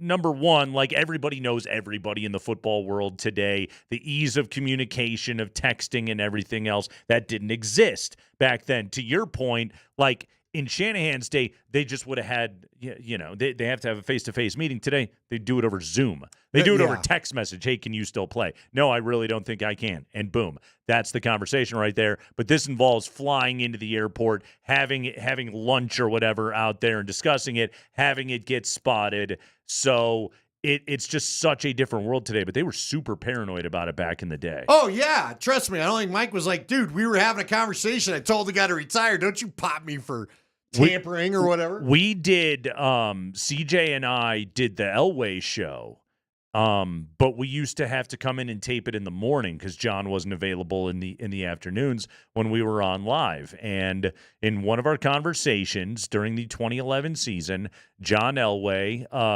openly told us of his interest in a particular player.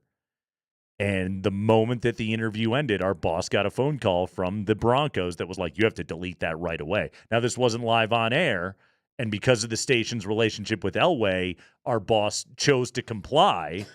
But CJ and I knew, and we were dropping hints all over the place on the air, and eventually Denver got the guy. Well, and you know what I'd also say? I mean, again, I don't think the Gronk thing's happening. That's been another one of these wild stories this week. Cecil broke it. It's turned into what it's turned into. Yeah. But I will just say, sometimes you'd be surprised where the stories come from and how often they're often legit, and then something else turns it. So that's why I don't think anything's happening with Gronk, but I'm not going to be shocked if for some reason it turns around and it does happen all of a sudden. Yeah. Because these little things where, I plan on, for all we know, he was like, I want to do it. Because I will say this, I do know Dan and Chris Gronkowski, I got to know Dan better than Chris, but they very much both enjoyed it here. They very much, so I could see, it's fun to play there.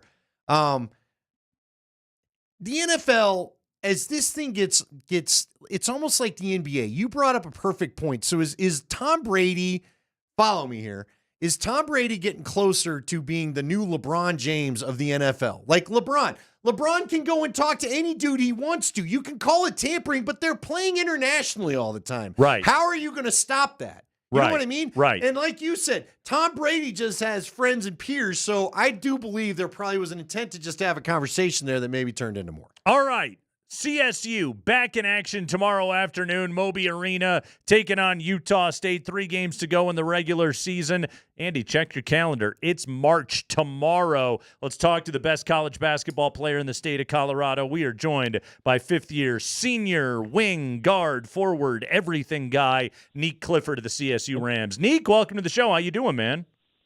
Yeah, I'm doing well. How about yourself? We're doing great. By the way, Neek, what is your position? How should I say that? I would just call myself a guard. Okay. I just call myself a guard. Okay, we're just doing everything. No, I like that. Yeah, it's what you really are. I mean, right now you're averaging 18, 10 rebounds, 4 assists per game. It's basically like you and Janai Broom are like the only dudes in the country that are putting up those kind of numbers. What has this season been like for you, where you kind of went from dude whose role and minutes and everything expanded through your college career, and then you're playing with Isaiah Stevens last year, to this year where you're at the top of everyone's scouting report? Man, yeah, like you said, it's been an adjustment, been, much different role than even I had last year. And it's just been a lot of fun just learning and continuing to grow as a player. We have a whole new team, just trying to learn all my new teammates and what makes them click. And, being a leader this year has been really challenging, but I think it's helped me grow more than I ever have in my career. So, it's gave me a new level of confidence and just allowed me to really grow as a player. So that's an interesting statement you had right there, because again, as we know, whether it's basketball or football, the rosters are constantly changing. How much harder is it for you to be a leader when you constantly have new guys around you? Yeah, I mean, like you said, is you're going to have new teammates every year, whatever college you're at. So that's the fun part about it, I feel like, is, trying to learn all your new teammates and build that bond, see what makes them click and them learn what makes you click. Fun, just continuing to grow with them and see where we've come from at the start of the season to where we are now is just pretty crazy. And a lot of people didn't think we were going to be in this position that we're in right now. So this has been really a lot of fun, like I said, to just, prove everyone wrong and continue winning games. Now that you're the guy and you're the leader on this CSU team, you look back over your college career when you were at CU playing for Tad Boyle. You played with McKinley Wright. You played with Evan Batty. Those guys were sort of the leaders on those teams. Last year, you played with Isaiah Stevens, who it felt like he was in college for like 14 years up there at CSU, but he was such a good leader. Now that you are sort of in that role, what did you take from each of those guys along the way? Yeah, I try to learn a lot from all those different guys. They all had their own unique leadership styles. I feel like McKinley and Evan were more, dominant and really taught me a lot, holding people accountable. I feel like the same with Isaiah. And I've had a lot of really great mentors over my college career, and so I just wanted to take things from them and implement it into my own game. But, at the end of the day, I had to be myself, and, my leadership style is different from theirs, but I definitely took things from them and, wanted to use those to help my team be better. And, those guys helped me when I was younger, and I was on a lot of successful and winning teams. And so just to see what made our team so much better, I wanted to take that into my own game and help my team when I'm getting to be in that position. Nick, what is it like to be the guy that has played for both CU and CSU? Is it enjoyable? Have you had fun? Do you still get a little sauciness up there in Fort Collins? Are CU fans super cool on social media? I can only imagine, judging by what goes on. But how's it been for you to play both sides? Man, I got a lot of backlash at first, most definitely, but since I've been up here, CSU has shown me so much love, and it's been really, really cool to be a part of. I never thought I was going to be in this position, playing at both Colorado schools, the rivalry, but that's just the way it worked out, and I'm super blessed and grateful to be able to do that. But yeah, it's been really fun. It wasn't fun at first when I was getting all that hate, but I've settled in, and people don't care as much no more. Nick Clifford is our guest. Colorado State, Utah State tomorrow at Moby Arena. The fifth-year senior winding down the college career. So, Nick, I was at the Air Force game the other night down at Clune. You got a chance to play in your hometown in Colorado Springs in front of all your fans. But, I was walking to my seat on press row, and I couldn't help but notice that a couple of those name tags that had NBA teams on there, and those scouts are there to watch you. What has this process been like, knowing there are NBA scouts in the building? They are there to evaluate you. The mock drafts are out there. Your name is all over the place. How much are you paying attention to all that stuff and sort of what's coming up next after you started the process last year? Yeah, no, it's super cool. Huge blessing. That's what I've worked for my whole life. Of course I hear the different talk and all the things being said, but I really try hard to keep my mind focused on my team, focus on, what's at hand. And, I just want to win this year, go to March Madness. We want to win a conference championship. And so I've tried to put all my focus and energy on that and worry about the NBA stuff after. I know if I play well and help my team win games, all that other stuff will take care of itself. So that's mostly my outlook on that. But, of course, with social media and everything, you hear all the noise and, it's just distractions that can take you away from what you're really trying to do. So I'll try and stay away from it, but it's definitely a blessing and super cool to have that recognition. Along those lines, that's the attention that's coming down on you right now, and you're wrapping up your college career. For a lot of your teammates, Nick, we know what this era is in college basketball. This is the portal and NIL era, and I'm sure a lot of your teammates they're getting contacted by bigger programs. They want to take those guys. There's dollar figures getting tossed around, and you're talking about you guys want to go to March Madness and everything. What do you do and what can you do as the leader on this team to try and keep everybody's head in the right place? I'm sure you went through the same thing last year, but for guys that are dealing with all of that noise and getting those kind of calls and those messages right now, what do you tell those guys? How do you keep everyone's focus? Yeah, I don't really know what everyone's hearing, but I think we have a really good group. I feel like everyone's really invested in what we're trying to get done, and everyone, I feel like, has the same common goal. We want to win. We want to play for each other, and we've seen what our approach has been every single day is just getting better, trying to push each other and just continue to grow every single day, and I feel like that's helped us reach the success that we've had over the course of the season, and I think everyone's bought into continuing to do that until the end of this year, and I feel like we all believe we can make a run.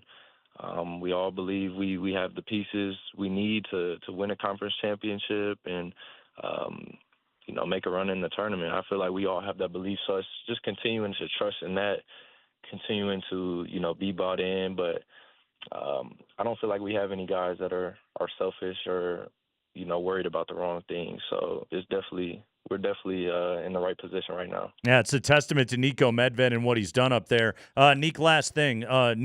He's big on the gas station snacks. You guys are always posting on social media about stopping in for snacks after a big game. Nick, what do you always get at the gas station? What are the Nick Clifford gas station snacks of choice? Man, it's a great tradition. I love it. I switch my snacks up from time to time, but a go-to for me is definitely the sweet tart ropes. That's definitely one of my go-tos. Love the peanut M&Ms. Can't go wrong with either of those, but you got to switch it up every once in a while. Can't always do the same thing. No Hostess fruit pies? Do they not have those anymore, Nick? Man, there's too many options. It's hard to choose, but I just, I stick with my old reliable, the sweet tart ropes a lot of time, but I've gotten ice cream a couple times. There's a bunch of different options. Hold on. You mentioned too many options out there. Is there anybody on the team that's always the slow one that can't make up their mind and everyone's yelling at him to get on the damn bus? Man, I feel like that's me sometimes. Hey, you can't go wrong with an ice cream Snickers. I like that, Nick. You're right. Go hit the ice cream thing. Yeah, there you go. I see. I knew I liked you. Yeah, see, that's you've earned it, man. Yeah. Well, Nick Clifford, you did the draft process last year. You came back to CSU. Now we're talking about you potentially being a first-round pick, but you got a few games to go. Tough one with Utah State tomorrow. Go get a victory. We appreciate the time. Nah, definitely appreciate y'all having me on. It's an honor. All right, there he goes, Nick Clifford of the CSU Rams. Well, I've talked to him before the draft, maybe. Yeah, good head on that shoulders. I would certainly say with that kid. There's a lot of maturity there, and Andy, he's a fifth-year guy. Like last year, it was okay. Maybe you're going to be a second-round pick, and it was like right up to the end, and then the news came down that he was going back to CSU, which was great for that program, and he is such a good player right now. The other thing about it, and like I said, I was watching him at Clune the other night. It was the first time I'd seen him play in person this year, and I've done his games in the past. He's big, like his, he's 6'6", but also like you can tell he has spent time in like an NBA quality weight training program. His shoulders are big. He's tougher than he used to be. He's tough to get knocked off his spot. That game the other night against Air Force, they played him with a lot of physicality, and his shot wasn't falling, but you could still see his impact on the game. But he's 6'6", he's long, he's strong, he's improving as a shooter. He is going to be a nice NBA role player. You know, what I like, too, though, is you talked about it right there. He got better. I hope with the NIL era, guys like that can stay in, get better, continue to improve their game, and not get lost in the NBA end of the bench thing. It's such a good point right there, too, and I'm glad you bring that up because, like, how many guys, okay, especially, like, at this level, like playing in the Mountain West, right? Like, you can be dominant in a mid-major kind of situation. Here's the thing about this conference. There's really good coaching in this league. Like, Nico is a hell of a coach. Leon Rice, Steve Alford, Brian Dutcher. There's great coaches in this league. But, like, guys might just chase NIL dollars. They get lost in the shuffle. They fall back in a rotation. They go to a new place. They're not comfortable. They don't play well. And it's like, okay, did you get better in your college career? A dude like Nick, and I know he transferred once, but look how much better he has gotten every single year. He could be a first-round pick. Like, his first year in college, Andy, he rode the bench. He barely played up in Boulder. Like, again, that's a guy that could have transferred 3 times, but look at what his college career has turned into, and there's bigger earnings down the road as a result. And he's got a chance to stick in the NBA. Again, you go from second-round pick to first-round pick he transferred instead of going to the NBA or whatever. Right there. Dan says on the text line, Dalton Connect, prime example. Yeah. Wasn't Dalton Connect like 5'8" when he was in high school? Yeah. And he's a really good NBA player now. But you and I have seen countless guys go to the NBA that look like they could be something. They don't have time to coach you like that. Not like the college guys do. Right. And if you're not a first-round pick, are they truly going to invest in you? Yeah. I think Nick Clifford has made really good decisions in his college career and has a really good chance to be a good NBA player. So good on him. Good conversation right there. It's the Kreckman and Lindahl Show.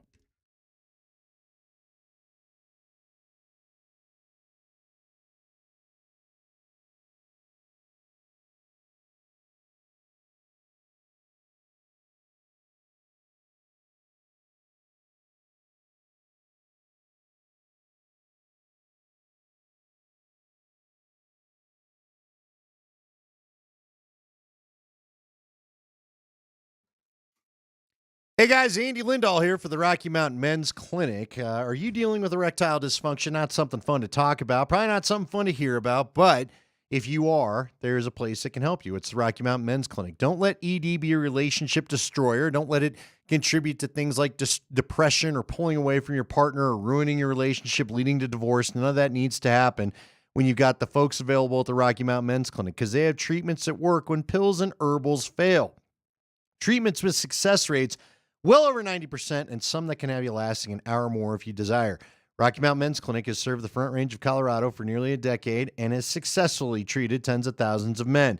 Schedule a consult with the Rocky Mountain Men's Clinic today. Your initial visit's only $99 and does include a medical consult with a Colorado licensed medical provider, a T and a PSA test. And if you're medically advised, you'll get a test dose. And if the test dose isn't working in the office, your visit is free. They have an expert staff, and if you're like a lot of men, they could have you back to having sex the next day after your appointment. They have 5 locations in Colorado to serve you, Fort Collins and the Springs included. Call them today at 720-440-7900 or visit them at the RockyMountainMen'sClinic.com.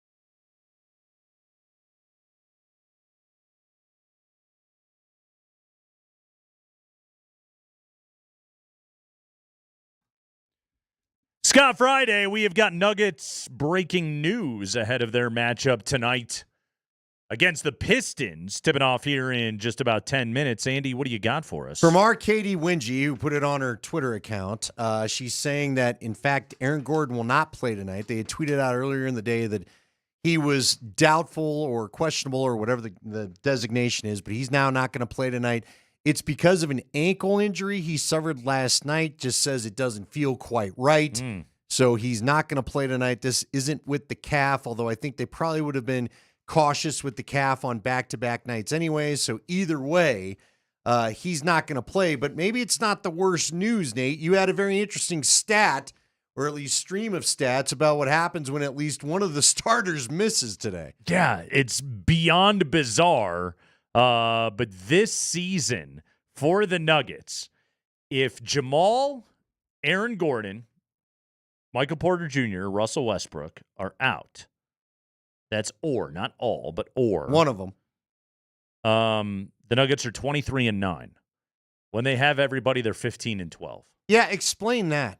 But I think it does go back to what Dan Hyatt told us an hour ago. Even though, and I'm guilty of it, you think about this team being together with this core for so long. Right. There's still new roles for everybody to play with KCP out. Even like Christian Brown's done a great job, but everybody's got to play a little bit different role because nobody on this team, I don't think, has been the defender that KCP was. Fair enough? I'd say so, yeah. So people are getting used to being relied on for different things, and maybe so that's 27 games that they played together. Can you do the quick math on the games they played with one of those guys missing? 23-9, 32. Yeah. So I don't know. As much as we think of this team having great chemistry, maybe the chemistry still needs to get right with a couple of the changes that have happened. So last night, Andy, Steph goes for 56 in Orlando. I got some Steph Curry stats that I just want to give you really quick and how it relates to Jokic. Last night, he made 12 threes last night, did Steph. His 45th game of his career with 9 or more three-pointers made. He's done that 45 times in his NBA career. Number 2 on the list is Damian Lillard with 14. Curry also scored 22 points in the third quarter. It is the 42nd 20-point quarter of his career. That is also the most in NBA history. The Magic scored 21 points altogether in that quarter. But yeah, 56 on 12 three-pointers last night. When you listen to that, though, 45th game with 9 or more made threes. Number 2 is Dame with 14. That's sort of like a that's like a Jokic stat. Yeah. Except it's Steph's version of it, which is all about shooting, which he's the best shooter we've ever seen in our life. Almost quadrupling the number of games. Yeah. By the way, Golden State's won 5 in a row. The Jimmy Butler thing is working. Yeah, they put out there on ESPN, they think the Warriors... please, whatever we get this year, don't let it be Warriors and Lakers. I just can't deal with it. That's too much ESPN for you to handle. Yeah, they'll be so thrilled. You know, that's what they're rooting for. Steph versus LeBron. Let me tell you this, though, Andy. Here's where I think I can help you. Because I've had this thought recently. The other day, I don't know, it was Get Up or First Take or whatever it is. It was on. And I consumed like 8 minutes of draft talk. Ooh, okay? Here's the thing about ESPN.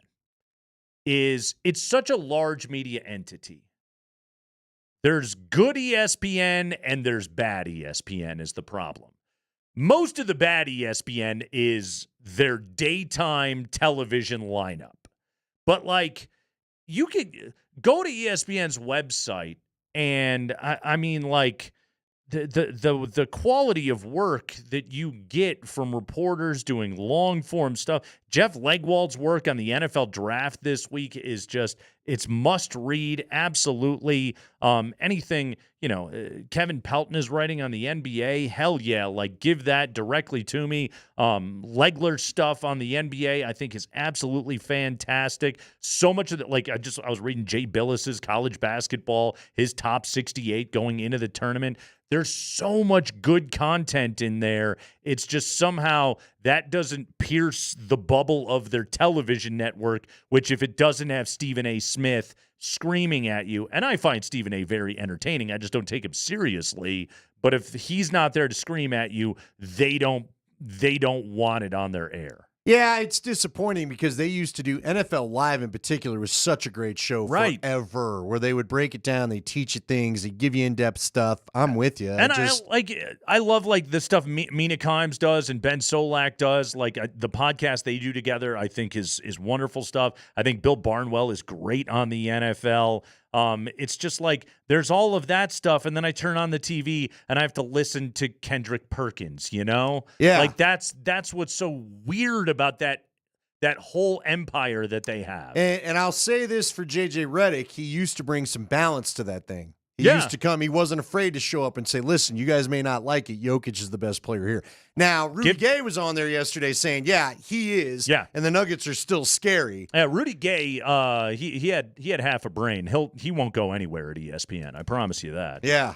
It was the same with JJ. Like, again, like that. Well, Bob Myers is already, you don't see him as much anymore either, the old Golden State GM. I like Bob Myers, too. I think he's very good. I think Legler is great. But didn't I see, by the way, they're putting RJ on the finals with Doris? Yes, they are. Instead of Legler? Yep. Mm-hmm.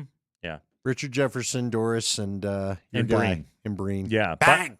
By the way, Tim Legler was on our show a couple of weeks ago. He breathed, and then that was the end of the interview. We did get that. He couldn't hear us, but we could hear him breathe. Friday is Mark Springer's favorite day of the week. Brutal. Well, it's Scott Friday, I know. least. Andy and I are having a blast on Scott Fridays, and Spring is just in there. Nobody's phone ever works on a Friday. It doesn't. It's because all these guests we want go to the remote areas of these hotels, I guess and then they so. can't get service. We got the 5 biggest stories of the day from around the NFL.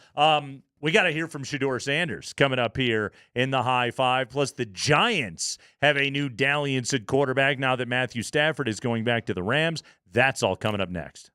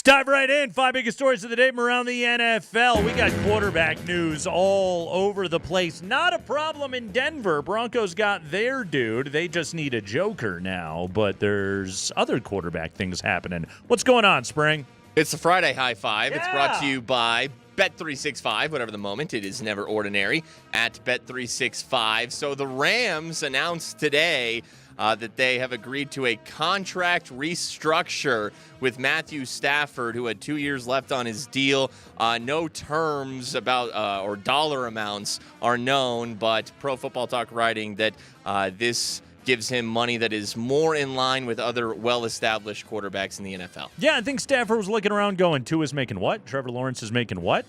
Yeah, you should probably pay me in that way. Great job by him of using the Raiders and Giants as leverage to get the LA Rams to pay up. But, Andy, ultimately, how much do you think Stafford seriously considered leaving Sean McVay at age 38 to go play for the Giants or the Raiders? I think he was serious about it at the very start. I think when he saw the Giants and the Raiders were the only two teams really interested in dabbling with him, I think that ended real quick. Yeah. I mean, that's one of the tricky parts about it is if you go to a quarterback-needy team, it's like, how are you sure they're going to be really good? For example, let's just use the Broncos as a for instance here. Broncos! Do you remember everything we heard about when Russ got here? Yep. Oh, underrated receiving core. This is a roster that's ready to win right now. They were just a quarterback away. Number one, they weren't. And number two, also, they weren't a bad quarterback away, which is what Russell Wilson was. So it's just the devil you know.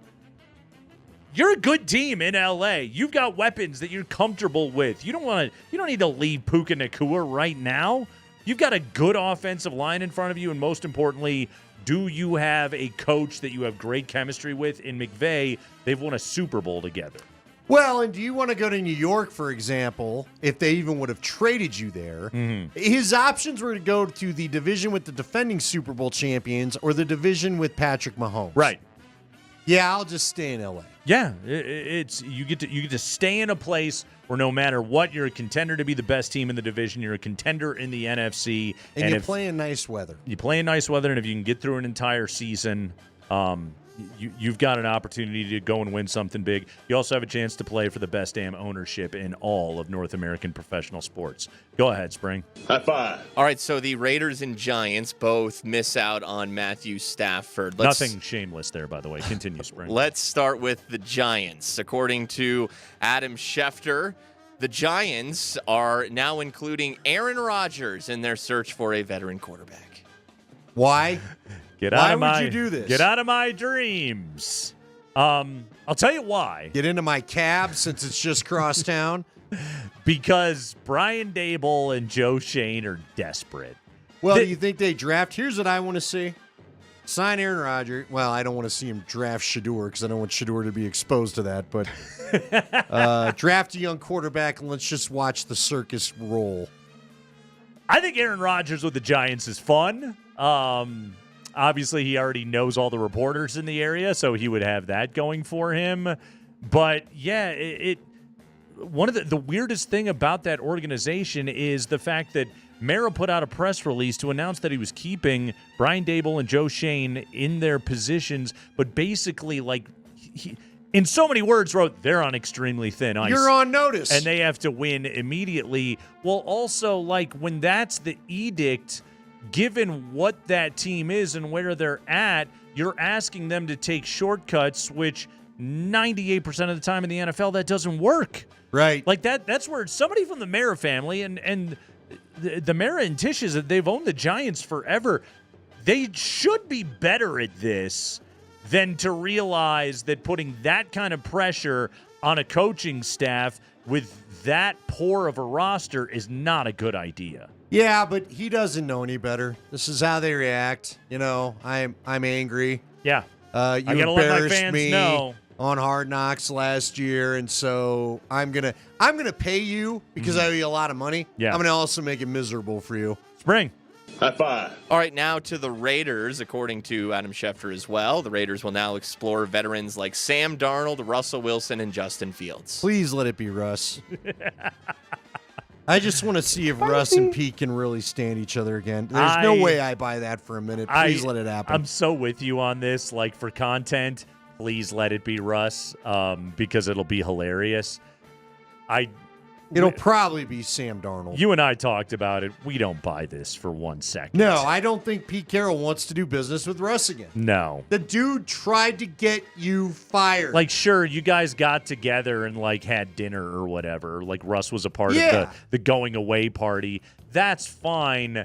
That just because you're on cordial terms doesn't mean there's a planet where Pete Carroll wants to work with you again. Hanging out where there's alcoholic beverages to soothe my mood for 3 hours is different than us trying to get through 8 months of NFL football together. Me complaining about all of your decisions that you make and us actually hating each other, bubbling beneath the surface. What are the Steelers going to do? Well, is Justin Fields going to be their quarterback? No, Rodgers was thought to be a Steelers option too, and now you don't hear that as much anymore. No. Is that just Rodgers' agent talking? I don't know.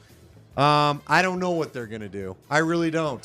I guess they're going to try to go get Justin Fields. Maybe they think they'll go get Sam Darnold. Yeah. I don't really know. Or maybe the Steelers finally make the surprise trade of the draft and they actually snag one of the young guys. High five. All right, Shadur Sanders talking at the Combine today. He had some good quotes. He said he does not care what the critics say about him. His family is used to it. He was asked about the Browns possibly drafting him, and he said that if you're not trying to change the culture of an NFL franchise, then don't get at me. He also talked about how he turned Jackson State around. He turned CU around. He can do that with any NFL franchise. I've been through 6 different OCs, so I'm able to adjust to any offense and every scheme and make it work. We went from Jackson State to Colorado and changed 2 programs back to back. So you don't think I could come to an NFL franchise and change the program again? It's history. We done it again. It's always going to repeat itself. Andy, I thought Shedeur was really impressive in every clip that I saw of him up on the podium today. He sounded like a dude that very clearly believes in himself, believes in his vision, knows that there are questions about what he is as a quarterback, but he's ready to answer all of them. And I also heard a guy that has been developed for this moment by one of the greatest football players that has ever lived.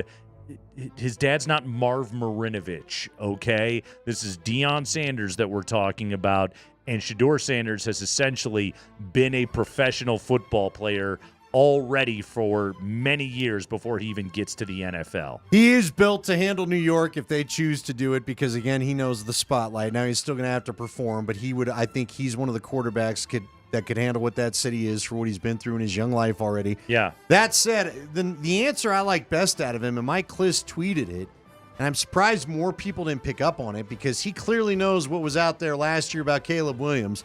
He said, I tried to play too much hero ball. I didn't take the easy completions they were going to give me. I know I've got to change that here at the next level. I know that I can't play hero ball like I wanted to. I think that's what he knows NFL GMs and decision makers want to hear. So I thought that was good. I also thought it was interesting. His presser came on during Good Morning Football while they were still on the air. Manti Te'o didn't love everything he heard, but he goes, look, man, if he's going to prove it, cool, but I wouldn't be talking like that. Cody Kessler, the old Browns quarterback that was at USC, was sitting in this week. He said, he seems authentic to me, and as long as he's authentic like that, the locker room will like him. Don't be someone you're not. I don't think Shedeur has ever tried to be someone he's not. If you don't like him, you're not going to like him through this process, but I think he probably won a few teams over. High five. And finally, you guys really enjoyed last year's loved it. Hard Knocks off-season It was edition good. with the New York Giants. Well, this year, there will not be an NFL team featured. It will be the University of North Carolina and Bill Belichick. Hey, you and I said this. The minute Joe Shane let his business get out there that I don't think I need to pay Saquon Barkley, who's now a Super Bowl champion, you knew there wasn't an NFL front office that would agree to do this show. The word that I saw in the story earlier this morning was they could not talk a single NFL office into this. The NFL's not going to force anyone to do the off-season one like they do the in-season one. And so they had to go to Bill Belichick, who I guess, do you think, I'll ask you this, do you think Bill Belichick's willing to do this to remind people I'm not only a great coach, I can handle the front office stuff, and maybe you ought to invest in me next year when my buyout goes away? I think that's absolutely a part of it, that I think Bill wants to keep his name out there as much as he possibly can. Or there's also the flip side of it. What if Bill Belichick just loves being a college football coach and wants to spend the next 8 years coaching in Chapel Hill? Well, guess what? There's worse things that you could do to get your program's brand out there and get it reestablished than to put yourself on TV. Quick question. Which would be more interesting at this point? NFL offseason or college offseason? With the transfer portal and all that. That is a This great might be better question. TV than the NFL one. Yeah, no, that's a great question right there. We asked Neat Clifford about that last hour, about because guys are getting phone calls. You know they're already hearing that stuff. I listened to an interview the other day with Leon Rice from Boise State, and he was just like, yeah, I'm working on next year already. I gotta find money. I gotta keep my roster around. I gotta keep guys in place. That's what everybody is up against right now. The behind the scenes stuff in college football and in major Division I college basketball right now is fascinating. It is fascinating. And if they tape stuff. this after all the spring games when that second portal opens, yeah. And these coaches are just miserable. Oh yeah, they are. They That's why hate you it. see a head coach. One of the college head coaches is leading for a position coach job in the NFL. I can't remember which. It surprises It was me. like Ball State or something. But dude, he's like, get me the hell out of here. Chip Kelly was just like, I'm done. I'm done. I want out of here. No, it's possible. You look around college basketball right now, I could see Izzo, I could see Mark Few, I could see all these coaches just being like, screw this. I've done it long enough. This stuff's a young man's game. I don't feel like chasing every dollar, every dime from every booster that I can possibly find right now. It's not easy. Andy, I had a conversation with a college coach, I don't know, like a month or two ago. And he was telling me, he's like, okay, I call a kid, okay? I don't even like the kid that much, okay? But I call him up because I know, okay, I need somebody at that position for next year. I'm not even necessarily calling to offer him. I just want to talk to him and find out what his plans are. And the kid is telling me $50,000 right from the jump to even consider. And it's like, dude, you suck. Yeah. I don't even want you. You're not a $50,000 player. Well, and you know what? There was a story about A&M doing it today. I can't remember if I said it on the thread or not. Mm-hmm. You talk about the boosters they got to chase. You're going to be dealing with hedge fund bros next. Yeah. Have you seen Texas A&M? I should go find the story. They made a big deal to help fund their athletic department. Like it's going to turn it into it's like a $500,000 deal over the next 15 years with something like it's a massive sports marketing company that basically now owns half the A&M brand. Uh-huh. And so now you're dealing basically with stockholders, which I know every school had their donors, I'm sure, that were annoying. Now you're going to have a whole company coming to the coach and going, why are we losing? Why are we losing? This isn't helping the marketing. What are you doing? Why didn't you get that kid? What are we doing right here? Yeah. It's unbelievable. Again, like those dudes, they're compensated well. It's being a college head coach in football or basketball is a good paying gig. There's no doubt about it. But also, like, it is such a difficult and stressful job to have to go and do. It's why what you're talking about right there. Guys are looking to get out. They're trying to find anything else that they can do that comes with 1% of the headaches. Yeah, because you got so many people you answer to now. Yeah. And these kids, like, it was hard before. Here's the other thing, and this is where I don't want to dismiss anybody. It was hard before. Okay. Yeah, oh yeah. Being a college coach and the amount of BS that you have to deal with in the pre-portal and NIL, and we're going to get into the revenue sharing world and everything else. Like, it was tough then. Okay, it was tough to keep boosters happy. Recruiting was vicious. Being out on the road and trying to get these kids and skirting NCAA rules and all those things, like, hard enough. Now you add the financial component to it all, and trying to get these players paid.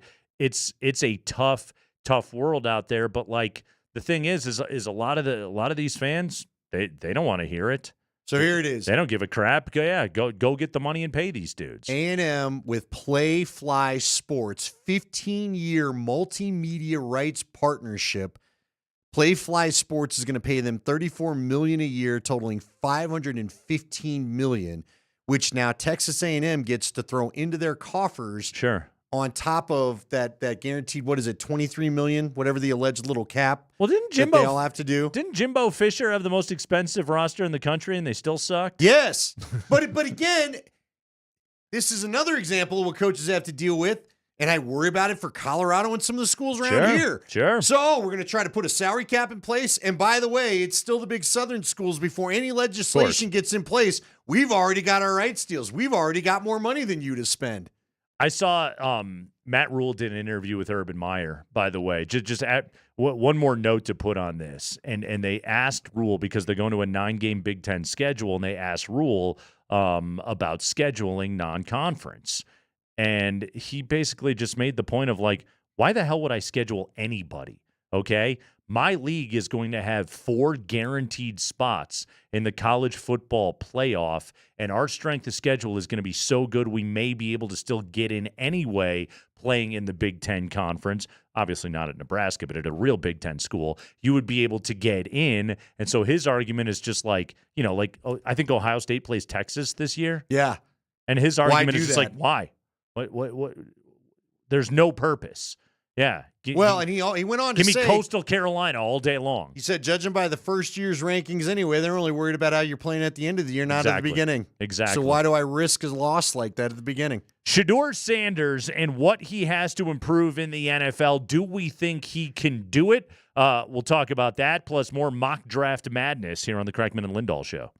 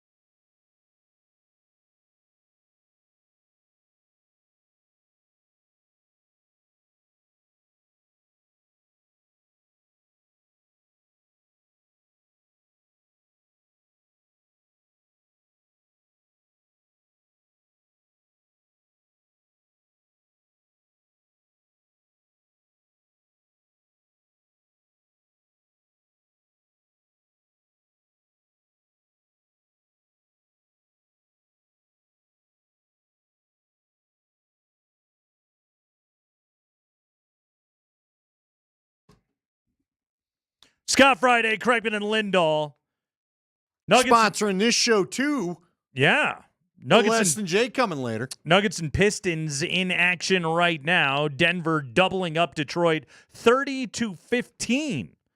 4 minutes to go in quarter number one. If you're looking for that game, it's over on AM 950. But, of course, you keep it here on Altitude Sports Radio. By the way, the Avs play the Minnesota Wild tonight. Connor will have the call right here on 92.5. It was Shadur Sanders' day to go to the podium, Andy. And you referenced this before, that Shedeur was very transparent about talking about his questions, his weaknesses, his perceived issues as he goes to the next level.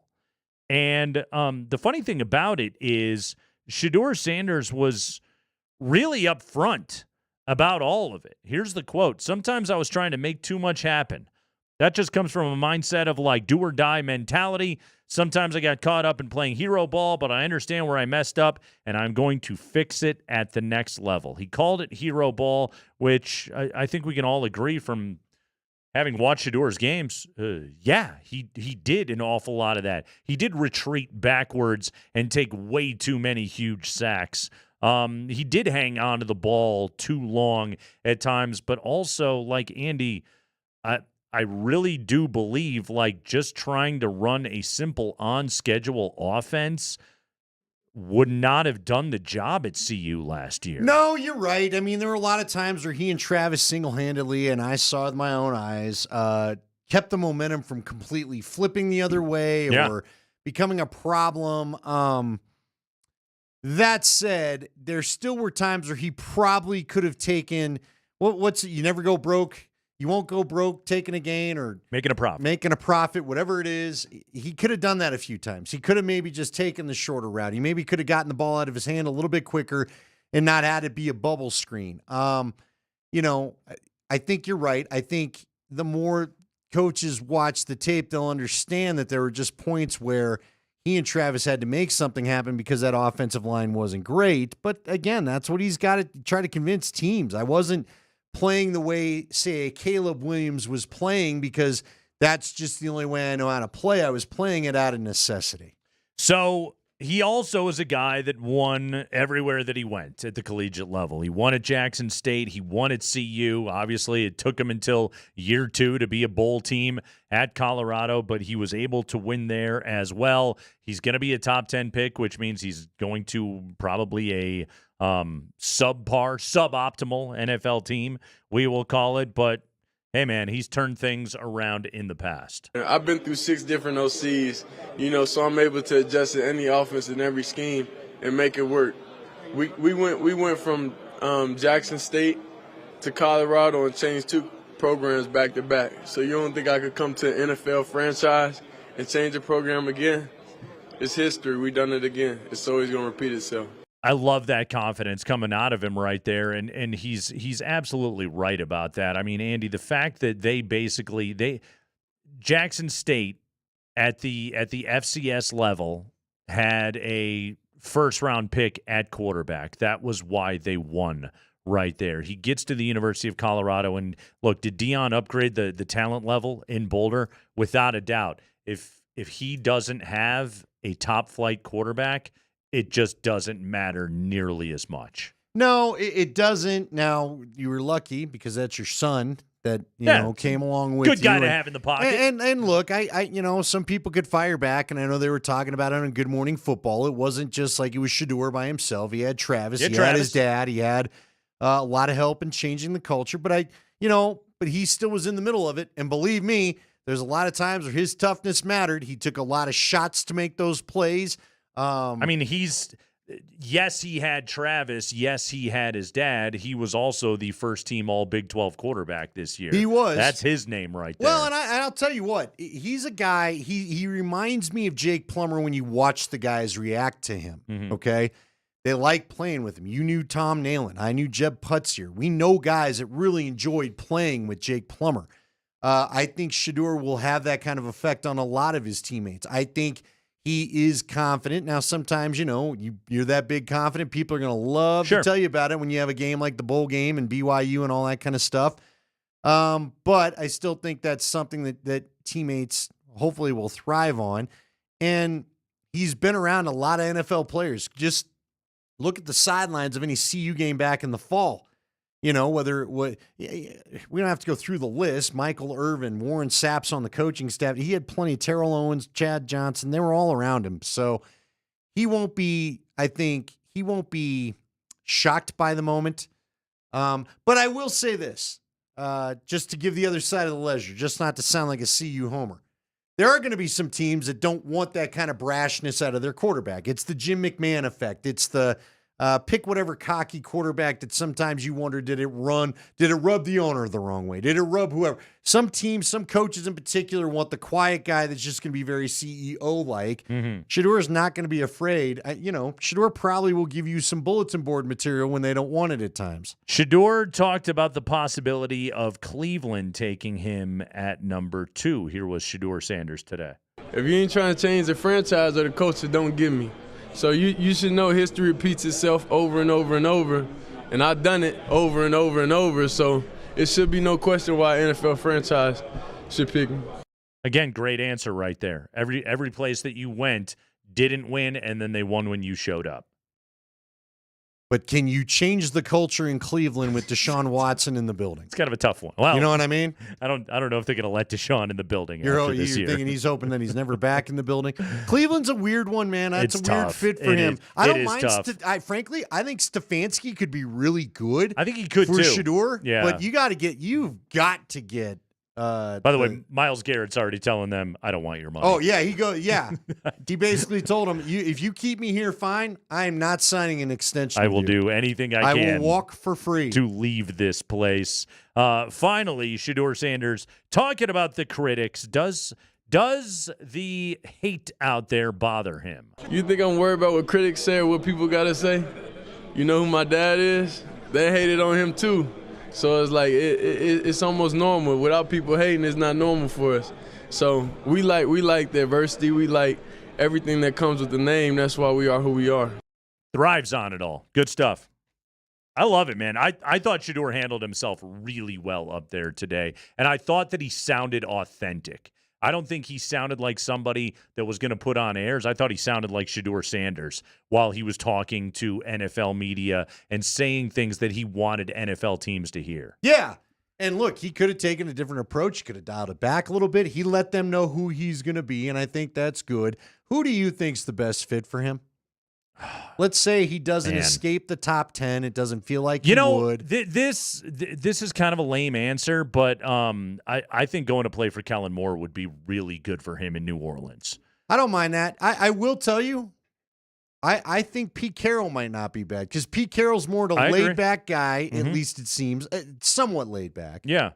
And Chip Kelly, with the college experience, I think could put something together that they probably could be pretty good at. You know what's interesting, too, about Pete is I keep seeing the comp of Shedeur to Geno Smith, and that was Pete's last quarterback. Like a guy in Geno that, yes, Geno's got a good arm, but Geno does it, with his smarts.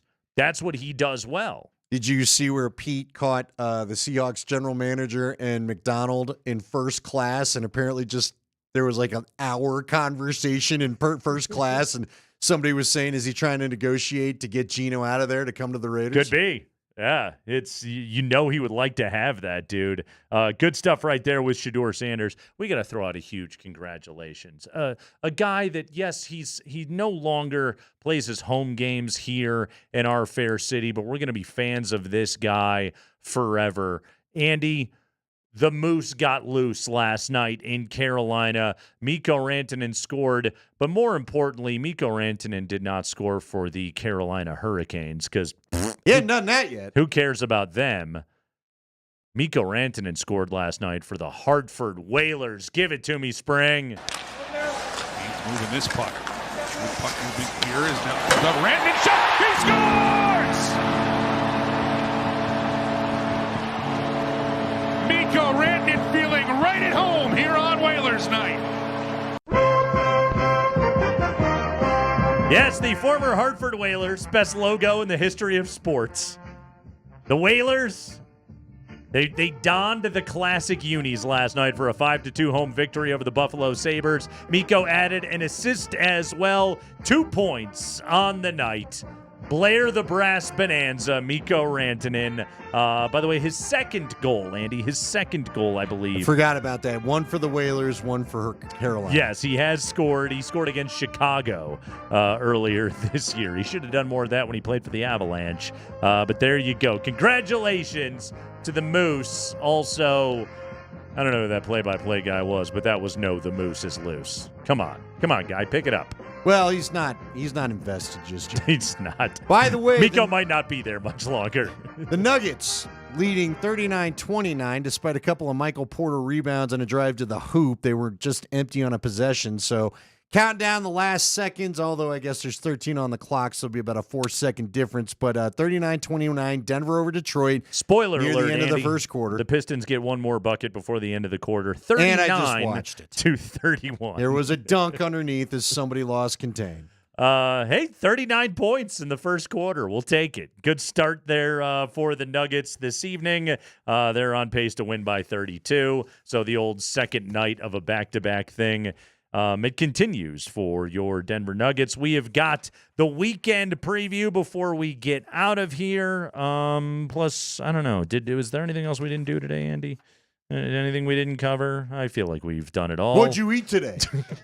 Nico Harrison stops by when we come back on Altitude Sports Radio 92.5.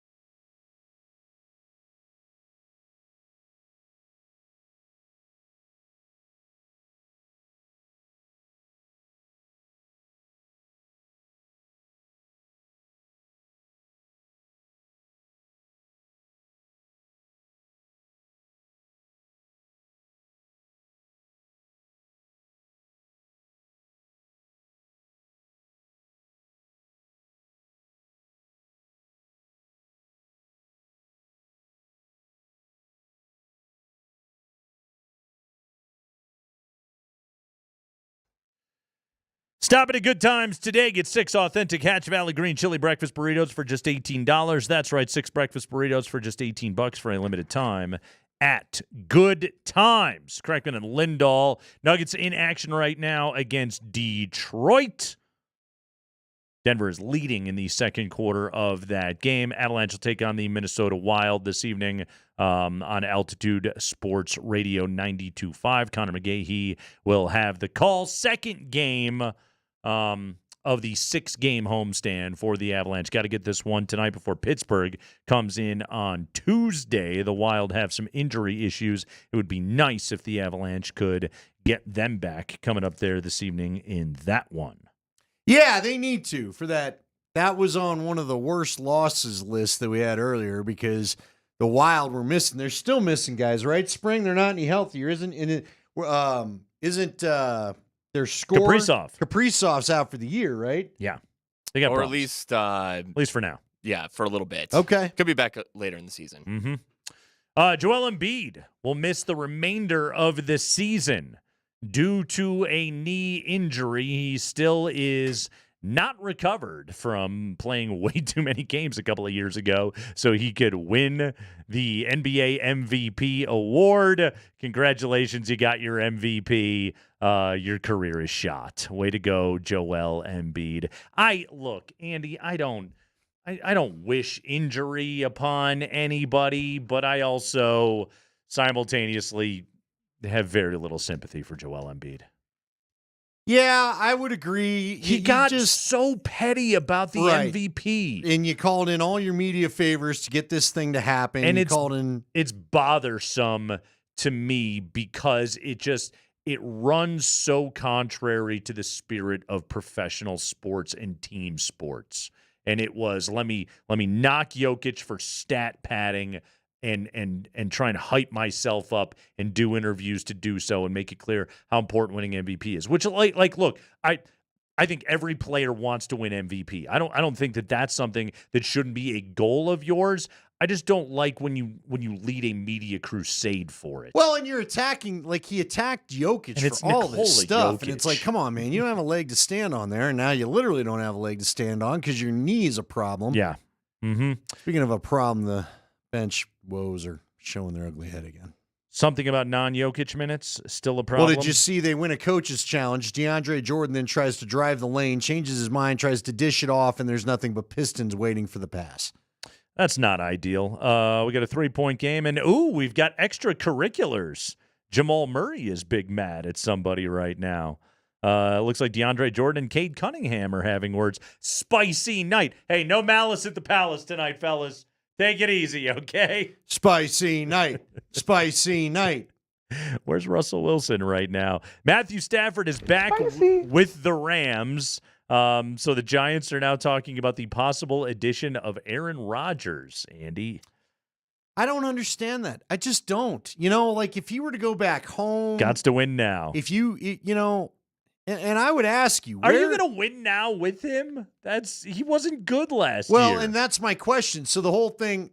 And it's crazy. And again, don't you get to the point where you think the agent's got to be fueling these stories? Yeah. The story was if Stafford was going to leave last week, if Stafford were to leave L.A., Rodgers would go to L.A., he'd bring Davante Adams with him. They'd be a package deal. Is he going to try to get New York to sign Davante Adams, even though they got Malik Neighbors?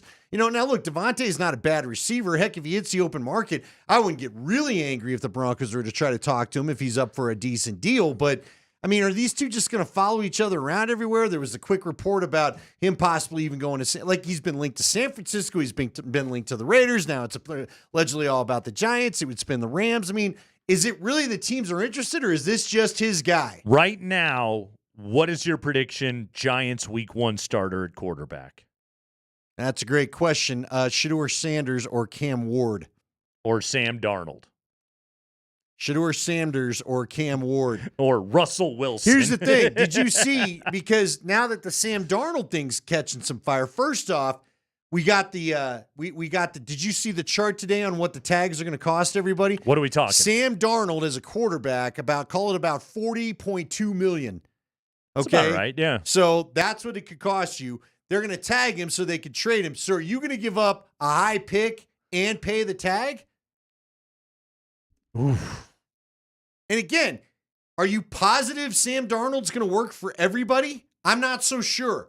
I think Sam Darnold, West Coast base, Kyle Shanahan, Kevin O'Connell, LA Rams, whatever, that sort of thing, he probably works. Brian Dable and Sam Darnold, I'm not so sure about that just yet. That's a great question. Is Darnold, is he just a system guy, or could Darnold win with anybody? He's the West Coast system du jour, right? Yeah.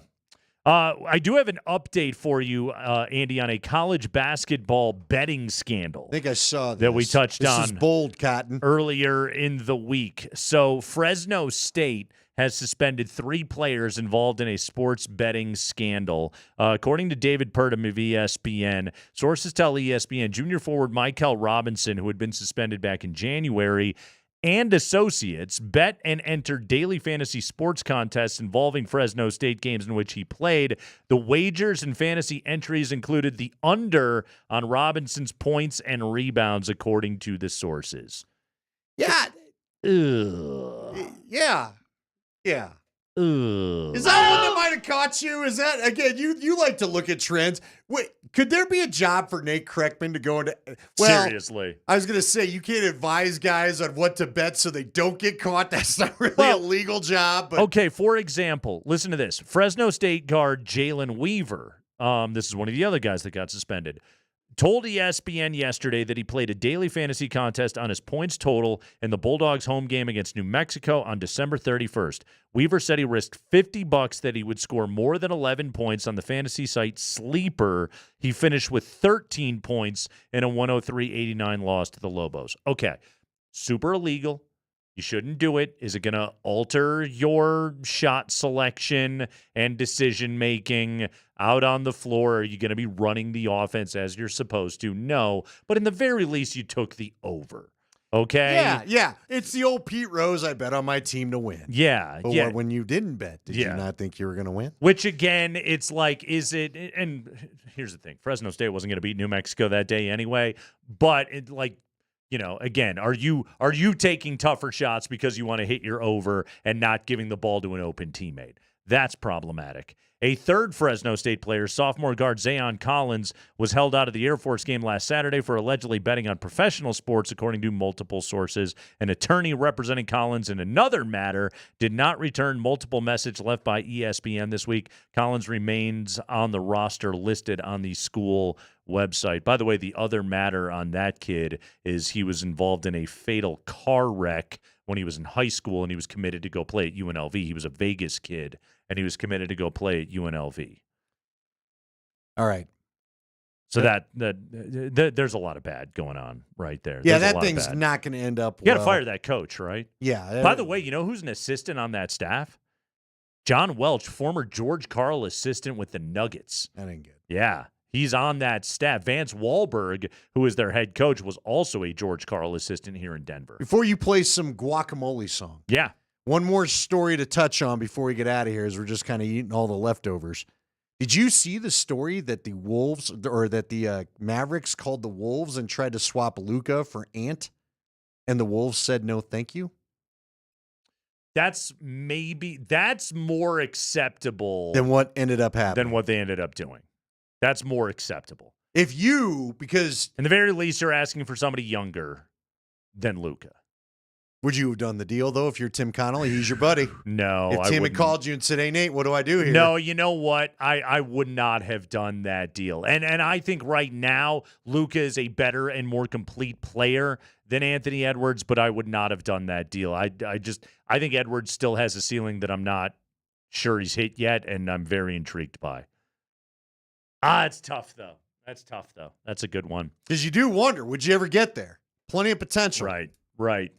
Congratulations to our colleague, Mike Sanford, DenverPost.com. Former CU interim coach Mike Sanford named Valor Christian head football coach. That's right. Sandman still going to be on the morning sprint with Raj every day from 10 to noon. But then he sprints down the road to Valor. Yes, after sprinting here, he sprints over to Valor Christian. Sanford saying in a statement to the Denver Post, after nearly 2 decades of coaching college football, this opportunity to be the head coach at Valor Christian is as fired up as I've been in a long time because of the alignment with Valor.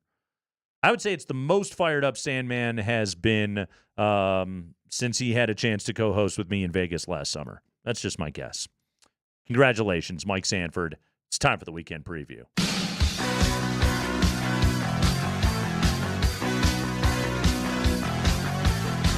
Everybody's watching sports on the weekend. Everybody wants to watch the games. Everybody's eating guacamole. Chips and guac are good when watching sports. You want to go watch the game? Oh, we got a lot of games that we're watching. We have got games going on Altitude Sports Radio right now. Nuggets and Pistons second quarter. Andy, score? 49-42, fresh off a three-pointer from Zeke Naji. Where'd it go, Zeke? Zeke got the start tonight. Just got answered with a pop-up and rolling by Pistons. So now it's 49-45. Zeke starting tonight in place of Aaron Gordon. Avs in action tonight against Minnesota, and then a nice 3-day break in town for the Avalanche. They'll be well rested before they play again on Tuesday against the Pittsburgh Penguins. Nuggets, like we said, Pistons tonight. They're at Boston on Sunday to wrap up the road trip. College buckets on the Front Range. Air Force is at New Mexico tomorrow at noon. I like the Lobos in that one. CSU, we talked to Nick Clifford earlier in the show today. CSU's got Utah State tomorrow at Moby at 2 o'clock. UNC is in Northern Arizona. They got a chance to try and win that conference this weekend. DU takes on mighty South Dakota State tomorrow as well. I believe that is over at Magnus Arena. College hockey, DU and St. Cloud State, and a 2-game set this weekend, tonight and tomorrow. Plus, Andy, the Mammoth in action tomorrow night over at Ball Arena. Ball Arena, 7 o'clock against the Calgary Roughnecks. We need this. It's a big deal. Everybody show up, and you know what it is, Nate. Do you remember what tomorrow night is? Oh, is it Dead Night? It's Grateful Dead Night. Come get your Deadhead jerseys. I think there's just a couple left. Go to ColoradoMammoth.com for tickets. Rapids also, they play their home opener against FC Dallas out at Dick's tomorrow night at 7:30. Retro Ski Night. You can still get your tickets at ColoradoRapids.com. Rockies have spring training action. Diamondbacks tomorrow. Seattle on Sunday. They lost today to Cleveland 3-1. By the way, earlier today I sent this over. I did click on the Jim Bowden 10 MLB Comeback Player of the Year candidates. Chris Bryant did not make the 10. You bummed? You bummed? We need a full season of KB. He's just so forgotten. It sucks. That's going to do it. We forget about him. It's very true. We brought him up literally at 5:57. Our show's technically over right now. Blitz coming up next.